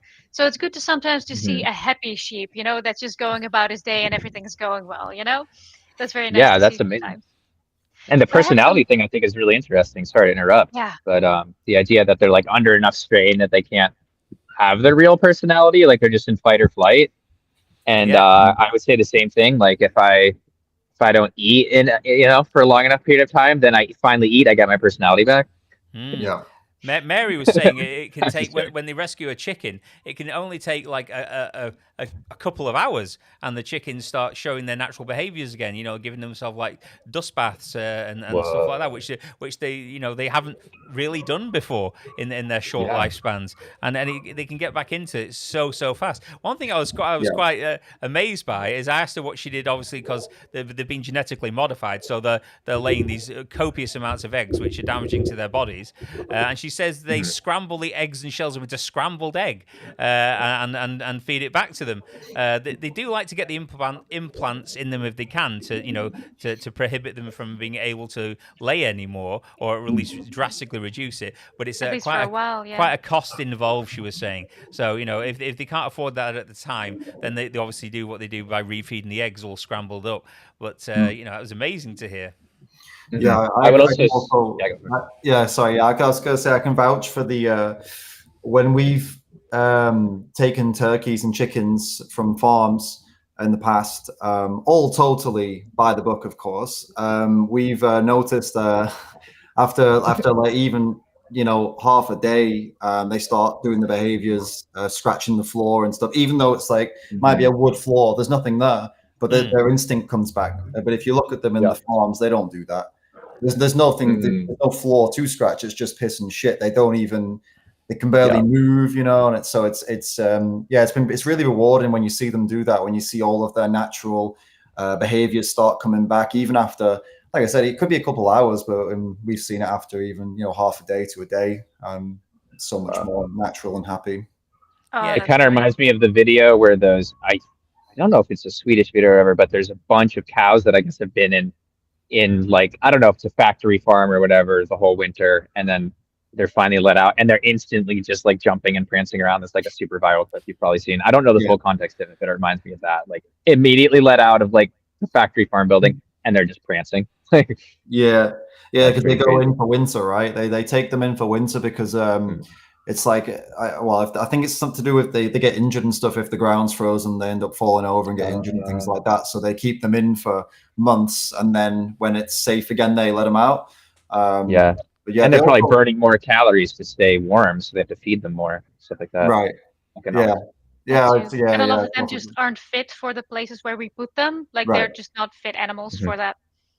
We were out with some cows yesterday actually in a field, and they the prancing thing, it's because they were younger cows, so we had the dogs, and the dogs were kind of running around and they were all playing with the dogs, like jumping around. It was pretty crazy because they, people say they're like dogs, don't they? And it's not really. It's a weird thing that we try to compare every animal to dogs, but honestly, when cows are running around and prancing, and they don't look that dissimilar. I mean, they're obviously like grass puppies. They're grass puppies. They really are, though. If you see them play with a ball or play with, humans as well, it's amazing. Yeah, no, I'm 100% on board with calling them grass puppies. They really are. That's what Mary said from Dean Farm and Trust as well. I mean, people think that they've got a lot of land down there, and they do have a lot of land. But people saying, why don't you house more animals? Probably, put more in there. But the reason why they have so much land is so these animals can, the cows, etc., can run around giant areas and play and whatever. You don't want to like cram too many animals. And number one, the expense is too much for the sanctuary to keep that many going. In a great environment. And plus, you start hemming them in, and before you'd be back to where they were. They'd all be like tightly knit. You've got to give them the room to display these natural sort of like, I mean, turkeys, they're jumping around, doing all the different noises. And if you've got them in tiny environments, they don't act natural. And then that ties into you'll see a turkey on the screen and it's not doing any of its natural behaviors. And people say, oh, turkeys are stupid. No, that's a good point. Self-fulfilling prophecy. Just in the wrong environment. You put them in the right environment, and to be fair, they look smarter than some humans have met. Mathematically. Yeah, people will they create a narrative that suits or makes them feel better about whatever they're doing. They'll look at an animal and say, "Oh, that animal's stupid because they don't they don't communicate like we do. They don't speak a language necessarily that we can understand."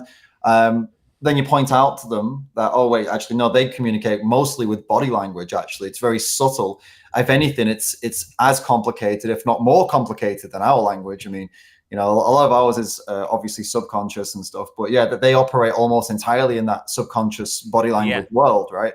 And when they realize that, well, then that's where the cognitive dissonance starts, because, you know, if they have to believe that, then that just rocks their entire world, and then they have to change everything. So that's where we usually get some of the silliest anti-vegan nonsense at that moment, you know.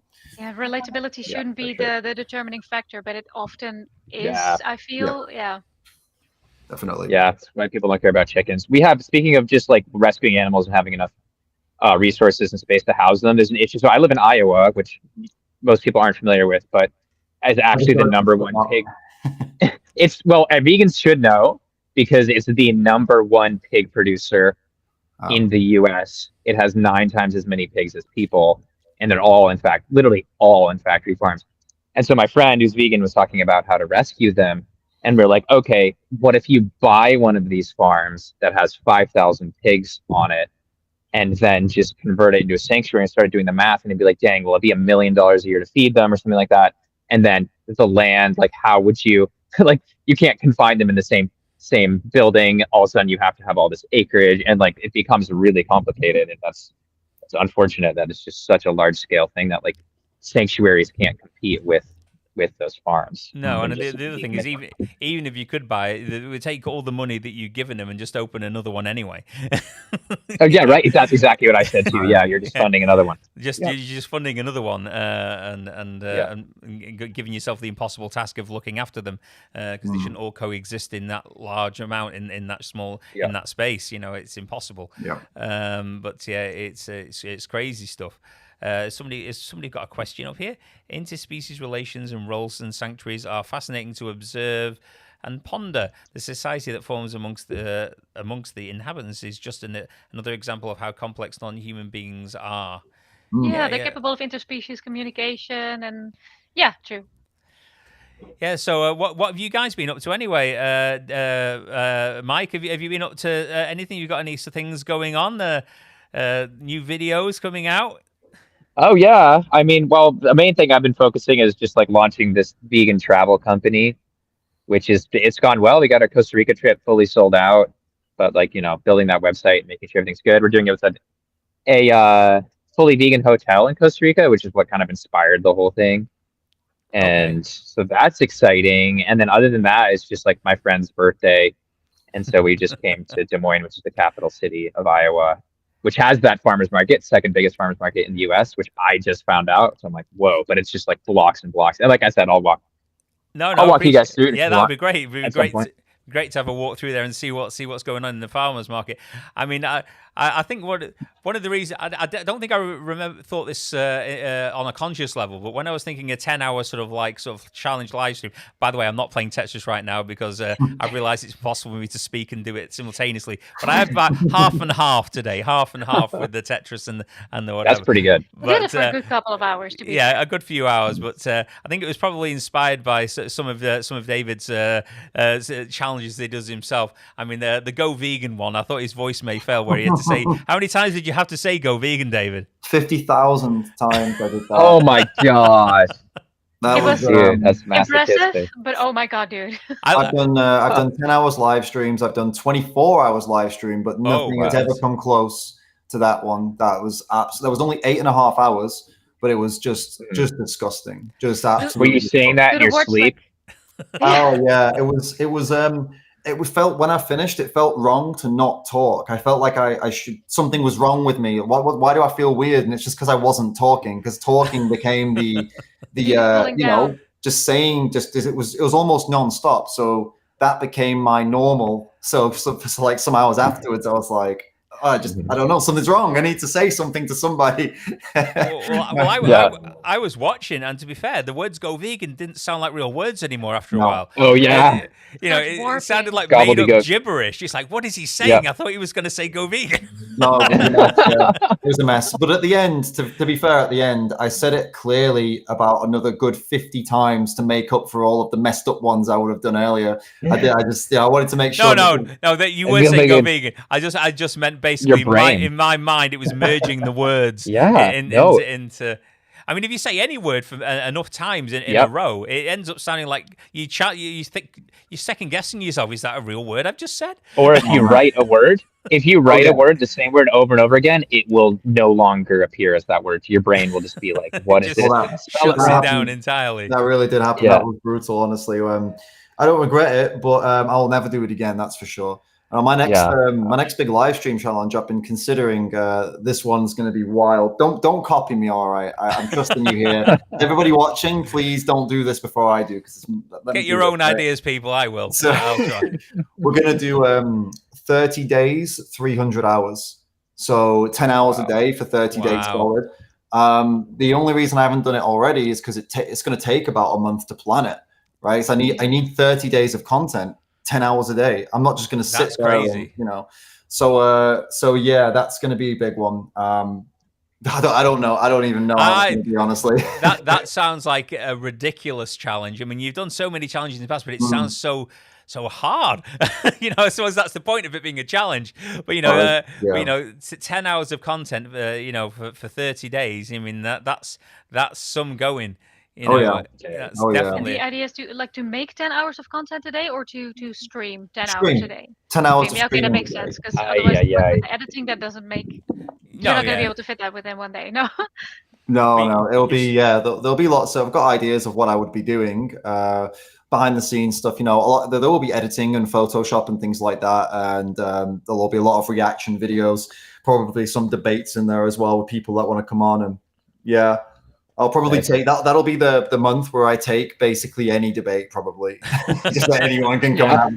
Anyone can come. Maybe. I mean, I've never particularly invited anyone on the channel for any sort of like who was really anti-vegan. I've never really gone down that realm yet, where you invite people on, mainly because I don't enjoy the conversations with them particularly, because, if you're in the streets or you're at work or something, you'll find people that are genuinely interested sometimes who will listen to the stuff you're saying. But I always get the impression that the people who come on social media to sort of bash veganism are never changing their minds, and they become frustrating, don't they? I mean, how do you cope with that? Well, honestly, the way I look at it is, all right, you can have people that are interested in changing, and that's good for that individual person if they are interested.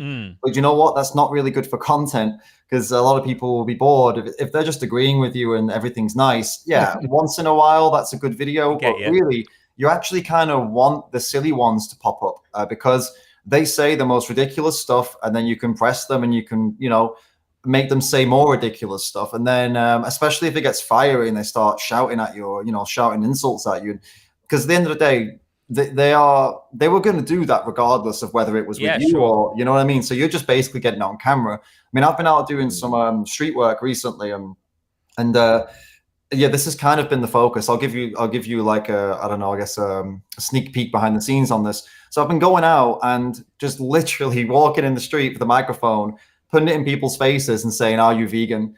And when they say no, that's why not. And then 8 times out of 10, they stop and they're like, "Okay, then let's talk about it." So it's actually, surprisingly, this forceful vegan thing's actually worked. It started some good conversation. Oh, okay. I can't say everyone's left thinking like, oh, this guy touched my soul and I'm going to change. But I can say that they left being like, holy shit, I didn't think I was going to get into that discussion today. Wow, it's definitely planted some seeds, opened some minds. But the goal of it has not been really to kind of, my goal of doing this has not been to really touch someone's heart and have them have this big awakening. My goal has been, let's just push people really hard out of the blue and see what kind of stuff we get.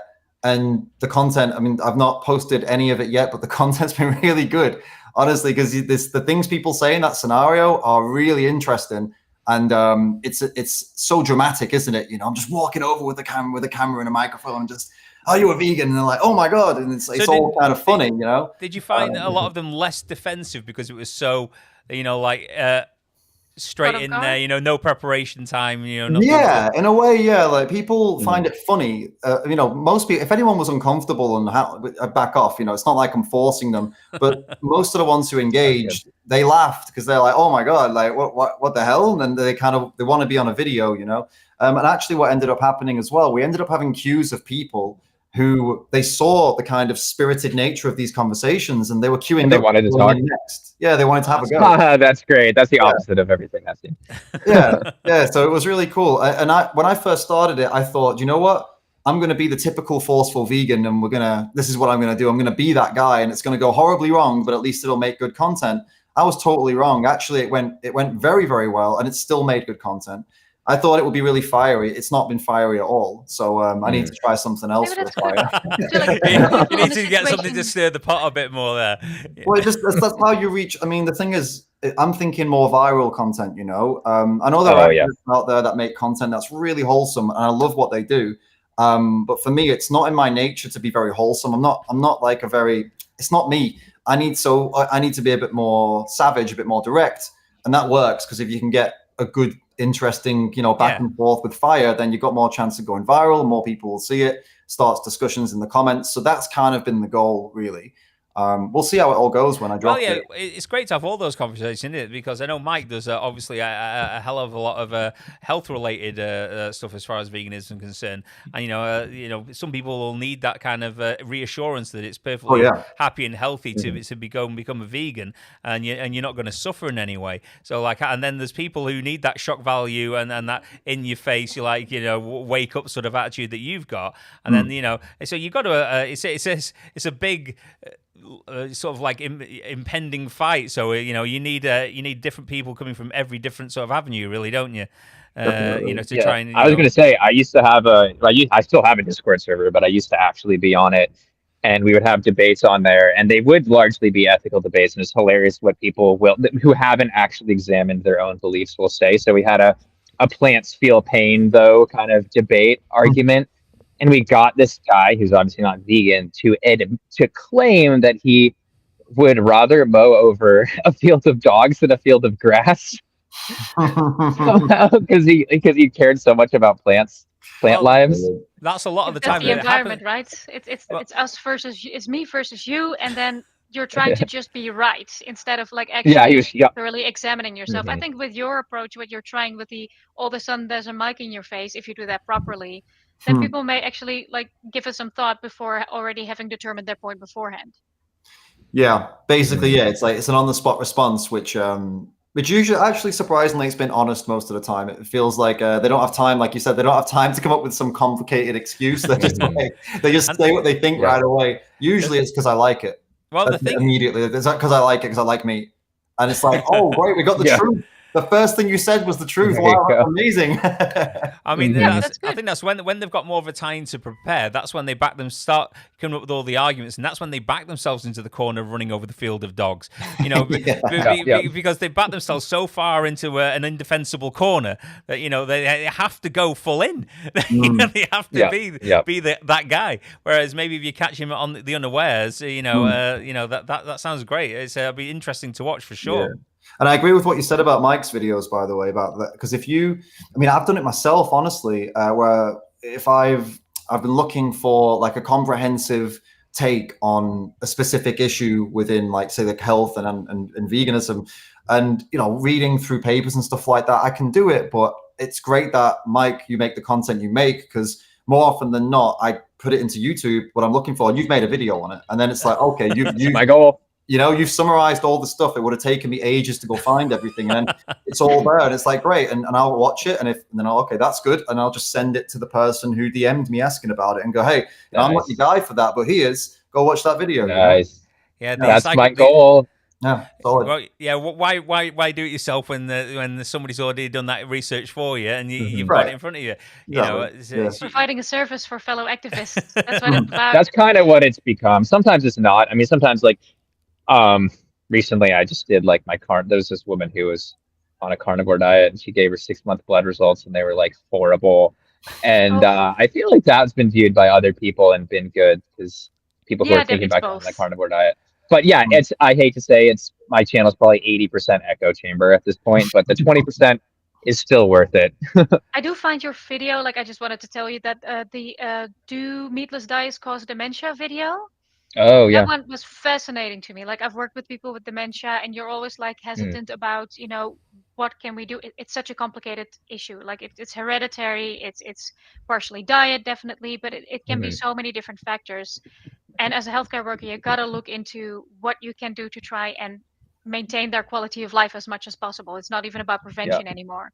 But I've definitely noticed that food makes a difference in that as well. So yeah, no, sorry to go off topic there, but that was fascinating. No, that's I mean, I'm interested in that topic, and I would love to see. I can't wait till more research just comes out on it, because I do believe if it really is a situation where somebody's having a cardiovascular based dementia, you might not be able to get all your memories back, but like early stage dementia, if we're talking about the same type of artery opening up, even if arteries aren't unclogging, to have like artery dilation to get blood flow to the brain in ways that it hasn't happened for a while, like that's really fascinating to me. Like, in fact, like why wouldn't it be able to happen? Maybe it should, unless it's like severely calcified. Anyway, we don't need to dwell on the details.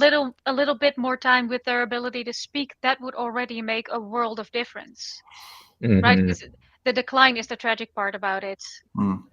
Absolutely, yeah, and just engage. There is a lot that can be even just with like engagement, and there's the hearing connection, like people with hearing loss, huge dementia connection, whether it is just sort of like also clogging, all these systems are clogging at the same time, or if it actually is people losing their connection to other people and not having as much brain, stimulation, and then their brain sort of like degenerates faster that way. But if that is all it is, like cardiovascular, then that would be really interesting to see. But there's just so many studies that need to be done. Like I'm just now starting to try and do some studies with some people, or like what papers should be written that would help. And it's like, man, every time we're looking into actually doing a study, it's like, oh well, that would be $1 million. Oh, that would be $1 million. So like, gosh, I can't wait till we have more. I'll bet. No, I always I've had so much information from people like Mike and on your channel as well, David, about about different aspects of the dietary aspects of veganism, but the information that you don't seem to get from sort of like mainstream medicine in a lot of the time. I got very little. I've spoke to Mike before about this. I got very little help when I was at death's door from my medical practitioners. And my wife, who is a midwife, she I did this on a previous video. It was hysterically bad, if it wasn't so bad. But they were in a seminar where they were being taught how to talking about nutrition for expectant mothers and obviously once they'd given birth as well. And they were basically they put the any vegan pregnant women in the same risk group as homeless people. Because they're bound to be that nutritionally deficient. That's a massive risk character. So they're actually teaching this to the medical staff. Who are going to be looking after people that that you basically can't be vegan if you've got a baby. And it was absolutely terrible. And this is the sort of information that's out there. So to have that counter argument from intelligent people who've done a lot more research from the person who gave that presentation, I'm absolutely sure. Is absolutely amazing. And it's just getting it out to everyone, isn't it? As well. I mean, I mean, obviously, that's why I agree with David when he says he's doing the stuff that might go viral. Because if you're just making the content, it's hard sometimes for the social media platforms they don't push it out as much, do they? It has to really get a high degree of traction sometimes to really reach that larger audience, and you have to almost do something crazy, to get it out there. Even though the information that you're giving is absolutely perfectly valid and very entertaining as well. Mike, and speaking to that, go ahead, man. So I'll go. I was just going to say, Bianca mentioned my most recent video that I just came out last night, which was responding to all of the most viewed YouTube shorts that have to do with veganism and vegan stuff, which was really hard. Like, it's all just like the trash. It's like weird, like Joe Rogan clips that are like remixed with like Ted Nugent being like, vegans kill more animals than anybody else. 47 million views. Unbelievable. And then just crap like that. Piers Morgan attacking that poor vegan woman on his show. We were talking about Piers earlier. He's an absolute moron. But I did a version of that Ted Nugent on Joe Rogan where I cut up what he said, and I made him say animal feed kills all of the rodents, and so I made it, like remixed it so that it was like that. And I just, anytime someone quotes him, I just send them that remixed version of the short, and then there you go, because it's totally overlooking that like blatant fact that all those crops are grown for animal feed, right? So ridiculous. And then the other point that I responded to is because he was like, I just shoot a deer with an arrow and that's one animal. And it's like, bro, we have actually, it's funny, I got the statistics slightly wrong in my video, because we have 15 times the domesticated or farm animal biomass that we have the wild animal biomass. As I was editing that, I realized that half of that wild animal biomass is like whales and stuff. So we have like 30 times as much. So there's absolutely no way that wild animals, you would have to just drive all wild animals to extinction to feed people 1/15 as much meat as they currently eat. I almost for about a split second had hope for Joe Rogan. Just at one point, it was when he had his little mate on. Was it Chris Kresser who was trying to debunk the Game Changers movie? James Wilkes. And then James Wilkes came on, and I thought James has got him. James has done it. They destroyed. He destroyed. It's like and he was agreeing with everything he said, and he's gone, I think you've got this wrong, Chris. I don't think you're right. And next day, boom, straight back to where he was. It's like he gets a call from Butcher Box. Butcher Box is like, hey, that's not going to work, Joe. It's and amazing. Then he's like, it's amazing how many channels, especially a lot of the ones in America, do have a lot of meat companies sponsoring the videos. I mean, if you look at a lot of the conservative content as well, with people, especially there's like if you watch a Daily Wire video, there's always a meat sponsor on there or something like that. There's a hell of a lot of it there for sure. So they're no interest in losing any ground to veganism, have they? At that point, right? They've got financial incentives. Rogan seems to be on this, pro carnivore thing right now as well. Which actually, Mike, you mentioned you covered something about that. I don't know if do you know of Lane Norton? Do you know who that is? I've heard of the name, and I vaguely I know his face, but I haven't. Yeah. I feel like that's some like Vegan Gains maybe responded to him like 5 years ago or something. Right, yeah, he probably did. So he's like a pro bodybuilder. He's like really established as a sports scientist, nutrition scientist kind of guy, like really about the studies, about the data. He's not a vegan, but he's got absolutely no issue with the plant-based diet. Like he's one of these guys where it's like ethically he's not convinced, but nutritionally totally convinced. He on Twitter, if you check out his Twitter, he has been absolutely destroying the carnivore world, and he's that's great. Losing loads of like fans from it as well, because a lot of the fans are carnivores, right?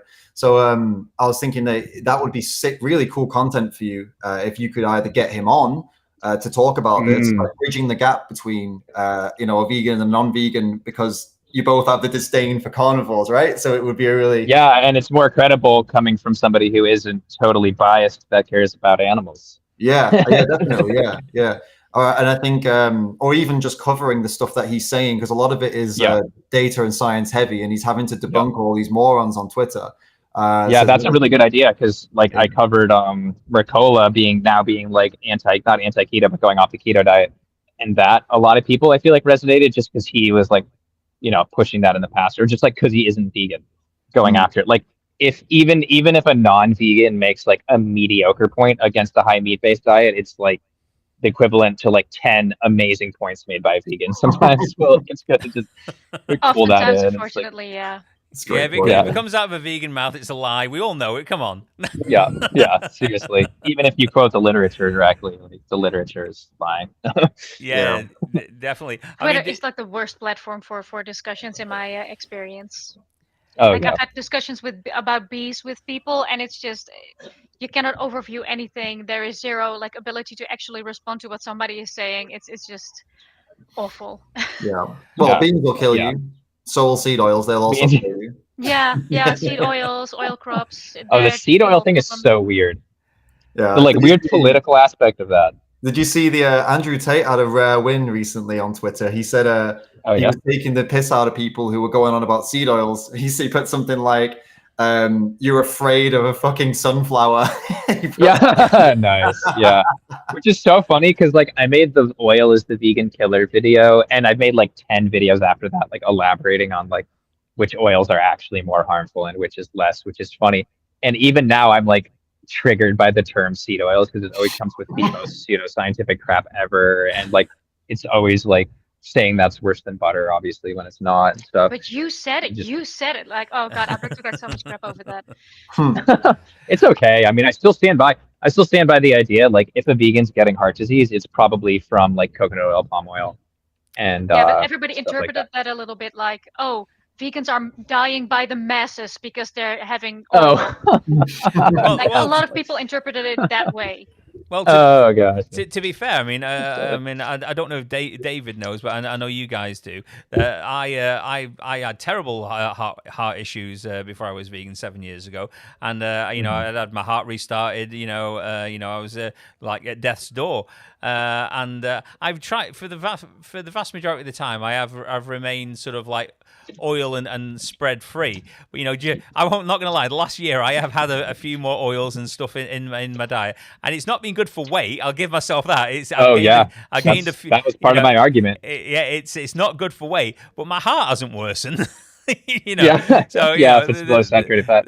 There is that, but weight-wise, I've knocked it on the head again. But you know, so I think from a valid point of view is if you are a vegan and you're trying to lose weight or control weight, then maybe knocking the oils on the head are good for that reason alone. Definitely for me on my personal case, anyway. I was going to ask you guys, did you? And it may have been no interest to either of you whatsoever, but did either of you see the latest Venus Brother video? I saw a title about it, but I didn't. This is Leo Venus. Yeah, it's the trouble is, I mean, I think he was just trying to stretch out and gain a bigger audience. So he throwing vegans and animals under the bus seems like the Venus way, really, when that priority comes up in life, doesn't it? But yeah, I was left alone on a stream for 2 hours, and I'd had a couple of whiskeys, so I said all kinds of crazy things. But you know, I had a bottle on my desk. I was on somebody else's channel a couple of weeks ago, and it was called like Drinks with MJ. So you have to have like a drink when you're on there. So I got the whiskey out, and it was still on my desk. And I thought, well, I'll just have a couple, you know, before I do this video. What a big mistake! It's like Unchained Madness that's gone on, you know. But you know, it's quite funny. What was his main point? Yeah, go on, man.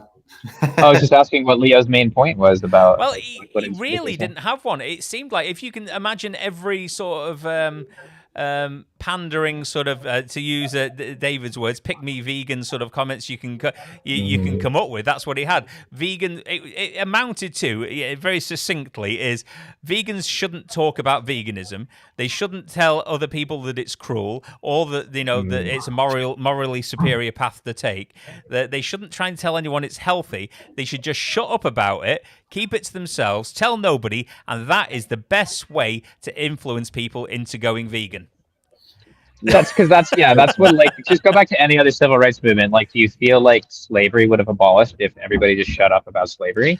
It was the most insane argument. Most insane thing ever. It was almost funny. I don't know what. I didn't see have his to see video. exactly what he said.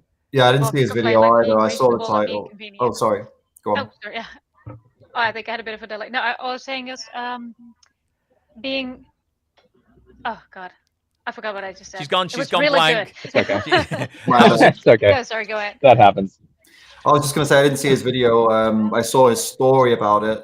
I DM'd him from the story. He saw my DM, but he never responded. I just said, I won't read the whole thing out, but I just said something along the lines of murdering or punching people in the face is natural, right? And sometimes that is moral, right? Self-defense or to defend somebody else. But if you do that stuff for personal pleasure, if you punch somebody in the face or murder someone for personal pleasure, then it's arguably that's evil. And that's the same going for eating meat for personal pleasure, right? So there are instances where you could argue that it's moral to do it. Like if we're not going to go over to some tribe somewhere and be like, you're all immoral, you know, because they have no choice. That wouldn't make any sense, right? So if that's what I said, if that's what you're trying to say, then we're on the same boat. Otherwise, what are you trying to say? He read it, didn't reply, and then he doubled down on it and said, he put that, stop trying to get people to go vegan, right? The world is never going to do it, and that's okay, and you'll be happier once you accept this. He said that in a story. So I responded, stop trying to throw gay people off roofs. The world is never going to accept gay people, and that's okay. You'll be happier once you accept this. And And I said, I'm not sure that's a hill you want to die on with that logic, but I'm not sure if that's what you're trying to say. Would you be interested in a discussion? And he didn't respond. So the answer is most likely no, not interested in a discussion. But yeah, after that for me, and this is my advice for everybody out there, the Venuses just need to be left in the past. That's it. That's the story now. Just forget about them. They don't exist. And I started to wonder as well, guys, do any of you even know why they're famous? As in, what did either of them ever do to put them on the radar in the vegan world? Well, I think the only thing John Venus was ever famous for was having a reasonable physique and being vegan. So nothing. Then. You see what I mean? Like they've done nothing. That's all he had going. And I don't know how his brother appeared in there either. But just because he's a doctor, right? Or he's becoming a doctor. He's qualified, as a doctor. Yeah, but I have to go and meet people in a few minutes at a delicious freaking vegan restaurant that I haven't been to. That has 4.9 stars. Whoa. I'm excited about. Sorry to change the subject, but I figured I'd have to say my goodbye. I don't know if you guys wanted to just see the farmer's market. Yeah, that'd be interesting. Yeah, I'd love to. So this is what I'm about to show you is one road of like 7 or 8. I like this Mike Unleashed thing where he's out in the real world. So you can't. Oh, it just looks like tents. You can't. This looks like nothing on camera, but like this is. I mean, it's just block after block after block of stuff, and probably some good options, but I haven't found them. Oh, I almost got the Science Center behind me. Nice. That is so cool. Yeah. But there's a lot of good stuff, like local produce. I had some fresh squeezed cane sugar juice, cane juice. Oh, okay. Yeah, I've had that before. I think I had it at the camp out a few years back. The guy who was doing the cane juice was just he was really into it, and he was just like making a big show, and it was great to watch. Yeah, nice. I mean, maybe you can see a little more now. I can see. Yeah, and that's like one of 5 or 6 rows. So there's like probably like 500. 300 vendors? I don't know. I'm exaggerating. Anyway, It was great to talk to you guys. I wish I could stay longer, but no, that's great. Gotta eat some delicious food. It was good to speak to you. That has priority. And we're verified now to the whole world. You've got legs, so I think that's, that in itself is an accomplishment. Woo! Yep, and major congratulations on the fundraiser. You can beat the goal. Yeah, I think we've doubled the goal now. Not yet. We are now we have one more donation from an anonymous donor, and we're now at 365. We are very close to doubling the goal. Awesome. So we have about 1 hour and 15 minutes to get there. So, because obviously I'm only a smaller channel, but any amount of money that we can raise, and we've also been promoting Dean Farm Trust Patreon, and all the other avenues where you can support them on a long-term basis rather than just a one-off donation. So we've been doing that as well. So everything we can do, I may not see a vegan world in my lifetime, but I'm going to be damn sure I'm going to try and put it there, make my impact, and make it there one day. I can say that. Do it. But thank you so much for being here, Mike. Thanks. Thanks, Mike. Yeah. Take care of yourself. Mike. See you. Bye. Have fun. Bye. Oh, he's done it. Oh, yeah. It's great to see him. It's very nice of him to come, because sometimes, do you find that we vegans live in our own little sort of vegan bubble sometimes, and we don't sort of stretch out to and talk to each other maybe as much as they used to do? I mean, maybe 5-6 years ago there was a lot more interaction with the vegan community. I suppose it was more about the whole sort of like bodybuilding game changers, like nutritional aspect of it, maybe to a degree. But so is there anything you want to talk about, David, while you're here? Let's bring up the bivalves again. No, it wasn't your favorite. I don't want to talk about that, man. No bivalves, no bivalves. No. No, I mean, I caught a bit of what you guys were up to today, and obviously, I'm a big fan of the grind and the hustle here for charity, especially this type of hustle. As you were saying earlier, this is something I do a lot, so I've got big. I know what you guys are going through. Have you both been here all day, by the way? Yeah, both all day. Here. See, I know that how it feels, and I know what it's like. So I know you guys are probably feeling a bit fried right now, and I totally get it. And I'm really impressed that you're both still going. And I'm right there with you. I get it. I get it. You're doing a great job, though. We've even I don't know if you heard earlier as well. Joy she's a musician, and she brings that into her activism. And she was recently on the radio station in Netherlands singing her vegan activism songs, which is really good. And I've roped her into a couple so far, and I'm hoping that I can rope into a third one before we end the stream at 7. But yeah, so that was really good. So yeah, cool. Getting the word out everywhere. So. Yeah, that breaks things up if you've got someone to sing and dance or something. Yeah. Yeah, it breaks up the monotony. My daughter wants to come on and sing as well. She keeps coming in and looking at me like, "Can I come on? Can I come on?" So yeah, Joyce, we can have her come on. That would be fun. So maybe we'll have her on in a bit later. Later on, yeah.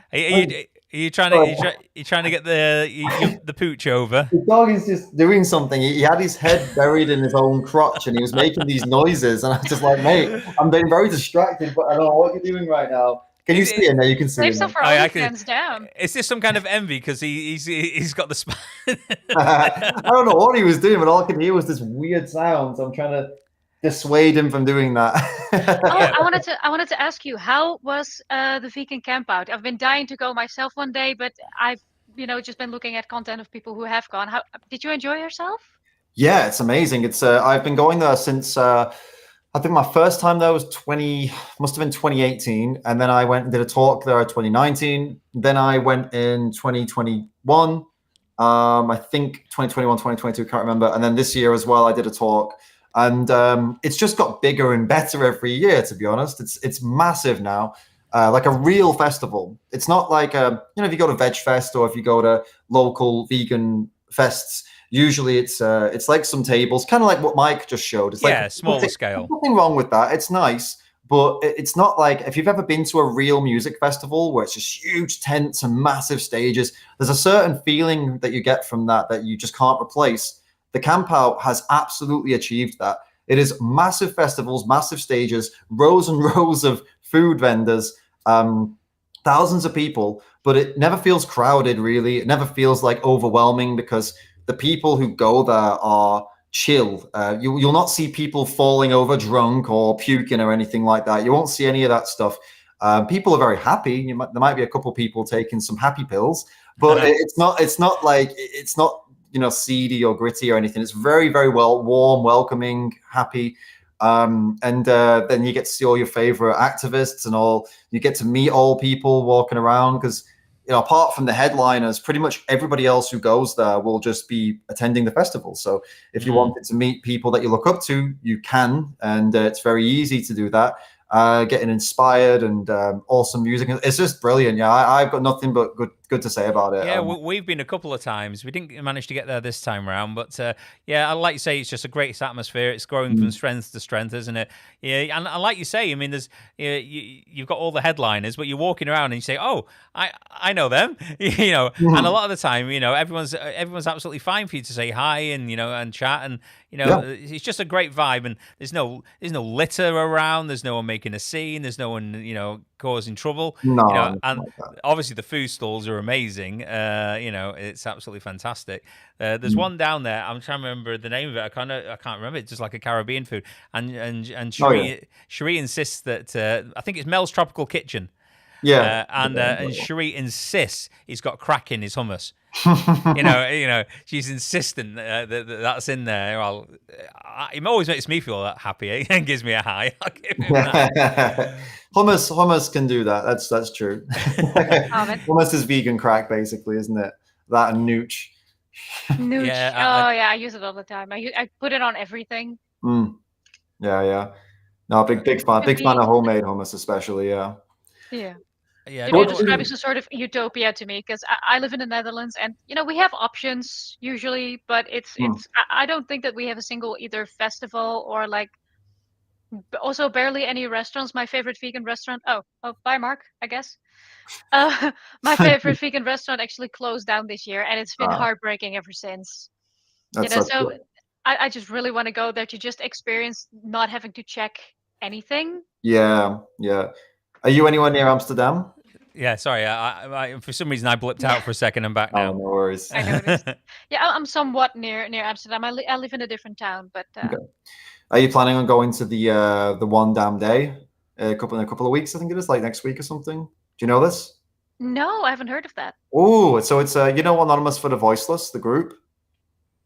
Yes, I actually am in contact with them, but yeah, they're doing 5 days in a row in Amsterdam Square. Is it Amsterdam Square? I don't know. In the big square in Amsterdam. Yeah. Yeah, I'm going to be there as well. One damn week. Oh, oh, when are you going to be there? I'll be there for the first 3 days, and it looks like they've got a lot of people in attendance as well. It looks like it's going to be a pretty big event, which is obviously great. I see. Yeah, I just looked it up over here. Okay, that's fantastic. I'm going to take a look at that later. Yeah. Okay, yeah, I may actually be there if I can. I believe I have a gig on the 3rd. Okay, I'm gonna have to see when, but yeah, have a look into it. It should be good. Should be a really cool event. I'll be there doing some trying to get some content as well. Just basically just going to film for 3 days straight and see what we can get. Build up a load of content and then try and make some shorts out of it and try and reach as many people as possible. It's kind of what I'm doing right now. Make the shorts and then after the shorts, post the long versions of them. Okay. And then, see. So is the point is the point of that to sort of grab them in with that and then hit them with the long form content that's related to the short? Yeah, basically, yeah. I used to do it the other way around, but I'm realizing that it probably makes more sense because the thing is, like outreach videos, even the best outreach videos these days, they're not really going viral, are they? Let's be honest. The world is moving towards short form content. I mean, even Joey and Ed both have these super spicy conversations in long form, and they reach maybe maximum like 100,000 people or something like that. And they're really good though. Like Joey Ed sometimes gets like 150 to 100k. Joey's sitting mostly around 20 to 50k. And some of the spiciest shorts I've seen are reaching like 3 million. So I'm thinking, I think short content as a priority is probably a better idea because the long form content is just objectively not going to reach as many people as the short ones will when you total it all up. So I think just focusing on shorts as a priority first and then the long one later is probably the smartest move right now. And maybe not put too much effort into the long one because ultimately whether it's 10 minutes, 15 minutes or 20 minutes, it's probably going to have the same people who'll watch it. If somebody will watch a video for 10 minutes, they'll watch one for 15 or 20 as well. Yeah. You know what I mean? So it's probably just best to just not overly edit. I was speaking to Paul from Hench Herbivore only the other day, and he was saying that he's getting a lot of traffic on the shorter form content as well that he's putting out there and reaching a lot more people. So I mean, I don't do many shorts myself. Maybe it's something I need to look into doing really. And It is because I mean I can tell you my biggest short I ever made. It's still pulling in views right now, but right now it's at, give me a second. It's on 5.9 million views. And then number 2 is at 3.2 million views. And number 3 is at 1.1 million views. And then the 4th one is 150,000 views. So, I mean, and these are shorts. Some of these shorts took me 10 minutes to make. Literally 10 minutes. So that made me realize, like, wait a minute, something that took me 10 minutes to make can pull in 1 million views. And they're all pro-vegan, as obviously pro-vegan animal rights content. None of them is me changing my style of, I'm going to talk about something else. This is animal rights stuff, vegan stuff. So that's insane. If you can generate that amount of views on a vegan related stuff, pro-vegan related stuff, then that's the way to go, isn't it? Yeah, I mean, there's something you said. I think you were on a doing a video. I can't remember if it was a stream or a video, and it was like I think it was a channel review video where you're reviewing other channels. Have I got that right in my head? And you said something that I think helped me sort of realize I need to get my backside back in gear and get back on. Is you said, as a channel, you need to be consistent. You need to be uploading. You need to be putting content out there. And if you're not, then you're not going to do anything, are you? And I just thought he's right. I'm sat here and I keep lingering, and I'm not putting as much content as I used to do out, and it's not good. As I said before, I'm not interested in doing a channel about anything else. There's other interests I have, but if it wasn't for veganism, I wouldn't be even on social media. I'm not interested in it. I'm only here because I want to make a difference for the animals. And that makes a big difference. Oh, we've got somebody shaking a shaker here in the lobby. I wonder who this may be. I put it in chat. There he is. How are you doing, guys? Hi, Paul. Are you okay? Really good. Nice to see you, Dave and Joy. Hey, mate. Good to see you, man. Yeah, we were just saying you were getting quite a lot of love out of the short form content recently, you said, didn't you? Yeah, that's gone crazy for me. Yeah, I can't be bothered with long form anymore. It's like 10 times the work for a tenth of the results. Yeah, I'm right there you with get you, the mate. same thing, Dave. Right there with you, mate. Yeah. And I saw in the chat that someone said the Hexproof Anarchist is like, oh wait, no, who was it? Ethically based ex-omnivore said, I like the long form better, honestly. And I get that, and I think as creators we've got to keep our own audience in mind, because at the end of the day they pay the bills, right? It's the people who support you pay the bills, but it's kind of making that balance between we want to make content. I want to make content for you, ethically based ex-omnivore. I want to make content for everybody who believes in me, but also we've got to think about everybody who doesn't support us, and how do we reach them with the vegan message, with the animal? Then it's going to have to be short. So it's really tough to balance that out. You don't want to lose everybody who supports you, because then you can't do the work if they don't support you. You don't want to lean too far one purely way. the algorithm. Yeah, because the algorithm is pushing shorts now like crazy. Right. The main reason for doing it, obviously, is to reach the non-vegan audience, isn't it? And change the way they think. And as you say, it's really great. Like today, we've had a lot of vegans coming on the stream and keeping us company and chatting, etc. And it's been quite a wholesome stream. And it's been good fun. But you can't do that with every video, because you're not going to get like a non-vegan sitting in for long videos and listening to everything you say and hanging out, because they're just not gonna. You need to get them, and you need to get them quick, don't you? Really, and the short form helps with that. The good thing about short form as well, I just found out that Facebook Reels is really good for organic reach. I wasn't even on there. Oh yeah. So now I'm on TikTok, Instagram Reels, YouTube Shorts, Facebook Shorts, and on one platform I'll get 120,000 views, on another platform I'll get 1,200 views, and you can never call it. It's all nonsense. Yeah, who hit and miss, right? These algorithms, but it'll do well somewhere, and they all add up. Yeah, man. Sometimes I'll post something on I post it on YouTube Shorts, Twitter, Instagram Reels, and then YouTube, doesn't do so good. Instagram with 35,000 doesn't do so good, 35,000 followers. But then Twitter with like 4,000 just blows up and gets 20,000 views. And I'm like, how on Twitter? The one that I've got, like, I don't even have many followers or anything on Twitter, but that one just explodes all of a sudden. It's ridiculous. I'm not even doing anything on Twitter. I've got an account. You can do shorts on there. You just take the short, take the vertical video, just post it straight up on Twitter. And there's 5 platforms for me. Yeah, man. Let me write that down. And if you do want to do longer form content, if you do subscribe to Twitter Blue, then they do let you upload longer form content as well if you want to. And literally, I'm streaming right now on YouTube and Twitter and Facebook, etc. Because I'm streaming on all of them. So so you can try. I'm trying. I've took your advice. I'm making videos again, David. So that's awesome, mate. Hey, it's awesome. Oh, so just a little update. We just got another donor in, another £5. We are now at 370. We are 30 pounds off of doubling our goal. So oh wow! If come on, folks, think of Wilbur. Think of Wilbur the pig. Think of Wilbur. Look at his sad little face if you don't do it. Should we just do the link again in the description and down in the chat? It will be available as well. So if you can miss it, go ahead, and thank you so much to everybody who has donated so far. This has really been above and beyond so far. Amazing, guys.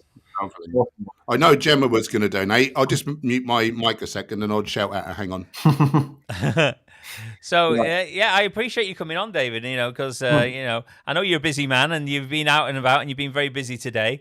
And to make time to come on and spend time here with us, is absolutely awesome. It's good. I'm trying to make a point here and I can't get it into words. That's 9 hours of Tetris will do that to you. Maybe the 10 hours does take its toll in the end. It's really good, and it's encouraging for me as well to that there's so many great people out there who are willing to help and encourage and come on and it's good stuff. Thanks very much. No, mate. Yeah, I will shoot off shortly. I'll let you have some hench time. Yeah, he's going to thrash me at Tetris, so hench time. I'll get back to the Tetris. Yeah, but I'll say no. I appreciate the invitation to come on, and I appreciate what you're doing. And for me, I don't know how much you watch the channel, but those who do know that I'm working on something right now that is confidential. I can't reveal anything about it, but I can give you a vague idea. It's just, if you can imagine the worst things for a vegan to be seeing on a regular basis, this is what I'm doing. So, things like this really do mean a lot to me. And, really personally means a lot to see people like you that are doing this and raising money for animals and, making like 10 hours of content to try to encourage people to donate and just getting everyone together and creating this community. It really is important. And that's why I decided to come on, because I saw what you're doing, I saw the grind, and I'll always make an effort because with what I'm doing, this helps me deal with what I'm doing. So thank you for doing it. Oh, thanks a lot, David. What's the doggy called, by the way? Beethoven. Beethoven. Yeah, he's panned out right now. Oh, he's just jumped up. Hey. He heard his name. He started licking his arse immediately. Babe, no. I wish I could do that. No, it's impossible, Paul. If humans could make that kind of movement, the world would end. No man would leave the house. He's trying to wrestle his dog. He's being weird. I'm trying to pick him up so I can say hello, but he's not having it. Come here.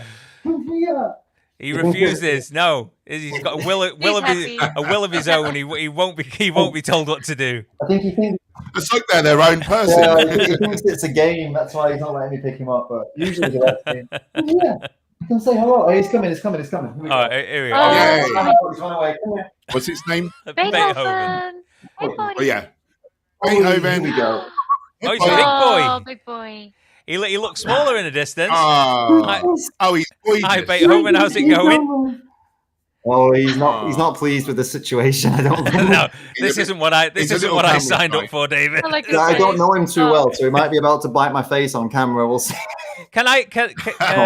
All right. I'm sorry, the carnivores will be all over that. David, thank you so much for being here. We really all appreciate you very much as a fellow activist. You paved the way in many ways. Can I ask a question about Beethoven as well? Is Beethoven vegan? Yeah. Yeah, he's going. Yeah. He's not. I'm not his carer. I'm not his human. But yes, he is vegan. Yeah, that's good, because there's a lot of misconceptions about there, and people put a lot of good videos about it. But our little puppy that lives with us, well, I say he's a puppy. I always call dogs puppies. He's been vegan since we got him for 2 years, and he's thriving. But we use for anyone out there, while we're talking about dogs, we use Benevo sort of complete vegan dog food. Absolutely amazing. He loves it. He eats it. Wolfs it back. No issues. All right. Should I bring Jerry? All right. My daughter's bringing Jerry over. Jerry's got to come over for Jerry. Oh my Lord. He's got this fur around his neck that makes him look like. You remember in Jurassic Park, you've got that dinosaur that like spits at Nedry. He's got this sort of look going on around there. Jerry, are you all right? All right. Oh my goodness. All right. The licks are too much, Jerry. I can't cope. Oh God. There we go, boy. He's like a just Japanese sensei or something. Yeah, I think he's a cross between a Shih Tzu and a Chihuahua. So he's a Shih Chihuahua. He's a great lad. He's a great lad. No, he's good. We got another donation in. We are now at £380. Oh goodness! Wow. Oh, that's awesome. I believe it's getting there. No, it's by Lisa Sharp and Gemma Nichols. Thank you so much. Oh, that's Gemma. Who the hell's that? That's your missus. Oh yeah. Thanks again, David. Did you say you needed to get off? I'm going to shoot off. Yeah, I'll let you guys get back into the Tetris, and you've got about 50 minutes left. So yeah, I'll have to slam the Tetris now. I'll have to slam the Tetris and make up for my skiving periodically throughout the day. But the next challenge, I'll make sure I have zero breaks from the actual activity. Definitely. But you see, the trouble is, you get so many interesting people on and so many people worth speaking to. And you almost don't want to split your attention. Mm-hmm. That's what I'm saying anyway. Yeah. All right. Thanks again, David. It's really good of you to come on. I appreciate it. And keep up everything you do. It's great work. Thanks, mate. You too, mate. See you later. Take care. Bye-bye. Bye-bye. Hi, Paul. Oh, I missed Mike then. Oh yeah. I thought you were going to nip on it. I was going to try and get on a bit earlier, but we got back a bit late, and I've only eaten half of my dinner, if you can believe that. That doesn't sound right, Paul. I know. I'm saving the other half till after. Well, I'm glad you're here, Paul. The things I do for veganism. I'm glad you're here, Paul, because I'll admit I've been slacking the last few hours with the Tetris. Yeah. What? Well, we had Lee on earlier, who was absolutely amazing at Tetris, and to be fair, he made a fool of me. Oh, you got upset. No. All right, sorry, I'm having a bit of trouble with my chat. I'm just going to reload something. Give me 1 minute. I might disappear temporarily off stream. No worries. Thanks, Jerry. In the meantime, I have a question for everyone here. Hench, feel free to weigh in. Should I order sushi or pizza for myself? What, sushi every time? I usually order sushi, right? Yeah. I mean, it is like my favorite. It's healthy and delicious. And nutritious. It is really good, though. Nutritious and delicious. What type do you get? Let's see. There's a couple of good sushi places here that have a bunch of vegan options, so that's really nice. Nice. I think I'm gonna go with the one. Hey, you're here. I'm back again. It's whenever I drag one screen to the other screen, it decides that it's going to fail. Not sure why. It's never done that before, but we've had a day of technical issues, haven't we? Sushi, Paul, you give me since we visited you down your way. Me and Cherie just wake up dreaming of that sushi place. What was it called? Do you remember? That was so good. Was it not Cosmo? Cisco, yeah, amazing. Yeah, if anyone's in the Norwich area, they're not a completely vegan restaurant, but they do a vegan sushi platter. It's just ridiculous, just so good. Yeah, it's kicking me again. Give me 1 sec, guys. Sorry.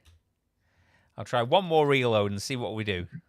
It just doesn't want you anymore. The game has had enough of you. Oh, he's gone.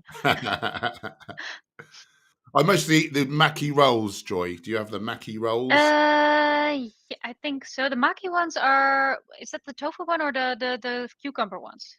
I think you can put whatever you want in there, but it's basically the fill-in, the rice, and then the seaweed. I think that's what constitutes a maki roll, as far as I know. Yeah. And then California rolls are like inside out. I think that's the difference. I thought the California roll was like the seaweed, like the cone-shaped thing. No, I think, I'm not sure. I've been wrong before, to be fair, Joy. I've been wrong before. I'm not exactly a connoisseur, if I'm honest. All right, I'm back again. Can you tell me, on your Windows, is the chat up on the main, not on our screens, but it's come back now. It's come back. Yeah. So, I'll launch the game, Paul. I'll launch the game. You've come what have I got to do? Launch the game. And then tell me when you're there. I'll launch it on my side, and we'll get this challenge going on. I mean, Bella's looking at me. She wants to sing a song at the end. Okay.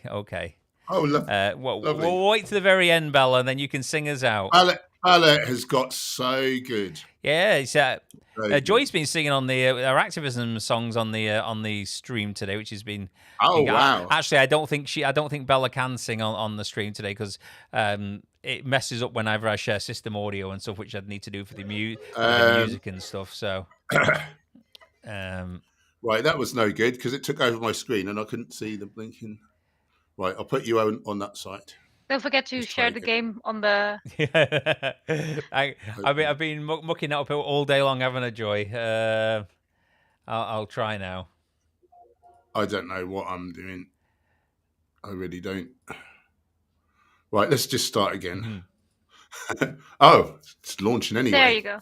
There we go. I've got the screen on there, so that's good. Okay. You might as well stay to the premise of the stream and play some Tetris.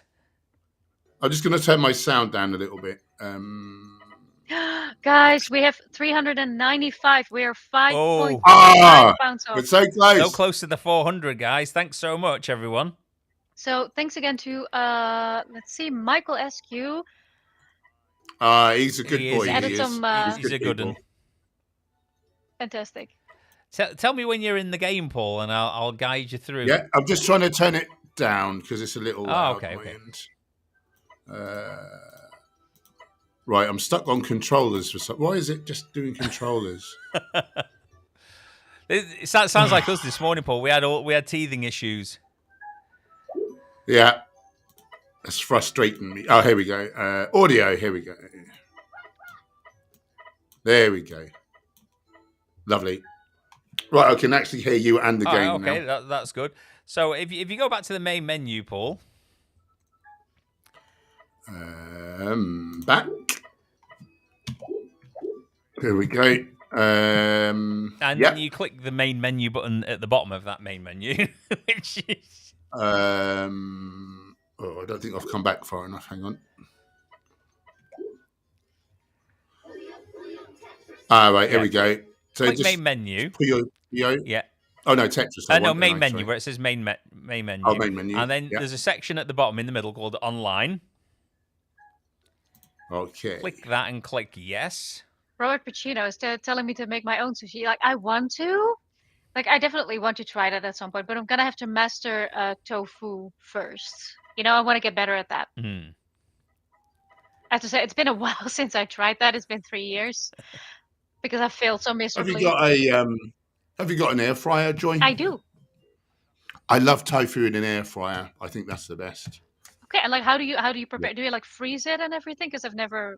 No, I don't bother with that. Some people say that it soaks up more flavour, don't they? But I've never bothered with it. Just marinate it for 10 minutes and then that's it in the air what we fryer. do. To be fair, you sort of cut it up. Get as much water out as you can first. Maybe cut it up. Marinate it like Paul says. Air fryer it, and then stick it in wherever you want.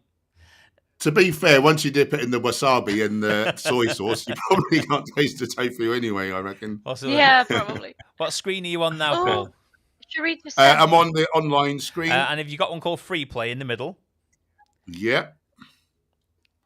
Versus? Versus, yeah, go on that one. Battle. Yeah, battle, and then go battle. It might ask you your country and a few other options. Right. It's not. Is it not? What is it? It says room select. All right. Let me just create a room. Give me a second.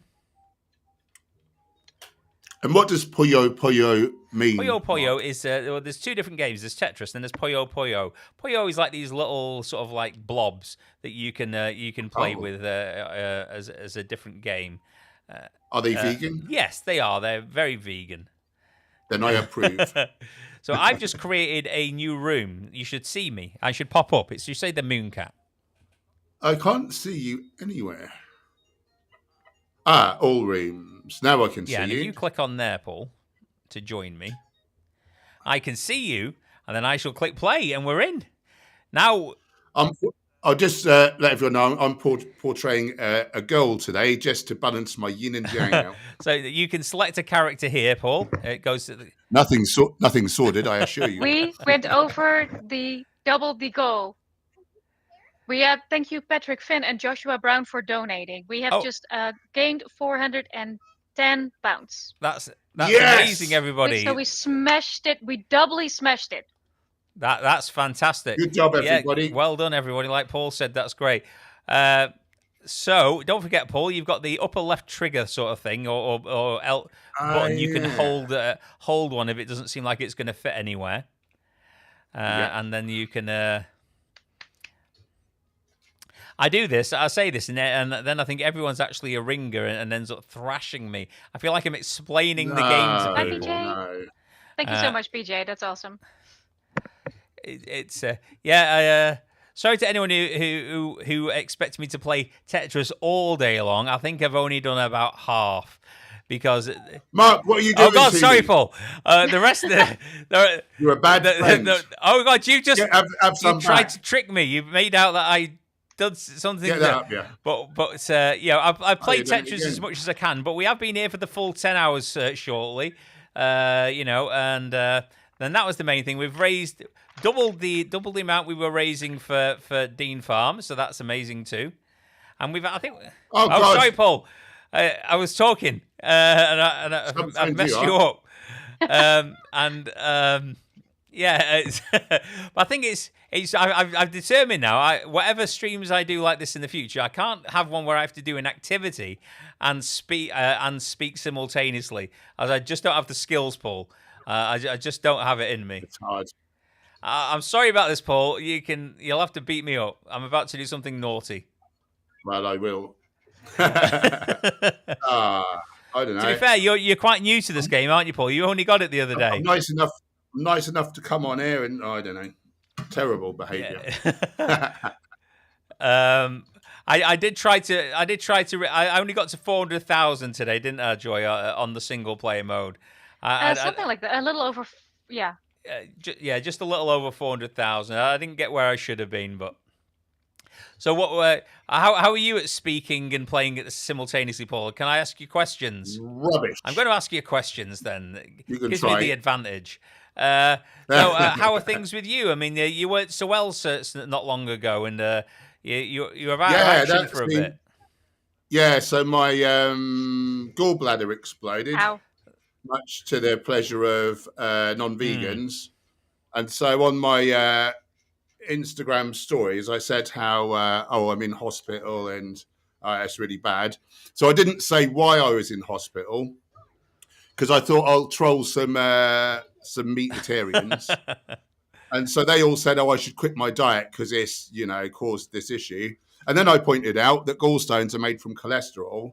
So my diet was responsible for it, but it was the diet I did years ago when I laid down the body fat, which I then lost on my recent cut. I got the leanest ever.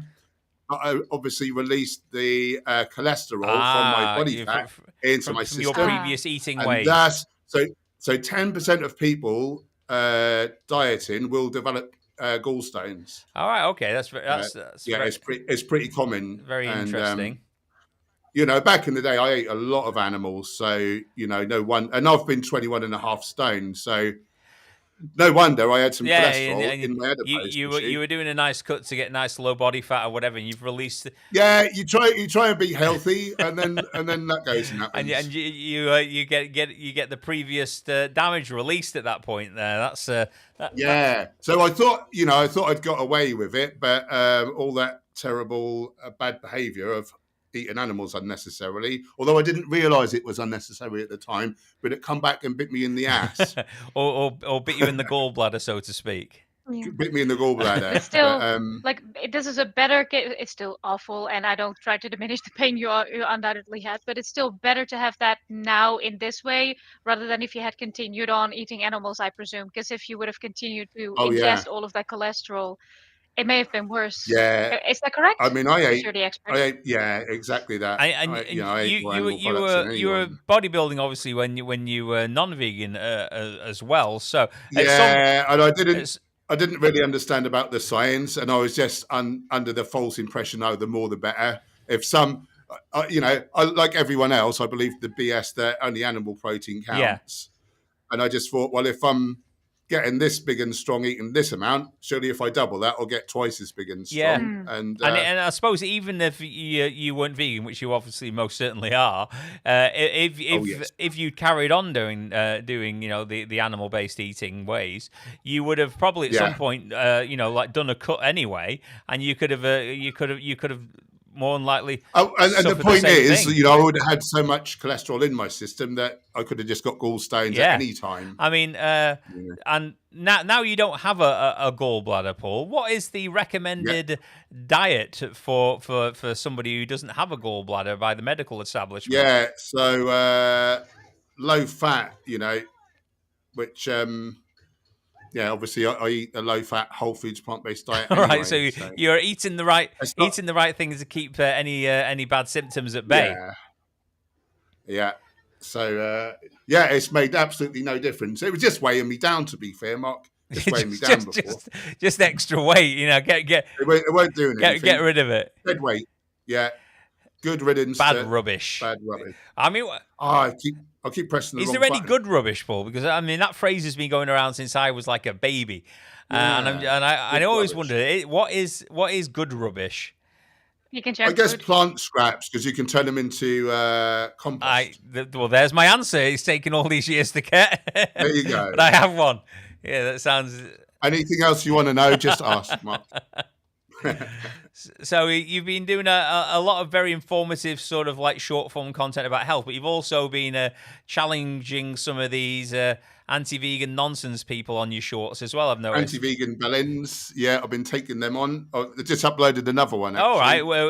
What was he saying about? He was saying how it's really hard to get all 9 essential amino acids in a vegan diet. Okay. So I just plugged in my day of eating, pointed out that I was getting several X every single one, and asked him like which one I was meant to be missing.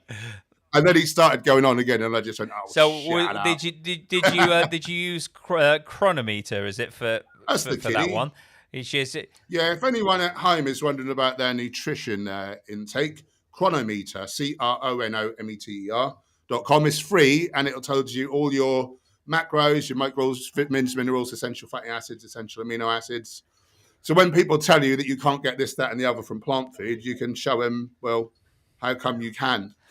Yeah, it's crazy. They come with, I mean, we were saying before when some of the other guys were on the stream that they'll have to say the absolute utter nonsense, which no one in any right mind would think was true, just to justify some of their choices sometimes.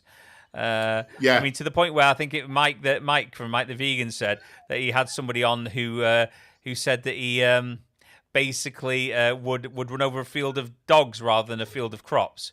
Oh, yeah, the whole discussion. Wow. Yeah, it's amazing what you back yourself into a corner with, isn't it? Oh, it's so funny, isn't it? Don't they know how ridiculous they make themselves sound? Like beggars belief, isn't it? So we're doing. We're on half 6 there, Paul. You know that means we've been on for 9.5 hours. Wow, 9.5 hours. It's gone for me. It feels like half an hour to me. That's bizarre. Should we go again, Paul? Do you want to try again? I'll have another go. I'll keep pressing up instead of down. Okay. That's where I'm going. Just for your information, Mark, the masked challenger he is at 20 million for his score. So 20 million. I bet Lee's on more than that masked challenger. Masked challenger in the chat. Is he in the chat? Yeah, I just saw him in the chat here. Yeah. Ask him if he's willing to come on and reveal his identity.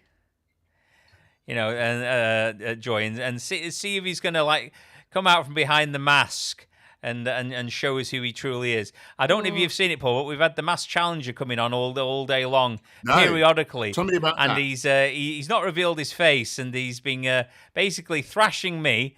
And he was also battling against in an epic battle of Tetris with a great guy called Lee. But he didn't manage to beat Lee though. But he thrashed the hell out of me. But it was a sight to see watching them go at some speed, wasn't it? Wasn't it, Joy? Yeah, it was quite a festival. But honestly, I kind of like the mystery there. You know, maybe we have a. I don't know what I'm doing if I'm honest. It's going bad. Well, it's gone bad. You're doing your best, I'm sure. Yeah, my best is rubbish. Well, we've been on all day, so I'm quite willing after this round, Paul, if you're all Tetrised out, to ask Joy if she'll sing us another one of her activism songs. And everybody else was just talking about sushi, guys. I'm waiting for my food. I'm hungry. Gemma says we're on 410 there. Yep, we are. So that's good. We were only aiming for 2. So you guys have been especially generous today and really helped Dean Farm Trust out. I mean, I think she said it was like 500. What was she said? Something was particularly 500 a month, wasn't it? What was it, Joy? Was it the hay? Yeah, I believe the hay was like the. Yeah, the hay for the cows, I think, is 500 a month. So we've nearly helped them out with a whole month's worth of feed and bedding for the cows there. You know, so that's absolutely amazing. Bella's here. Great. Bella, I don't think you're going to be able to sing because my stream isn't set up for you to sing. I'd have to add the system audio in for your backing track, which makes all kinds of echoes. So. But we will make a. I mean, for anyone who wants to see Bella, she's at Bella_sings on YouTube. That's my daughter, and she's been honing her skills as a singer. She's amazing. And she's going to be helping me out with some songs on the channel at some point. What the hell? The animals. She just beat me on the head. He beat me on the head. Oh, she punched me again. She punched me. Do you want to call it a day with the Tetris, Paul, or? I don't mind, mate. Whatever you want to do. Let's have Mark one is more tired game. of Tetris. No. Tetris is fine. Honestly, I love it. I love it. This is fun for me. I'm enjoying it. I don't know what you mean. Can't you tell? I'm having fun. But Bella's doing really well. Bella_sings. If anyone wants to subscribe to her, that was good. She's a vegan herself. Now she hasn't done any vegan activism songs of her own yet, but she's doing well. She's won some singing competition. She's getting all her thing, and when she feels right, she's going to end up. Hello, I feel like I've got someone on my shoulder. Bye, CDA. She's going to release some of her own stuff. But you got to hone your craft first. Would you think, Joy? Make sure you got to sort of hone your craft first. Make sure you sort of feel comfortable with your skills and everything else before you sort of like. Yeah, but we were talking about this earlier about personally, I find it very difficult about songwriting is that sometimes if you're very passionate about a specific subject, sometimes you forget about writing a song, right? You're putting out all this text and it becomes difficult to maintain the art, just to say. Like, for example, in movies, if you have like really religious movies, you see that in, is when people are so focused on the message they want to spread that they forget to make a movie, and that's what I'm trying to avoid. So, like, it's okay to take your time with this sort of thing. Do you think the songs tend to get a bit wordy when you're first getting into it? You mean? Yeah, maybe, or maybe that you cannot find the right words for it. Oh, okay. Because you're just too focused on the specific terminology or like specific numbers. That's what I got a lot. So that's what I've been trying to avoid a little bit, to like make sure that it has time to sink in and actually become like putting it in my own words, just not repeating statistics and all that. Oh, I get you. Is would you be interested in singing another song for us before we end today, Joy? Yeah. Hold on, are you still okay? Because you've been going for like 9.5 hours at this point. I'll still be okay. I'll still be good. Let's see. I think Paul's getting the swing of this game now as well. He seems to be building. Get me off before I win. That's why you want to get out. He's building mad stacks now. I've got to sort of get him out before he makes me look a fool. Yeah, I got another one here. Let's see. So are you concentrating on any particular projects or things at the moment, Paul, or are you just keeping it regular, the content? Yeah, I'm just doing whatever short form seems like good fun at the time, really. So perusing the landscape and seeing what's good to respond to. Or... No real like strategy, just get online, see what's fun to respond to, and do it. It's so much quicker than blinking with long form content. Like, I mean, I think that's one of the good things about me when I've been trying to get back into the YouTube thing as well, Paul, is I think these lives help as well, because there's you get all the interaction from the people, and maybe there's less prep work if you at least you don't have to video edit. That's something, isn't it? Because the video edit it is a long process. Like what day of eating videos take me, like, although it's a day of eating, it can take me 3 days to do. Yeah, I mean, you love the vlogs when you're doing all of that. I think so I can chat to you properly, Paul. And it has been like coming on for like only 25 minutes left of the stream. I've exited the game. I shall unshare this screen. I've got too many icons there, people. Sorry about that. But there we go. So, I'm going to put this controller down, and I'll probably burn it after, and never play Tetris again. But I used to like Tetris. So, it's so you're feeling a lot better then since you've healed. I'm feeling great. I've put on so much muscle and strength. How come none of the anti-vegans are saying, "Oh, look at that vegan. He's like smashing it"? Yeah, they're not mentioning it. They did jump on you when you fell ill with the gallbladder. Yeah. Oh, you losing all your gains. You're really they've not come back to. Why haven't they said anything? No, they've not come back to say anything positive that you've proven that everything's okay still. Strange. It's as though they're gutted. Cherie's just posting one last push for Dean Farm Trust. We have absolutely smashed the goal. We're going to surprise Mary so very much, and of course all the inhabitants of Dean Farm Trust. So if you still have anything to donate that you want to do or want to share this initiative, then please do so. There's links in the description and in the chat. And Wilbur the pig said if we did, who's at Dean Farm, Wilbur, he said that if we didn't get the correct amount of money, then he was gonna him and the boys were gonna come around and beat me up. So he may look cute, but he's got a sinister side, that lad. Whereabouts is Dean Farm Trust? It's in the UK. I'll I'm get guessing. the exact address for you, Paul. Give me 1 sec. Oh, please do. Because they are doing an open day, Paul, on sort of Halloween, and they're also doing one nearer Christmas as well. So are the animals dressing up? I'm not sure, but they did say they're doing the open days for main things. But if you wanted to nip down at any other time or whatever, they'd be willing to sort of receive us and have us in there for helping them. Oh, that would be amazing, wouldn't it? So that's good. Let me see, where are they? You can't beat hanging out with animals. It really reminds you why you do it. To quote you, Paul, they are the best people. They are the best people. They've got no agenda other than they want your food. I'm trying to see where they are. Give me a second. They're in South Wales. Wales. So Shire Newton. Oh, why am I struggling to say that? Shire Newton. Chepstow is their. Oh, sorry, that's their postal address. I've gone wrong. Wales is a beautiful South part of Wales, the world, apparently. Isn't it? South Wales. So you could contact them. I can't see the address on here. You could contact them and say where are you and when you, because I think what they do is they normally put the address maybe on there when it's like the open days, etc. They've got a good website.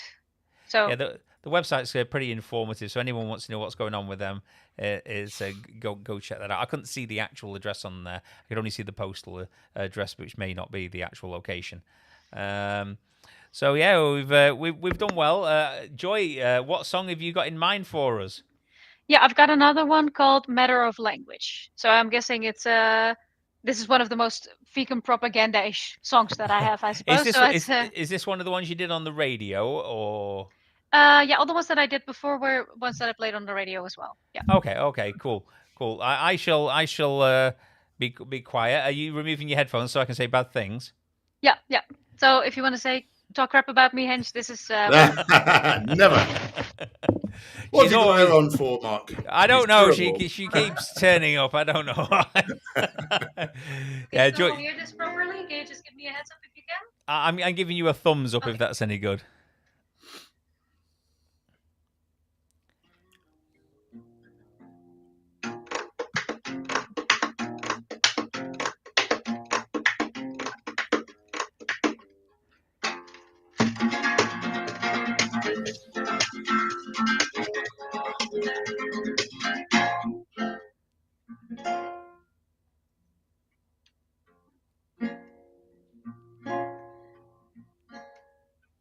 I'm glad that I can tell you. Don't know what I'd say. I'm glad it's a matter of language, so I'm not to blame.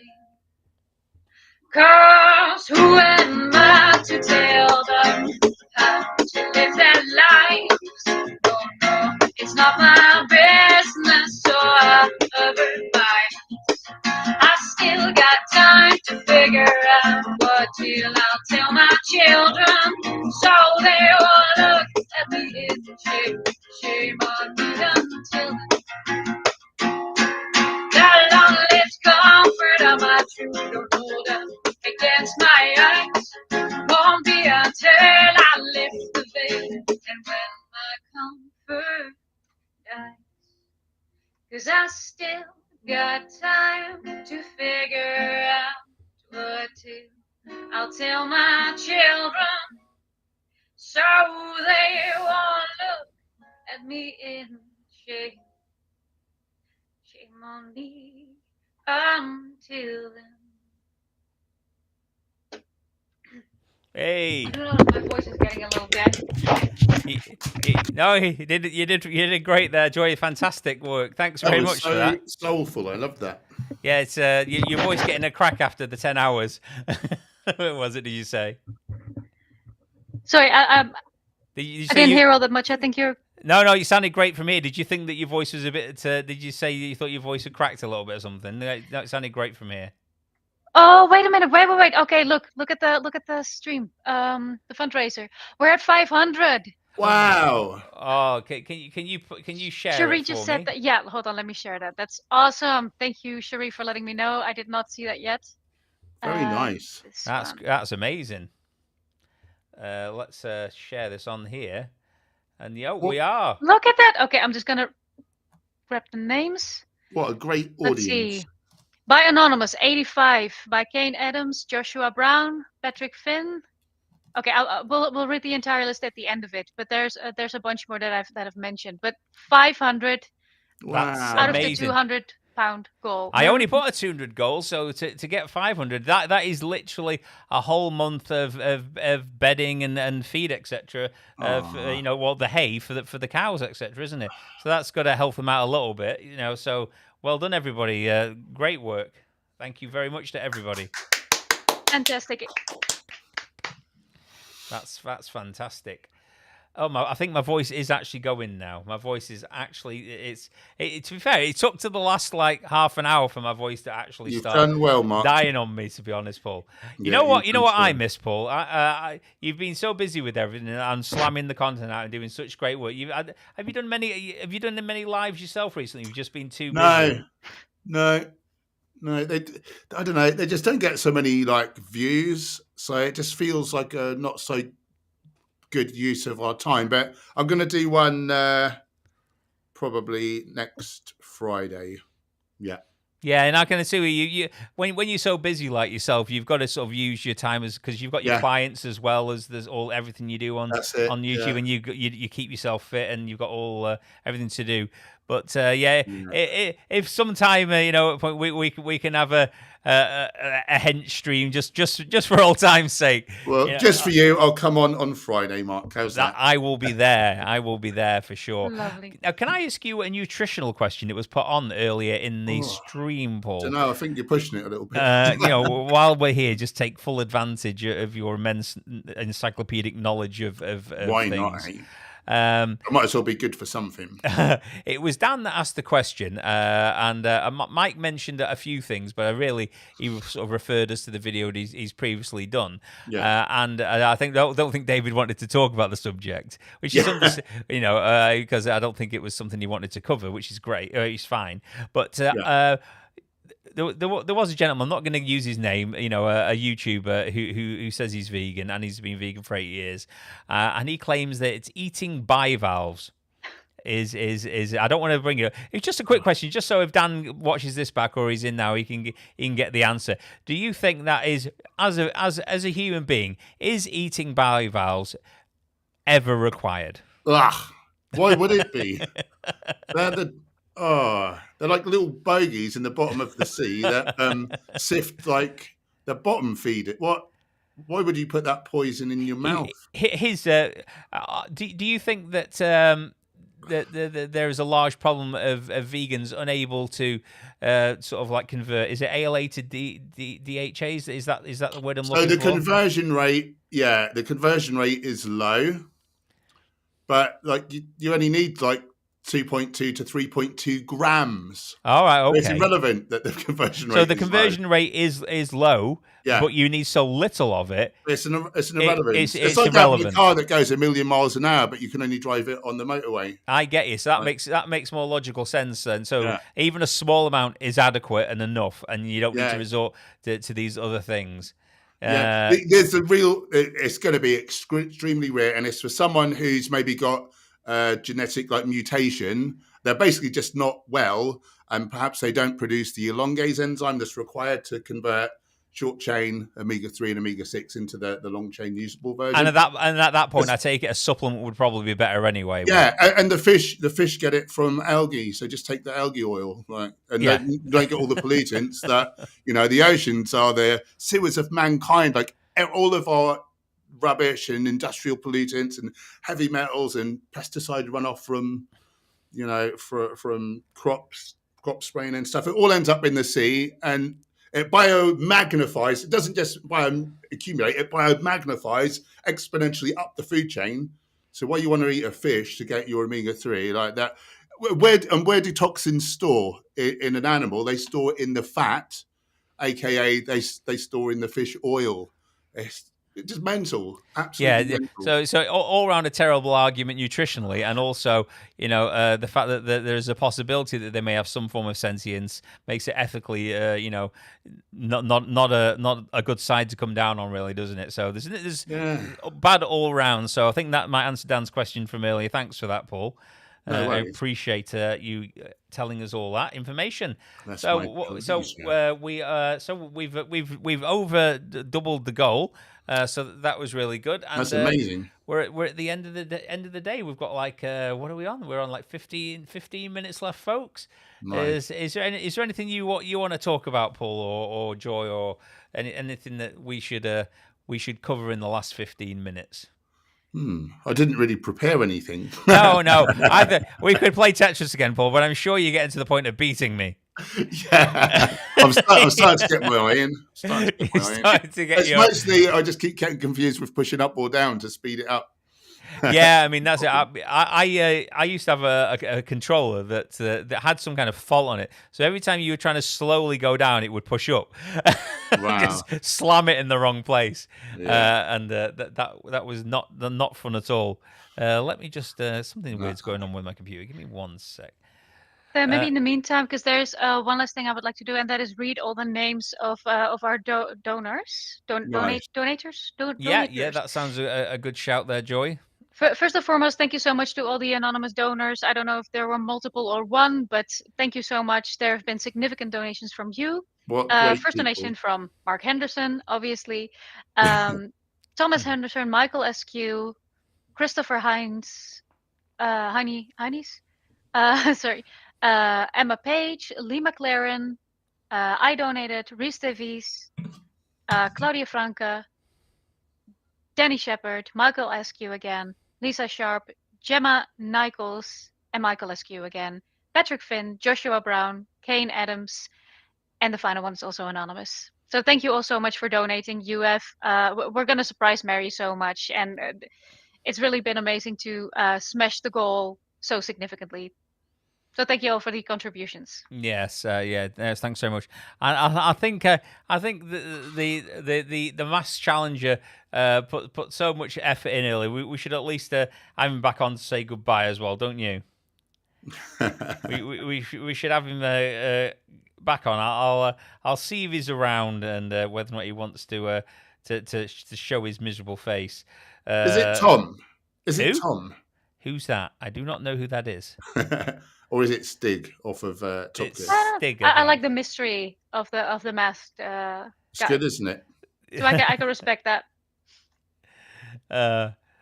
Oh dear. It's well, we'll leave him to it then. We'll leave him to his mysterious ways, and he'll forever be like we'll wonder who it was and where he came from and where he is now. I feel doolally. I feel like I've gone mad. That'll do that to you. I feel like I've gone mad. So should we go out with some Tetris, Paul? Yes, please. Let's go out with some Tetris. Can we have the old style music on there, or do they not do that anymore? No, I can put the music on, but unfortunately, it shares the system audio and then causes tons of echoes with the people that are on. Yeah.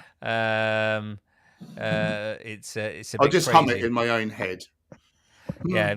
Yeah. Do you remember? But Emma Page, you said earlier, donated Banana Warrior Princess. Yeah. She when she was in a rush before, she would start humming the Tetris music faster and faster to get you to speed up. That's amazing. Yeah. I'm launching Tetris here. So if you Oh my want god, to, I have planned my order excellently. Just wanted to say that it's expected in 14 minutes, so that is perfect. Oh, nice. Well deserved. You've done that absolutely perfectly there. I'm going to hide that. Click on there. Yes, thank you, Michael. Excellent stream. Wasn't here for all of it, but what a worthy cause. I'm thrilled we reached 500. Yes, absolutely. Thank you so much for being here, Michael. Michael is pretty much always, like every stream that I'm watching or I'm part of, Michael is there. He's cloned himself. It's the only thing I can think of, really. He's cloned himself, and he supports everyone. He's a great one. So, if you want to go back to the same location, Paul, with the online section. Yeah, and then free play, isn't it? And then go to the free play. Versus. And then versus, and I'll create a room. All rooms. Yep, I'm there. We'll have to figure out, Joy, why it wouldn't work for you today particularly well, and see. I have no idea. I don't know. It's crazy, that, isn't it? Okay, 2 players. Create room. There we go, Paul. I'm in. You should be able to see the room. I can't see you yet. I'm on all rooms, which I think is where I saw you. Oh no, anybody I need to be on. I see you, Paul. I see you. So we'll stay with the theme of the stream, and we'll Tetris out for the last few minutes. Here we go. No problem. Ethically based ex-omnivore, no problem whatsoever. By sharing, you're also helping a great deal. By being here, you're also helping a great deal, because it all matters for the algorithm. Yeah. Just being here and being supportive, like you have been, is fantastic.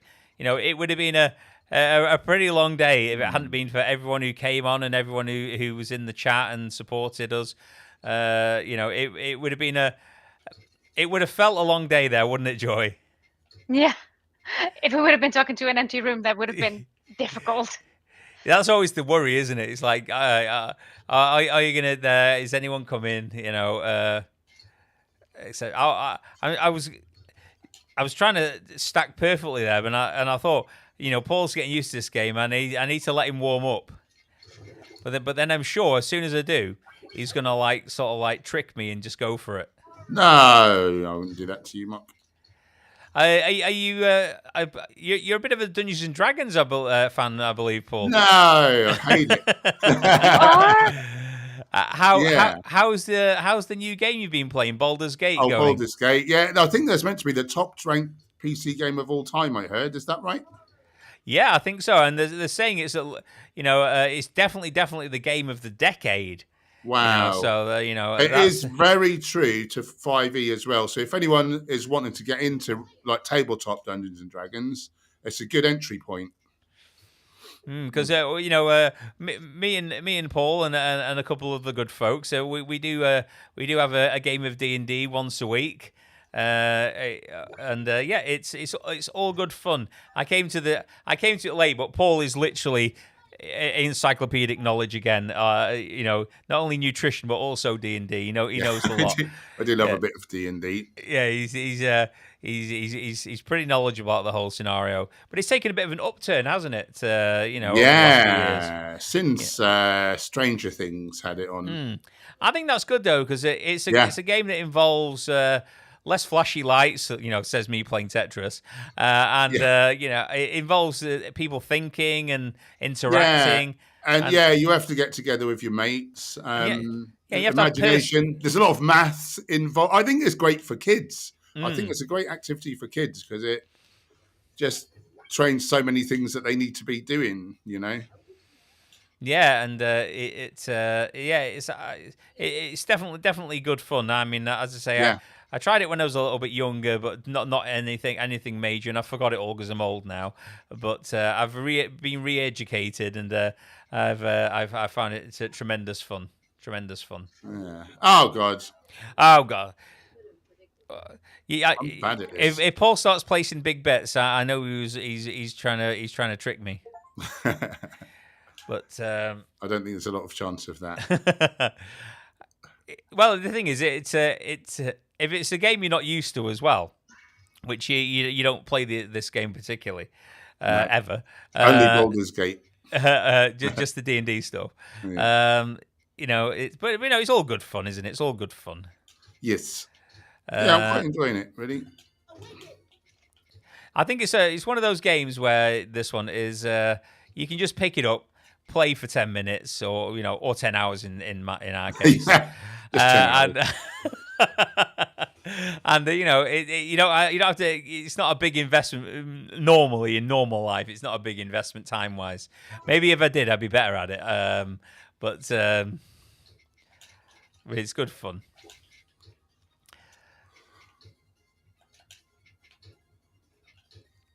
So we're in the last 7 minutes now of the 10 hour. I should have bought party poppers to sort of like do at the very end. Fireworks. Yeah. Fireworks. Do you have any special effects that you could set off now in your? No, probably.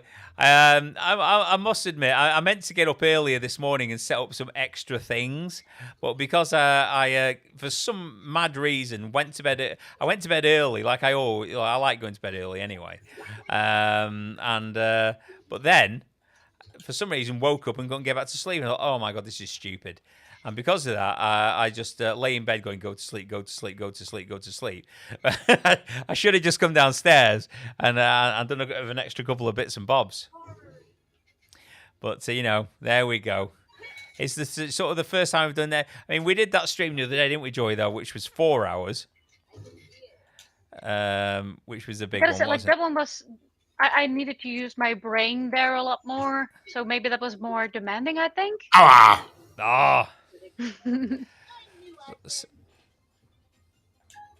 I knew I'd lose. Can you hear Klug's voice from your side there, Paul? Yeah. Hasn't he got the most irritating voice, the character I'm using? I thought he was my one with it. He sounds like a quite feminine one. I don't know. But it's fun doings. But yeah, I'll be sure to contact Mary, see which way she wants the money transferring to herself, which way is best at Dean Farm Trust, and I shall get over to that money over to her ASAP. So that's good. Have we got questions, Joy, in the chat? I'm struggling to look away.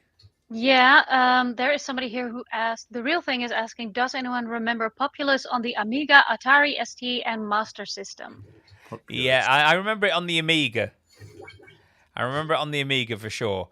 But I wasn't really a Master System kiddie, even though I think we did have one for a short space of time. I never actually, I don't actually know what happened to it. I remember, the only game I remember on the Master System really was one called Alex the Kid. Because it came built into the Master System that we had. I think that's probably why we got rid of it, because we couldn't afford actually any other game than the one that was built in. When we first got a video recorder, it came supplied with the musical movie Annie. Yeah. And we watched that movie day in, day out because it was the only tape we had. So that probably explains why I like the musical Annie, really. Oh, Sheree is asking, did I get sushi or pizza? I got sushi. It's on its way. And let's see, there's somebody asking if they're still banned from your channel, Paul. Valnemoinen. Never heard of them. It's hard to say because, it's you get involved in things, online. It's hard. Sometimes usernames are hard to remember and easy to forget, aren't they, for the most part? So it'd be hard for, I think, Paul to remember whether or not he's banned you or not. Yeah, but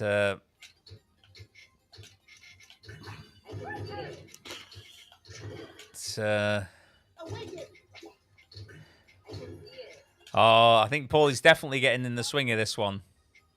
Yeah, I'll tell you what's happened. My brain's just sort of switched off, and I'm just in that Tetris zone now. Yeah, you it's just weird, isn't it? You just get mesmerised. You've just stopped thinking and you're just doing. Yeah. Oh God.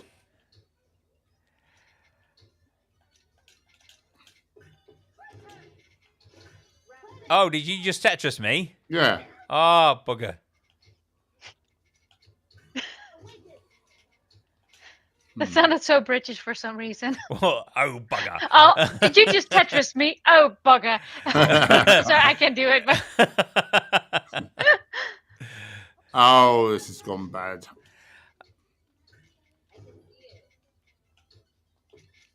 No.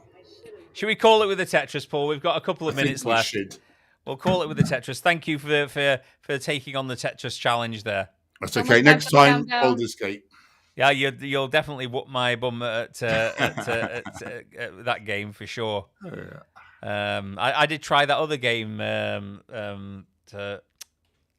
Oh my goodness, what's the other big online one, Paul?